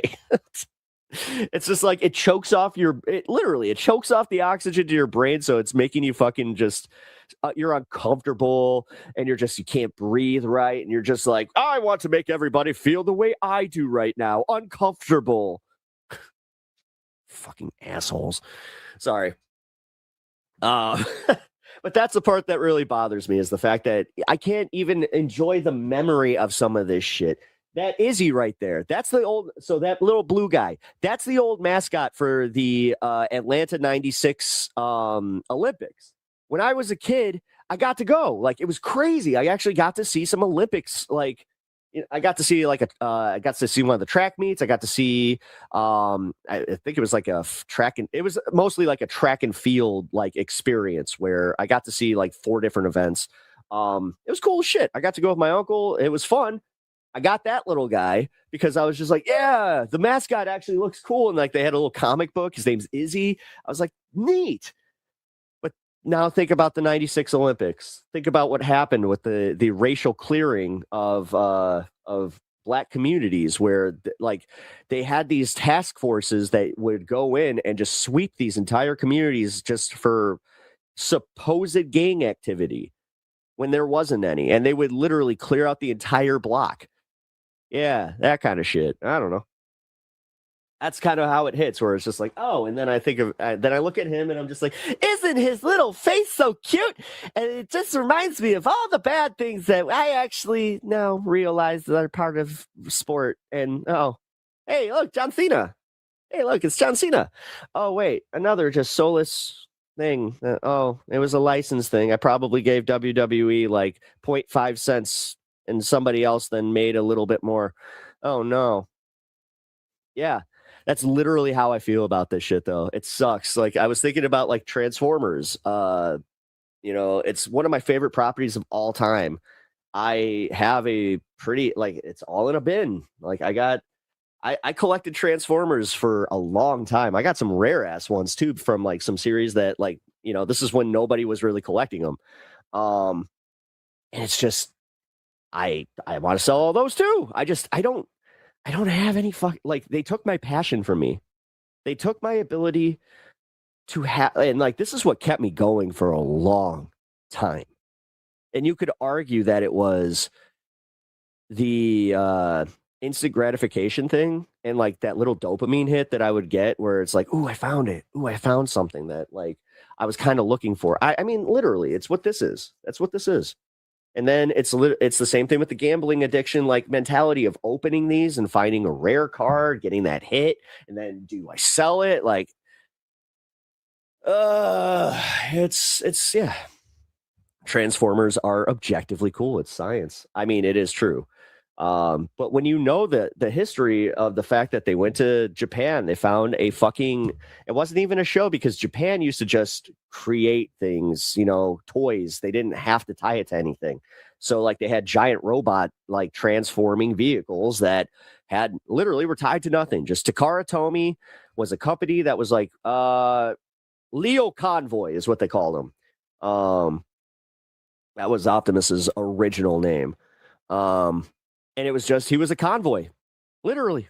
His trailer turned into a battle station, and it was just, you were supposed to use your imagination and be like, I don't know what's going on here, but yeah, Pep is going to have an epic garage sale someday.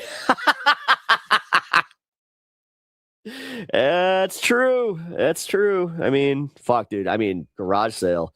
I actually do have one of those things where it's like, if I did that, I would have to do it as like a private thing. Because I have decent collections. Like my Funko Pops, of course. I mean, look at me. You think I don't have like a wall of Funko Pops? Please. Literally, on the other side of that window, there's a wall of Funko Pops that is around it, except for the top, because I couldn't figure out how to do like a shelf. So I put my Power Rangers rare figures on the side there. Yeah, I don't care. I'm a fucking dork, and I love it. I love it. I still love all this shit. But now I'm losing my passion. But then again, like what I just said right there, though, I don't know, man. I do still love it. No, you need to catalog and auction it. No sale. Yeah. No sale. No. I used to work in it. Like, I think I've talked about this. I could talk about this job. I used to work for an estate company. I have some fucking wild stories about this stuff because, like, number one, I worked in very unsafe conditions. Like, I realized, like, one day that half the crap that the people were buying was covered in mouse crap. And I went up to the owner of the company. I was like, hey, isn't this like super toxic. And she was just like, we cleaned it up. It's fine. I was like, no. Like, no. That was the last day that I worked for her. Yeah, that was disgusting. But yeah, the people that I saw, and dude, I found some cool crap. Like that's like I got some antique stuff, toys, not just toys. No, it was estate sales. Like it was literally estate sales by specialized in toys, comic books, video games, pretty much all the crap that your kids would collect throughout like the last 40 years. I have a specialty in being able to price like antique toys, and cards and stuff like that. And if I don't, then I know people that are in the card collecting industry. I also like my comic shop owner friend. He helped me a lot with that kind of stuff. Yeah, it's actually really cool. I have the first appearance of Poison Ivy that I got from working one of those, and that was my appreciation gift. Where I was just like, really, holy shit. That was one of the nice things, and that kind of made it worth it. Where it was just like, oh, okay, like you pay me like shit, but if I find something cool and then just claim it, that's mine. Okay, cool. She charged me $20 for the entire lot of stuff that I had, and I was just like, I gave you the listing on how much that's worth, and she was like, just go. I'm like, oh shit. Are GI Joes a hot commodity? It depends. They have to have all of their stuff. If you have the backs, this is the thing about like classic mini GI Joes. If you have the backs, that's actually worth almost more than the figure itself. Like because they had those little cards. Do you know how many kids cut out those cards? Like almost everybody did. I did. That's why I don't have any. So yeah, if you have that, like if you just have the even backs of the packages, those things are worth some money. The actual GI Joes, again, you have to have every accessory. They have to be in pristine condition, not a scratch on them, for them to even be worth a thing. Same with Ninja Turtles. Although Ninja Turtles are getting, they kind of hit that point where it's like, even without like the accessories, you can still get, $20-$30 for just a bare turtle, which, yeah, that's pretty good. Let's see. But like GI Joes, I know that the ones that were actually worth money were the ones that were from 1977 on. And then like when they ended the or not 77, I meant 67. So like there's like a 10-year period where it was like the big GI Joe doll. My years might be off, but I do know it ends at 77 because that's when Star Wars came out, and they were thinking about doing, more aliens and like guys in space type of thing. So I remember that like when I was looking through like a whole bunch of these like classic GI Joes, I found like these alien dudes. I could not place them. They're like, that's from GI Joe. I was like, what? They're like, yeah, they actually had like Space Invaders for like a year, and then they went to the GI Joe, the American Heroes. I was like, oh, that's kind of cool. Yeah, know all about that stuff. The bazooka guy. Yeah, the boxer one with the gloves.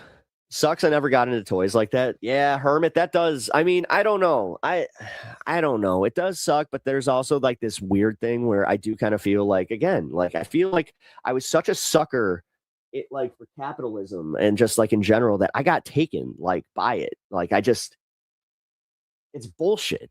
It's bullshit. Like the fact is, do you know how many times like I've had these cycles where I have like I'll just call it what it is, like an autistic level of obsession with what's coming out. Like when Force Awakens dropped, dude, I was like a little kid. I was back into Star Wars so hard where I was like, I have a whole bunch of Christmas inflatables that I had outside. I was the Star Wars house. Which I still kind of am, but it just sucks when I put them out and I don't feel the passion for it anymore because they took it. They literally took it. They literally put out this piece of crap last movie that just ruined it all. Hot take, playing with toys is the fun part. I mean, I've literally... This is on my desk right now. I got my Gundam. I've got my Haro. and then I've got my Zaku. So yeah, this is the bad guy, perceived bad guy. This is the good guy. Oh, Armoro! Oh no! Sure, I will get you. Ah. Yeah, make a fight. Shit! I just played with toys on stream. That's gonna get clipped for sure. But yeah, that's I love my guys. What can I say? But those are models. Like, believe it or not, even this little guy, even this little dude, he's a little model kit. You know, I love him. My wife made this for me, actually. But as you can see, I do have I'm that guy. Like, I bought these plushies. I can't even say my wife bought these. Like the Snorlax, yeah, my wife bought that for me. She actually surprised me with Snorlax. Charmander, she also surprised me with. I hate to say, it's kind of sad. She got me him when I was mourning my mom, and he was actually a big part in helping. I know it's so dumb, but I don't know. It helped. But yeah, like my Final Fantasy plushies back there that are worth a lot of money, by the way. That's the one where it's just like some people come in and they're like, hey, why don't you sell some of that crap? I'm just like, well, but I worked so hard to get it. No. Full disclosure, yes, I did have a clearing when I needed to pay some bills. It just sucks to think about, but yes, that is like how many people are making a serious profit from flipping this stuff anyway? Nobody. Like there's this perception. Like I remember with Funko scalpers, one of my good buddies, I haven't talked to him in years, and honestly, he ghosted me one day, and just like I have never heard from him again. He got divorced from his wife, and I just never heard from him. He unfriended me on Facebook, which I was like, that's random. So fuck him. This guy, he was like literal, like he was the guy that was like, he would get the Funkos that he wanted, but then sell the rest of them that he knew, like as far as like he would pick up a whole wave and then try to like resell them. Dude, he was left with so much inventory that like you cannot even fathom like how much money he spent versus how much money he made, even on the ones that like turned out to be worth something. Like, no, it's literally you're tricking yourself into thinking that you're making a profit on something that you enjoy. Yeah, it's pocket change at best. Yeah, it's the same with Pokemon cards. It's literally the same thing with this shit. Like, I remember, here, I got one of these. This was a gift. So, had a friend find this in the store, face value, and he was like, do you want this? I was just like, yeah. And I was like, yeah, you know what, I'll pay. And surprise, surprise. I was just like, ooh. Thank you. I'm not going to open this one right now, specifically because I actually really like Pokemon ZA. And if you guys don't know, that's the final Pokemon that you get in the game. Spoiler alert. But that thing, like even that thing, like face value, it's worth $54. They're selling it, like scalpers are selling that thing for almost $100 right now. And it's stupid. It's stupid. Realistically, at card shows, they're going to have to fucking mark it down to probably 60. So, oh my God, you made a $5 profit. Fucking stupid. I really wish I was able to keep my collections. The thing is, I have this much shit because I had a super traumatic event happen to me.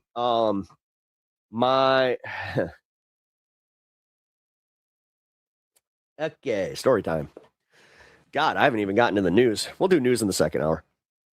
All right, so my stepmom, oh boy, did I have the evil stepmom story. I really do. So we're cool now, but we weren't always cool. She came into my life when I was about 10 years old.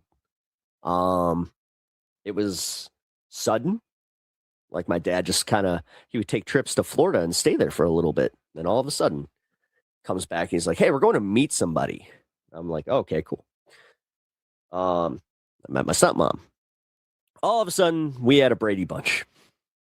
Like it went from me and just my sister to all of a sudden I had an older brother and 2 stepsisters because I have twin stepsisters. And then yeah, like not even 2 years later, she was pregnant with my my younger brother, and I was just like, oh, okay, cool. Yeah, that's exactly how that went.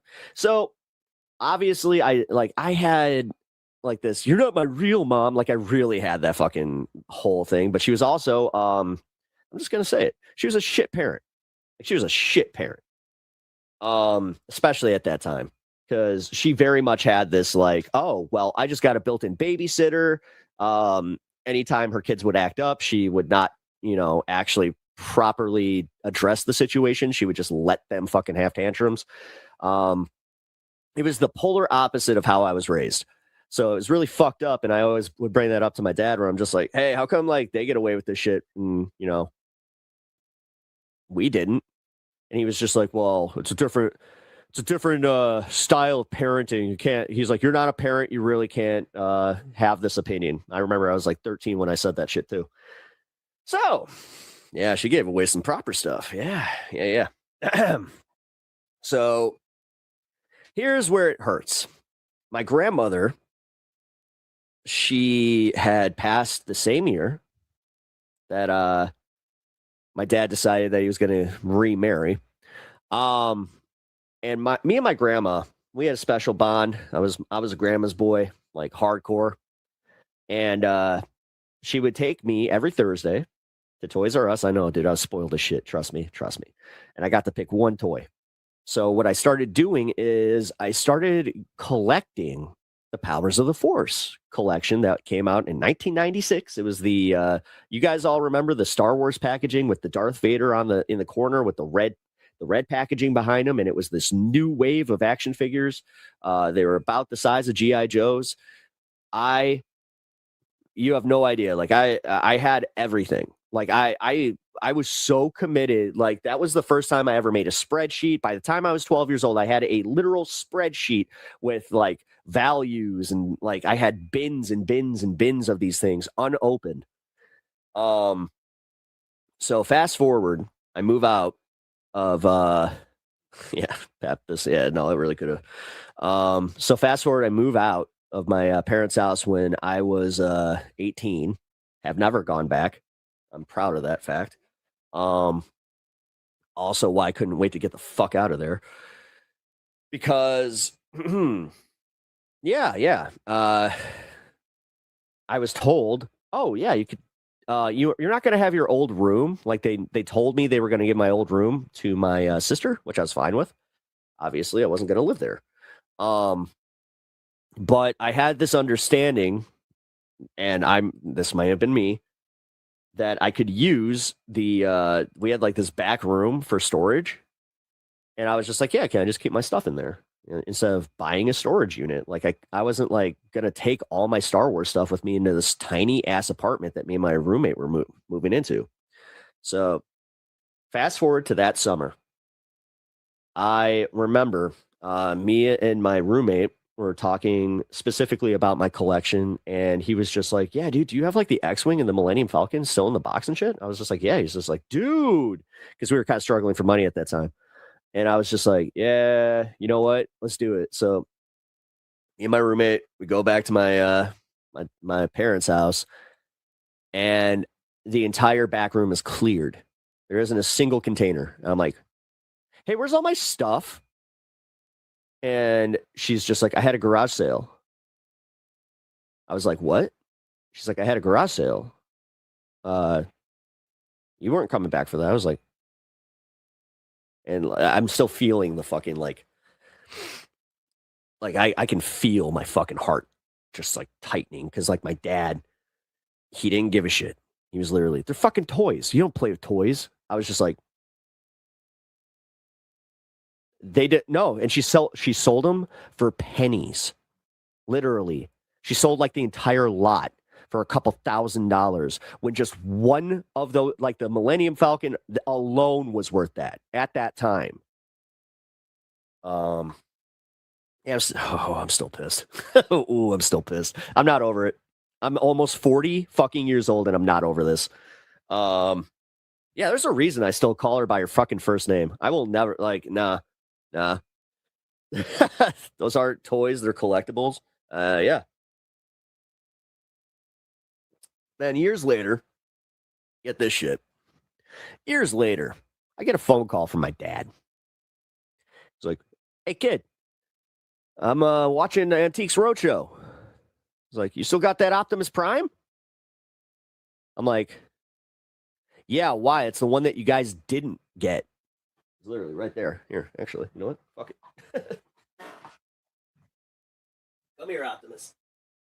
You're like one of my only childhood toys that I still have. Yeah, it's my Optimus.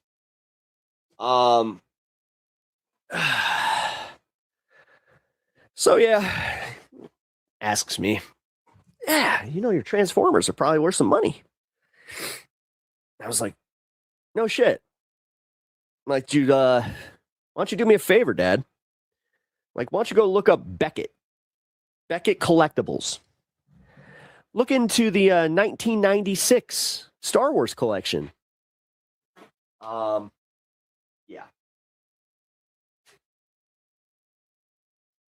Careful. That was the moment that he was just like, "Oh." Fuck it, I'll say it. What the fuck, Pep Dad? Oh, yeah. Pep can hold some grudges. Oh, I can. I very much can. I am very forgiving, but I'm also, no. Do not count on me to forgive and forget. Forgetting ain't happening, bitch. You don't get that. What? Forgive? That's some gaslighting bullshit. What? Forgive and forget. Yeah, that's what that led to an entire culture of silence. You know what that literally led to? A bunch of kids not speaking up. Let's be real. I feel that hard, Pep. I lost an original record print of Pink Floyd. That was because they just sold it at a garage sale. Yep. Yeah. They also sold one of the original. I had an original Star Wars Japanese poster, which now that thing will fetch around $20,000, and I had it. Ooh, I want to punch my computer screen so fucking bad right now. Ooh, I'm mad. Ooh, I need a stress ball or something. What do we got? I need something. Here, I'll spin. My parents are antique collectors. They may not give a shit about toys, but damn, they at least know those things can be really valuable. Yeah. $20K. Whoa. Yeah. If you have that thing pressed in an actual, like, in glass the way I did, that's serious money. Dude, that was supposed to be my college fund. That was the thing is, that was my investment in my dad, because he's such a cocksucker sometimes that he just decided, "Oh, well, this is just silly kid stuff." Like, because he didn't understand it. That's why it hurts so bad when he fucking called me and said, "Yeah, I'm watching the Antiques Roadshow." Yeah. I've never had this level of attachment to anything like this. That's actually a gift. That's a gift. Sylvie, don't think that that's like a detriment. Just like I there are sometimes I wish I didn't have a level of attachment to any of this shit. Because at the end of the day, it's not going to matter. Like, when I was working estate sales, I realized, like, I literally started coming home and just being like, "Oh," and I don't have kids. So I'm like, and I don't plan on having kids. So what? This all goes to my nephew? Like, he's not going to want this shit. Like, fuck, the kid, he barely plays with toys. Like, this idea that our stuff matters to other people it's like some stuff does, but realistically, it all ends up in a fucking. Do you know how many people's lives I watched go into a fucking dumpster because it couldn't sell? And this is shit like China plates. Yeah, that fine China. Yeah. It doesn't mean shit. Grass is always greener. No, I know. And that's where I'm saying, like, I'm trying to, like, give you, like, yeah, you don't have the pain that I have. Yeah. The end is shown on Toy Story 4. Yep. I'm an idiot that way. No way. I'm going to not unbox this stuff and play with it. I mean, I was the guy that, like, if there was something I really wanted and I wanted to play, I got one. I literally would wait a week, go back and get that same thing. There are a few times that I was able to convince my grandma where there was only one left after that. And I was like, Grandma, please. And she was just like, I mean, my grandma loved me. So,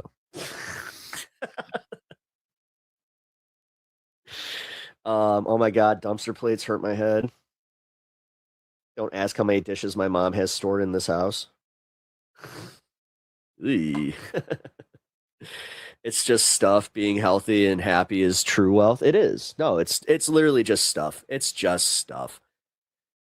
Happy, though, the thing is, most people tie happiness to monetary fucking comfortability. I'm not even going to say, because, like, this is where these rich fucks want you to think, like, again, do you know how many times I've dealt with it as a streamer where people think I'm grifting just based on me literally doing this and performing and having that bar, and they're just like, oh, you grifty piece of shit trying to make money performing? Fuck you. This is why I have this attitude that I have recently where I'm just like, no, if you genuinely carry that attitude with you, bye. Like, I don't want to hear it. No, it's genuinely fucked up. And it's like I said, these are people that are more than happy to go pay for their Netflix subscriptions and all that, but then complain about YouTubers making money. Like, that shit's insane. Like, goddamn, dude, the amount of people that are just like, I'm entitled to this exact form of entertainment. Like, it's fucked up. It's genuinely fucked up. But it's also how YouTube and all these platforms incentivize this bullshit. Like, come on, let's be real. I got something signed one time. I didn't feel a thing. Yeah. I literally have my Mick Foley signed Funko back there. Cool. Cool. It's not like nothing signed is like my, oh, wait. Hold on. I take that back. I do have 2 signed things that I do cherish very, very much. And then they tell you to get a job like, fuck you. Yeah, not even thinking like, hey, I'm doing this like because I have passion for something and I also do work. Like, what now? Go work another job, sell your shit. Because that's the other thing, because I was trying to make money because we have medical bills. They're saying that they tell me, go sell your shit. Like, realistically, you do understand the bottom line is most people want you to feel like that. They want you to just be miserable. And they love it because they're miserable. That whole misery loves company is so fucking true, man. And it's not even about company. It's the fact that they can perceive it that way. Like, I have this sometimes where I'm just like, we all do. Actually, fuck it. We all have a little bit of this where, like Lindsey Graham's death, where a lot of us, we had the proper response of just like, fuck that guy. But then you had this contingent of people that are just like, oh, don't speak ill of the dead. Oh, wow, Pep. What? Uh-oh. Whenever Etch says, oh, wow, it's like either I'm cooking or I might have said something a little fucked up. Which one is it today? Ooh, pins and needles. I'm on pins and needles here, literally. Stuff is stuff, but also being human is changing your space by surrounding yourself with things that you enjoy. Yeah. Oh shit, not cooking. All right, cool. I was like, uh-oh. I hope that's not the case. But no, for real, man. How many times, like, have you read something in the news with somebody that you don't like, and you're just like, I'm kind of glad that they're having a bad day, you know?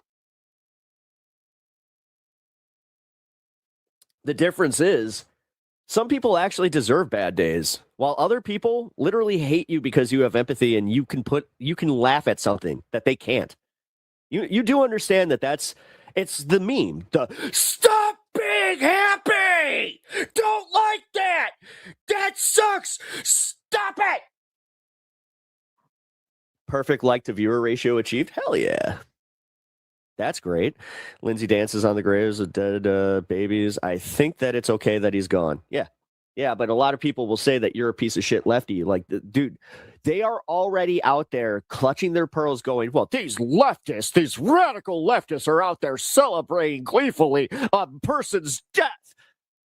Meanwhile, like, this is what I can't stand, is the fact that they are so loud and just so in front, like, just so out there with their bullshit. And like I was saying, this is why Democrats will always, like, this is why we're going to lose, is because they're not going to fight for us. Look at what just happened with Ro Khanna. Ro Khanna literally just experienced the thing in the West Bank where he had to fear for his life. You know what he's saying? He's out there saying just like, yeah, well, now I know what it feels like to be brown. Get fucked. Oh my God. Like, seriously. And this was the guy that we were out there like, yeah, he's got some good takes. Like, just the entire thing. Like, I'm at this point where I'm like, yo, dude. I know that, like, we're all in the blue no matter who. Like, realistically, come on, guys. If we're going to vote, it is literally that. But I don't know. Even if you do vote and they do lose, I think that we should be actually kind of preparing ourselves to just be like, you kind of deserve this. We don't deserve this, but you do. You deserve to lose that one. But then again, we understand the objective realities that come with that thought process and what comes afterwards. So, but yeah, we can't tell them that. Why? The thing is, dude, this is what I can't stand about like our current politics, is the fact that we have been browbeat by ourselves. Like, it kind of happened last week, man. I'm going to just be real. Like, there were times where I'm just like, all right, I feel like this is kind of like you're telling me, all right, well, that's one bad take. Bye. Well, I think that that's kind of the game there, guys. Oh, yeah, like, Ro, did you not know you were brown? He still can't say no defensive weapons. Yeah. Yeah. Do you know how many people are actually going to vote for the the merging of our two militaries? Like, dude, they're literally merging the Pentagon and the IDF. I don't know, guys. With all of the outrage that I've heard for the past, 2-3 years, I think this might be the time to really be outraged. But I think that we're all tired. It's the same thing with the war. And ICE. Like, we're just tired. It's the second year of this bullshit. They keep going in cycles. It's almost like it's by design. I'm a brown guy with a beard. No fucking way I'm visiting there. Good call. Mainstream news doing their typical bullshit of saying nice things about the dead son of a bitch, scumbag fascist. Shaking my head. Yeah. Ro does have a bill he's trying to pass to stop the merger, but it can't get out of committee. Yeah. Okay, great. As I said, we have these people that are out there more than happy to just be like, well, I don't want to act like I'm not supporting Israel. Not seeing that it's a detriment to their fucking longevity in Congress. But realistically, guys, the other side of this is you still got a bunch of fucking people out there that are still, they're willing to accept like they still need defensive weapons because I believe that they need defensive weapons. Fuck, I used to think like that. I was just like, well, it's just defense. That's ridiculous, but actually that kind of starts bringing us into our news portion of the show. Look at that. A clean hour of just content, just fun content. I hope you guys enjoyed that story time with Pep. I usually do things like that on my own show. So if you guys are not regulars over on my own channel at Pep Talks TV on YouTube, I definitely recommend checking it out. I'm biased, duh. Yeah, definitely subscribe to the channel too if you have not already. I'm getting so close to hitting a goal here. And just like that, when I check my numbers, lost one. Cool. That's literally maddening, dude. It's fucking maddening. Like, they literally do this thing where they'll show you like the up-to-date numbers. So like I refresh right there. I had 2935 when I started today. Somebody decided, yeah, you know what? Fuck it. And like, that's the way that I perceive it, even though I know it's totally YouTube just unsubscribing people at random, which tells me that I'm doing okay. If I'm able to actually bring people back to the numbers that I had before, that's fine, which I do almost day by day. But I don't know, guys. That's also the shit where it's just like, it's fucking maddening. Like, dude, I can only imagine how it feels to be a creator that's been doing this for like more time than I have. Like, this is where I am very clear-headed on this. I am complaining about something that a lot of creators will tell me to shut the fuck up on because they've been doing it for much longer and still don't have the numbers or attention. I get it. But I'm also breaking it to you where it's like, no, this is the bullshit that you like. Dance, monkey, dance. Here's your carrot. Here's the fucking carrot. Here's the carrot. I give it 2 months max. Yeah, but that's the bitch of it. I would love to make that 3K. I mean, this is arbitrary on my end, but I would love to hit that 3K on my 1-year stream anniversary or near it. But I don't think that's happening. Yeah, I think you're right. It's going to probably be around September, October. I'll hit 3K. Yay! Then what? Try and get to the next wave, whatever. I think that YouTube is literally like, I have my audience, my core audience now, but fucking A, dude, like I don't see them pushing me. Like I'm a problem for them. I'm a loud voice on the internet that literally complains about everything that I see as an injustice. Sometimes it's justified. Sometimes it's not. Sometimes it could be something as silly as me perceiving somebody saying something that they didn't say. Am I perfect? Fuck no. But this is the way my brain works. It works very quick. Like, listen, I'm going to give you guys a little insight. My interpersonal life, my friends and my family would probably say the same thing. Where it's like, listen, he could be a bit intense. He's very passionate, but he can also be wrong and very convinced that he is right. Also, Chasing Views, Sellout. I like their music when they were cool.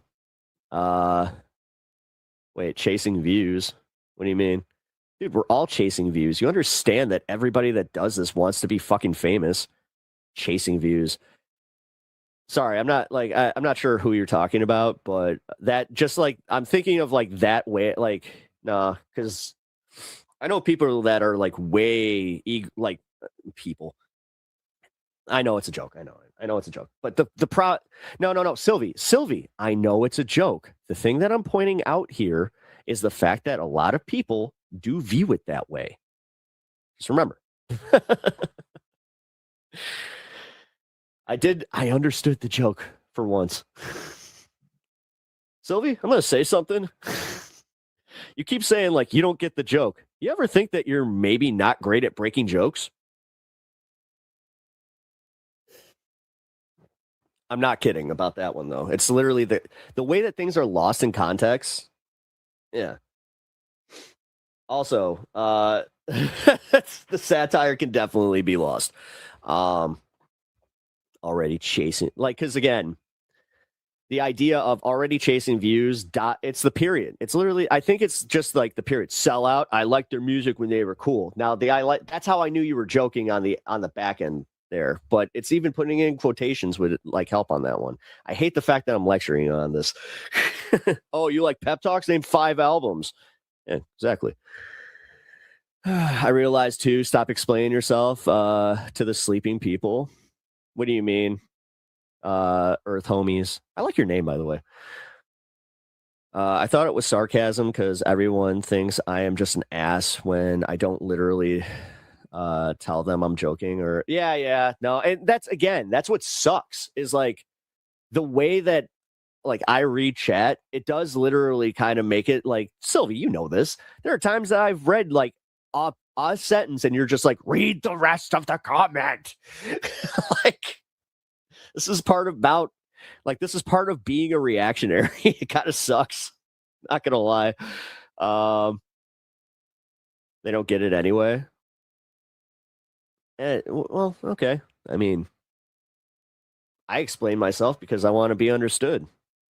If that's still me, like, am I wasting my time by explaining myself? I don't know. Pep Sylvie drama is half the show. Well, damn, I do 8 hours. So you're telling me that 4 hours is usually devoted to me? Or is that just today? No, again, no drama, man. No, I actually wanted to make a broader point because there are literally, dude, I'm going to just say it. Alex is out there busting his ass. This motherfucker wants it so bad. So I could see him reading something like that, chasing views and just like sellout, stopping there and being like, because I do. That's how it goes with me, where I'm just like, oh, I don't know. It's just never that deep. Damn. Damn. I feel like that was a call out. Is that a call out on my show? I mean, if that's the case, then yeah, it's fine. Not looking to be a philosopher. All right. Well, let's get to the news. As much as I love bringing that kind of stuff to the show. All right. So I do just, oh, wait, actually, hold on. No, because I need to finish this point. My point is, be nice to your fucking to the creators that are really busting their ass, and just I don't know, throw some compliments their way. There we go. Seriously though, Pep, you're just good at this. I could be listening to you read a shampoo label. Oh, thank you. As in, it's way more chill than peeps think. Oh yeah. I got you. All right, news time. Also, actually, let's do an intermission before we do the news time. Let's make this clippable, people. Jet, this one's for you.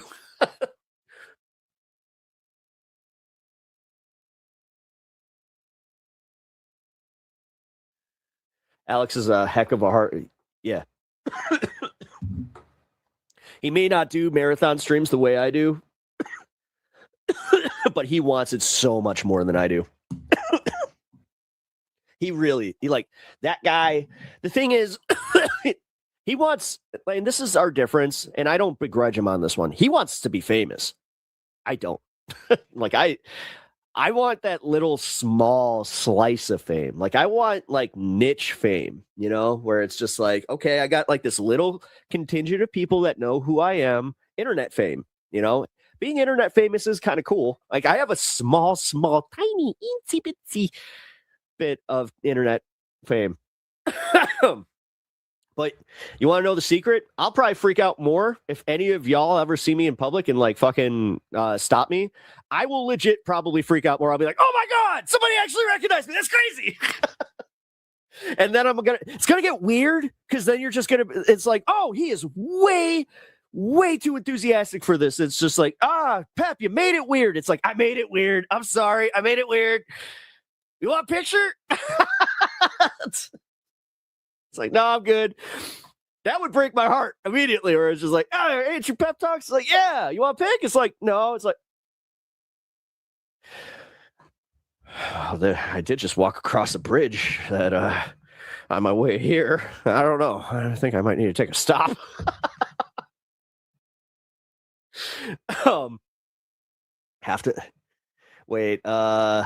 Have to remember, you grew up in the Midwest, city boy, and I grew up in a red town, California. We definitely read things differently. That is true.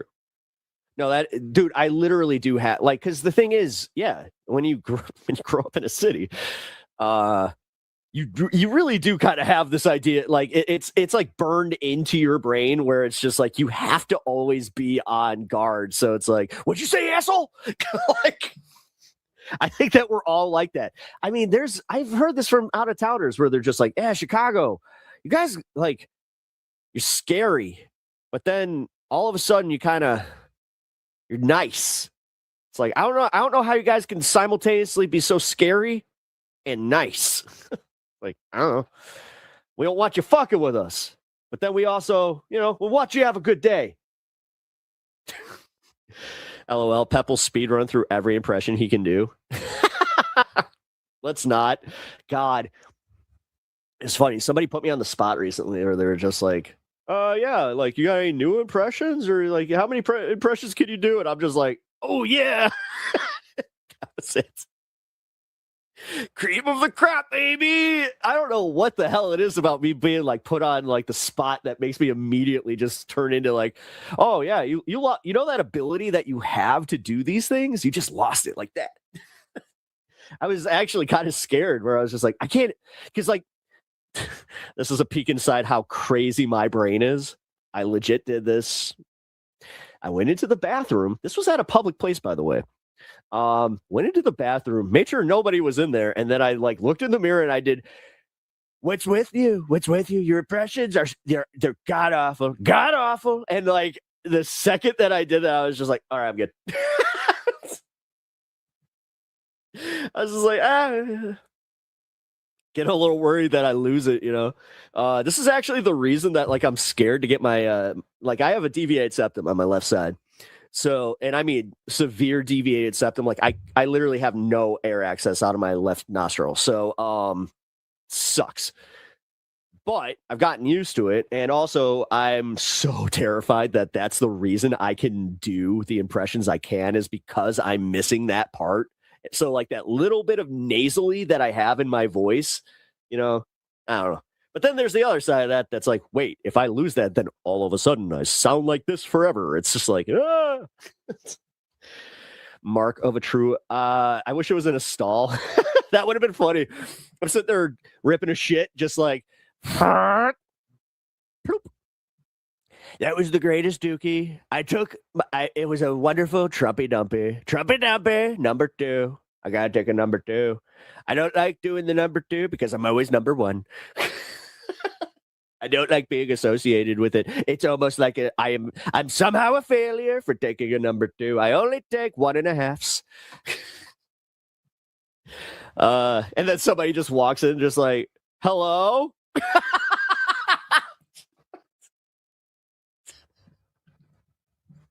That would be my nightmare. Then I would do the thing where I'm sitting in the stall and I'm just like, feetsies up.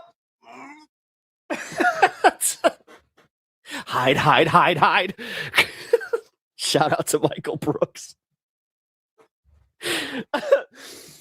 Oh my God. If I caught somebody doing impressions in a bathroom, I'd be like, me too, dude. I'd literally just be like, this is one of the greatest impressions I've ever heard. Sir, you have a great impression. Great inflections. I have to say, I really appreciate it. That's like I hate the fact that that's my main one. My buddy Brandon actually said it to you guys in chat on my show where he wasn't joking. Like I will break into my Trump impression in real life. And one of my favorite things is the fact that I can make my buddy Brandon laugh so fucking hard at it. Like we were chilling the other day and I forget, like we were just sitting in the garage and he like fucked up something with the joint or he's just like, oh no, I like it ashed and it did the thing where like it canoed. He's just like, oh no, I knocked the ash off and I'm not sure if it's still in. It's like, Brandon's out here, kneecapping the joint, buzzkill, definition of a buzzkill. He's just laughing his ass off. Fun times though, you know, like it does make, you know, at least I'm kind of like, I guess I'm a fun hang in that regard where it's just like, you never know what you're going to get. Also, you never know when it is going to just turn into like, Pep, do the thing.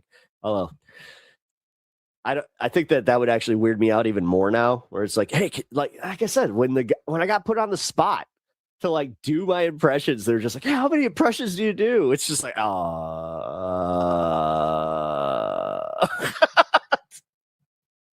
actually, oh my God. I mean, the Jesse Ventura one is the one that like, oh my God, I'm so proud of. But at the same time, oh my God, Trump is at every party. Actually worse. Wait.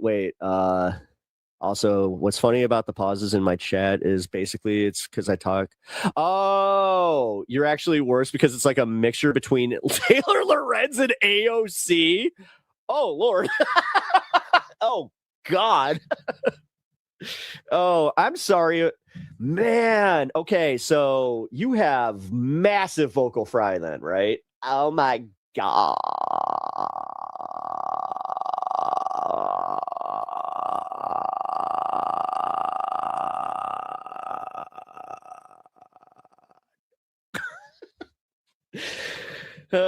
That was work right there. Whew, catch my breath. Macho Man was your main thing when we started. Yeah, no, I know. Yeah, Macho Man. That's why I like, hey, that's always my like callback. Again, you could thank Dan Soder for giving me the, I guess, confidence in me doing my Macho Man impression, because that was the first time I heard that. It's like, that's not bad. It's like, oh, thank you.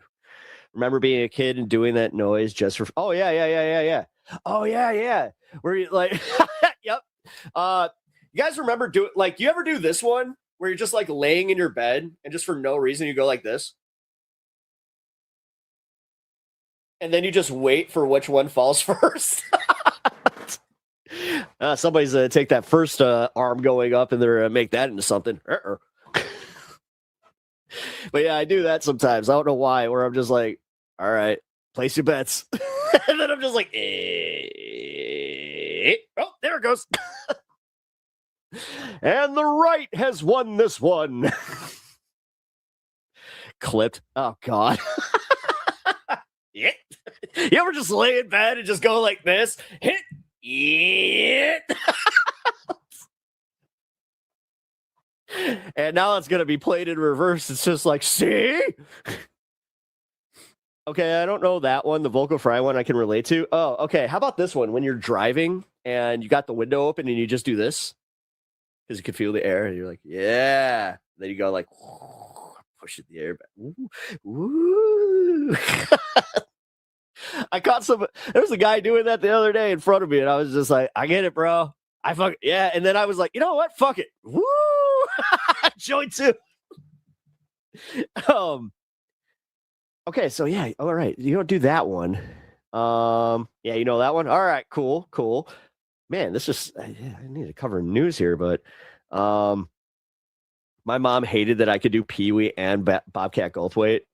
Yeah, I could do a little bit of Bobcat. Pep casually. You know, I didn't really. I went up. I put the arms up, and then awkward. God. And now, literally nobody in chat's just like, I have no idea what you're talking about, Pep. Why do you do that? That's weird. Like, that's weird. Whoops. Now I'm trying to think of one more thing, because let's see. One more thing that we all do. I mean, obviously poop. We've gone through that one. I mean, although we did the stand and wipe segment on my show where it was like, yeah, did you know that the other one existed? Dude, okay, actually, no, here we go. I saw this really weird like diagram where it was just like like the shower, like, so they were like, do you shower with your back to the water or your front to the water? I'm like, I kind of do a spin. Like, I like to go, back first and kind of get the, back first, top down, and then you spin, and then you or top back first, top down, and then fucking you spin, and then front, and then you got lather. Yeah, both. They are saying that people do the single one where it's like there are people that apparently just get in the shower, put their back to the fucking water, and that's all they do. I'm like, what? Like, wait a minute, what? No. And then I saw in the comments where they're like, no, I'm like, I face frontward or forward. I'm like, that's also weird too. You're telling me that you don't do the spin, like, and then like, I thought that this was just how everybody showered. So they need to do better. Yeah, they do. Because for real, like, think about that. It's kind of like if you found out that one of your friends washed their dishes but only washed the front, wouldn't that kind of fuck you up? Where you're just like, wait, because you understand that there's bacteria, right? Also, Uni in chat. What up? There she is. Everybody say hello to Uni Moogle. If you guys do not know, that is my wife. Chilling in chat with us. Uh-oh. Mitch, why are you lying to my wife? What you lying to my wife about? Don't you lie. She will suss that out, man. She will. She's good at that shit. Don't you do it. Don't you do it. Of those people who put their toilet seats.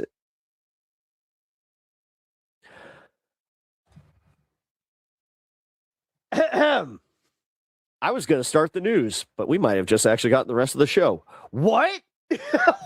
Wait, what? Hold on. You see this, right? Can we just take a moment and go, yes, that's a thing? Who's I'm turning into Sebastian Maniscalco. Who?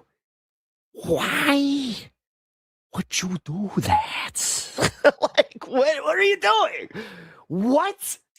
Who's put it? Jet, no, seriously, you know somebody that did this? You must explain. You must explain. Was this a friend? Was this a family member? Who in your life has put the toilet seats in the dishwasher? What the actual hell is going on? I'm not sure what's grosser, that or the people that had the carpet stuff on their fucking toilet. Like, you guys remember that? The people that would, like, I remember that, like, when I first moved into my first apartment, I bought a toilet seat cover that was like, it was fuzzy. And then, or not fuzzy, but it was like, your standard, like, if you grew up in the Midwest, it's what you had. But then I started realizing, I'm like, do you know how much bacteria is on that? And then I just threw it out. I'm like, I am never doing that again. Especially for two dudes that had just freshly moved out. I'm going to tell you that, like, right now, that place was gross. And we cleaned. Like, we weren't, like, disgusting by any means, but it was, until I actually had, like, a woman staying over for long periods of time where she finally got that talking to, like, hey, so who's going to clean the toilet? It was just like, it is clean. It's just like, no, it is not.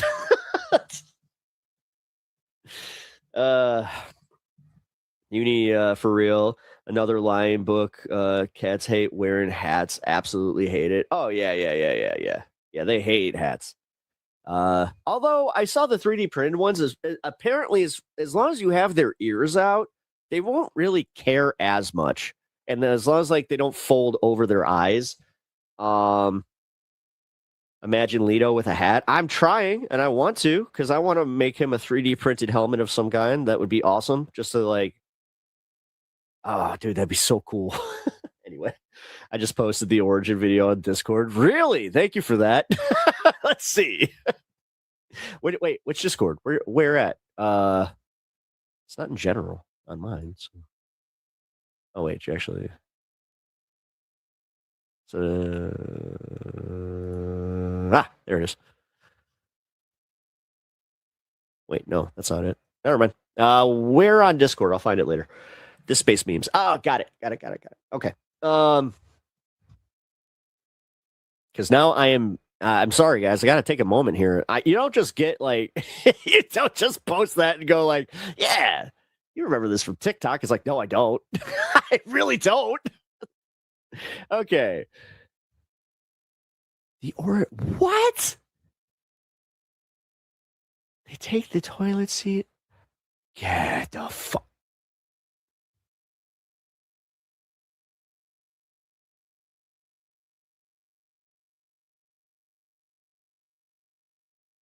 You can't eat it, everybody's. That's hilarious. Okay. I know that you guys could not hear or see that. I wanted to check it out just to see if I could even bring it on. Yes, I can, but let's see. Can I actually get the video just by itself? Oh my God.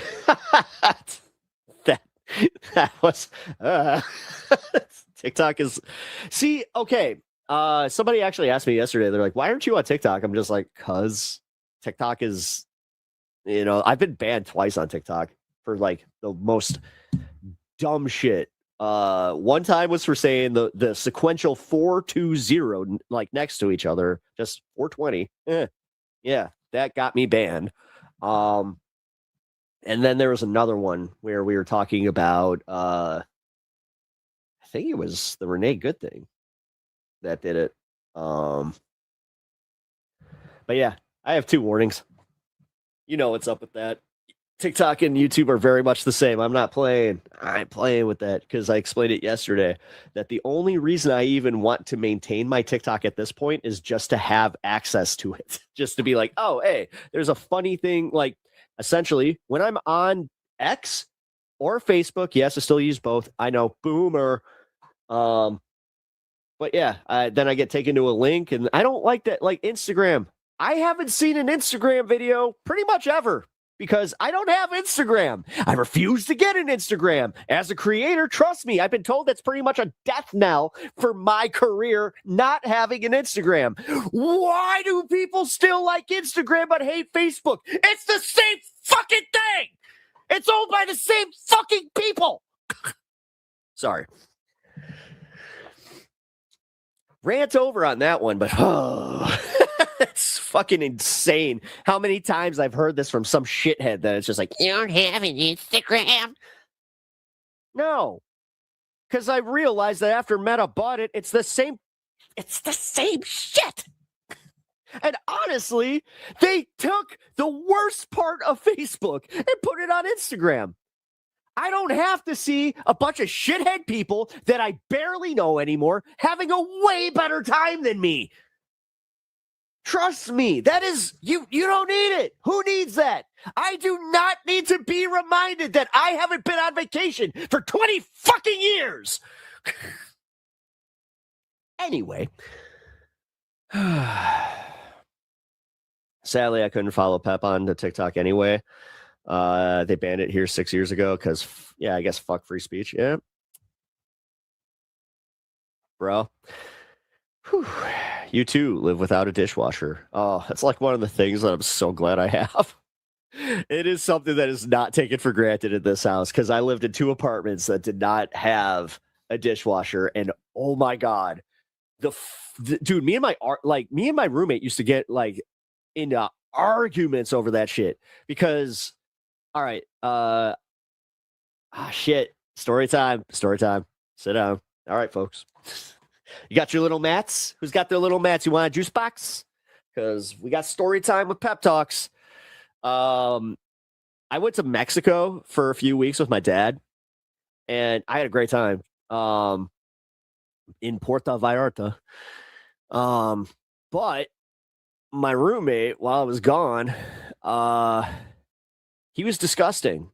That's the only way I can describe this. He was fucking disgusting because there was like a small buildup of dishes that were his when I left. And I was like, hey, man, just a heads up. Like, you kind of left the food on there. We didn't have a garbage disposal. So, like, that always pissed me off how he would not clear off his plates properly and it would clog up the sinks, which I could only imagine. Again, I love how my landlord hated me because I stood up to her shithead husband, but not the guy that was clogging the fucking sinks and toilets.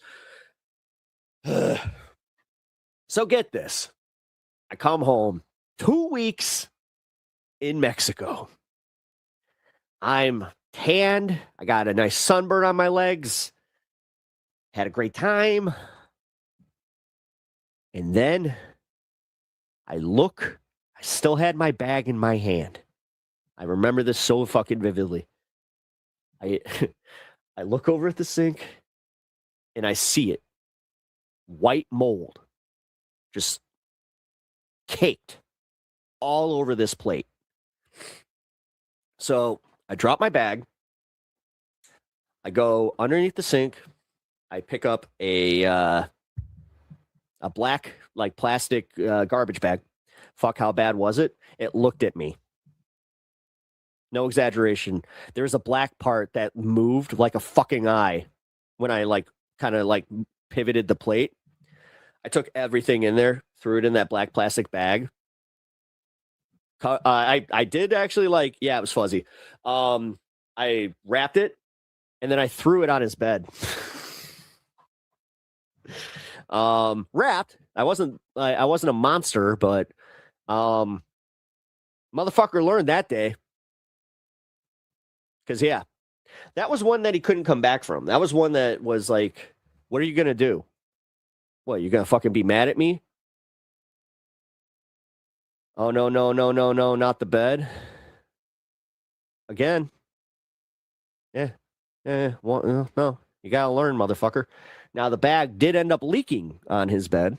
And he had a little bit of that garbage juice, which was all from the fucking plate, so it was mold juice. Yeah.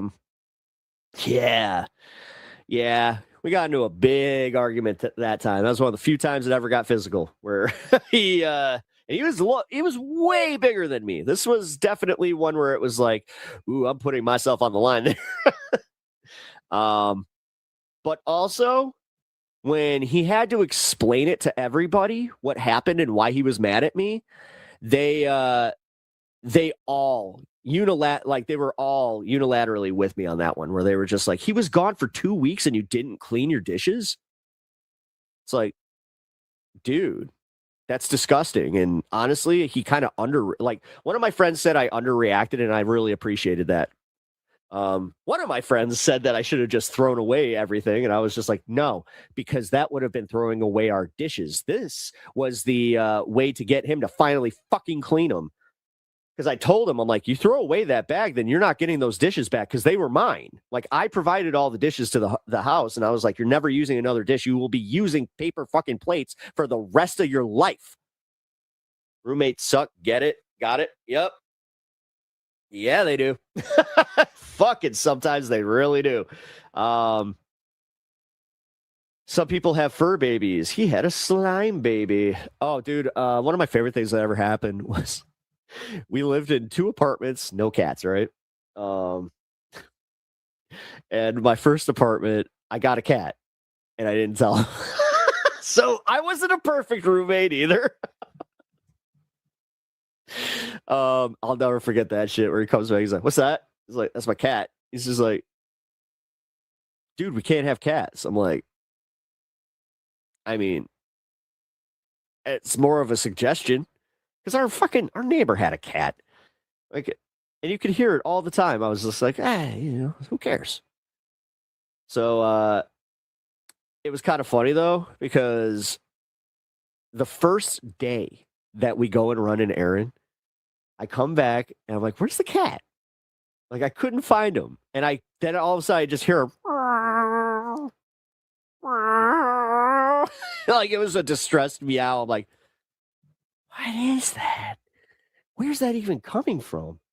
So without thinking, I'm like, you know what? Fuck it. I'm going to go smoke a cigarette, and then I'm going to look I'm going to look again, because he's probably, like in the bed or something.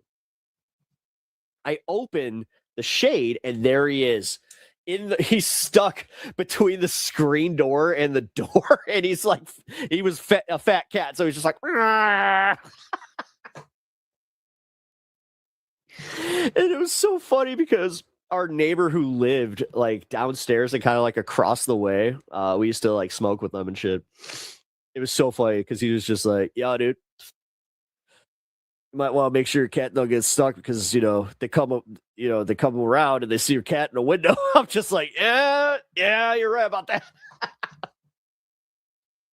I mean, I was too cheap to buy curtains anyway, so I just safety pinned my sheets to my window. Yeah, what's up? That's a blackout curtain. Like, that's one of the best blackout curtains. When my ex-boyfriend moved out of my apartment, we were finding dishes and crap he left all over for 2 weeks. Trash stuffed everywhere, plates under the couch. Yeah. No, like that. I had that situation where I had another room. Like, this one was like, I sublet a room to somebody. Last time I will ever fucking do that shit. Because we had a massive ant problem where, like, dude, they were everywhere. And I'm like, what the fuck? And they kept coming back after we would eradicate them. And I paid a service for this. So all of a sudden, I'm just like, I'm gonna follow these fuckers. Like I kind of got on my shit there where I was like, oh wait, why don't you just do the smart thing and kind of investigate this yourself? I followed the line, and there was specifically an Oreo cookie that was behind the door that he just left there. And then I look underneath his bed, and there's trash stuffed underneath. I'm like, no, fucking no. I snapped on him hard. And this was a friend of mine, by the way. And the way that he came at it, where he was just like, what's the problem? I'm like, what's the problem? Like, okay. That was the end of that. And I think the moral of the story is, yeah, sometimes roommates suck. Reference frame, Tupperware. Wait, oh God, wait. I once found an old ham sandwich in a Tupperware that I forgot I had in an old lunch bag. It was months old. Tupperware was just filled with mold. Being young and stupid, I opened it. Oh God, ejected so many spores. It was a visible cloud, a cloud that made me choke. I almost passed out, even died. You almost. Oh wow, yeah. That's disgusting, and also the worst. Yeah, people don't get it. Like, they just don't get it. Like, I don't understand why in America we have this thing where we all get surprised by things like spores and mold and like things that you can't see. This is why COVID was such a just clusterfuck of a time to live through in America, because so many people are adverse to learning science and just the basics of like germ theory and like the spread of, single fucking celled organisms. They sit there thinking that there's a sky daddy who controls everything, but then ignore the things that literally couldn't impact their fucking health, like based on on microorganisms. Like, it's insane to me, man. Just cut off the mold. That's not how mold works. Yep, my dad was that way. Dude, actually, you know what? Uni, the first time I remember when I had a piece of moldy cheese and I threw it out, you're like, why wouldn't you just cut the mold off? Cheese is mold. I'm like, no. That was a long time ago. I'm shocked germ theory isn't questionable for some. Yeah. Well, and then you got assholes like my dad that were like, it's making your immune system better, instead of realizing that, you're causing pretty much like forever issues with my GI system. Thank you. That's awesome. Like, for real. I had such bad gastrointestinal issues when I was a teenager, that I had to go and get some pretty invasive things done. I had my first colonoscopy when I was 14. And then they were just like, oh yeah, like they thought it was Crohn's, and I mean, it was diagnosed as Crohn's, but it kind of makes sense where it's like, because my wife just brought this up. She's like, you've never really had anything for this. I'm like, no. And she's like, you've never really seen a GI doctor since then. I'm like, no, I haven't. And she was just like, do you think that it wasn't Crohn's? I'm like, I never thought about that. I spent a long time eating yogurts, lots of live and active cultures. I spent a lot of my life avoiding like really hot foods, jalapenos and stuff like. And then, just recently, within the last few years, I stopped giving a shit. And I was like, fuck it, life's short. If I shit, I shit. And it turns out I'm okay. Don't have any of those issues. So realistically, it could have been something that was, an actual, a spore or virus or something like that. Natch, here in America, they can hardly even call it cheese by law. That is true. It's so fucking weird the way that we do things. You can't salvage cheese that way. I don't care if you can or not. I don't. I prefer not to. Hey, Bryant, what's up, dude? Good to see you, brother. Thank you for popping on by. Oh, by the way, shout out to everybody here. Natch, Mitch, Jet, Hermit, Pinkerbell, Sylvie. pretty much all my regs here. Appreciate that. If I missed you guys, Earth Homies, reference frame. Oh, I feel so bad when I miss somebody. Pfizer now makes our pretend. Oh, yeah. No, that's what I'm saying, dude. They're trying to keep us sick. So, like, dude, all it took was somebody saying it, where we have the most medicated nation on the planet, but the worst outcomes. I'm sorry. Can you make that make sense? We spend the most amount of money on healthcare out of any fucking place on the planet, yet we still live shorter lifespans? How? And then we have the other side of this where it's just like, the boomers, they're all like, we heard this yesterday. They're healthier. They're staying alive long. Yeah, sure. Capitalist incentives are killing all of us. Yes, and it's happening so quickly, and there are no roadblocks. You do understand that the data centers alone are going to take decades to get rid of. And they're only going to get bigger, and there's going to be more of them. And like, if we don't have some fucking caps on this shit, we're all going to be in big trouble. If we already are, dude. Our water is poison. Our fucking food is poison. And they are just poisoning it. Like, they're literally putting more poison in. The Trump administration lighting glyphosate back on the fucking list of pesticides right there. Do you understand how that affected everybody? Do you understand that this wasn't a lot of people misinterpreted how Monsanto was responsible for this. They thought that it was weed killer. So they thought, oh, well, you have a class action lawsuit if you, like, your baby sat in the grass after you de-weeded. Nope. It's the fact that they were using this as commercial pesticide. And then we started getting sick. We started getting massive amounts of fucking cancer. Now, for instance, my wife getting cancer, even if they tie that to Monsanto's use of glyphosate, now because of the Trump administration, we cannot get paid. We cannot sue them because they are protected now. That's what we live in. That's the country we fucking live in. And this idea that, like, the Democrats would have saved us on it, I don't buy it for a fucking second anymore, man. And it's making it hard for me to, like, go to bat for anybody anymore. It really is. I mean, I'm sorry, like, politically, I am kind of starting to hit this weird point of just, like, pessimism where I'm like, God damn, dude, until I start seeing some people really, really fucking, like outside of Mamdani and New York. Like, God, I'm just hoping that it happens, but I don't know, man. I don't know. I'm seeing this shit in Chicago where you got fucking Darren Bailey. He moved to Chicago to try and fucking get some political capital because he called Chicago a shithole on his last election cycle. But this idea that, like, you have Democrats that are just like, it's a blue city. Don't have to. Fuck you. No, you do have to worry because they're going to try and rig the election. And likely J.B. Pritzker is going to lose.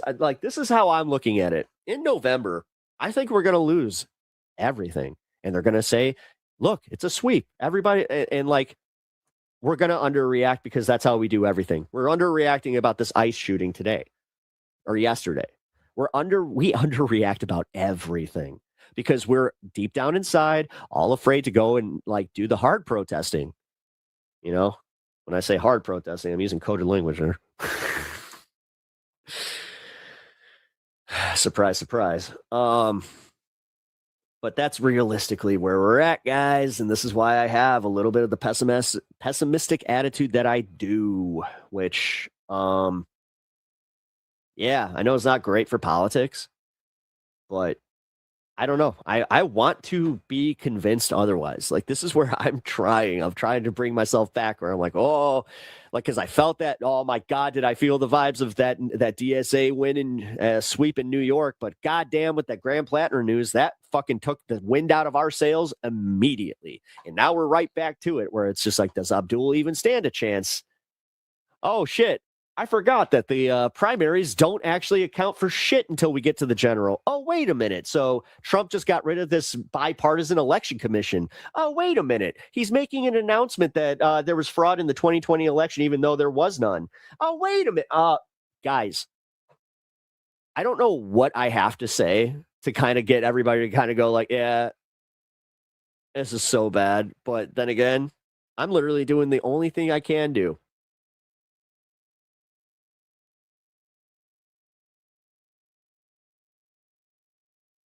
The thing that should scare you a little bit, Natch, is the fact that I am hopeful. And usually I do. I usually do have hope. It's been rough. Politically, it's been rough. Because this is where my position in politics is different than a lot of people's here. It kind of goes without saying. But realistically, because of my position in politics and because I hang with and I work with and I'm always around normies. And I hate to call it that, but it's true. They're just normal people who do not pay attention to fucking politics barely. The few that do, we have good conversations, but it's starting to turn into things like, again, having this conversation with a friend of mine where he's like, yeah, I would never vote for Trump again, but I'm voting for Bailey. I'm like, why? So he could rubber stamp Trump's agenda. He's like, JP Pritzker hasn't done shit for me. I'm like, I wanted to call him the fucking R word so bad in real life, by the way. I just wanted to call him it. And I had to bite my tongue, or it's just like, God damn it. Because realistically, he's stupid. He's genuinely stupid. And the thing is, he is the electorate. That's what scared me. The fact is, no matter how smart I fancy myself to be, no matter how educated I am on politics, God damn it, his vote counts just as much as mine. And guess what? Oh boy, they're going to fucking go out and vote. Repeat the Fox News lies, thinking it's just fact. Well, no, it's not even Fox News. The thing is, too many people think that it's coming just from Fox News. It's literally the shit that's propagating on TikTok. That's where he's getting this shit. TikTok and Facebook, because that's where a bunch of 30-somethings get their news from. And they also have this thing where they're so skeptical about everything that the government tells them, but then for some reason the Trump government isn't the government. It's I don't know, man. That's where my hope is starting to kind of dwindle a little bit, because I just see how these shitheads, these absolute fucking shitheads, are reacting to this stuff, and they just, yeah, man.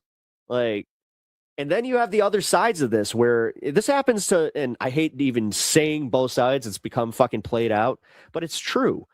You have people on both sides, right, like MAGA and fucking leftists and just in general, that they cannot conceptualize that this is the actual reality that is the on the ground reality. And this is where the online brain stuff comes. And I'm not going to blame anybody for being an online brain. Trust me. Look at me. Have you watched this show? But I also have this intense understanding that is not where we live. This is why with the Kat Abu Ghazaleh race, I kept trying to tell you guys that, all right, you all saw the national coverage of it. You all saw Hassan. You saw her on fucking her CNN panels. You watched her live streams. It didn't matter. It didn't win her the election, and she didn't have it stolen from her. It wasn't the fact that there were these two other candidates, and again, the math does not math. I've looked into this. It was something like 4,000 votes was what they thought that would be the major difference. She didn't even get that with those two tallied together, so she still would have lost. And it's because people don't want to accept the reality that it wasn't the platform for the locality. It was a national platform, which great. But that's where it got conflated, because yeah, she's running for the House in a national office, but as a representative of the Illinois 9th. She abandoned the Illinois 9th, and that's what happened. She abandoned the Illinois 9th during that campaign to go and focus on trying to get a national fucking platform. That backfired tremendously. That's why she lost that election. So that kind of plays into where we are politically today, where it's just like, okay, guys, we can't go just based on vibes. You do have to do the hard work. You got to get out there. Voter apathy has more to do with why Trump won than enthusiasm for Trump. Absolutely. Absolutely. You could argue, like, yes, I do. I've changed my stance on this a little bit, where I didn't recognize that Biden had fucked up as bad as he did. The gaslighting on the economy was insane, but also we're refusing to recognize the media machine and the propaganda that was being foisted on us day in, day out, trying to divide the fucking vote. I do still think that like they disingenuously used the Gaza conflict to split the left, and they were more than happy to do it, because look at the outcome that actually came from it. Nothing happened. Literally nothing happened. People will point and be like, well, there's a ceasefire. No, there's not. Shut up. Shut up. It's actually way worse, because now they're just open about saying how, oh, we're going to rebuild it for them, and then we're going to make them employees. Cool. Didn't she do pretty good regardless? Her campaign came close. Close doesn't like, she has a good future in politics, I guess, now, but realistically, no. What ended up happening is it was the wrong focuses. And honestly, if she does the same shit again, she's going to lose again. I wouldn't be surprised if she tries this in a different place, because it seems like that's what she's already kind of gearing up to do. Like, I'm pretty sure that if The Onion moves to New York, which they have been toying with, she'll go with Ben, and then she'll run in a different district, which, again, okay. What are we doing? Like, shopping districts, like this carpet bagging bullshit. Like, I'm sorry that I'm a naive American where I think that, no, we should at least have somebody that lives amongst us representing us, because that's what actual representation is. But no, by all means, let's get another fucking person out here. I don't care who they are. They could be from California. As long as they speak, if they talk the talk, then I'll get behind them. Because the other thing is, realistically, dude, she hit a lot of shit. She hit a lot of shit and tried to LARP like a poor. And that shit was, dude, that bothered me more than anything. Sitting here acting like you fucking, oh, it's hard for me to pay my rent. Fuck you. Your boyfriend literally pays your rent, for both of you. Yeah, that chat my ass. It should. It should. And you shouldn't let anybody that liked her fucking make you think that it wasn't a problem. Like, that's the thing that I don't like, is the fact that I took some gaslighting from people that were trying to tell me to calm down on it and maybe not platform that shit as much. Then I also had the ones where they were just like, "Ooh, this is too personal. You took it too personally," which I might have. That side you might be a little bit right on, but it's still, the facts are the facts. She did not talk to a constituent that she promised she would. God, I still have that. Hold on. Let's see. Oh my God, I saved all this garbage, because that's what all of this is garbage. Let's find the one where she actually promised, though. Here it is. It's the first one. You see that first one right here? Right here. The only candidate who will meet with any district resident to discuss any issue. She broke that promise. First one. First fucking promise on the thing she broke. So I'm sorry if that chapped my ass a little bit. Because, yeah, it's bullshit. The thing is, if you can't even keep the basic fucking promise, and yeah, this is where, like, her campaign can literally come out and say I'm a prick, or they can make a public thing and just be like, oh, he's a clout chaser. He's a clout chasing streamer, blah, blah, blah, blah, blah, blah, blah, blah, blah. Facts are facts. She did not she did not contact me to have even a private discussion about my concerns about her candidacy. So her campaign needs to do better next time, unless she oversteps. But what was the point anyways? What do you mean, what was the point anyway? I would share a mold story of my own, but I have I've never eaten at Arby's. Ooh. Yeah, fast food. Oh my God, yeah, it sucks. It does suck. Like, this whole idea of like fast food lettuce being so, like, oh my God, dude. Like, and it's bad. By the way, they're not. Apparently, they are underplaying how bad this contamination is, and why we're not going to have lettuce for about 2 to 3 weeks. But Taco Bell leading the charge, making sure that they save us from diarrhea, which I said this yesterday. Ironic. There was a reason why you brought up Cat in the first place, right? Yeah, because I was literally saying that was part of the problem, was like how, like, the broader point of this was the fact that we deluded ourselves, or like I'm not part of this. People deluded themselves into thinking that she was way more popular than she was, and that she was going to win based on vibes, when that is, the outcome spoke for itself. And then again, seeing Mike's, the Humanist Reports video on it, the cope that I saw coming out of it, and having people explain to me my own district, and the fact that, I can't do like just basic research. Apparently that's a bridge too far, because I have a bug up my ass. Like, fuck. No, the thing is, I was very, very curious about how many votes she lost by, how many votes Daniel Biss won by, and the whole the carpet bagging, because that's not fair to say about Mike Simmons or Bushra. They actually lived here. Like, they grew up here, something can be said about that too. But yeah, there were, again, it was like 4,000 votes or something like that. Like, I'm starting to fucking forget already. Shit, here. Let's pull this up. I want to make sure that my information is right. Hey, because I lose by 19th house. 19th house. Yeah, it was 4,000. Okay. Earning about 4,000 more votes. Bushra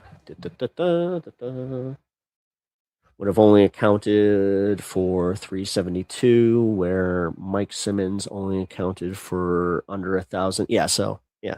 So okay, so it was under 2,000 votes still that she would have needed to get to win that. Still not a win. Like, I don't want to I really don't want to do this thing because I don't not like her. I voted for her. Like, I got to vote for her. I did my part. I put my personal politics aside with her, and I did my part. The problem is, I don't want to see this happening in other national campaigns, because unfortunately, this does tend to be the thing where it's like we go based on vibes, and then we're shit shocked when all of a sudden AIPAC did their thing. Like, that's what happened in Illinois, man. Like, we were shit shocked that the AIPAC machine had the fucking impact that they did, when we shouldn't have been. We were pretty on fucking the margins are slim. Yeah. Like, she could have done better though. I think you mean you did the right vote still. See what I mean? What do you mean? I don't know. I don't see what you mean. I'm literally pointing out how she failed, and it was based on the fact that we allowed our vibes-based shit get in the way and not recognize the reality of what was happening. Like, god damn. And I'm still voting for Daniel Biss, but this is the thing. Like, she's not out here pressuring Daniel Biss's campaign, or she's not out there doing this thing where it's like pressuring the constituency to make Daniel answer for some harder questions. Oh, you think I still did the right vote? Oh, I see what you're saying. It also reminds me of my vegan friend trying to argue meat is bad because of parasites. He would not believe me that there's more parasite infections found from fresh fruit and veggies. Yeah, no, they don't get it. They don't get it. They don't understand how, like, shitty water from, like, the byproducts from animals does end up on this stuff. Like, no, that's one thing that I always, like, this is why people make fun of vegans. This is why. It's because they're always up their own ass with that shit. It's because they have to convince themselves what they're doing is right. I'm sorry if you're vegan in here, but this is how most normies actually think about this shit.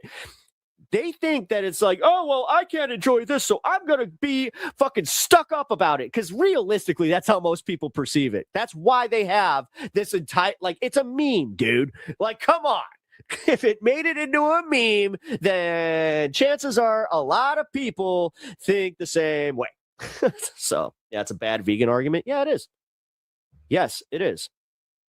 The ethics is, like, honestly, if you argue the ethics, that's where I can't really argue it. That's okay. I don't care about what you, I honestly, I think it's awesome. Hey, listen, you get to enjoy what you enjoy. And if you need, the thing is, if you need to like make this, like have make believe reasons like that one, parasites, and like, well, I'm avoiding the parasites because I'm not, that's just not factual. Anyway, I just realized that my time is up. Wow. We can call this one Pep Rants, because holy crap, we didn't get to any of the Ganda with this Pepaganda machine.